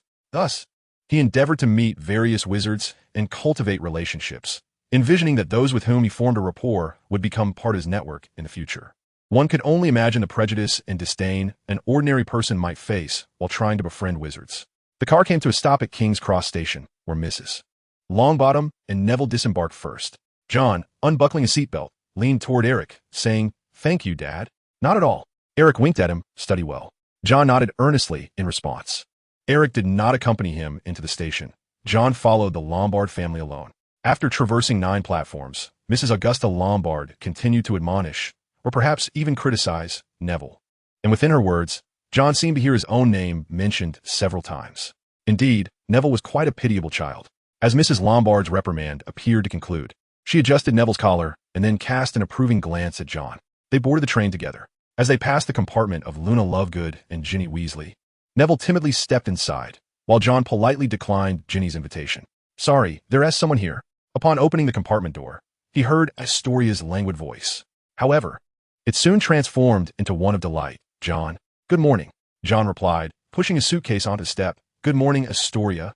Looking splendid? Astoria winked at him. Who is this charming creature or angel? I almost didn't recognize you. Jon smiled in response. Humph. Astoria huffed, her cheeks slightly flushed. How was your summer? She inquired. Not particularly great, Jon replied with a wry smile. 2 months without magic, and the headmaster even visited my home. A visit from Professor Dumbledore? Astoria's interest was piqued. Goodness. I can't believe Professor Dumbledore actually visits students at home. You must be incredibly lucky, Jon. Perhaps. Jon forced a smile. What about you? How was your summer? Astoria animatedly recounted her summer experiences. Meanwhile, the Hogwarts Express set off. The train steadily made its way northward. The scenery outside grew increasingly captivating as the sky darkened, and the clouds above thickened. Astoria continued to share her observations from the eastern part of France. The weather there was much better than in England. The sun was warm, though I suspect I may have gotten a bit sunburned. This dress was purchased while passing through Paris. Jon listened with a smile, occasionally interjecting. At 1 o'clock, the food trolley arrived at their compartment door. Jon bought a stack of large pancakes, while Astoria opted for some dried fruits and pumpkin juice. I need to lose a few pounds, she said, looking quite distressed. I gained several during the summer. I think you're overthinking it, Jon remarked, handing her a large pancake. Make sure to eat well, or you might hinder your growth. As afternoon approached, it began to rain, and the outlines of the rolling hills outside grew hazy. I despise this dreary weather, Astoria said, looking quite drowsy. No one enjoys such weather, Jon agreed wholeheartedly.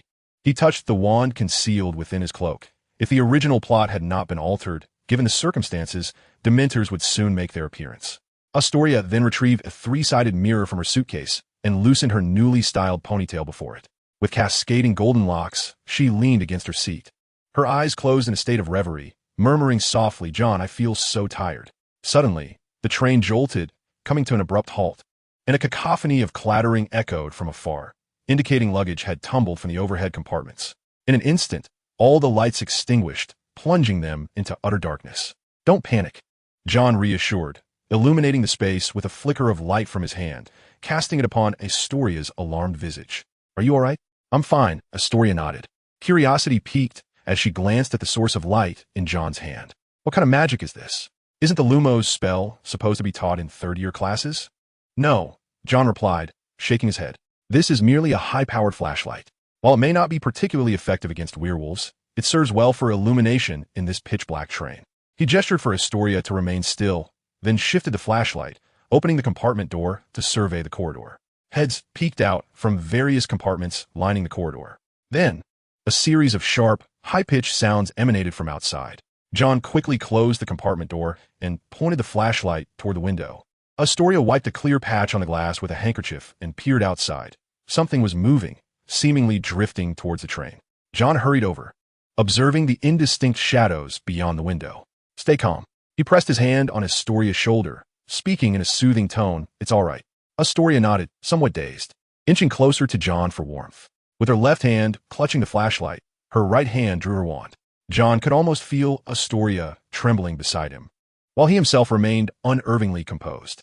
Suddenly, the compartment door swung open, and a towering figure cloaked in a dark robe glided in. Jon, I'm so cold.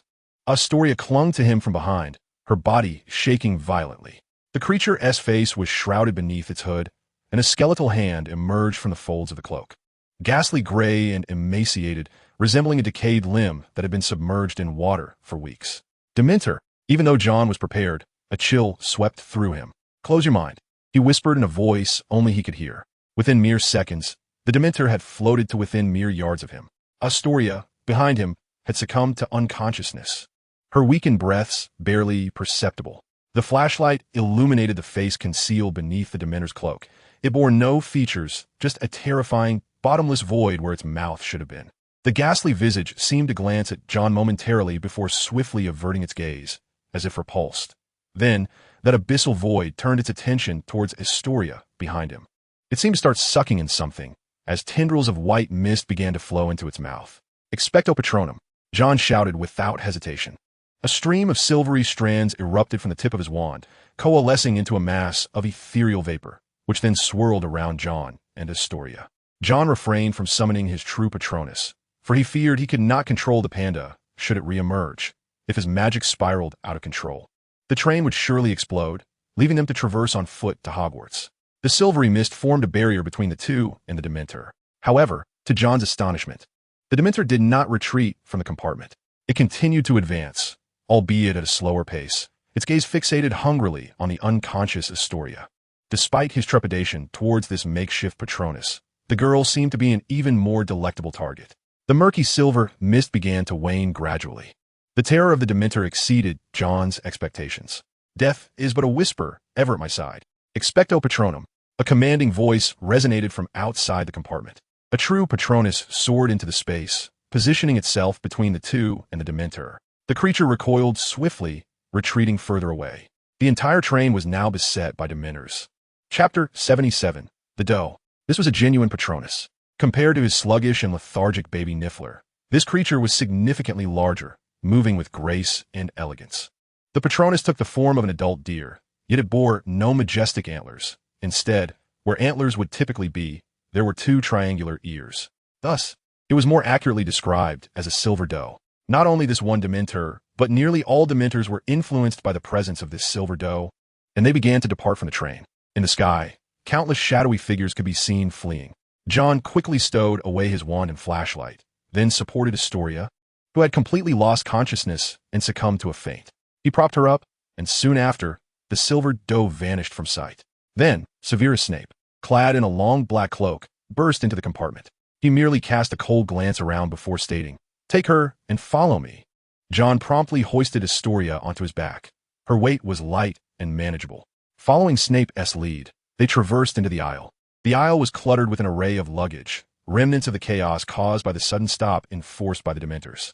After crossing through several compartments towards the front of the train, it resumed its journey.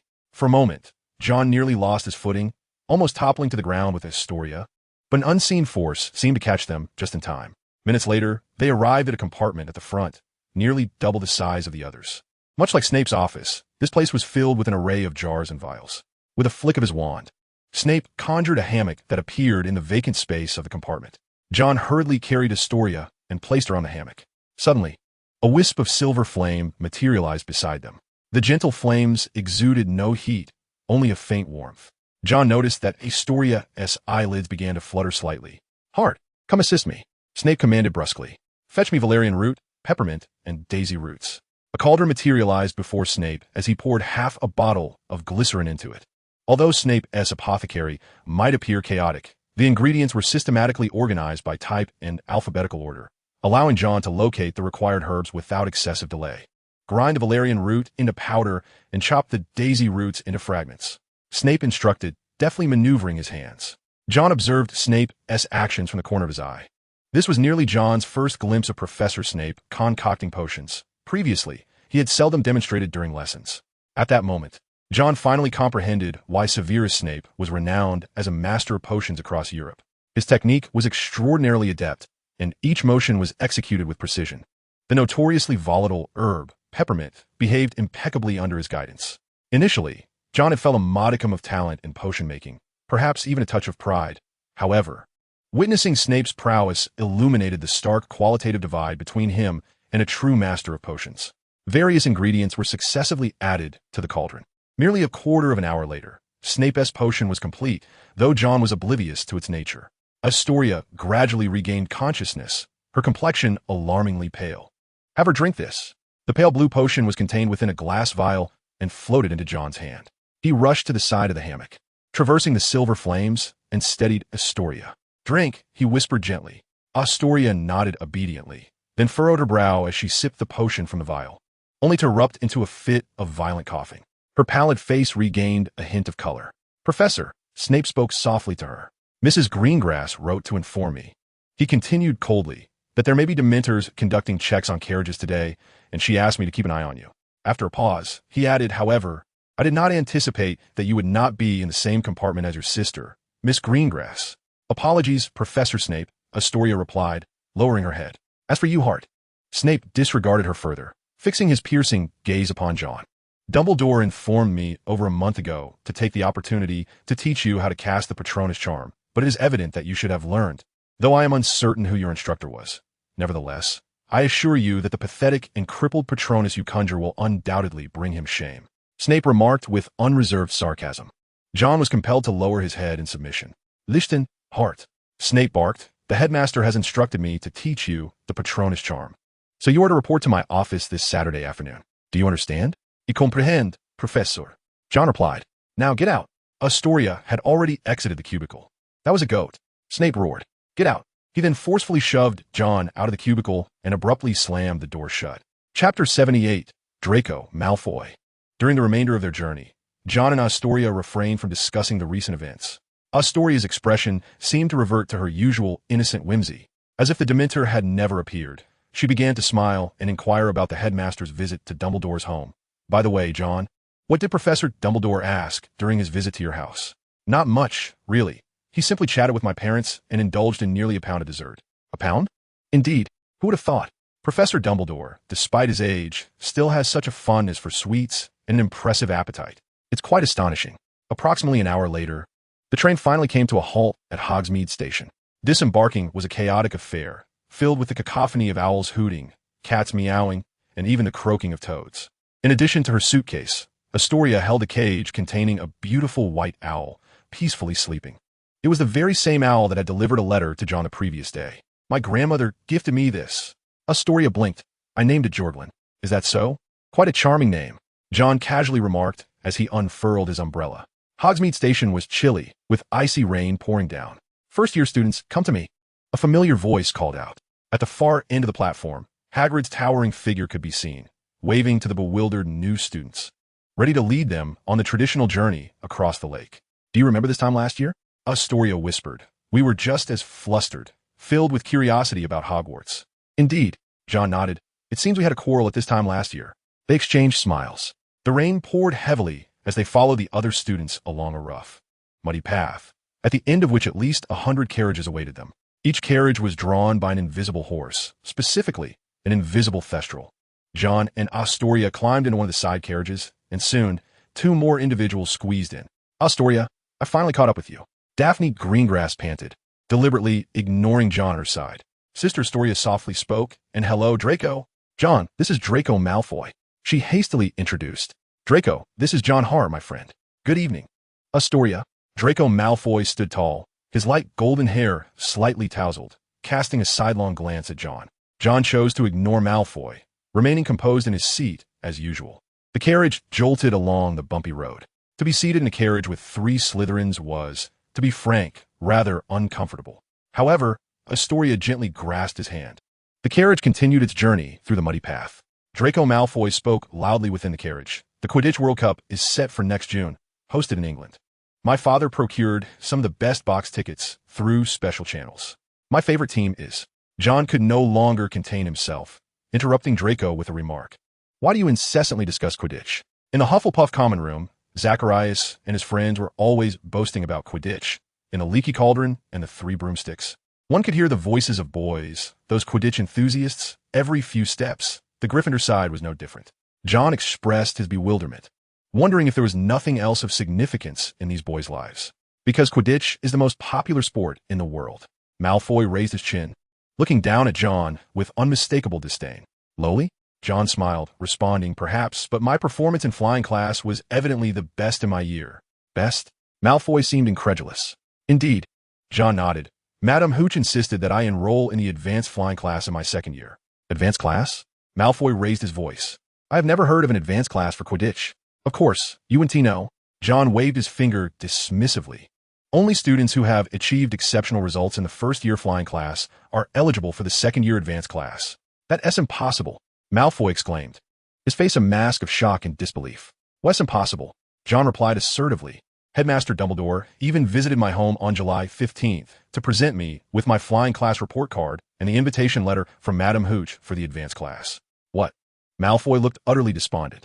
Well, it's quite normal for you not to know, Jon said nonchalantly. After all, only those who have excelled in the 1st year flying class are privy to information about the advanced class. Others are generally kept in the dark. Potter, Draco Malfoy suddenly shouted. Potter must have taken the advanced flying class last year. Malfoy gritted his teeth and remarked. So I couldn't best him even while riding the Nimbus 2001. Astoria, unable to contain herself, burst into laughter, exclaiming, Haha, Jon, you are simply delightful. The carriage rolled forth, approaching a pair of magnificent wrought iron gates, upon which the name Hogwarts was inscribed in shimmering gold letters.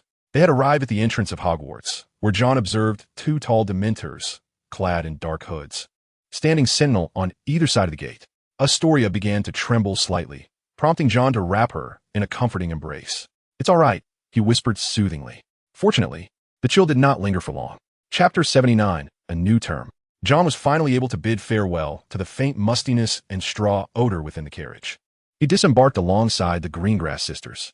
Draco Malfoy, with a scowl upon his face, appeared ready to follow, but was halted by his two close friends, Vincent Crabbe and Gregory Goyle. In their exchange, Jon caught snippets of conversation mentioning Potter, Dementors, and the word stun before the Slytherin trio hurried away.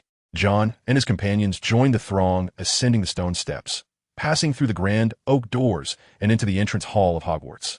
The hall was ablaze with light, and a splendid marble staircase led upward. The door to the right of the marble staircase swung open, and Professor Minerva McGonagall, donned in a striking emerald plaid robe, strode forth. McGonagall's expression was perpetually serious, her hair meticulously arranged into a tight bun, and sharp eyes framed by square spectacles. "Miss Greengrass, come here," she called, glancing at Astoria and waving her hand. "Mr. Hart, you too." Jon and Astoria hurried over. "Miss Greengrass, Professor Snape has informed me that you encountered some trouble on the train?" McGonagall inquired. Astoria nodded. "Yes, Professor. A Dementor. Just to be safe, Mr. Hart, please escort her to the hospital wing," McGonagall advised. "Of course, Professor." The two departed from the crowd and made their way to the hospital wing, not far from the entrance hall. Upon knocking on the door, Madame Pomfrey rushed to answer. "Another Dementor, is it?" she asked, somewhat exasperated. "Yes, ma'am," Astoria replied quietly. "Whoever thought it wise to allow such dangerous creatures to linger around the school? Last year, it was a basilisk, and this year a Dementor. I wonder if next year we shall be graced by a few dragons." Madame Pomfrey lamented. "Hogwarts is a school, not a refuge for perilous magical beasts. Come along, dear," she said, her tone softening as she addressed Astoria. "Professor Snape has already administered a potion." Jon quickly interjected, "It's a Felix Felicis. Professor Snape excels at it." Madame Pomfrey's face brightened at the mention of Snape. "Then you only need to consume some chocolate and, of course, ensure plenty of rest." In the infirmary, several students lay upon the beds, among them one in a particularly grave state, lost to unconsciousness. Jon also spotted Ginny Weasley, reclining on a bed closer to the inner side, with Neville and Luna by her side.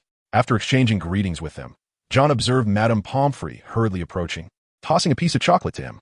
The clamor of an alarm resonated from the counter as Madame Pomfrey swiftly handed two vials of emerald green potions to Luna and to a girl by the side of the unconscious student. Madame Pomfrey departed in haste, returning only after a 10-minute interval. Astoria had already consumed the chocolate. After meticulously examining Astoria, a hint of concern laced her voice as she remarked, "You should be fine now. I apologize for the trouble." "It's nothing," Jon replied with a gentle smile and a shake of his head. Upon returning to the great hall, it had transformed into a jubilant sea of excitement. Professor Flitwick stood, brandishing a pointed wizardess hat, calling out the names of the young witches and wizards as the sorting ceremony seemed to reach its conclusion. "Remilde Vane," Professor Flitwick proclaimed in his high-pitched voice. A timid girl with black hair hurried forward. "Gryffindor," the sorting hat exclaimed almost the moment it touched her head. The last two first-year students, Natalie Young and Luke Ivy, were sorted into Ravenclaw and Slytherin, respectively. Professor Flitwick, clutching the sorting hat and a three-legged stool, exited the hall. Jon had missed the vast majority of the sorting ceremony. "Welcome," Professor Dumbledore stood, surveying the room before addressing the assembly. "Welcome to your new academic year at Hogwarts. However, before the term commences, I have a few words to share." The previously boisterous hall fell into an immediate hush. "Earlier on the train, you underwent a search. You are no doubt aware that our school is currently hosting several Dementors from Azkaban, who are here to carry out a task on behalf of the Ministry of Magic." Beneath Professor Dumbledore's seemingly calm demeanor, Jon detected a faint undercurrent of ire. It was evident that he held a strong disdain for such creatures. "The Dementors will be stationed at every entrance and exit of the school," Professor Dumbledore continued. "Therefore, during their stay, no one is permitted to leave the campus. Do not attempt to deceive the guards from Azkaban with your petty tricks. Dementors inherently comprehend neither requests nor excuses, and they are impervious to any ruses or disguises. Even the invisibility cloak will not suffice," he added with a final note. The hall was enveloped in an unsettling silence. Indeed, None would relish an encounter with Dementors, as all would inevitably feel their chilling effects to some degree. As anticipated, Professor Dumbledore proceeded to introduce Hogwarts' two new teachers, the new defense against the dark arts professor, Remus Lupin, and due to Professor Kettleburne's retirement, the new care of magical creatures professor, Rubeus Hagrid. With that, Professor Dumbledore concluded his address. Chapter 80, The Devil's Snare. After the first night of the second academic year, Jon entered the Great Hall for breakfast the following morning. The long tables of the four houses were laden with an abundance of food, bowls of porridge, platters of pickled herring, heaps of bread, and dishes of eggs accompanied by salted meat. Jon settled himself at the Hufflepuff table, conveniently beside Cedric Diggory. "Good morning," Jon greeted casually, reaching for a piece of bread. "The new second-year schedule," Cedric said, nodding with a smile as he handed Jon a sheet of parchment. "Indeed. I received a letter from Professor Dumbledore over the summer," Cedric added with a hint of shyness. "Congratulations," Jon exclaimed promptly. "Thank you." It came as no surprise that Cedric Diggory had become the head of Hufflepuff. After all, he had introduced Harry to the head boys' bathroom in the Goblet of Fire, and he was one of the few well-rounded students at Hogwarts, excelling both academically and athletically. Jon turned his attention to the newly issued schedule. The second-year curriculum bore little distinction from that of the first year, typically omitting one flying lesson, though Jon himself was an exception. After breakfast, Jon followed Zacharias Smith and Eloise Midgen out of the castle, hurrying towards the greenhouses. Upon entering, they found Professor Pomona Sprout waiting for them, her patched hat perched atop her head, her attire covered in soil. "How was your summer?" Professor Sprout inquired gently. Professor Sprout was known for her kind demeanor, and some mischievous Hufflepuff students would even dare to jest with her. "Not at all." She shook her head. "You still have 6 years of studies ahead of you." As they conversed, the Gryffindor students arrived, and Jon spotted Ginny Weasley and Colin Creevey leading the way. "Today, we will be visiting the third greenhouse," Professor Sprout announced as the students gathered. The students from the two houses began to murmur with interest. Last year, they had only ventured into the first greenhouse, which contained only harmless herbs like mushrooms. The plants in the third greenhouse promised to be far more intriguing and perilous. Professor Sprout produced a large key from her belt and unlocked the greenhouse door. Jon immediately caught the scent of damp earth and fertilizer, and the surrounding air felt slightly cool and humid. "Follow me, and do not touch any of the plants," Professor Sprout cautioned. The students hurried to keep pace with their herbology teacher. Moments later, they halted before a cluster of ugly, black vines. "Very astute, Miss Weasley." Professor Sprout nodded approvingly. "Can you tell me what characteristics the Devil's Snare possesses?" "The Devil's Snare thrives in damp and cool conditions. Warmth is its enemy, and it fears flames." "Excellent. 5 points to Gryffindor." Professor Sprout paused momentarily before continuing. "Fire is the greatest nemesis of the Devil's Snare. But what else? The Devil's Snare entangles its prey, and the harder the prey struggles, the tighter its grasp becomes." Jon interjected, "Indeed." Professor Sprout cast an approving glance at Jon. "The resilience of the Devil's Snare is remarkable. Even formidable creatures, such as dragons or serpents, find it challenging to escape its bindings." Hufflepuff earns an additional 5 points. Then, Professor Sprout's gaze shifted to the unsightly tangle of vines. "Just like this," she exclaimed. Before her words had fully dissipated, she leaped into the mass of Devil's Snare. Jon finally comprehended why Professor Sprout was often covered in soil. Several girls let out terrified shrieks as the black vines swiftly extended, ensnaring the stout which within their grasp.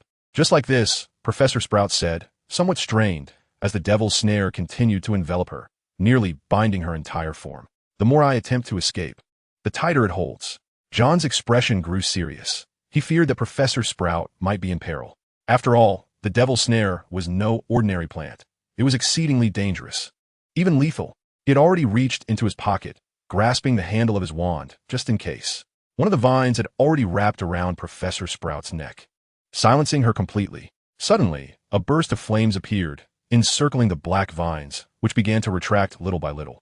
Unfazed, Professor Sprout crawled out from the midst of the flames and traversed through the fiery barrier. Jon couldn't help but exhale in relief. It seemed he had worried unnecessarily. After all, the professor was the head of Hufflepuff, a witch of the same caliber as Professor Snape and McGonagall, and had dealt with these perilous plants for many years. How could she possibly falter at such a trivial matter?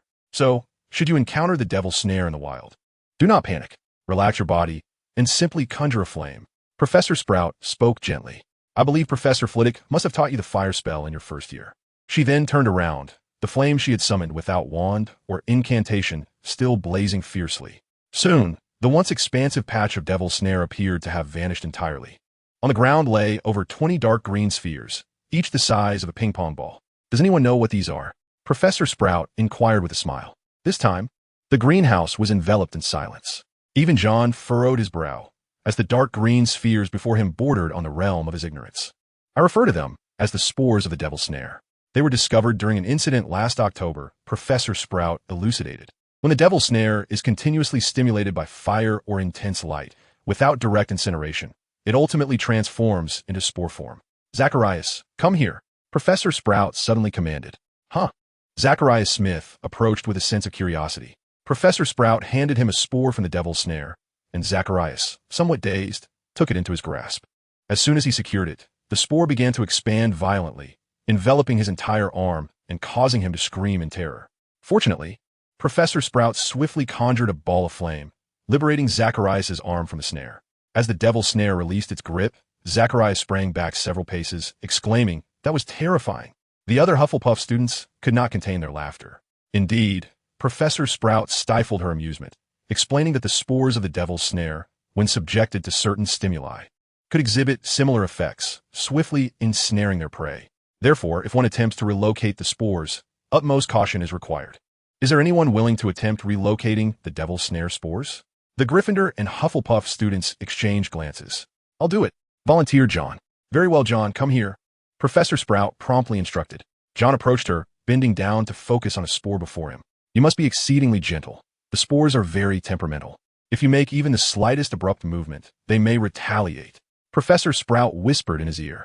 Jon nodded and, with great care, pinched the sides of a spore with 2 fingers before delicately placing it in his palm. Excellent. Professor Sprout continued to encourage him. Maintain as much steadiness as possible and transfer it to the flower pot on your right. Jon took small, careful steps, and, after several moments, he cautiously placed the spore into the pot. Splendid. Professor Sprout was the first to applaud. I believe I can award Hufflepuff 10 points. Who else would like to give it a try? I'll do it.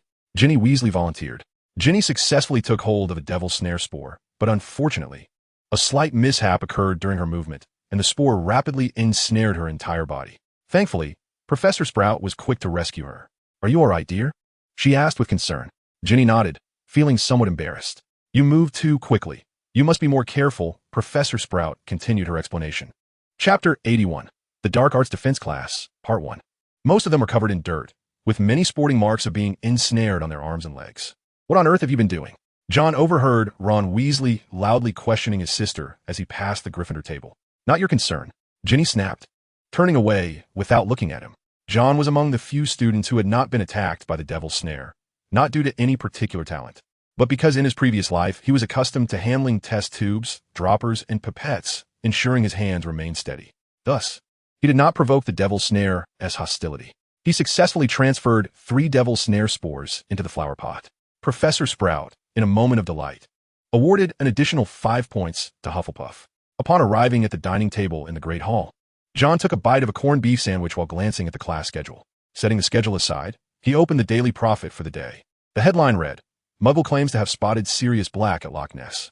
The article was straightforward, recounting the experience of an ordinary girl who, while enjoying a day at Loch Ness, inadvertently saw Black.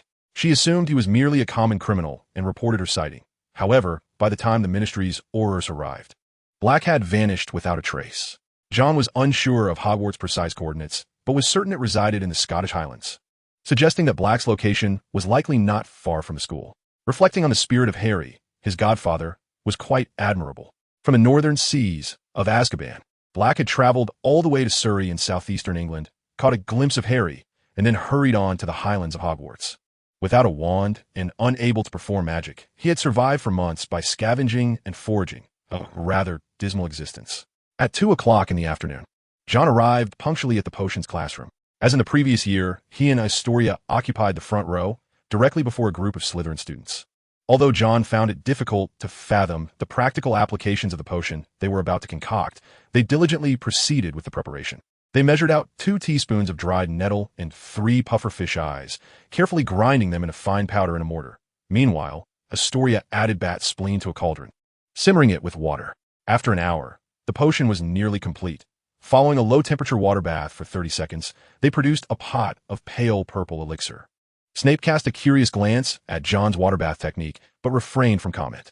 Jon cautiously covered the cauldron to prevent any spillage. Before class concluded, Snape meticulously inspected their potion as he always did, finding no faults, yet offering no praise. At 3:50, Jon, Astoria, and their classmates gathered in Professor Lupin's classroom for their first defense against the dark arts lesson. Professor Lupin had yet to arrive, so they took their seats and retrieved their books, quills, and parchment. A few minutes later, Remus Lupin entered the classroom, carrying a tattered briefcase, his attire adorned with patches. This appearance prompted some Slytherin students to regard him with a hint of disdain. This marked Jon's first close-up observation of the new defense against the dark arts teacher. To be candid, Lupin was quite handsome, had it not been for the deep lines of age on his forehead and the unkempt beard on his cheeks. He would have been quite striking. Yet, for a mild-mannered werewolf struggling to make ends meet, these were undoubtedly luxuries beyond his reach, especially considering the difficulty he faced in securing employment and sustaining himself. A wizard, possessing considerable strength, yet facing severe discrimination from the orthodox wizarding community, struggles to survive. The fact that he has not succumbed to darkness is indeed remarkable.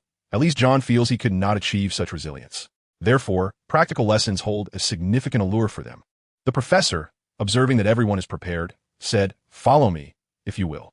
The students trailed behind Lupin, traversing a corridor and turning at a junction. To their surprise, they encountered Peeves, the mischievous poltergeist, who was floating upside down, stuffing chewing gum into the nearest keyhole. Only when Professor Lupin was within 2 feet of Peeves did the ghost lift his head and sing, "Oh, silly, clumsy Lupin, patchwork-clad Lupin. So poor he can't afford a meal, Lupin." Peeves, notoriously rude and disruptive, typically showed some respect towards the teachers. However, this time, his antics seemed excessively provocative, almost as if someone had prompted him to act this way. Yet, Lupin exhibited neither anger nor embarrassment, as if Peeves' lyrics did not pertain to him. "If I were you, Peeves, I would remove that gum from the keyhole. Otherwise, Mr. Filch will have difficulty entering to retrieve his belongings," he stated calmly. Nevertheless, Peeves remained unresponsive, continuing to sing his obnoxious, insulting tune. With a sigh, Lupin drew his wand. He raised it above his head and declared Wadawasi. The piece of gum shot out of the keyhole like a bullet, striking Peeves in the face and sending the troublesome spirit tumbling several yards away. "Bravo, Professor Lupin," Zacharias exclaimed, unable to contain his admiration. "Thank you, Mr. Smith," Lupin replied with a smile and a nod. "Let's proceed. The usage of spells relies on emotional settings. Perhaps the previous explanations were not sufficiently clear. Firstly, learning magic in the Harry Potter universe is no simple task. Mastering even a basic spell can take considerable time, as exemplified by Harry's lengthy endeavor to learn the summoning charm in the 4th book. Thus, unless one were to enhance the intelligence of the entire world, there must be elements to balance the difficulty of spell learning. If knowing a spell merely required a flick of the wand to unleash magic, young wizards could simply attend a week-long Latin memory camp, rather than endure 7 years of rigorous study at school. This balancing factor could manifest as mana points, spell slots, or levels of casting, along with intricate materials and complex incantations. Yet none of these elements resonate with the emotional core that is somewhat intrinsic to the Harry Potter world. After all, the very premise of Harry Potter includes spells that require emotional impetus to be cast. The protagonist, having undergone decades of material education and never experiencing emotional fluctuations, would naturally struggle to accept the emotional framework of the magical world at first. This leads us to the Patronus Charm. The Patronus Charm is widely regarded as a profound form of magic, far transcending the capabilities of an ordinary wizard. In the 3rd installment, Remus Lupin describes this spell with an air of exceptional depth. Hermione, upon learning that Harry was practicing the Patronus Charm, remarked on its remarkable intricacy. When Harry Potter, a 5th-year student at Hogwarts, revealed his ability to conjure a full Patronus in the 5th book, Amelia Bones, the formidable head of the Department of Magical Law Enforcement, exhibited considerable admiration. The vast majority of witches and wizards are unable to summon any form of Patronus. Even an incorporeal one is seen as a testament to extraordinary magical prowess. Those capable of conjuring a full Patronus are often elevated to esteemed positions within the Wisingamot and the Ministry of Magic, as described by Pottermore. The essence of this lengthy explanation is to emphasize that the Patronus Charm is not merely a flick of the wand or a whimsical recollection of memory. The Dementors, as agents of the Ministry's enforcement, deserve a modicum of respect, if the spell to repel them were so easily mastered. Azkaban would have long since devolved into a mere amusement park, leading to utter chaos. To return to the crux of the matter, the Patronus charm requires a truly joyful memory. What constitutes a genuine joy may seem somewhat subjective. It is certainly not a trivial recollection or a fleeting moment of happiness. Moreover, as individuals mature with age, their capacity for joy often diminishes. At the age of 5, if your mother gifts you a lollipop, you might relish it with delight for half an hour. At 10, discovering $1 on the street might bring you joy for an entire day. However, by the time one reaches 30, encountering the same circumstance would likely prompt thoughts of how to promptly report it to the authorities, rather than indulging in a carefree grin. Admittedly, I digress. In simpler terms, the protagonists do possess joyful memories from their past. Yet, either the memories are too distant or they fail to meet the stringent criteria of true happiness. Chapter 83. The Enchanting Quidditch Ball. Remus Lupin managed to win over nearly all the students at Hogwarts in just a few days. His vast knowledge, engaging teaching style, and genuine concern for each student were paramount. However, the contrasting legacy of past defense against the dark arts instructors, such as Lockhart and Quirrell, further illuminated his brilliance. Professor Lupin is, without a doubt, the most exceptional defense against the dark arts instructor I have encountered, second only to Professor Dumbledore. John had heard sentiments like this more than once. Yet, one wonders if such admiration would persist upon the revelation of Lupin's true nature as a werewolf. Such a reaction would be understandable, as werewolves are undeniably perilous creatures. A bite during the full moon could lead to either death or curse. Few would willingly choose to associate with such beings, regardless of how benign they may appear. John had familiarized himself with aspects of werewolf physiology during the summer by reading the restricted book Under the Moon's Shadow. He also devised several plans. For instance, he considered extracting Lupin's saliva during a full moon, inactivating it, and then injecting it into an African green monkey or a chimpanzee. Subsequently, he could draw blood from the chimpanzee, wondering if such a straightforward immunological method could yield antibodies capable of resisting wolfsbane. However, the risks associated with this experiment were exceedingly high. Given the terrifying potency of wolfsbane, a moment's carelessness could result in his own infection.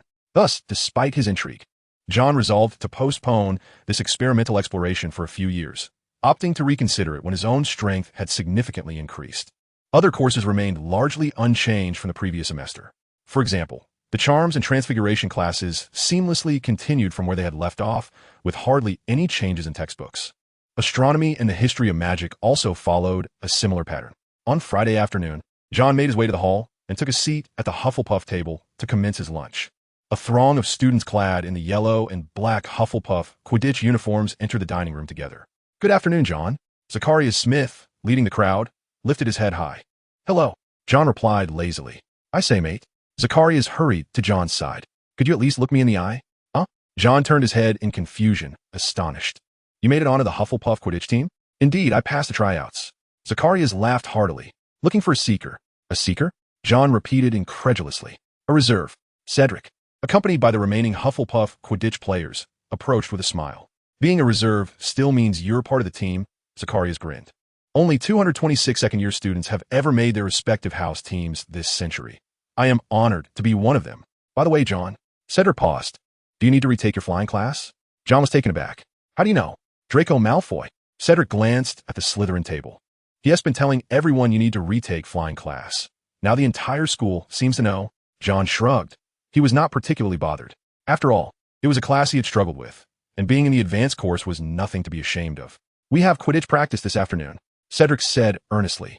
"Why don't you join us for some practice?" "Yes," Zacharias quickly added. "It would surely help improve your performance." Seeing their sincere expressions, John found it difficult to decline, especially since he had no classes that afternoon, with only Saturday S flying class and evening S potions tutorial remaining for the week. Thus, he nodded. "All right, thank you." "No." "Hannah." Cedric shook his head, speaking in a low tone. "This is John." "John?" The naive Hannah paused, momentarily perplexed. "Jon Hart." Zacharias sighed. 4 times hit by the quaffle, 6 times fell off his broom, and once collided with the goalpost. The two recounted the calamities of the afternoon, exchanging tales. "John, are you all right?" Hannah asked anxiously. "It was my fault." Cedric lowered his head in shame, contemplating that he should never have taken him to the Quidditch training grounds. If he hadn't, how could such a foolish sport as Quidditch exist? Beneath the bandages, John spoke with a trembling voice, struggling to articulate his thoughts. Typically, Zacharias would have engaged in a lengthy debate, yet at that moment, he merely cast a sympathetic glance at Jon and shook his head. On Saturday morning, Astoria Greengrass arrived early at the library. "Are you injured?" She hurriedly approached a desk. Concern etched on her face as she inquired about Jon. "I'm all right. Mostly recovered now," Jon replied with a forced smile. Astoria gently caressed the boy's still-healing scar on his face and said softly, "Let us visit Madame Pomfrey once more." "There's no need for that," Jon replied seriously, shaking his head. "Astoria, from yesterday's incident, I've come to realize one thing. I will likely never pass the flying class exam in my lifetime." "Don't lose confidence, Jon," Astoria exclaimed quickly. "Believe in yourself. You can do it." "No, it's not a loss of confidence," Jon said with determination. "Rather, I have discovered a shortcut." With that, he handed a piece of parchment to the girl. "Look at the section I've circled. Hogwarts Rule 67. Astoria read quietly. "Students who have made outstanding contributions to the course may be exempt from the final exam." She looked up puzzled. "Jon, I don't quite understand." "Do me a favor." Jon didn't explain further, but shifted his focus to the pile of scrolls on the desk. "Help me organize the data on these scrolls." Chapter 84. The Quidditch Improvement Plan, Part 1. Madame Hooch's office was situated in a small room adjacent to the Quidditch pitch. As she only taught flying lessons for first-year students, her workload was considerably lighter than that of her colleagues, allowing her to spend most of her time in this office. On the first Saturday of the school year, having just finished her lunch, Madame Hooch was suddenly interrupted by a knock at the door. "Come in," she called, setting down her plate and waving her wand lightly. With a creak, the door swung open. To her surprise, a second-year student she recognized stepped inside. Generally, the students whose names Madame Hooch could recall were members of the various house Quidditch teams. However, this particular student was an exception. After all, in nearly a decade at Hogwarts, he was the only one required to retake the flying class in his second year. "What brings you here, Mr. Hart?" she asked, a look of confusion on her face. "Yes, madam," Jon nodded, placing a large stack of scrolls on a table within the room. The space appeared somewhat disheveled, with dozens of flying broomsticks neatly arranged on one side of the bed, while the rest of the furniture was askew. Madame Hawk, shifting her gaze towards the thick stack of scrolls, inquired, "What are these?" "These are records of the Quidditch matches at Hogwarts over the past 2 decades, Jon promptly clarified. "Some were penned by you, while others were compiled by the captains of the various houses." "Was it Professor Sprout or Mr. Diggory who instructed you to bring these to me?" The expression on Madame Hawk's face grew increasingly perplexed. No, madam," Jon swiftly explained. "They have nothing to do with this. It is purely my personal interest that led me to collect these materials. I have developed certain insights and wish to seek your guidance." "Very well, proceed." Madame Hawk, maintaining a rather amiable demeanor outside the Quidditch pitch, remarked lightly. Jon then produced a parchment filled with figures and addressed Madame Hawk. "I have reviewed the records of 120 Quidditch Cup matches at Hogwarts from 1973 to 1993. The average score for each team across these matches was 1,987 points. After deducting the 75 points for the Golden Snitch, the average score per team was 1,237 points, indicating that each team scored less than 13 goals per match. Out of these 120 matches, the Golden Snitch was captured by the winning team in 109 instances, by the losing team in 5 instances, with 6 matches ending in a draw. Furthermore, among the 109 matches where the Golden Snitch was seized by the victors, only 13 matches had a winning margin of 300 points or more, while 96 matches had a margin below 300 points. This implies that in 102 of the 120 matches, the outcome was determined by the Seekers. Had the Seekers who caught the Golden Snitch made a mistake, allowing the opponents to seize it, the results would have been altered. In essence, 85 of the match outcomes were entirely dictated by the Seekers. Jon asserted with a serious expression. "I'm not quite grasping your point, Mr. Hart." Madame Hawk furrowed her brow. "Are you questioning the significance of the Seekers in Quidditch matches?" Yet, despite her words, she was internally startled by the figures Jon presented. The fact that Seekers could dictate the outcomes of 85 matches, meaning 17 out of every 20, was indeed alarming. "I fear that is the case, madam. The possession of the Golden Snitch overwhelmingly determines the match result." Jon nodded gravely. "To be frank, when I first learned of the rules of Quidditch, I was exceptionally astonished. Who was the first Seeker? Was it the foolish son of a king who wished to play Quidditch yet could not comprehend the rules?" Madame Hawk's expression darkened, as she seemed to ponder something deeply. In truth, the influence of Seekers on the balance of the game extends beyond mere scoring. They also dictate the duration of the match. Jon continued, "It is essential to recognize that for Seekers, the discovery of the Golden Snitch is heavily reliant on luck, or rather, it is not luck at all." Madame Hooch retorted. The skills exhibited by proficient seekers and mediocre seekers in capturing the golden snitch are strikingly different. No, madam. You have misunderstood my point. Jon clarified once more, I do not imply that capturing the snitch relies on luck, but rather that spotting the snitch depends on chance. Although I have not observed many Quidditch matches, I can distinctly perceive that the flight area of the golden snitch is vast, extending far beyond the line of sight of the wizards. This signifies that it is quite challenging to actively locate the snitch. One must wait passively for it to enter their field of vision. Thus, in certain matches, such as the 1992 game between Gryffindor and Hufflepuff, Harry Potter captured the golden snitch in merely 2 minutes and 33 seconds, as the snitch appeared within their sight shortly after the game commenced. In contrast, during the 1976 match between Gryffindor and Slytherin, James Potter took 4 hours, 39 minutes, and 6 seconds to aid Gryffindor in concluding the game, this being the longest duration in 20 years, because for the first 4.5 hours, the golden snitch did not make an appearance at all. I believe the disparity in these instances is not a reflection of Mr. Potter's superiority over his father, but rather that the duration of a Quidditch match is entirely contingent upon luck, which may lead to quite disheartening situations. For instance, spectators eagerly arriving at the stadium with hopes of witnessing a high-level, intense contest, only to have the snitch appear and be captured within mere minutes, thereby ending the match. I find such an occurrence rather disappointing. I concede that you possess a valid point. Madam Hooch nodded slightly. The role of the seeker is merely one aspect. Jon continued, passionately elaborating. I believe there are notable issues in other areas as well, such as the beaters and the keepers, whose presence is alarmingly minimal. I have also compiled data regarding the keepers. In the past 120 Quidditch matches, the average number of saves made by each keeper is merely 39. As I previously mentioned, the average number of goals scored per match is 123, meaning that, strictly speaking, a typical keeper's contribution during a game is less impactful than that of a seeker. For instance, the presence of 3 goal hoops often overwhelms keepers during saves, making them susceptible to deception. Furthermore, when faced with opposing seekers charging toward them with great speed, keepers struggle to make effective blocks, often allowing the quaffle to pass easily. Chapter 85, The Quidditch Reform Plan, Part 2. Jon Hart continued. The beaters face a similar predicament. Wielding a mere wooden bat, devoid of any magic, while aiming at 7 small targets darting across the expansive Quidditch pitch is exceedingly challenging. According to my statistics, the average successful hits by beaters on opposing chasers per match amount to only 43, and it is worth noting that a team comprises 2 beaters. Jon shook his head in exasperation. Thus, in the majority of matches, the 2 beaters find it exceedingly difficult to exert significant influence. And what are the chasers? Madam Hooch now gazed at Jon with eager anticipation. In comparison to the other 3 roles, the position of the seeker is indeed relatively fair. Jon paused momentarily before continuing. However, there exists a subjective issue, in my opinion, regarding its lack of spectacle. From my observations of Quidditch matches, they often consist of a seeker capturing the golden snitch and then swiftly soaring towards the opposing goal, only to be collided with by the rival seeker, resulting in a loss of possession, and then the roles are reversed. In my view, this tactic is rather brutish and lacks visual appeal. Consequently, apart from the Gryffindor team, the seekers of the other 3 houses are predominantly robust male students in their 5th year or above. The wizarding world is still rather small in population, and its cultural aspects are quite underdeveloped. Entertainment has seen little evolution or advancement.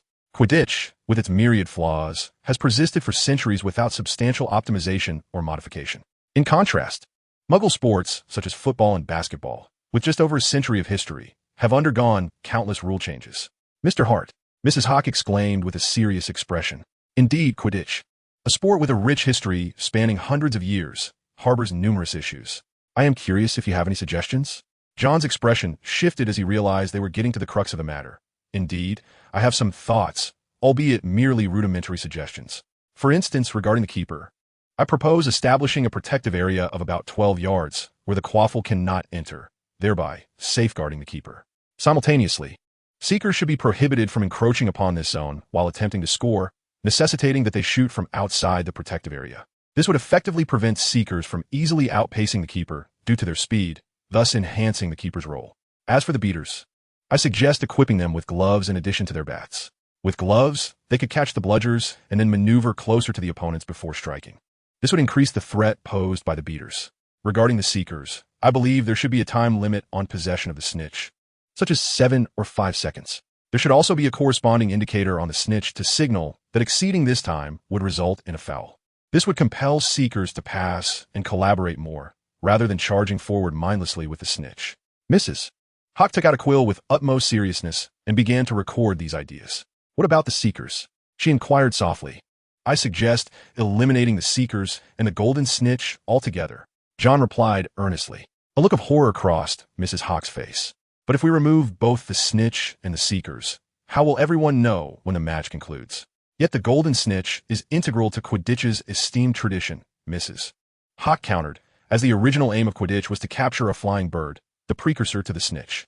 Perhaps we could enchant the golden snitch to fly at a slower pace around the pitch for a fixed duration of 60 or 90 minutes. Reaching the end point would signify the match's conclusion, thus preserving the cherished tradition, Jon proposed, inspired by a sudden insight. That makes sense. Mrs. Hockley nodded excitedly. She carefully rolled up the parchment filled with writing, stating, I shall seek the opinions and recommendations of Professor Dumbledore. In fact, I too believe that the rules of Quidditch require certain modifications. Thank you, madam. Jon paused momentarily. However, I have always been a rather discreet individual. So if this project were to be implemented, could my suggestions remain undisclosed for the time being? Mrs. Hockley looked at him with a hint of surprise. If you insist. Jon couldn't help but breathe a sigh of relief. Chapter 86. The Debate Among the Headmasters. It was a bright afternoon with a gentle breeze. Many among them had never encountered a flying broomstick, while others eagerly anticipated showcasing their skills before the new students. A boy, seemingly of similar age, ran over from the Quidditch pitch. He sported short, dark brown hair and possessed striking gray eyes, appearing rather refined. It's been canceled just like that, he shrugged. It's been rescheduled for Sunday morning. After conveying this news, the boy made his way towards the castle. He can't be serious. A group of first-year Gryffindor girls whispered among themselves. Surely not. It's already 2:15. Mrs. Hockley should have arrived for class a quarter of an hour ago. As they murmured, first-year students from both Gryffindor and Slytherin made their way towards the castle in small clusters.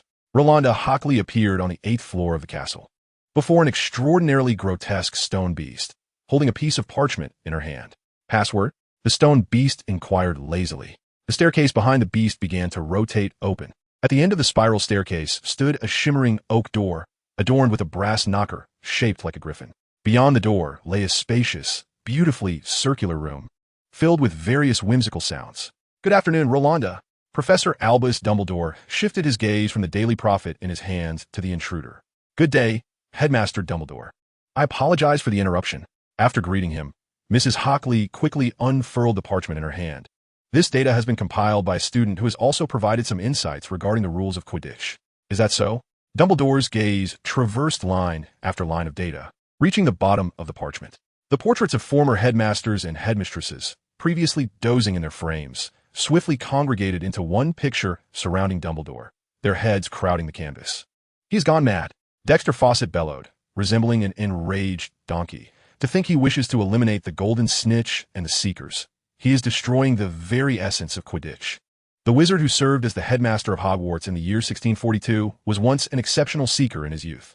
In 1622, he led the England national team to victory in the Quidditch World Cup, a triumph that remains the only championship record for England to this day.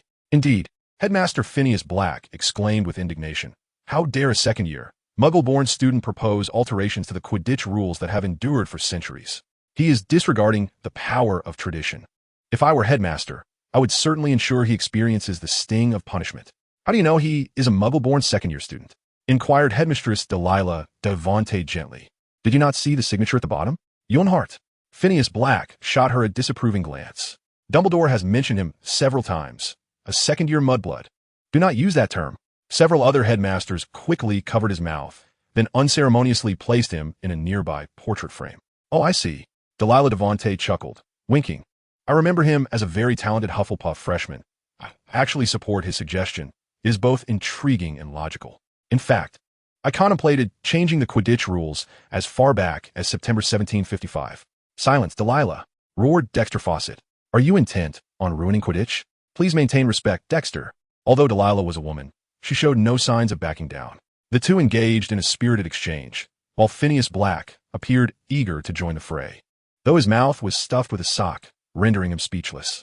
Enough! Dumbledore's furious shout interrupted their argument. Indeed, some rather imaginative suggestions. His gaze returned to the parchment. For instance, equipping the beaters with gloves and granting the keeper a protective charm are both splendid ideas, are they not, Dexter? Dexter Fawcett reluctantly opened his eyes. Yes. If limited to those 2 points, they are rather acceptable. However, the other 2 points warrant further discussion. Dumbledore continued. For example, imposing a time limit on the quaffle holder. Rolanda, I believe you should confer with the captains of the various Quidditch teams and the Chasers. After discussion, we can consider implementing it in the Quidditch Cup after a year or 2 of adjustment. You make a valid point, Headmaster. Mrs. Hooch nodded thoughtfully. And what a final point regarding the Seekers and the Golden Snitch.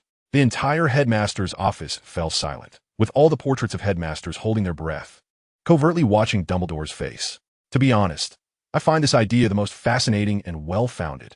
Dumbledore smiled while gently waving his finger, crossing out the lines regarding the Seekers and the Golden Snitch. However, despite being the honorary president of the International Quidditch Association, I am not qualified to express too many opinions on this matter. Therefore, let the one who proposed the suggestion await his future resolution. Dexter Forsco let out a sigh of relief. Delirious Devant closed her eyes completely with a cold huff. Dumbledore returned the parchment to Madame Hooch, inquiring, by the way, are there any requests following the suggestions put forth by Mr. Roland Hart? Requests? Madame Hooch paused, then spoke slowly. He seemed to indicate that if the proposal were approved, he hoped to receive a special contribution award, if possible. Is that so? Dumbledore's blue eyes sparkled with light, and soon after, a piece of parchment floated before him. No, Albus. Phineas Black finally freed his mouth from the metaphorical sock, exclaiming, you cannot frivolously issue a special contribution award. It is the highest honor at Hogwarts, received only once by each student throughout their 7 years. Perhaps our criteria for judgment differ, Phineas.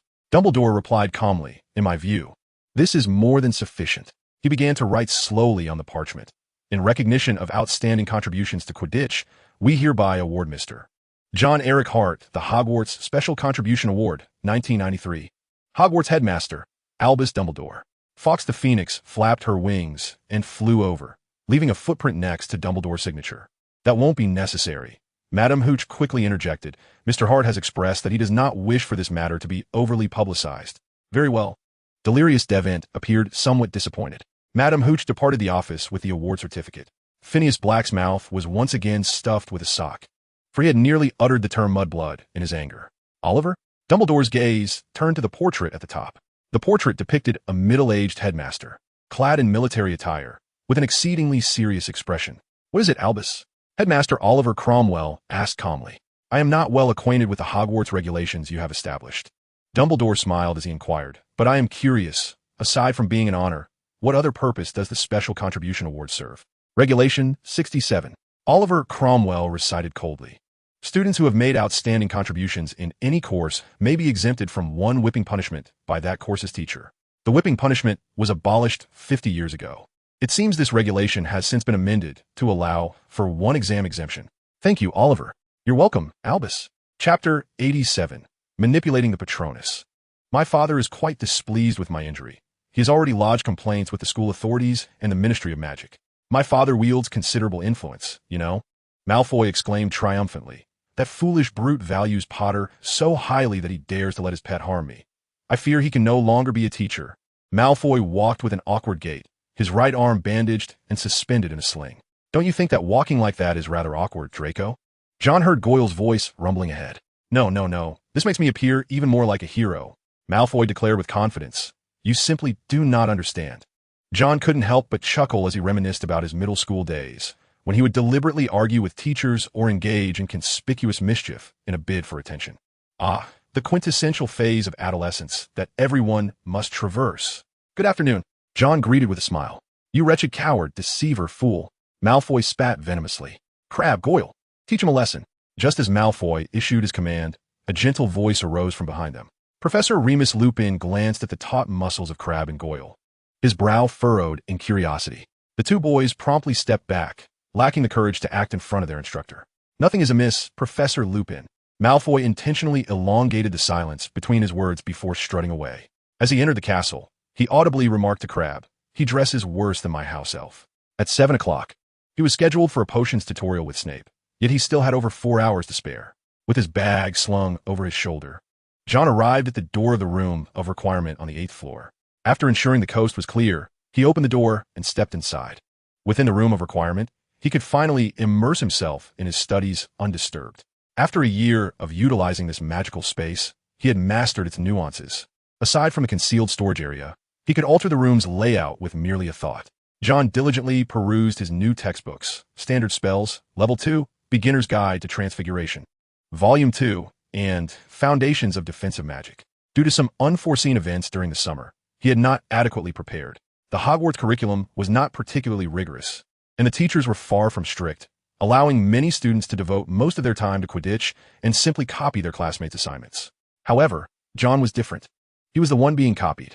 Classmates such as Zacharias, Stephen, and even Eloise from Hufflepuff's second year fully relied on him to complete their tasks for the instructors. Around 6 o'clock, Jon finally stowed all his books back into his bag. He exited the room of requirement, grabbed a quick bite in the Great Hall, and then made his way to the potion's Master S office in the basement. Promptly at 6:55, Jon arrived at Snape's office door. He gently knocked. "Enter," came Snape's oily voice from within. As always, the office was dimly lit, with hundreds of specimen-filled glass jars appearing untouched on the shelves. Severus Snape was meticulously concocting potions. In front of him, a cauldron simmered with various herbs, none of which Jon recognized. "Professor, what is this?" Jon inquired, curiosity piqued. "Wolfsbane potion," Snape replied coldly. "A potion with an exceedingly complex brewing process." Jon furrowed his brow. It was no wonder that the Wolfsbane potion was considered one of the most sophisticated elixirs. It is likely that there are only a few wizards in the world capable of brewing it. Otherwise, the werewolf would not be so perilous. Jon yearned to lean in for a closer look, but Severus had already brusquely sealed the cauldron. The Wolfsbane potion, when consumed a week prior to the full moon, allows a werewolf to retain their sanity even in their transformed state, rendering the inherently dangerous creature somewhat safer. As Severus spoke, he removed his dragon-hide gloves. Jon was momentarily taken aback. He had not inquired about the potion's effects. Furthermore, it seemed the brewing process was already concluded, and Severus appeared to have intentionally opened the cauldron's lid to pique his interest. However, he quickly dismissed the thought. "Professor, do you happen to have a friend who is a werewolf?" "That seems quite unfortunate," Jon murmured softly. "Be quiet." Severus shot him a fierce glare. "Hart, think before you speak." Fortunately, Severus was not overly fixated on the Wolfsbane potion, and he soon led Jon out of his office. Traversing several corridors, they arrived at a familiar classroom, the practical classroom for defense against the dark arts. "I fail to understand why Professor Dumbledore has tasked me with teaching you the Patronus charm. It should be the responsibility of that defense against the dark arts instructor." A look of disdain crossed Severus's face. "However, since you are here, I only hope you exhibit a modicum of intelligence and do not embarrass me." "Professor, do you also despise Dementors?" Jon innocently inquired. "Be silent. Do not ask questions." Severus glared at him, which tacitly acknowledged his assumption. Jon stifled a grin. "Now, Hart, demonstrate for me," Severus suddenly commanded, his expression shifting. Jon grimaced, then drew his wand, seriously aiming it at the empty space before him. With Severus present, even if his magic faltered, he felt assured. Thus, he boldly summoned his Patronus. Eager to discern what the issue might be, "Expecto Patronum," he shouted. A dazzling silver light erupted from the tip of his wand, enveloping the entire room in a warm glow. Then, a colossal silver figure burst forth from his wand and gradually began to take shape.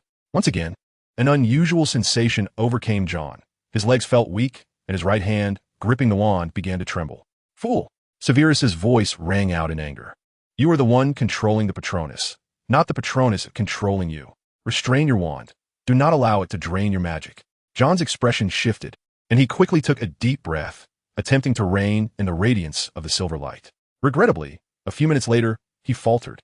A sharp explosion resonated through the air. The Patronus had not fully formed before it disintegrated into silver dust. Severus frowned, remaining silent as if deep in thought. "Professor?" Jon softly asked. "Do not bother me, Hart," Severus replied coldly. A vial of deep crimson elixir soared before Jon. "Revitalization potion. Consume it and await my return," Snape uttered. Departing the classroom, Jon hastily grasped the vial. The revitalization potion was an exceptionally advanced brew, accessible only to 6th-year students who had passed their OWLs in potions. It could restore a considerable amount of strength to a wizard. Had he possessed such a potion during the summer at Charing Cross, he would not have found himself in such a dire predicament. Upon downing the entire vial, he felt his physical condition improve significantly. Expecto Patronum. John began to summon his guardian once more. Relax. Snape's voice resonated from behind him. Do not attempt to control your guardian. Snape continued. Imagine your wand is not in your hand. Allow your body to completely unwind. John was taken aback. This was almost the exact opposite of the previous instruction. As silvery light flickered, the Griffin Patronus reappeared before John, appearing slightly larger than before. An unsightly bear. Snape scoffed, evidently failing to recognize the Griffin. He commanded, communicate with your guardian. Hart, do not command it. Communicate? John was momentarily stunned. The book he had borrowed from the restricted section, Summon the Joy Within, had not once mentioned communicating with one's guardian. Nevertheless, he complied, laying down his wand and gazing into his guardian's eyes, striving to attain a state of tranquility. The guardian seemed to sense something, nimbly approaching John, extending its furry paw to gently touch his face before it bounded around him on all fours. In refraining from commanding his guardian, John no longer felt the pressure emanating from it. Instead, he experienced a profound sense of ease. He had succeeded. This time, he had summoned not a volatile explosive, but a true guardian. Glancing back, he found that Severus Snape had long since vanished from sight. Chapter 88. Alms. The supplementary potions class lasted but a single evening and concluded. At the very least, Professor Severus Snape did not mention the timing of the next session. With the erratic surge of magic no longer a concern, John felt emboldened to practice summoning his guardian in the room of requirement. Of course, practicing in thin air was merely theoretical. He remained curious about how his unremarkable guardian would perform against a Dementor. Presently, the vicinity of the school was teeming with Dementors, and waiting for an opportunity to confront one was not particularly challenging. John had long been formulating his plans deep within his thoughts. Thus, the initial weeks of the school year passed by bit. The defense against the dark arts swiftly became a favored subject among the majority, with only Draco Malfoy and a few of his Slytherin brethren taking delight in disparaging Professor Lupin. Under his guidance, they became acquainted with and studied the Kappa and the Grindylow, the former being a scaly, monkey-like reptile, while the latter is a horned green water creature. However, the professor of care of magical creatures, Rubeus Hagrid, was not as fortunate. I had never encountered a teacher as ludicrous as him. We were there to learn, not to assist in his maggot rearing. John overheard upperclassmen making such remarks more than once. I had thought Professor Grapple had set a low bar, but indeed, I had never before yearned for Professor Kettleburn as much as I do now. The other subjects bore no distinction from the previous academic year. In herbology, they increasingly delved into perilous plants. Aside from Devil's Snare, there was also Blackroot, Mandrake, and Ghost Vine. John exhibited exceptional practical skills, rarely making mistakes in division, grafting, or spore collection. Professor Sprout held him in high regard and often invited John to assist her in the greenhouse. Naturally, after each task, she would reward him with small tokens, such as rare plant specimens, uncommon herbs, or a bag of moldy birdie bots every flavor beans. In potions class, they sequentially studied Shrinking Solution, Vomiting Potion, and the Love Potion Counteractive Draft. However, the potions required of these second-year students were considerably beneath John's level. He encountered little difficulty in class. In Transfiguration and Charms, John's performance surpassed that of his previous year. In Transfiguration, he was the first student to successfully transform a beetle into a button, earning praise from Professor McGonagall. In Charms, his mastery of the Unlocking Charm and the Freezing Charm placed him among the top of his class. As for flying lessons, after receiving a special contribution certificate from Madame Hooch, John seemed to embrace a newfound freedom. On a Saturday afternoon in late October, John entered the Great Hall and observed a gathering of students animatedly discussing a notice. At the forefront were several key members of the Gryffindor Quidditch team. It's about the new Quidditch rules. Katie Bell, a Gryffindor chaser, was gently explaining to those unable to view the announcement. The new rules provide goalkeepers with a protected area. How splendid! Oliver would exclaimed, tightening his fists with excitement. The beaters also have a new piece of equipment, a glove to catch the snitch. Incredibly cool. One of the Weasley twins, Fred or George, broke into a grin, though John could not distinguish between them at that moment. The changes for chasers will be implemented in the next Quidditch Cup. Angelina Johnson added nervously. It's a complex new rule. We can only hold onto the quaffle for a few seconds before we must pass it. Harry, what's wrong?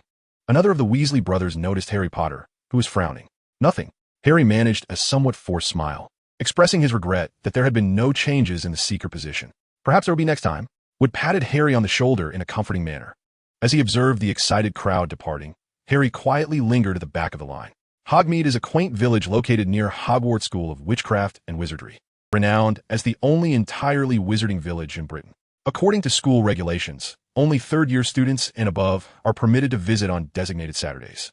Naturally, as a second-year student, Ron lacked the privilege of venturing to Hogsmeade. However, a sudden thought struck him, prompting him to hurry towards the Hufflepuff common room. Within the Hufflepuff common room, Hannah Abbott, Ernie Macmillan, and Justin Finch-Fletchley were already preparing to depart.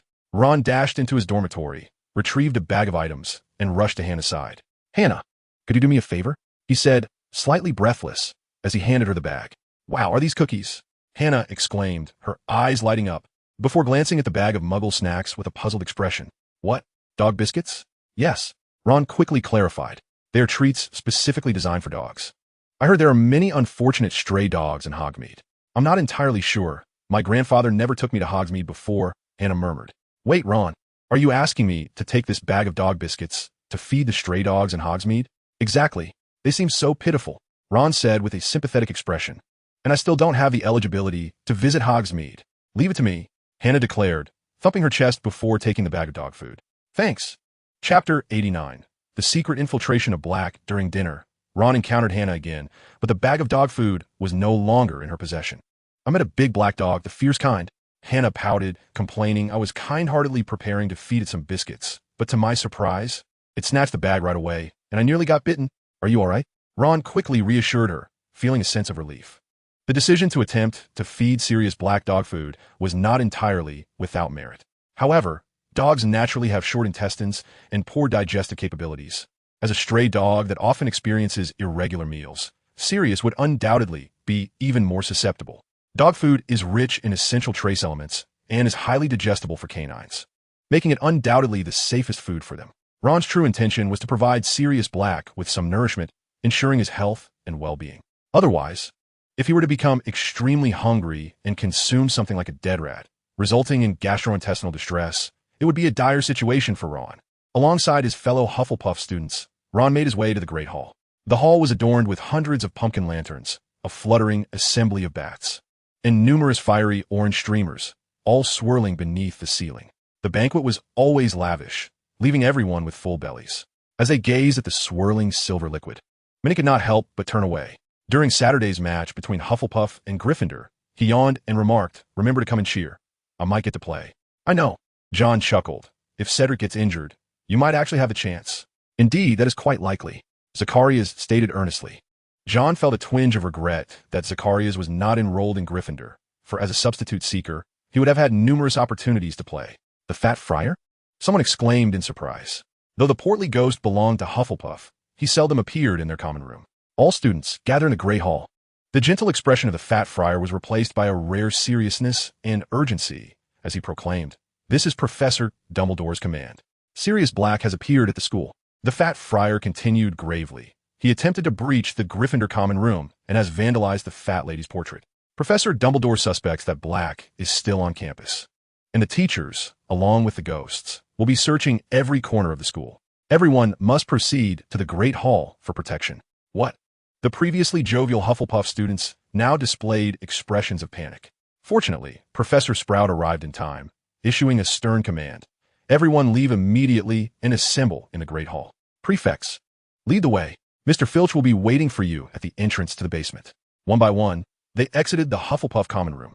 "Stay calm," Cedric reassured the younger students at the front. "With the teachers protecting us, Black wouldn't dare to attack." Jon walked alongside a group of second and third years. "How did Black manage this?" Zacharias whispered in shock. "First he escaped from Azkaban, and now he has infiltrated Hogwarts.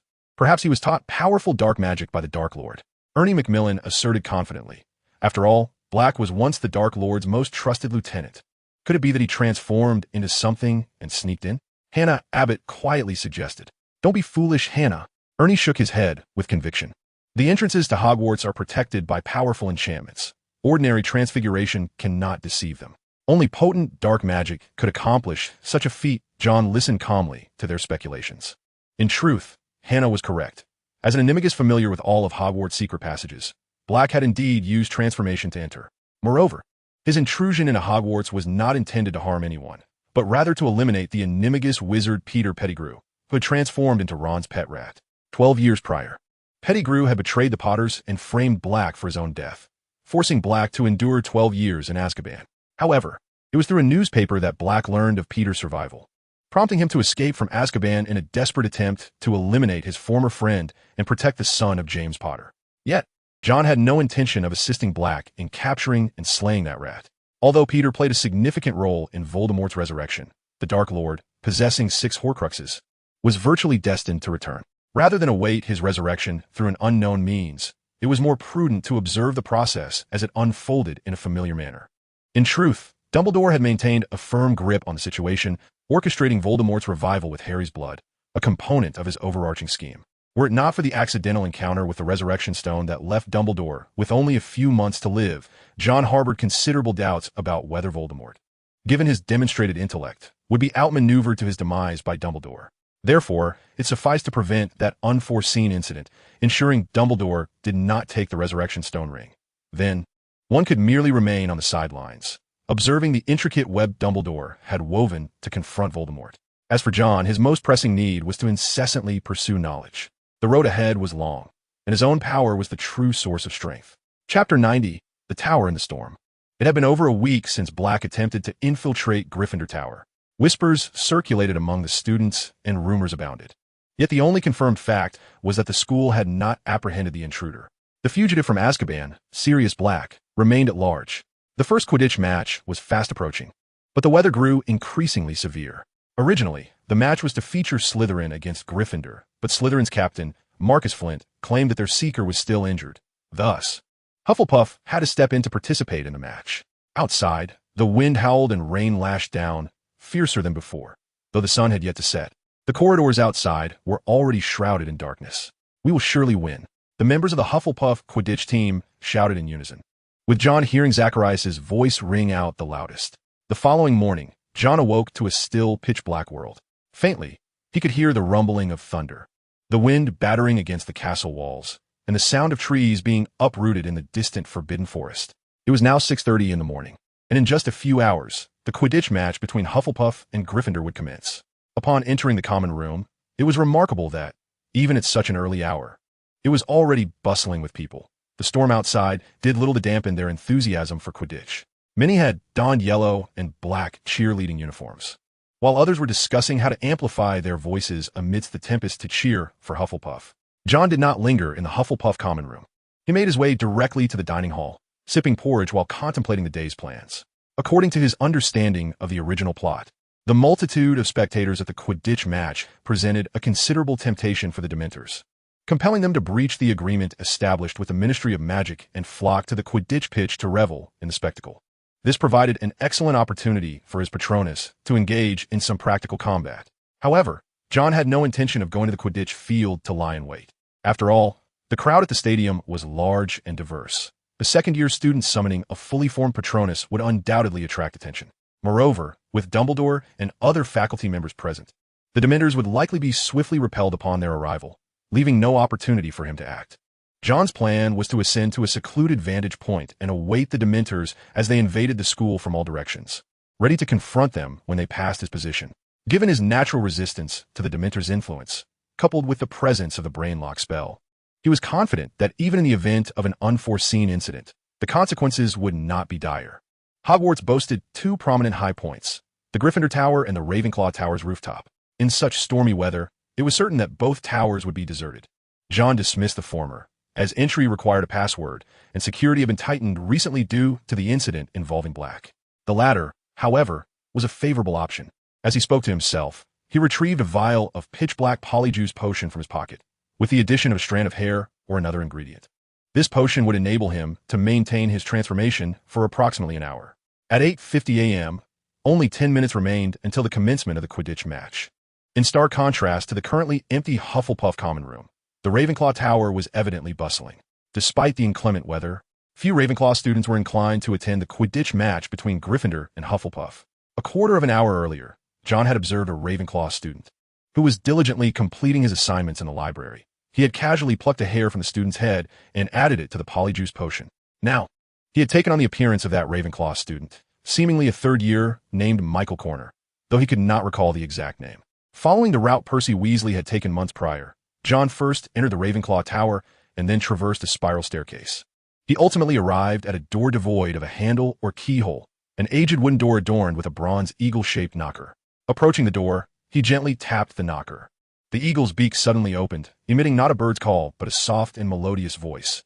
It devours all: insects, fish, birds, beasts, flowers, grass, and trees. It erodes wrought iron and tempered steel. It turns rock to ash, slays kings, annihilates towns, transforms oceans to dry land, and mountains into plains.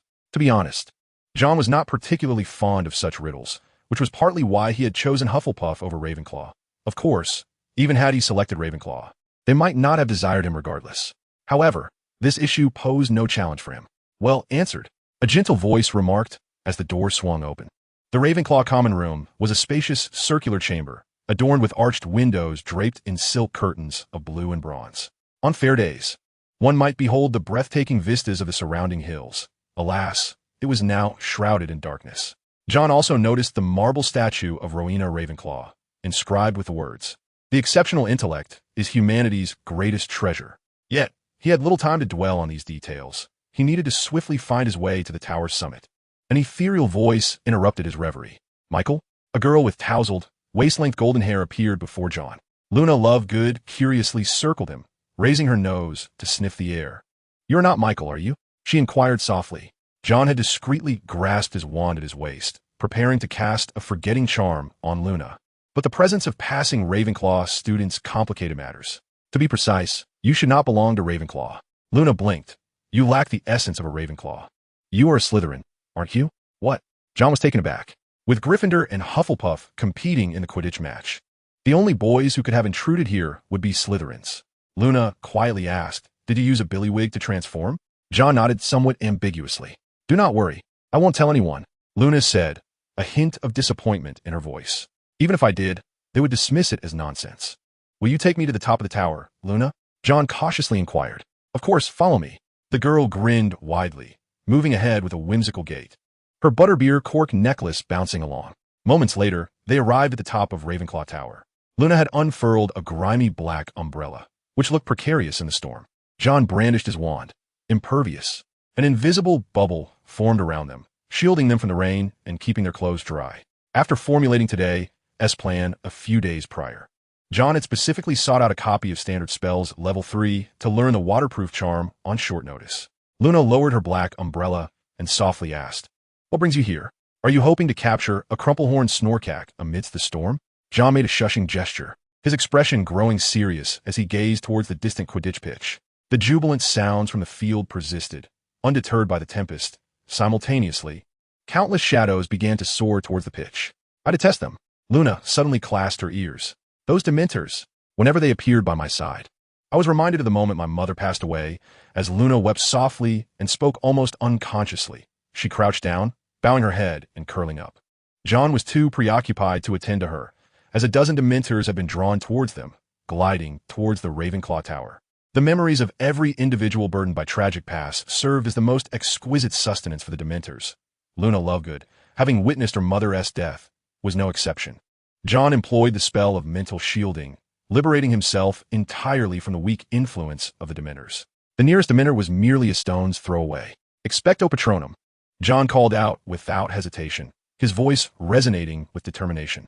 A brilliant silver light manifested once more, followed by a warm aura encircling them as Jon successfully summoned his Patronus, a kitten-sized niffler, spiraling above his head. It bared its teeth and growled at the Dementors, seemingly attempting to intimidate them. However, such a young Patronus appeared to lack the formidable presence needed to deter the Dementors, which continued to advance towards them. Suddenly, Jon sensed the fury of his Patronus within his mind. "Attack them," he silently commanded. With a pitiful wail from one of the Dementors, the Patronus found its next target, sinking its teeth into another Dementor's neck, scattering a multitude of dark vapors from the wound. In the distance, the Quidditch pitch suddenly radiated a warm and powerful light. The Dementors that had just invaded the campus and the pitch were overwhelmed by the brilliance, scattering in retreat, including those near Jon. They hastily aided their fallen companions and fled in disarray. It was the Phoenix Patronus of Albus Dumbledore, a sensation Jon recognized all too well after a close encounter. Jon abruptly noticed that his Patronus seemed to have grown significantly. Just moments ago, it had been the size of a kitten, but now was at least comparable to a husky.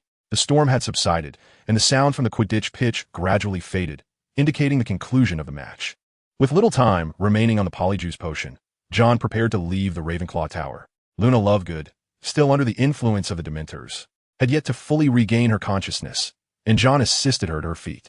Simultaneously, he pointed his wand at her head, furrowing his brow as he whispered, "Obliviate." Ultimately, he lowered his wand. "I could use the forgetfulness charm, but it seems unnecessary," he murmured to himself, as the transformation time dwindled down to its final moments. Jon departed from the Ravenclaw Tower. Chapter 91. The Werewolf. "Step aside. I have urgent business with Dumbledore." In front of an ugly, massive stone beast on the 8th floor of Hogwarts Castle, Cornelius Fudge, the Minister of Magic, exclaimed anxiously. Unfortunately, the stone beast did not grant passage simply because this stout little man was the Minister of Magic. It lazily inquired, "Password?" Fudge was in a state of agitated fury, yet utterly at a loss for a solution. "Red wine chocolate." A familiar yet authoritative voice suddenly emanated from behind him. The stone beast promptly leaped aside as the wall behind it splintered into two, revealing a spiraling staircase. "Cornelius?"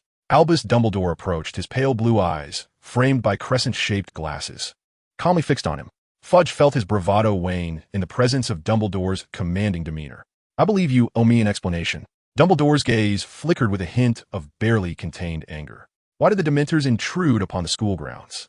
I was under the impression that such an occurrence was not part of our prior agreement. They nearly caused the death of a student." "It was an accident," Fudge stammered. "Such an incident will not happen again." "Wait, Dumbledore." The Minister of Magic seemed to recall his purpose for being there, exclaiming, "Hogwarts must take responsibility for the casualties among the Dementors." "Casualties among the Dementors?" Dumbledore raised an eyebrow. 2 Dementors were brutally slain, and 3 others were severely injured. Fudge endeavored to infuse his tone with indignation. "They are the guardians of Azkaban, enforcers of the Ministry, even if they trespassed upon Hogwarts. You cannot so cavalierly disregard their dignity. Is that so?" Dumbledore blinked subtly, a movement so slight that even Fudge, who was mere inches away, did not notice. "I apologize, Cornelius, but this too was an unforeseen circumstance. It shall not happen again." Fudge attempted to pursue the conversation, only to be obstructed once more by the grotesque stone beast. "Password?" The Minister of Magic, Cornelius Fudge, bit his lip in frustration. Lowering his head, he spoke in a calm, yet resonant voice. "Then, farewell, Professor Dumbledore." As Ron climbed into the entrance of the Hufflepuff common room, he was met with a thunderous cheer from within. Nearly all the Hufflepuff students were jubilantly celebrating their victory, triumphing even in such inclement weather. Only Cedric Diggory, the captain of the Quidditch team, sat there somewhat sullenly. "What is wrong with Cedric?" Ron inquired of Susan Bones, who stood nearby. "I have never seen Professor Dumbledore so furious." He rushed onto the pitch, wand in hand, rescuing Potter. Then he shot silver light at the Dementors, driving them away. "Really?" Ron nodded thoughtfully. Upon returning to the dormitory, Ron casually flipped open his calendar, discovering that the following Monday had been circled in red pen. This meant that the evening of that day would coincide with the full moon. The incident involving the Dementor attack during the Quidditch match between Hufflepuff and Gryffindor had not stirred much commotion. On Monday afternoon, Ron arrived punctually at the Defense Against the Dark Arts classroom. "I don't know." Ron perused the table of contents of his textbook. By the usual schedule, it should be Hinkapunk. However, there could be unexpected developments. If we were to confront a Grindylow or a Yeti, that would be quite splendid. Astoria also began rifling through her book.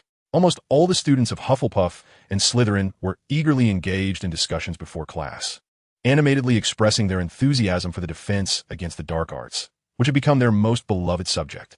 However, the lively chatter abruptly ceased with the heavy sound of footsteps. "Professor Snape?"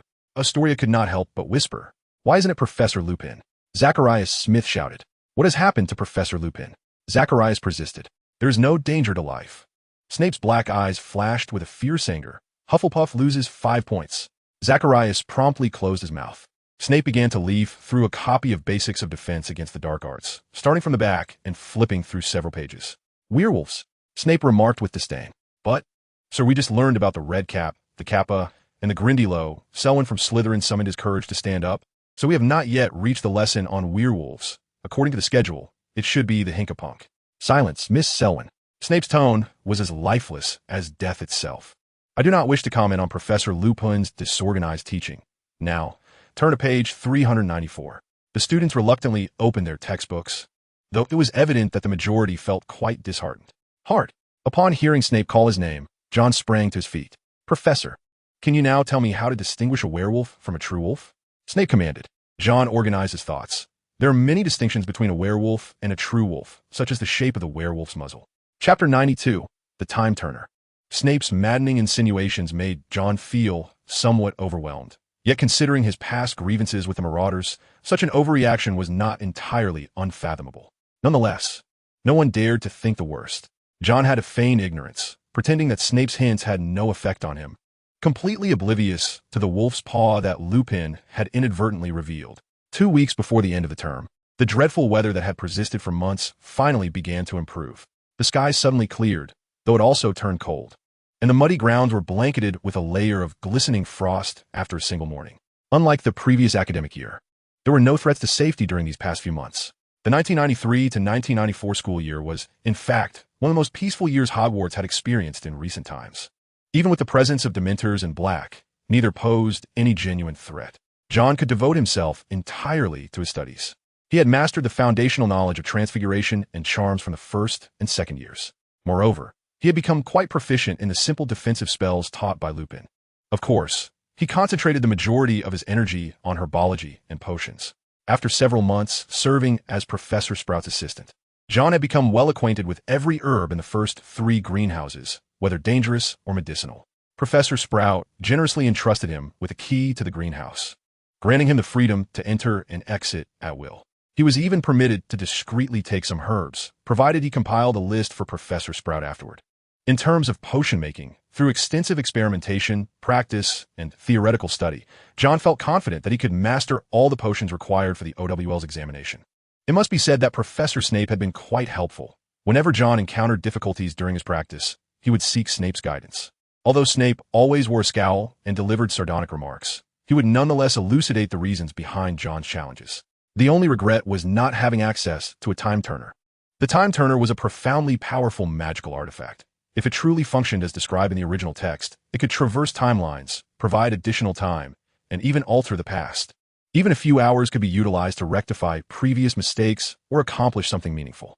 According to the original narrative, Hermione Granger had, at the beginning of the term, pinned numerous guarantees in front of Professor McGonagall and vowed not to disclose anything to anyone, subsequently applying for one from the Ministry of Magic. With the time turner, she could attend several classes simultaneously. Since Hermione was able to secure one, Jon had no reason not to apply. It was imperative to recognize that Voldemort was poised to return, and as a Muggle-born wizard likely to face persecution, he needed to grow, especially in terms of time. Judicious use of a time turner, even if just for a year, could effectively double the time he had for study within that year. Jon had formulated a plan regarding this.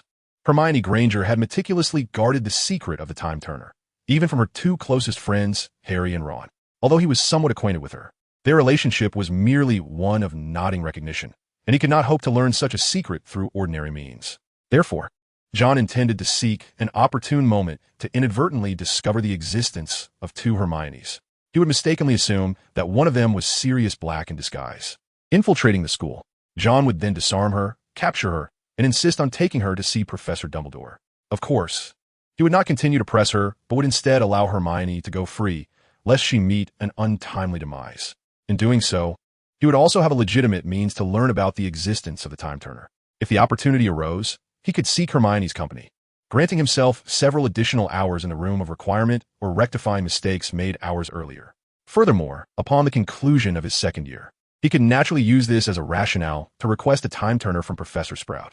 The plan was meticulously crafted. However, a minor complication arose in its execution. Despite Jon obtaining a third-year class schedule from Hannah and repeatedly passing by their classrooms during transitions, he unfortunately never once encountered 2 Hermiones simultaneously. Thus, there was no opportunity to confront the supposed Black. It appears that Hermione exercised even greater caution than she had anticipated while utilizing the time turner. However, with over half a year remaining, Jon was not in a hurry. The worst-case scenario would merely involve waiting by the hospital wing door on the evening of Sirius's escape. The holiday season was drawing closer. Professor Flitwick conjured numerous twinkling lights to adorn the Great Hall, creating a delightful ambience, while Professor Sprout, with Hagrid's assistance, had felled a fir tree to craft into a Christmas tree, prominently displayed in the hall. Almost all the students were joyfully discussing their holiday plans. With several months still to pass before young Barty Crouch infiltrated the school, The campus was undoubtedly not as secure as it was now. It was essential to seize this rare moment of tranquility. To this end, he made a visit to the Ollery, where he penned an extensive letter to Eric and Judy, hoping his parents would comprehend his sentiments. Chapter 93. Christmas Gifts. The following morning, Jon awoke from his slumber. After a brief wash, he instinctively made his way to the Hufflepuff common room. To his mild astonishment, it was remarkably devoid of inhabitants. He quickly deduced that, with the onset of the Christmas holidays, the only remaining Hufflepuff student at the school, apart from himself, seemed to be a first-year girl whose name he could not recall. This was indeed good news. With no one to disturb him in the common room, he could read and study without the need to venture to the 8th floor room of requirement in such frigid weather. Jon promptly transported several hefty tomes and a roll of parchment into the common room, where he would spend his days, occasionally dashing to the adjacent kitchen for sustenance, as the house elves had been providing a sumptuous array of food lately. Despite the scarcity of students, the corridors were festooned with garlands of holly and mistletoe, while the great hall continued to showcase 12 Christmas trees, each adorned with shimmering golden stars. The festive spirit within the campus remained vibrant. He had dispatched owls several days prior to procure a gift from Diagon Alley in London. To his parents, he sent a pair of gloves and a scarf imbued with warming enchantments, ensuring their comfort even in the coldest of weathers. To the house elves, he gifted numerous pairs of children's shoes. Though clothing for house elves was considered taboo, footwear was generally acceptable. As for Astoria, he sent a modest set of Icarus cosmetics. By the foot of his bed lay a small pile of parcels. He lazily rose, donned a sweater, and turned his gaze toward the gifts. It was once again the annual time for unwrapping presents. Jon murmured to himself. As he spoke, he opened the topmost package, revealing a black wool sweater undoubtedly sent by Judy. Eric's gift consisted of a photo album chronicling his growth from age 1 to 13, capturing each year's milestones. Jon cautiously placed the 2 gifts into the cupboard and opened the next one, revealing a Christmas tree-shaped chocolate cake sent by Astoria, adorned with crookedly written frosting that read Merry Christmas, Jon. It was presumably handcrafted by Astoria. Jon took a bite. The taste was mediocre, lacking the finesse of a house elf's creation. He tucked the cake away in the cupboard, and the next gift was quite diminutive. Inside lay a long, delicate gold chain, featuring a spinning golden wheel as its centerpiece. This golden pendant was wrapped in a lengthy piece of parchment. The parchment was densely inscribed with blessing after blessing, nearly 100 in total, each in varying handwriting. The foremost inscription bore the signature of Klein, gift from the house elves. Jon felt a swell of emotion and carefully stowed the parchment in the innermost compartment of his suitcase, then hung the pendant around his neck. There were many more gifts to come, those from Professor Sprout, from Zacharias, and from Hannah. Jon took a moment to appreciate each one before carefully organizing them. A sudden commotion outside caught his attention. He approached the window, thickly frosted, and opened it. A dark brown owl flapped in, panting heavily. A letter was tied to its right leg, and Jon hastily removed it and opened it. My dear student, it has been a long time. How have you been? How well have you grasped the lessons I imparted to you? The distant relatives of the werewolves have recently shifted their focus, and the headmaster's friend has been of considerable assistance. My life has finally settled down a bit. I wish you all the best as well. And Merry Christmas. GKL. Reading the brief, somewhat scrawled note, Jon couldn't help but smile. Undoubtedly, it was from Gilderoy Lockhart, whose message had reached him after nearly a year. Despite Lockhart's deceptive nature, Jon felt gratitude for the help he had provided, including the teaching of the Obliviate spell. Learning that the Dementors pursuing Lockhart had become somewhat lax due to Black's escape, Jon felt a sense of relief for him. Dear Professor, thank you for your concern. I have mastered the spells you taught me quite well. I was overjoyed to hear from you and to learn that you were out of danger. I wish you a swift return. Also, Merry Christmas. Yeah. He then placed the letter into the metal cylinder tied to the dark brown owl's leg. Deliver this to the sender, Jon whispered to the owl. After offering the owl a few crumbs of bread, it soared back into the frigid sky. Having organized all the gifts, Jon ventured out of the Hufflepuff common room for the first time during the Christmas holiday. Merry Christmas, Hermione. He greeted her with a smile. Hello, she responded somewhat distractedly, hastily moving past him. Professor McGonagall. Jon heard her call out loudly. In a corner of the hall, Hermione and Professor McGonagall engaged in a serious discussion, during which Ron caught snippets of phrases like Christmas gifts, Black, and Firebolt. Subsequently, Professor McGonagall hastily followed Hermione out of the hall, heading toward Gryffindor Tower.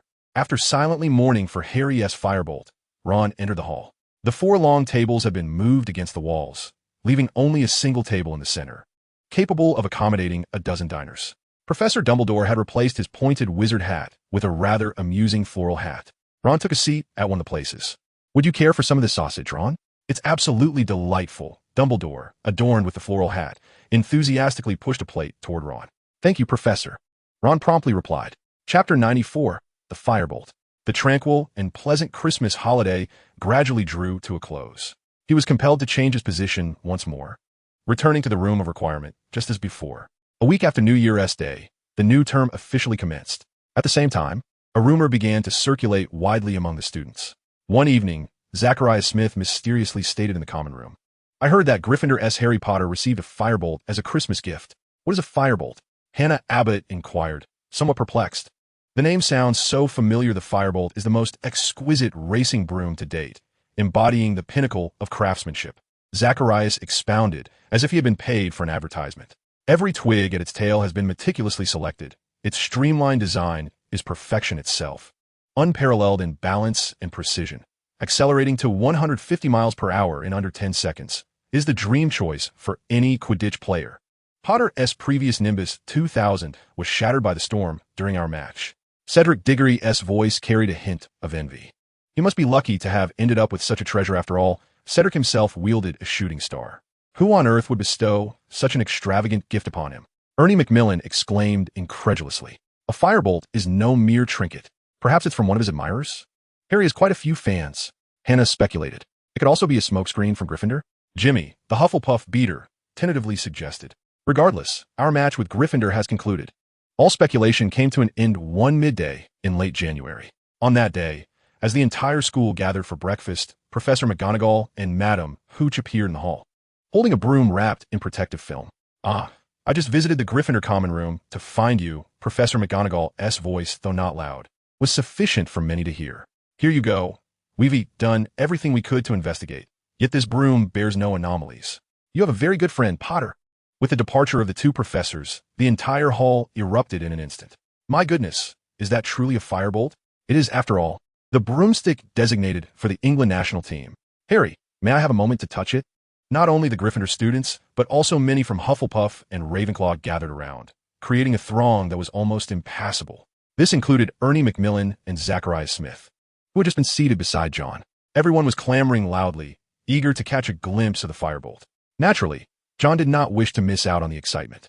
He munched on a ham sandwich while casually observing his surroundings. Soon, his attention was drawn to Draco Malfoy at the Slytherin table. Poor Malfoy wore a scowl, his eyes fixed intently on the crowd gathered near Gryffindor, his expression a complex mix of jealousy and anger. John could easily empathize with Malfoy's predicament. Had he been in Malfoy's shoes, he would have immediately sent a message, not a phone call, but an owl, to his father, Lucius Malfoy, to request a firebolt, or even 7 firebolts, one for each member of the Slytherin Quidditch team. Of course, John lacked such financial means. However, it seemed the Malfoy family was similarly constrained. Lucius Malfoy might have indulged his son with 7 Nimbus 2001 brooms to help him compete in Slytherin's Quidditch team against Harry Potter. Yet he was unable to procure a single firebolt. In truth, the Nimbus 2001 was already the pinnacle of broomstick technology, and the cumulative cost of 7 would be equivalent to that of 1 firebolt. It appeared that Lucius Malfoy had exhausted his budget for broomsticks with the purchase of those 7 Nimbus 2001s. Based on John's own conjectures and insights gleaned from Astoria, it seemed that the majority of outwardly affluent pureblood families were in a state of living beyond their means. They appeared prosperous merely in appearance, for they lacked a substantial income. A typical pureblood family might possess a grand estate, a collection of antiques and precious metals that had been passed down for centuries, as well as a vault overflowing with gold at Gringotts. However, the estate was meant for habitation, and the antiques were for use, while they seemed invaluable. One would discover that should they ever wish to liquidate these assets, they would garner but a meager sum in galleons.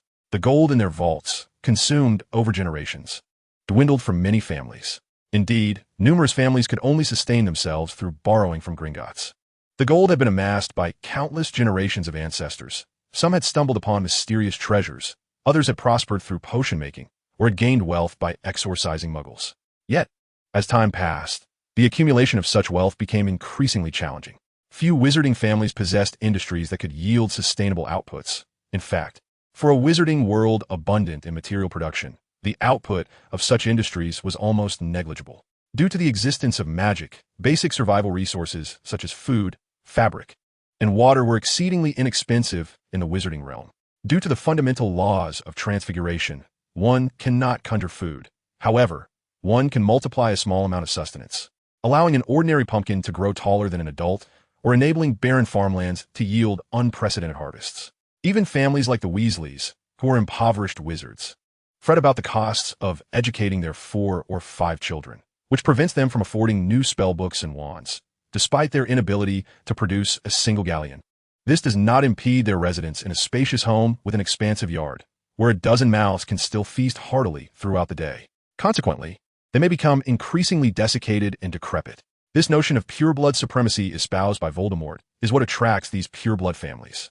Through the oppression, enslavement, and plundering of Muggle-born wizards and Muggles, they can once again amass substantial wealth and resources, replenishing Gringotts' coffers and allowing subsequent generations to revel in the same opulence and grandeur as before. Jon lowered his head, calmly taking another bite of ham. His heart was unperturbed, and he even felt a tinge of amusement. Chapter 95, Weeping Hermione. The emergence of the firebolt significantly invigorated the morale of the Gryffindor Quidditch team. They seemed to rekindle their determination in the pursuit of the Quidditch Cup championship. After all, with 2 matches remaining, everything remained uncertain. As long as we triumph over Slytherin and Ravenclaw, the championship is undoubtedly ours, so worry not. Cedric Diggory reassured his teammates. In a match mid-February, Hufflepuff narrowly triumphed over Slytherin. Yet, merely a day later, Gryffindor decisively overcame Ravenclaw, with Harry Potter and his firebolt playing a pivotal role, as he nearly overwhelmed Ravenclaw's Seeker, Cho Chang, capturing the Golden Snitch. The outcome of the match suddenly became shrouded in intrigue. At that moment, the entire Quidditch pitch was nearly engulfed in a sea of red. 6 indistinct scarlet figures surrounded Harry Potter. Alicia, Angelina, and Katie, 3 of Gryffindor's chasers, kissed him, while Fred and George Weasley seized his hands, nearly pulling him apart, and would pound the ground with his fists, roaring. It is said that 2 amusing incidents occurred during the match. Firstly, commentator Lee Jordan, in his excessive enthusiasm for the firebolt, was reprimanded by Professor McGonagall, who mistook his praise for paid advertising, resulting in a deduction of 20 points from Gryffindor. Secondly, 4 Slytherin students attempted to disguise themselves as Dementors to intimidate Gryffindor's Seeker, but were apprehended by Professor Lupin. It is rumored that Slytherin lost 100 points, and these 4 students would face detention. Frankly, all of this had little to do with Hufflepuff, aside from the raucous celebrations of Gryffindor students throughout the afternoon, which echoed through much of the castle and even disrupted their rest. Around 4 o'clock, Jon exited the room of requirement. As he passed by the 4th floor charms classroom, he was suddenly struck by an odd sound emanating from within. Could it be Myrtle? But how could she possibly enter the charms classroom? Intrigued, Ron gently pushed the door open. Contrary to his expectations of encountering a ghost, he found a girl with brown hair inside, one he was quite familiar with, Hermione Granger. Her hair appeared as disheveled and chaotic as a birdcage, and her brown eyes were dull and swollen, framed by thick dark circles. It was evident that she had been crying. Ron?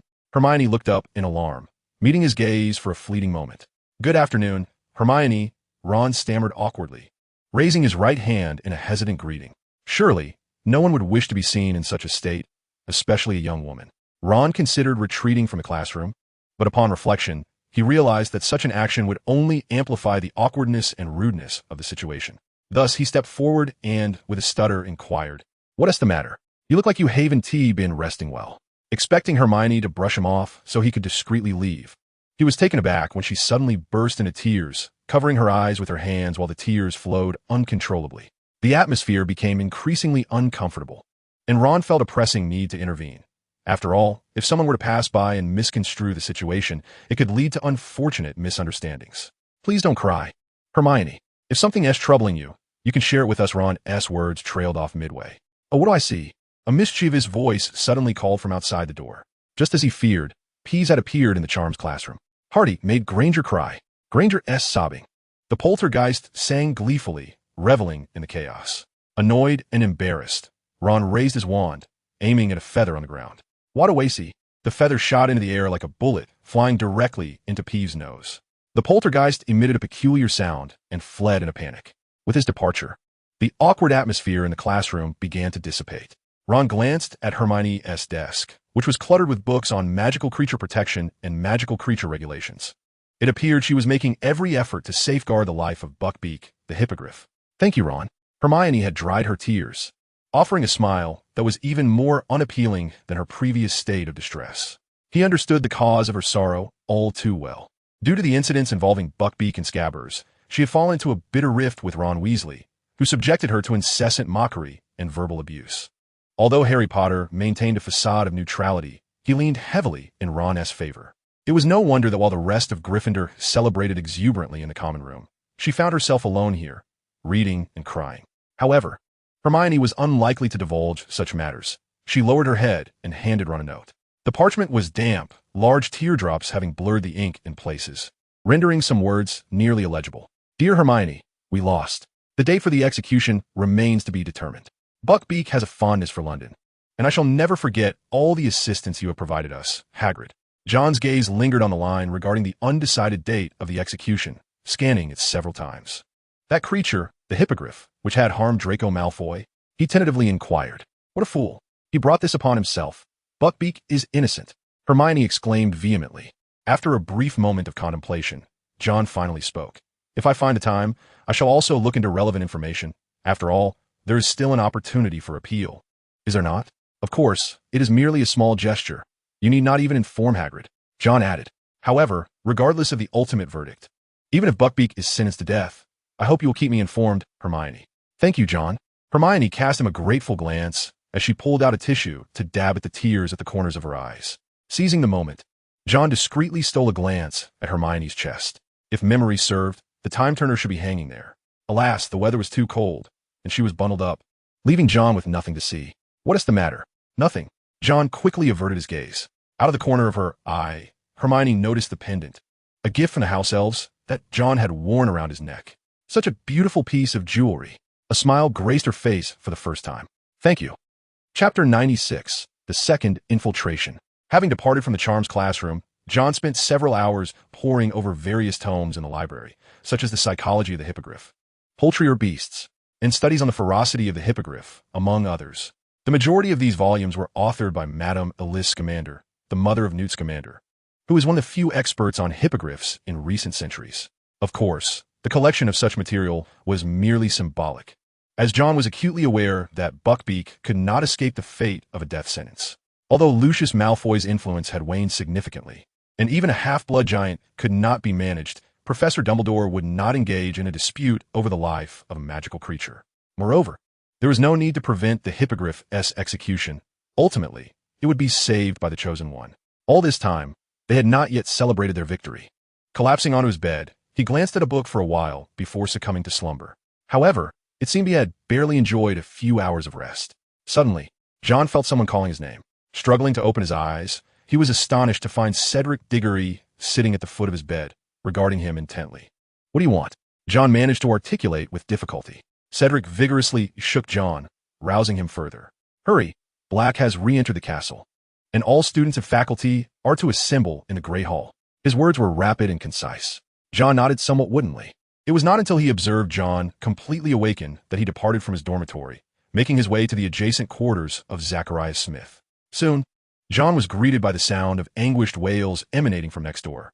Nevertheless, he had already dressed. Nearly 100 Hufflepuff students had congregated in the common room in the dead of night. Professor Sprout arrived promptly, accompanied by the rarely seen Muggle Studies teacher, Professor Charity Burbage. "Follow me," Professor Sprout instructed. Under the escort of the two teachers, they proceeded to the Great Hall. "What on earth is happening, Cedric?" someone whispered along the way. "Percy Weasley from Gryffindor just woke me up." Cedric's expression was slightly grave.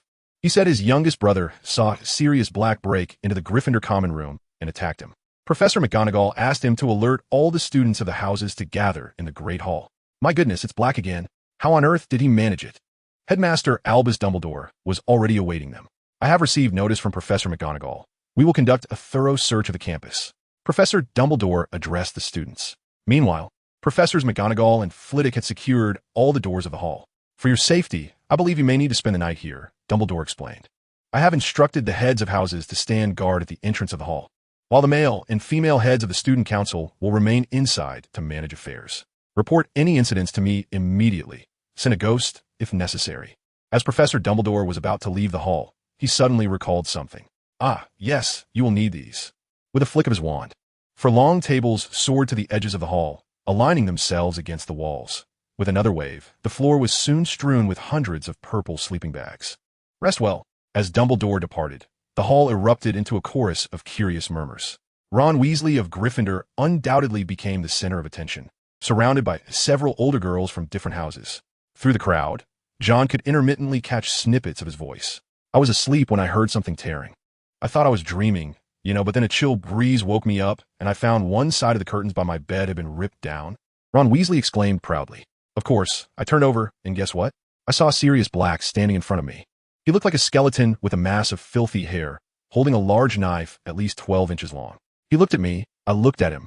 Then I screamed, and he fled. Everyone into the sleeping bags. Percy Weasley shouted as he approached, "Quick, no one speak. 10 minutes until lights out." He dispersed the group of girls and forcefully shoved his youngest brother into a sleeping bag. How unfortunate that Black's 2 attacks had interrupted his sleep twice. Fortunately, according to the original storyline, there would be no third assault, thus alleviating the concern of being forcibly roused from his slumber once more. With merely a few months remaining in the semester, Jon found that his sole focus should be on the time of Buckbeak's execution. He closed his eyes and soon drifted into a peaceful slumber. Chapter 97. The Day of Buckbeak's Execution. Jon's conjecture proved accurate. Following Ron Weasley's encounter with the attack from Black, the security measures at Hogwarts had become significantly more stringent, thereby preventing any further assaults. The ensuing months at Hogwarts were remarkably tranquil, aside from spending his days immersed in the Room of Requirement. Every couple of weeks, Jon would submit a portion of animal protection materials to Hermione Granger. In passing, he would also check for the presence of 2 Hermiones, but to his dismay, he had failed in his quest. For nearly a year, he had not managed to uncover Hermione's secret. It seemed he would have to await the day when Peter Pettigrew made his escape to confront him at the hospital wings entrance. A multitude of assignments awaited them, and many Hufflepuff students were on the verge of collapse under the immense pressure. Cedric Diggory was currently preparing for the OWLs, a pivotal examination for 5th years that would determine the future trajectory of their wizarding careers. Consequently, as the Quidditch finals approached, his training had become somewhat lax. The usual Hogwarts students, who had previously meandered through their days without purpose, began to revise the material from the past year in hopes of achieving commendable results in their final examinations. Jon felt no pressure in this regard, particularly since the Special Contribution Award exempted him from the flying exam. As for the tests and other subjects, he regarded them with indifference. Jon chose not to attend the match. Upon noticing the pallid expressions of the Hufflepuff students who had witnessed the game, he wisely refrained from inquiring about the outcome. In summary, for reasons unbeknownst to him, it appeared that Hufflepuff had failed to defend their title in the Quidditch Cup. Before lunch, Jon ventured alone to the O'Leary in the West Tower, a place he had frequented recently. As he arrived, a snow-white owl swiftly descended before him, affectionately brushing its wings against his shoulder. "Good morning, Jorglin," Jon greeted with a smile, carefully placing a note into the small tube attached to the owl's right leg. Softly requesting, "Now, could you please make another trip to London?" The owl hooted joyfully and took flight, heading towards London. Jon glanced at his watch before departing the scene. During dinner that evening, Jon awaited Jorglin's return, who brought with him a small box. "Thank you," Jon exclaimed, checking his watch once more before rewarding the owl with a few morsels of fish. Inside the box lay the latest model of a brass telescope, which had cost him 3 galleons. It was presumably intended for the Quidditch World Cup, although its price was still reasonable as the event had yet to commence. "A telescope?" Stephen Lucas remarked, casting a glance at it. "Are you preparing for the astronomy exam?" "Indeed," Jon replied ambiguously. After finishing dinner, he was preparing to leave the hall when a voice called out to him. Hermione Granger, clutching a thick stack of books, hurried over. As she spoke, she handed him a piece of parchment. The text on the parchment was inscribed in standard New Roman font, its handwriting remarkably neat. "Dear Professor Hagrid, we have meticulously reviewed your defense concerning the dangerous magical creature, the Hippogriff, and have thoroughly researched the relevant background. Following an intricate and comprehensive discussion, we regret to inform you that we still deem the Hippogriff to be excessively perilous for wizards, possessing a potential risk of attack. Consequently, we have ultimately decided to impose a death sentence on the Hippogriff. The execution is scheduled for June 6, 1994, at 5 p.m., with Walter McNeil as the executioner. Witnesses to the execution include Cornelius Fudge, Albert Runcorn, and Eric Much. The director of the Department for the Regulation and Control of Magical Creatures, Diana Gringlass. Sincerely, I'm so sorry." Jon glanced at the time, expressing a hint of regret. "It is not your fault," Hermione sniffled. Will you come a bid farewell to Buckbeak that day? If I have the time, Jon resolutely declined. But I remember I have a defense against the dark arts exam that afternoon. Well then, Hermione nodded. Jon was well aware of the events that would transpire that afternoon. He could not afford to get entangled in such a mess. If he were to inadvertently be injured by Black or Peter, or bitten by a werewolf, he would have no recourse for redress. However, knowing the date and time of the execution did provide him with some maneuverability. After bidding farewell to Hermione, Jon made his way to the greenhouse. In the past few days, Professor Sprout had traveled to Warsaw for an international herbology conference, leaving Jon to manage all matters within the greenhouse. He diligently loosened the soil around the devil's snare, replaced the nutrient solution for the raxbird, and trimmed the errant branches of the devil's snare. However, while trimming, a dozen spores of the devil's snare broke free from the main stem and fell to the ground. Perhaps due to the excellent care provided by Professor Sprout, these plants grew at an astonishing rate, necessitating their management every few months. Managing the devil's snare entailed separating them and obliterating them with strong light or fire. Just as he was about to incinerate the spores with a flame charm, Jon suddenly paused. What a waste! What if he could find a use for them? He retrieved a sealed herb pouch and carefully placed the spores, which were meant to be disposed of, inside. He then added some bubotuber pus to prevent the spores from growing uncontrollably. After completing this task, Jon stored the herb pouch in his enlarged backpack. Chapter 98. A letter of complaint with the arrival of June. The weather became sultry and clear. Every day, Jon would venture into the kitchen to request a few pints of chilled pumpkin juice from the house elf, before joining Astoria by the lakeside or beneath the trees. There, they would relish the gentle summer breeze while revisiting the intricate details of medieval witch-hunting plans and the 5 notable exceptions to the Transfiguration laws.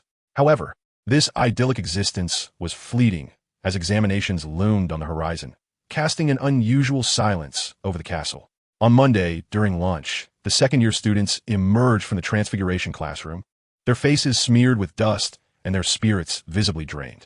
They exchanged murmurs of discontent, lamenting the difficulty of the exam content, which included the challenge of transforming a book into a tortoise. I feel as though I've turned into a turtle, Astoria whispered to Jon as she exited the classroom. No worries, they all look alike. Jon reassured her. In other subjects, Jon encountered no such obstacles. The examination for charms encompassed the unlocking charm and the joyful charm, both of which posed no challenge for him. The following morning, during the potions exam, Snape prowled between the cauldrons, scrutinizing their concoctions with a hawkish gaze. Yet, as per his usual demeanor, he found no faults in Jon's potion. Upon his departure, he inscribed 3 digits on Jon's paper. The defense against the dark arts exam required a minor adventure. They had to wade through a pond inhabited by Grindylows, navigate a dip where a red cap lay in wait, and finally traverse a marshland to confront a boggart. The difficulty was manageable, as it mirrored the content covered in class. When Jon completed the exam, Lupin bestowed upon him an approving glance. The herbology exam, however, proved unexpectedly challenging for many. They were tasked with relocating and replanting a devil snare. Numerous students encountered significant difficulties during the test. Nevertheless, Professor Sprout kindly assured them that no student would fail under her watch. As Jon exited the examination room, he encountered Cornelius Fudge, the Minister of Magic, clad in a finely striped cloak and conversing with several wizards, one of whom wielded an axe nearly 2 meters in length. However, Fudge remained oblivious to Jon, his gaze fixed on Hagrid's hut in the distance. Continuing his ascent, Jon eventually found himself at a window on the 8th floor of the castle, where he retrieved a brass telescope. He first gazed at Hagrid's hut, observing Buckbeak, the hippogriff, languidly feasting on roasted fish, blissfully unaware of the impending judgment. Jon then shifted his focus to the vicinity of the Whomping Willow, a few hundred yards from Hagrid's abode. He noticed a yellow cat and a large black dog seated beside the tree, seemingly engaged in a clandestine discussion. A smile crept onto Jon's lips as he leisurely stowed the telescope back into his bag and proceeded to the dining hall for a light meal. Declining invitations from several classmates to play Quidditch that afternoon, he dined alone before making his way to the Ollery. Once there, a white owl alighted once more on Jon's shoulder, nuzzling him affectionately. "Dear Jorgen," Jon whispered softly, "you must venture to London once more. This is the final occasion." The owl nodded, indicating its comprehension. Jon found a spot free from droppings and settled himself down, meticulously verifying the time once again. Today is the 6th of June. According to the formula for calculating sunset, he had long since determined that the sun would set at precisely 1900 hours, 38. The sunset heralds the appearance of the moon. Tonight, being a full moon, marks the transformation of Remus Lupin. Once Lupin metamorphoses into a werewolf, Sirius Black, in a bid to protect his godson Harry, will assume his animagus form to confront the werewolf. Severely injured, he will lose consciousness by the lake, revert to his original form, and attract the Dementors, ultimately being captured alive by Snape. This entire sequence of events should transpire within a span of approximately 10 to 20 minutes. Jon had previously dispatched Jorgen to London a dozen times, solely to ascertain the time required for the owl to deliver messages there. Based on his calculations and experiences, on a clear and windless day like today, Jorgen would take roughly 5 hours and 10 minutes to reach London.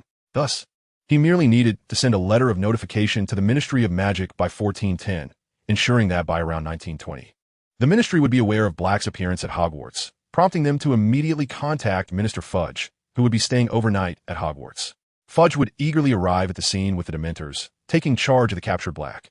Rather than the original narrative where Snape awakens arresting Fudge to hand over Black and the Dementors.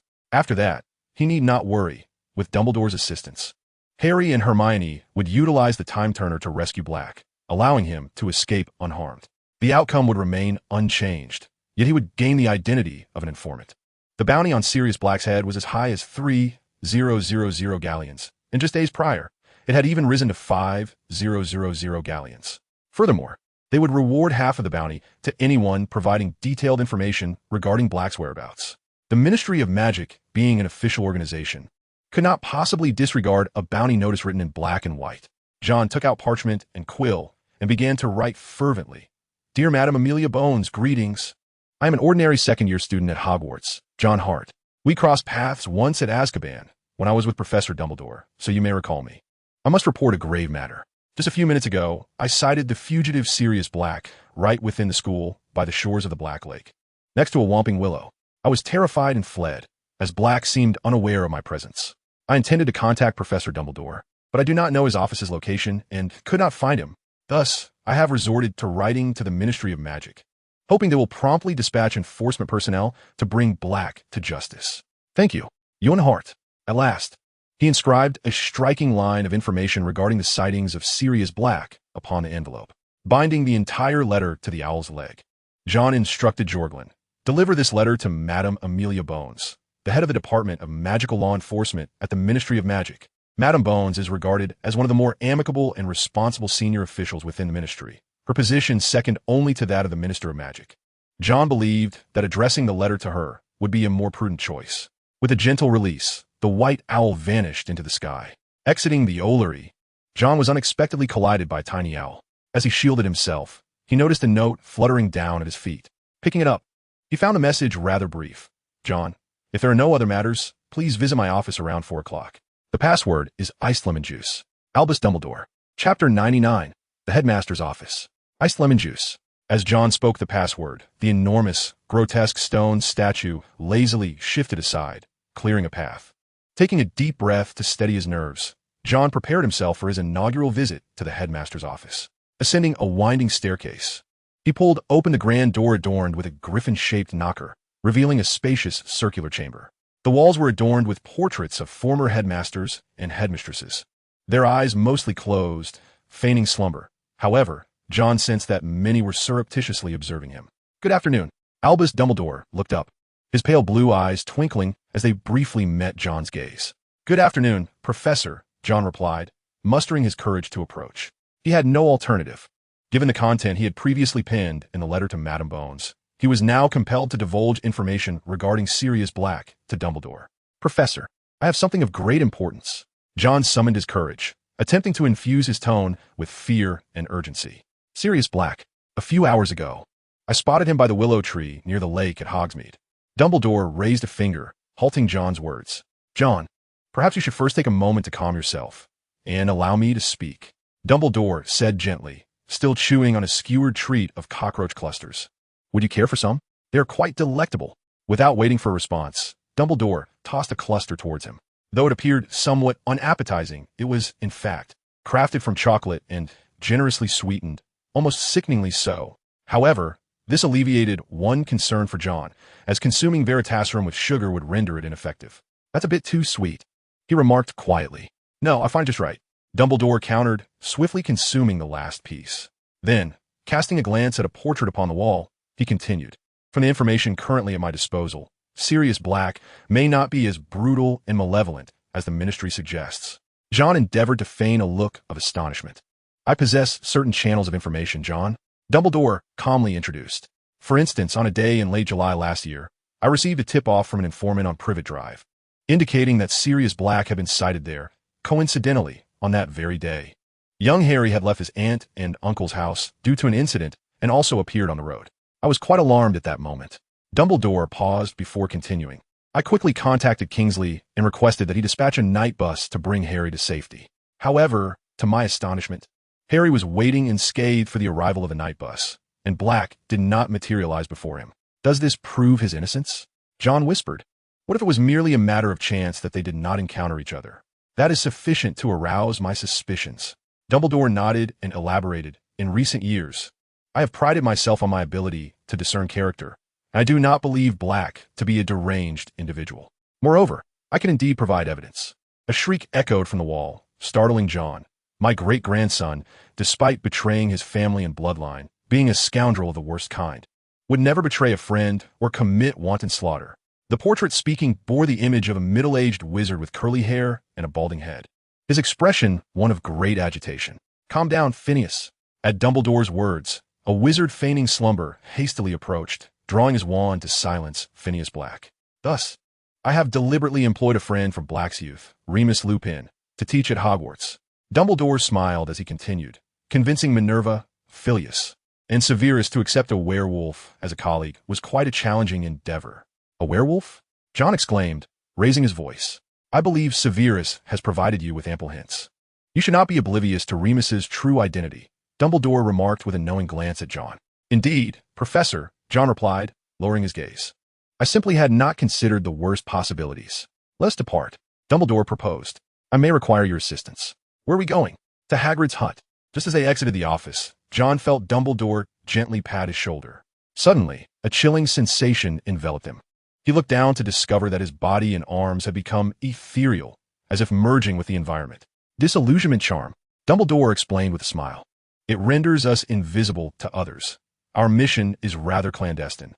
Following Dumbledore out of the castle, Jon brushed past several acquaintances, none of whom noticed his presence. The disillusionment charm was evidently not easily penetrated. They traversed the greenhouse, strolled along the banks of the loch, and finally navigated around the Whomping Willow, ultimately arriving at the back door of Hagrid's hut, concealed behind a stout oak tree. The winged creature, known as Buckbeak, with the head of an eagle and the body of a horse, was confined within the pumpkin patch before them. A frown creased Jon's brow. If memory served him right, this was the very spot where Harry and Hermione had concealed themselves after using the time turner. He cast a glance at his own invisibility-cloaked figure, reassured by the protective charm that enveloped him, confident that even if Harry and Hermione were to arrive, they would remain oblivious to his presence. It appeared that Hagrid had guests. Dumbledore mused aloud. Jon perked up, recognizing the familiar voices emanating from the cabin. Hermione, Harry, and Ron. It was indeed Harry and his companions. Dumbledore knitted his brow, seemingly lost in thought. Cornelius, over here, came a voice from a distance that was all too recognizable. Jon's expression shifted dramatically as he beheld the figure of Minister Fudge, clad in a checkered cloak, accompanied by the executioner McNair wielding a large axe. 2 witnesses from the Ministry of Magic, and another Albus Dumbledore. 5 figures approached Hagrid's hut with measured steps. Jon glanced apprehensively at the distant Dumbledore and then at the one before him. Chapter 100, Innocent Lives. A rather intricate transfiguration, Dumbledore gently elucidated. Transforming a magical creature into one's own likeness requires a profound connection on a spiritual level. Only then can the transformed creature effectively communicate with others.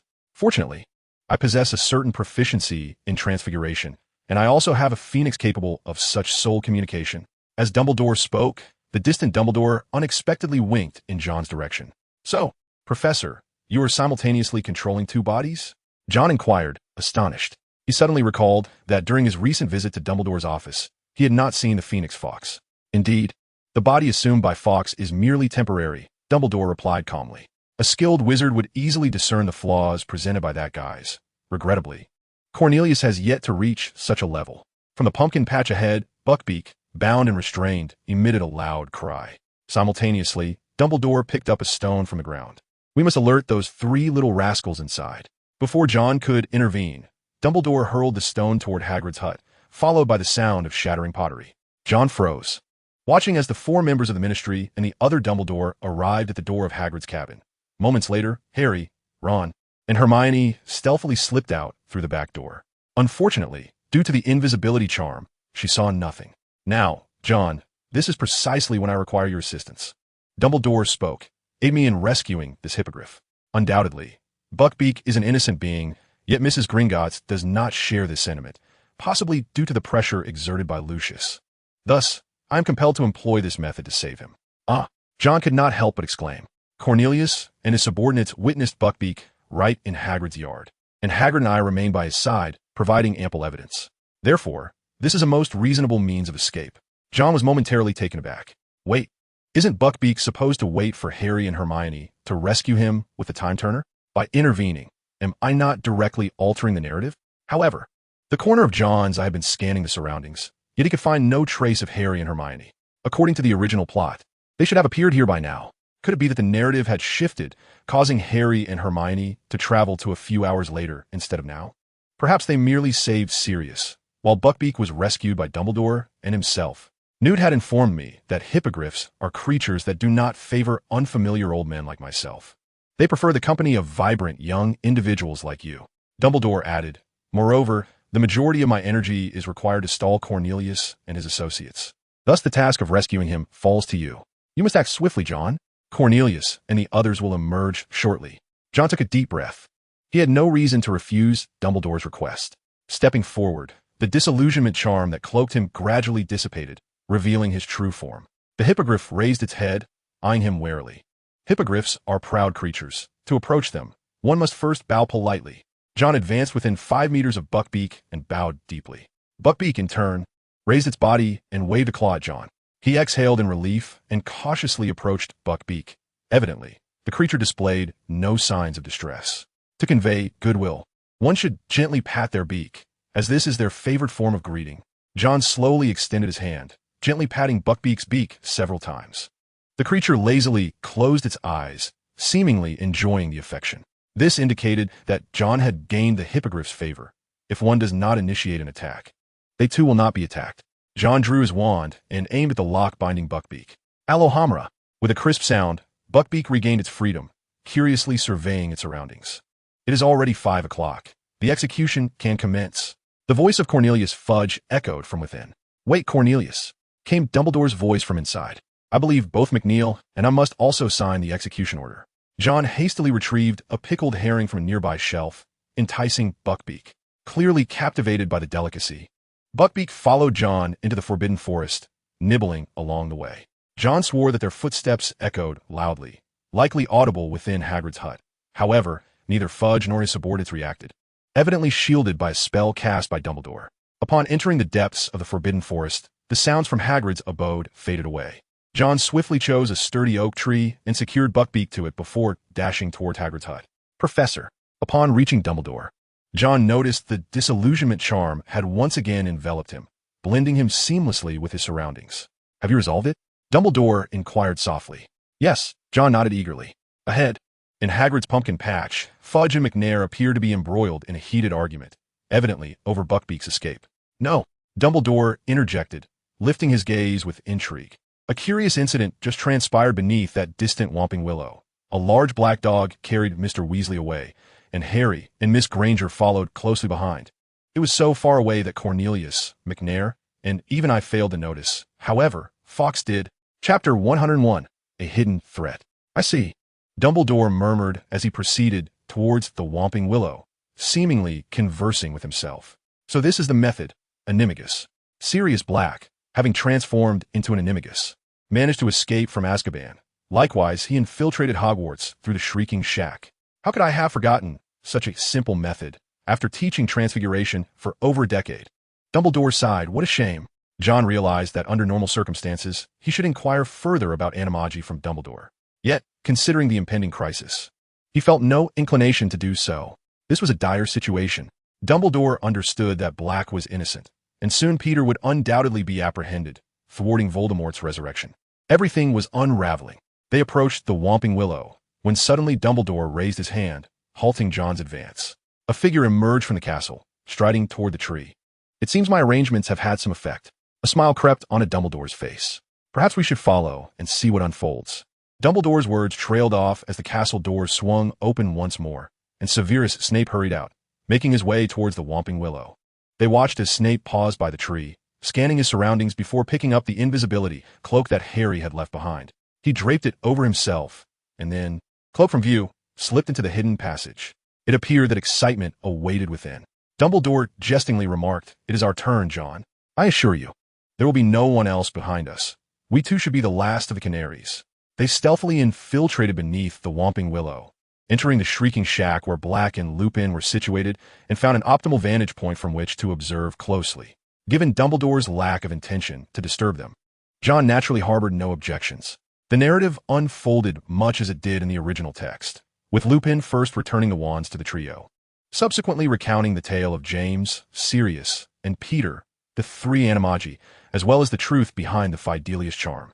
Dumbledore occasionally leaned in to whisper explanations to John, such as the nature of the Fidelius charm, though his voice was audible only to John. Out of the corner of his eye, John discreetly observed Dumbledore, noting his evident surprise. It was clear he was unaware of the full truth and did not know that Peter was still alive. Once Lupin had fully gained Harry and Hermione's trust, Snape descended from above, first binding Lupin, then cornering Black, just as Snape prepared to relish in the joy of revenge. Harry, Ron, and Hermione simultaneously sprang into action, casting disarming spells that struck Snape and rendered him unconscious. John's gaze swiftly shifted to Dumbledore. Surely, 3 third-year students could not overpower a wizard of Snape's caliber, especially while he remained on high alert. Furthermore, a mere disarming charm was unlikely to inflict such damage as to knock out an adult wizard. Fortunately, amidst the crowd in the room, no one seemed to notice this incongruity. Ultimately, Lupin earned Ron's trust and procured Scabbers from him. Peter, pale-faced, faced the accusations from Lupin and Black, attempting to refute them, yet found himself unable to voice a sound. Just as Black aimed his wand at Peter's chest, poised to end his life, he was interrupted by Harry Potter. Harry ultimately made a decisive choice, opting to spare Peter's life, allowing him to spend the remainder of his days in Azkaban, thus clearing Black's name. Lupin and Black acquiesced to Harry's decision. To prevent Peter from fleeing, they produced handcuffs, binding Lupin, Ron, and Peter together. Subsequently, Black employed Snape's wand to levitate him, and the 7 of them, along with the cat, formed a line and departed the shrieking shack, heading towards the exit of the Whomping Willow. What a marvelous tale! As the shrieking shack lay deserted, Dumbledore's disillusionment charm dissipated. Indeed, John nodded outwardly, though internally he felt no stirrings. Moreover, if memory served him correctly, the preceding small group had just exited the Whomping Willow when they would soon encounter an unexpected turn of events. Almost simultaneously, a wolf's howl echoed from outside. "Oh, Remus!" Dumbledore's expression shifted, grasping John's hand, and John felt himself swiftly traversing through the underground. Within mere seconds, they emerged at the surface, beside the Whomping Willow. John observed as Lupin had freed himself from his handcuffs and was fiercely battling against the dog-like form of Black. Meanwhile, Peter had seized Lupin's wand, subsequently incapacitating both Ron and Crookshanks. "I must apprehend Peter," Dumbledore declared with a grave expression. "You protect them." The werewolf's attention began to shift toward Harry and Hermione.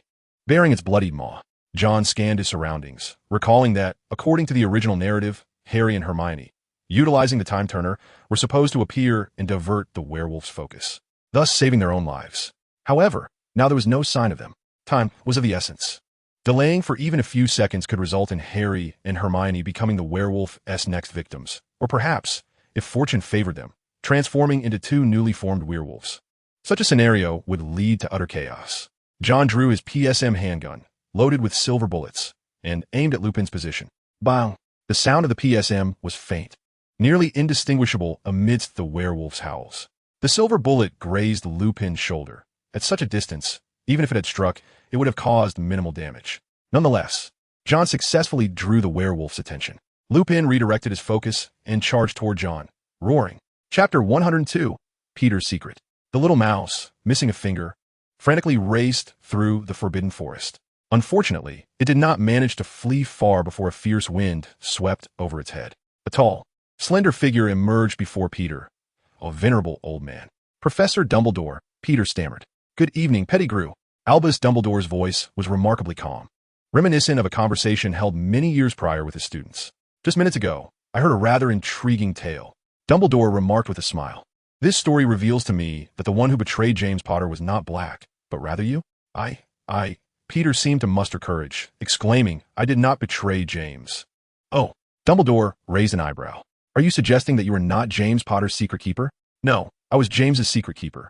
And I was the one who revealed his whereabouts to the Dark Lord. Peter trembled as he spoke. But I swear I did not betray James. Had Black been present to hear such an absurd offense, he would likely have unleashed a spell in a fit of rage, reducing Peter to mere dust.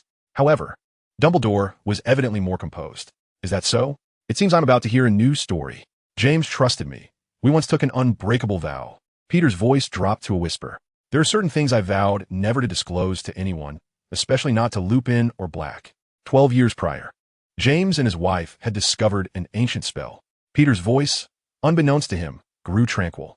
If a wizard is willing to sacrifice his life for another, he can cast a protection upon that individual, a protection that can reflect evil curses.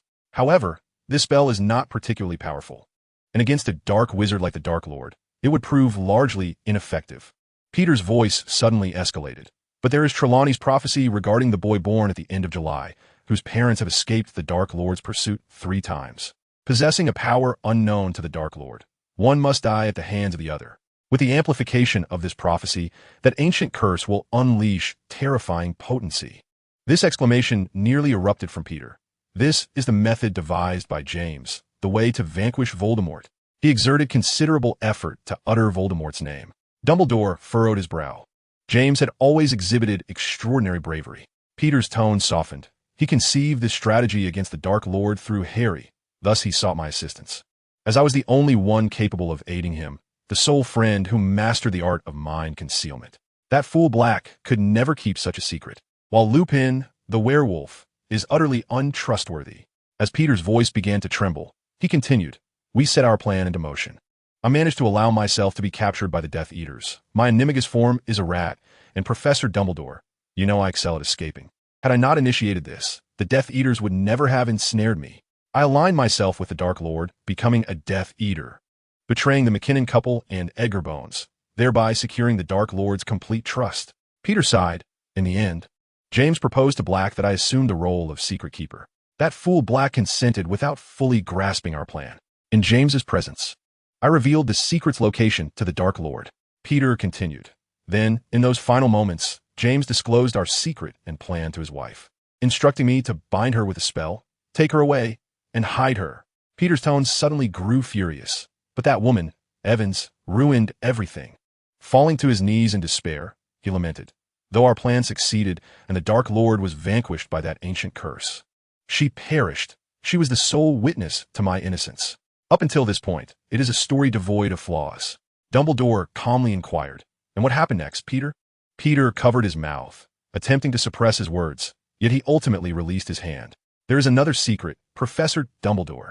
He stammered. James committed a grave error in his youth, one that Evans, Black, and Lupin are unaware of. Only I know of this misstep, and it represents our only hope. Black knew I was the true secret keeper. He sought me out. Peter cried out in a somewhat hysterical manner. But I cannot go to Azkaban. I must seek that last glimmer of hope. I can only frame him. Black remains as foolish as he was in his youth, easily deceived by me. And thus he comfortably resided in Azkaban for 12 years. What error? Dumbledore queried sternly. I am sorry, Professor Dumbledore. I swore an oath that I cannot disclose. Peter rasped. Clutching his throat, James entrusted something very important to his Auror mentor, Gideon Pruitt.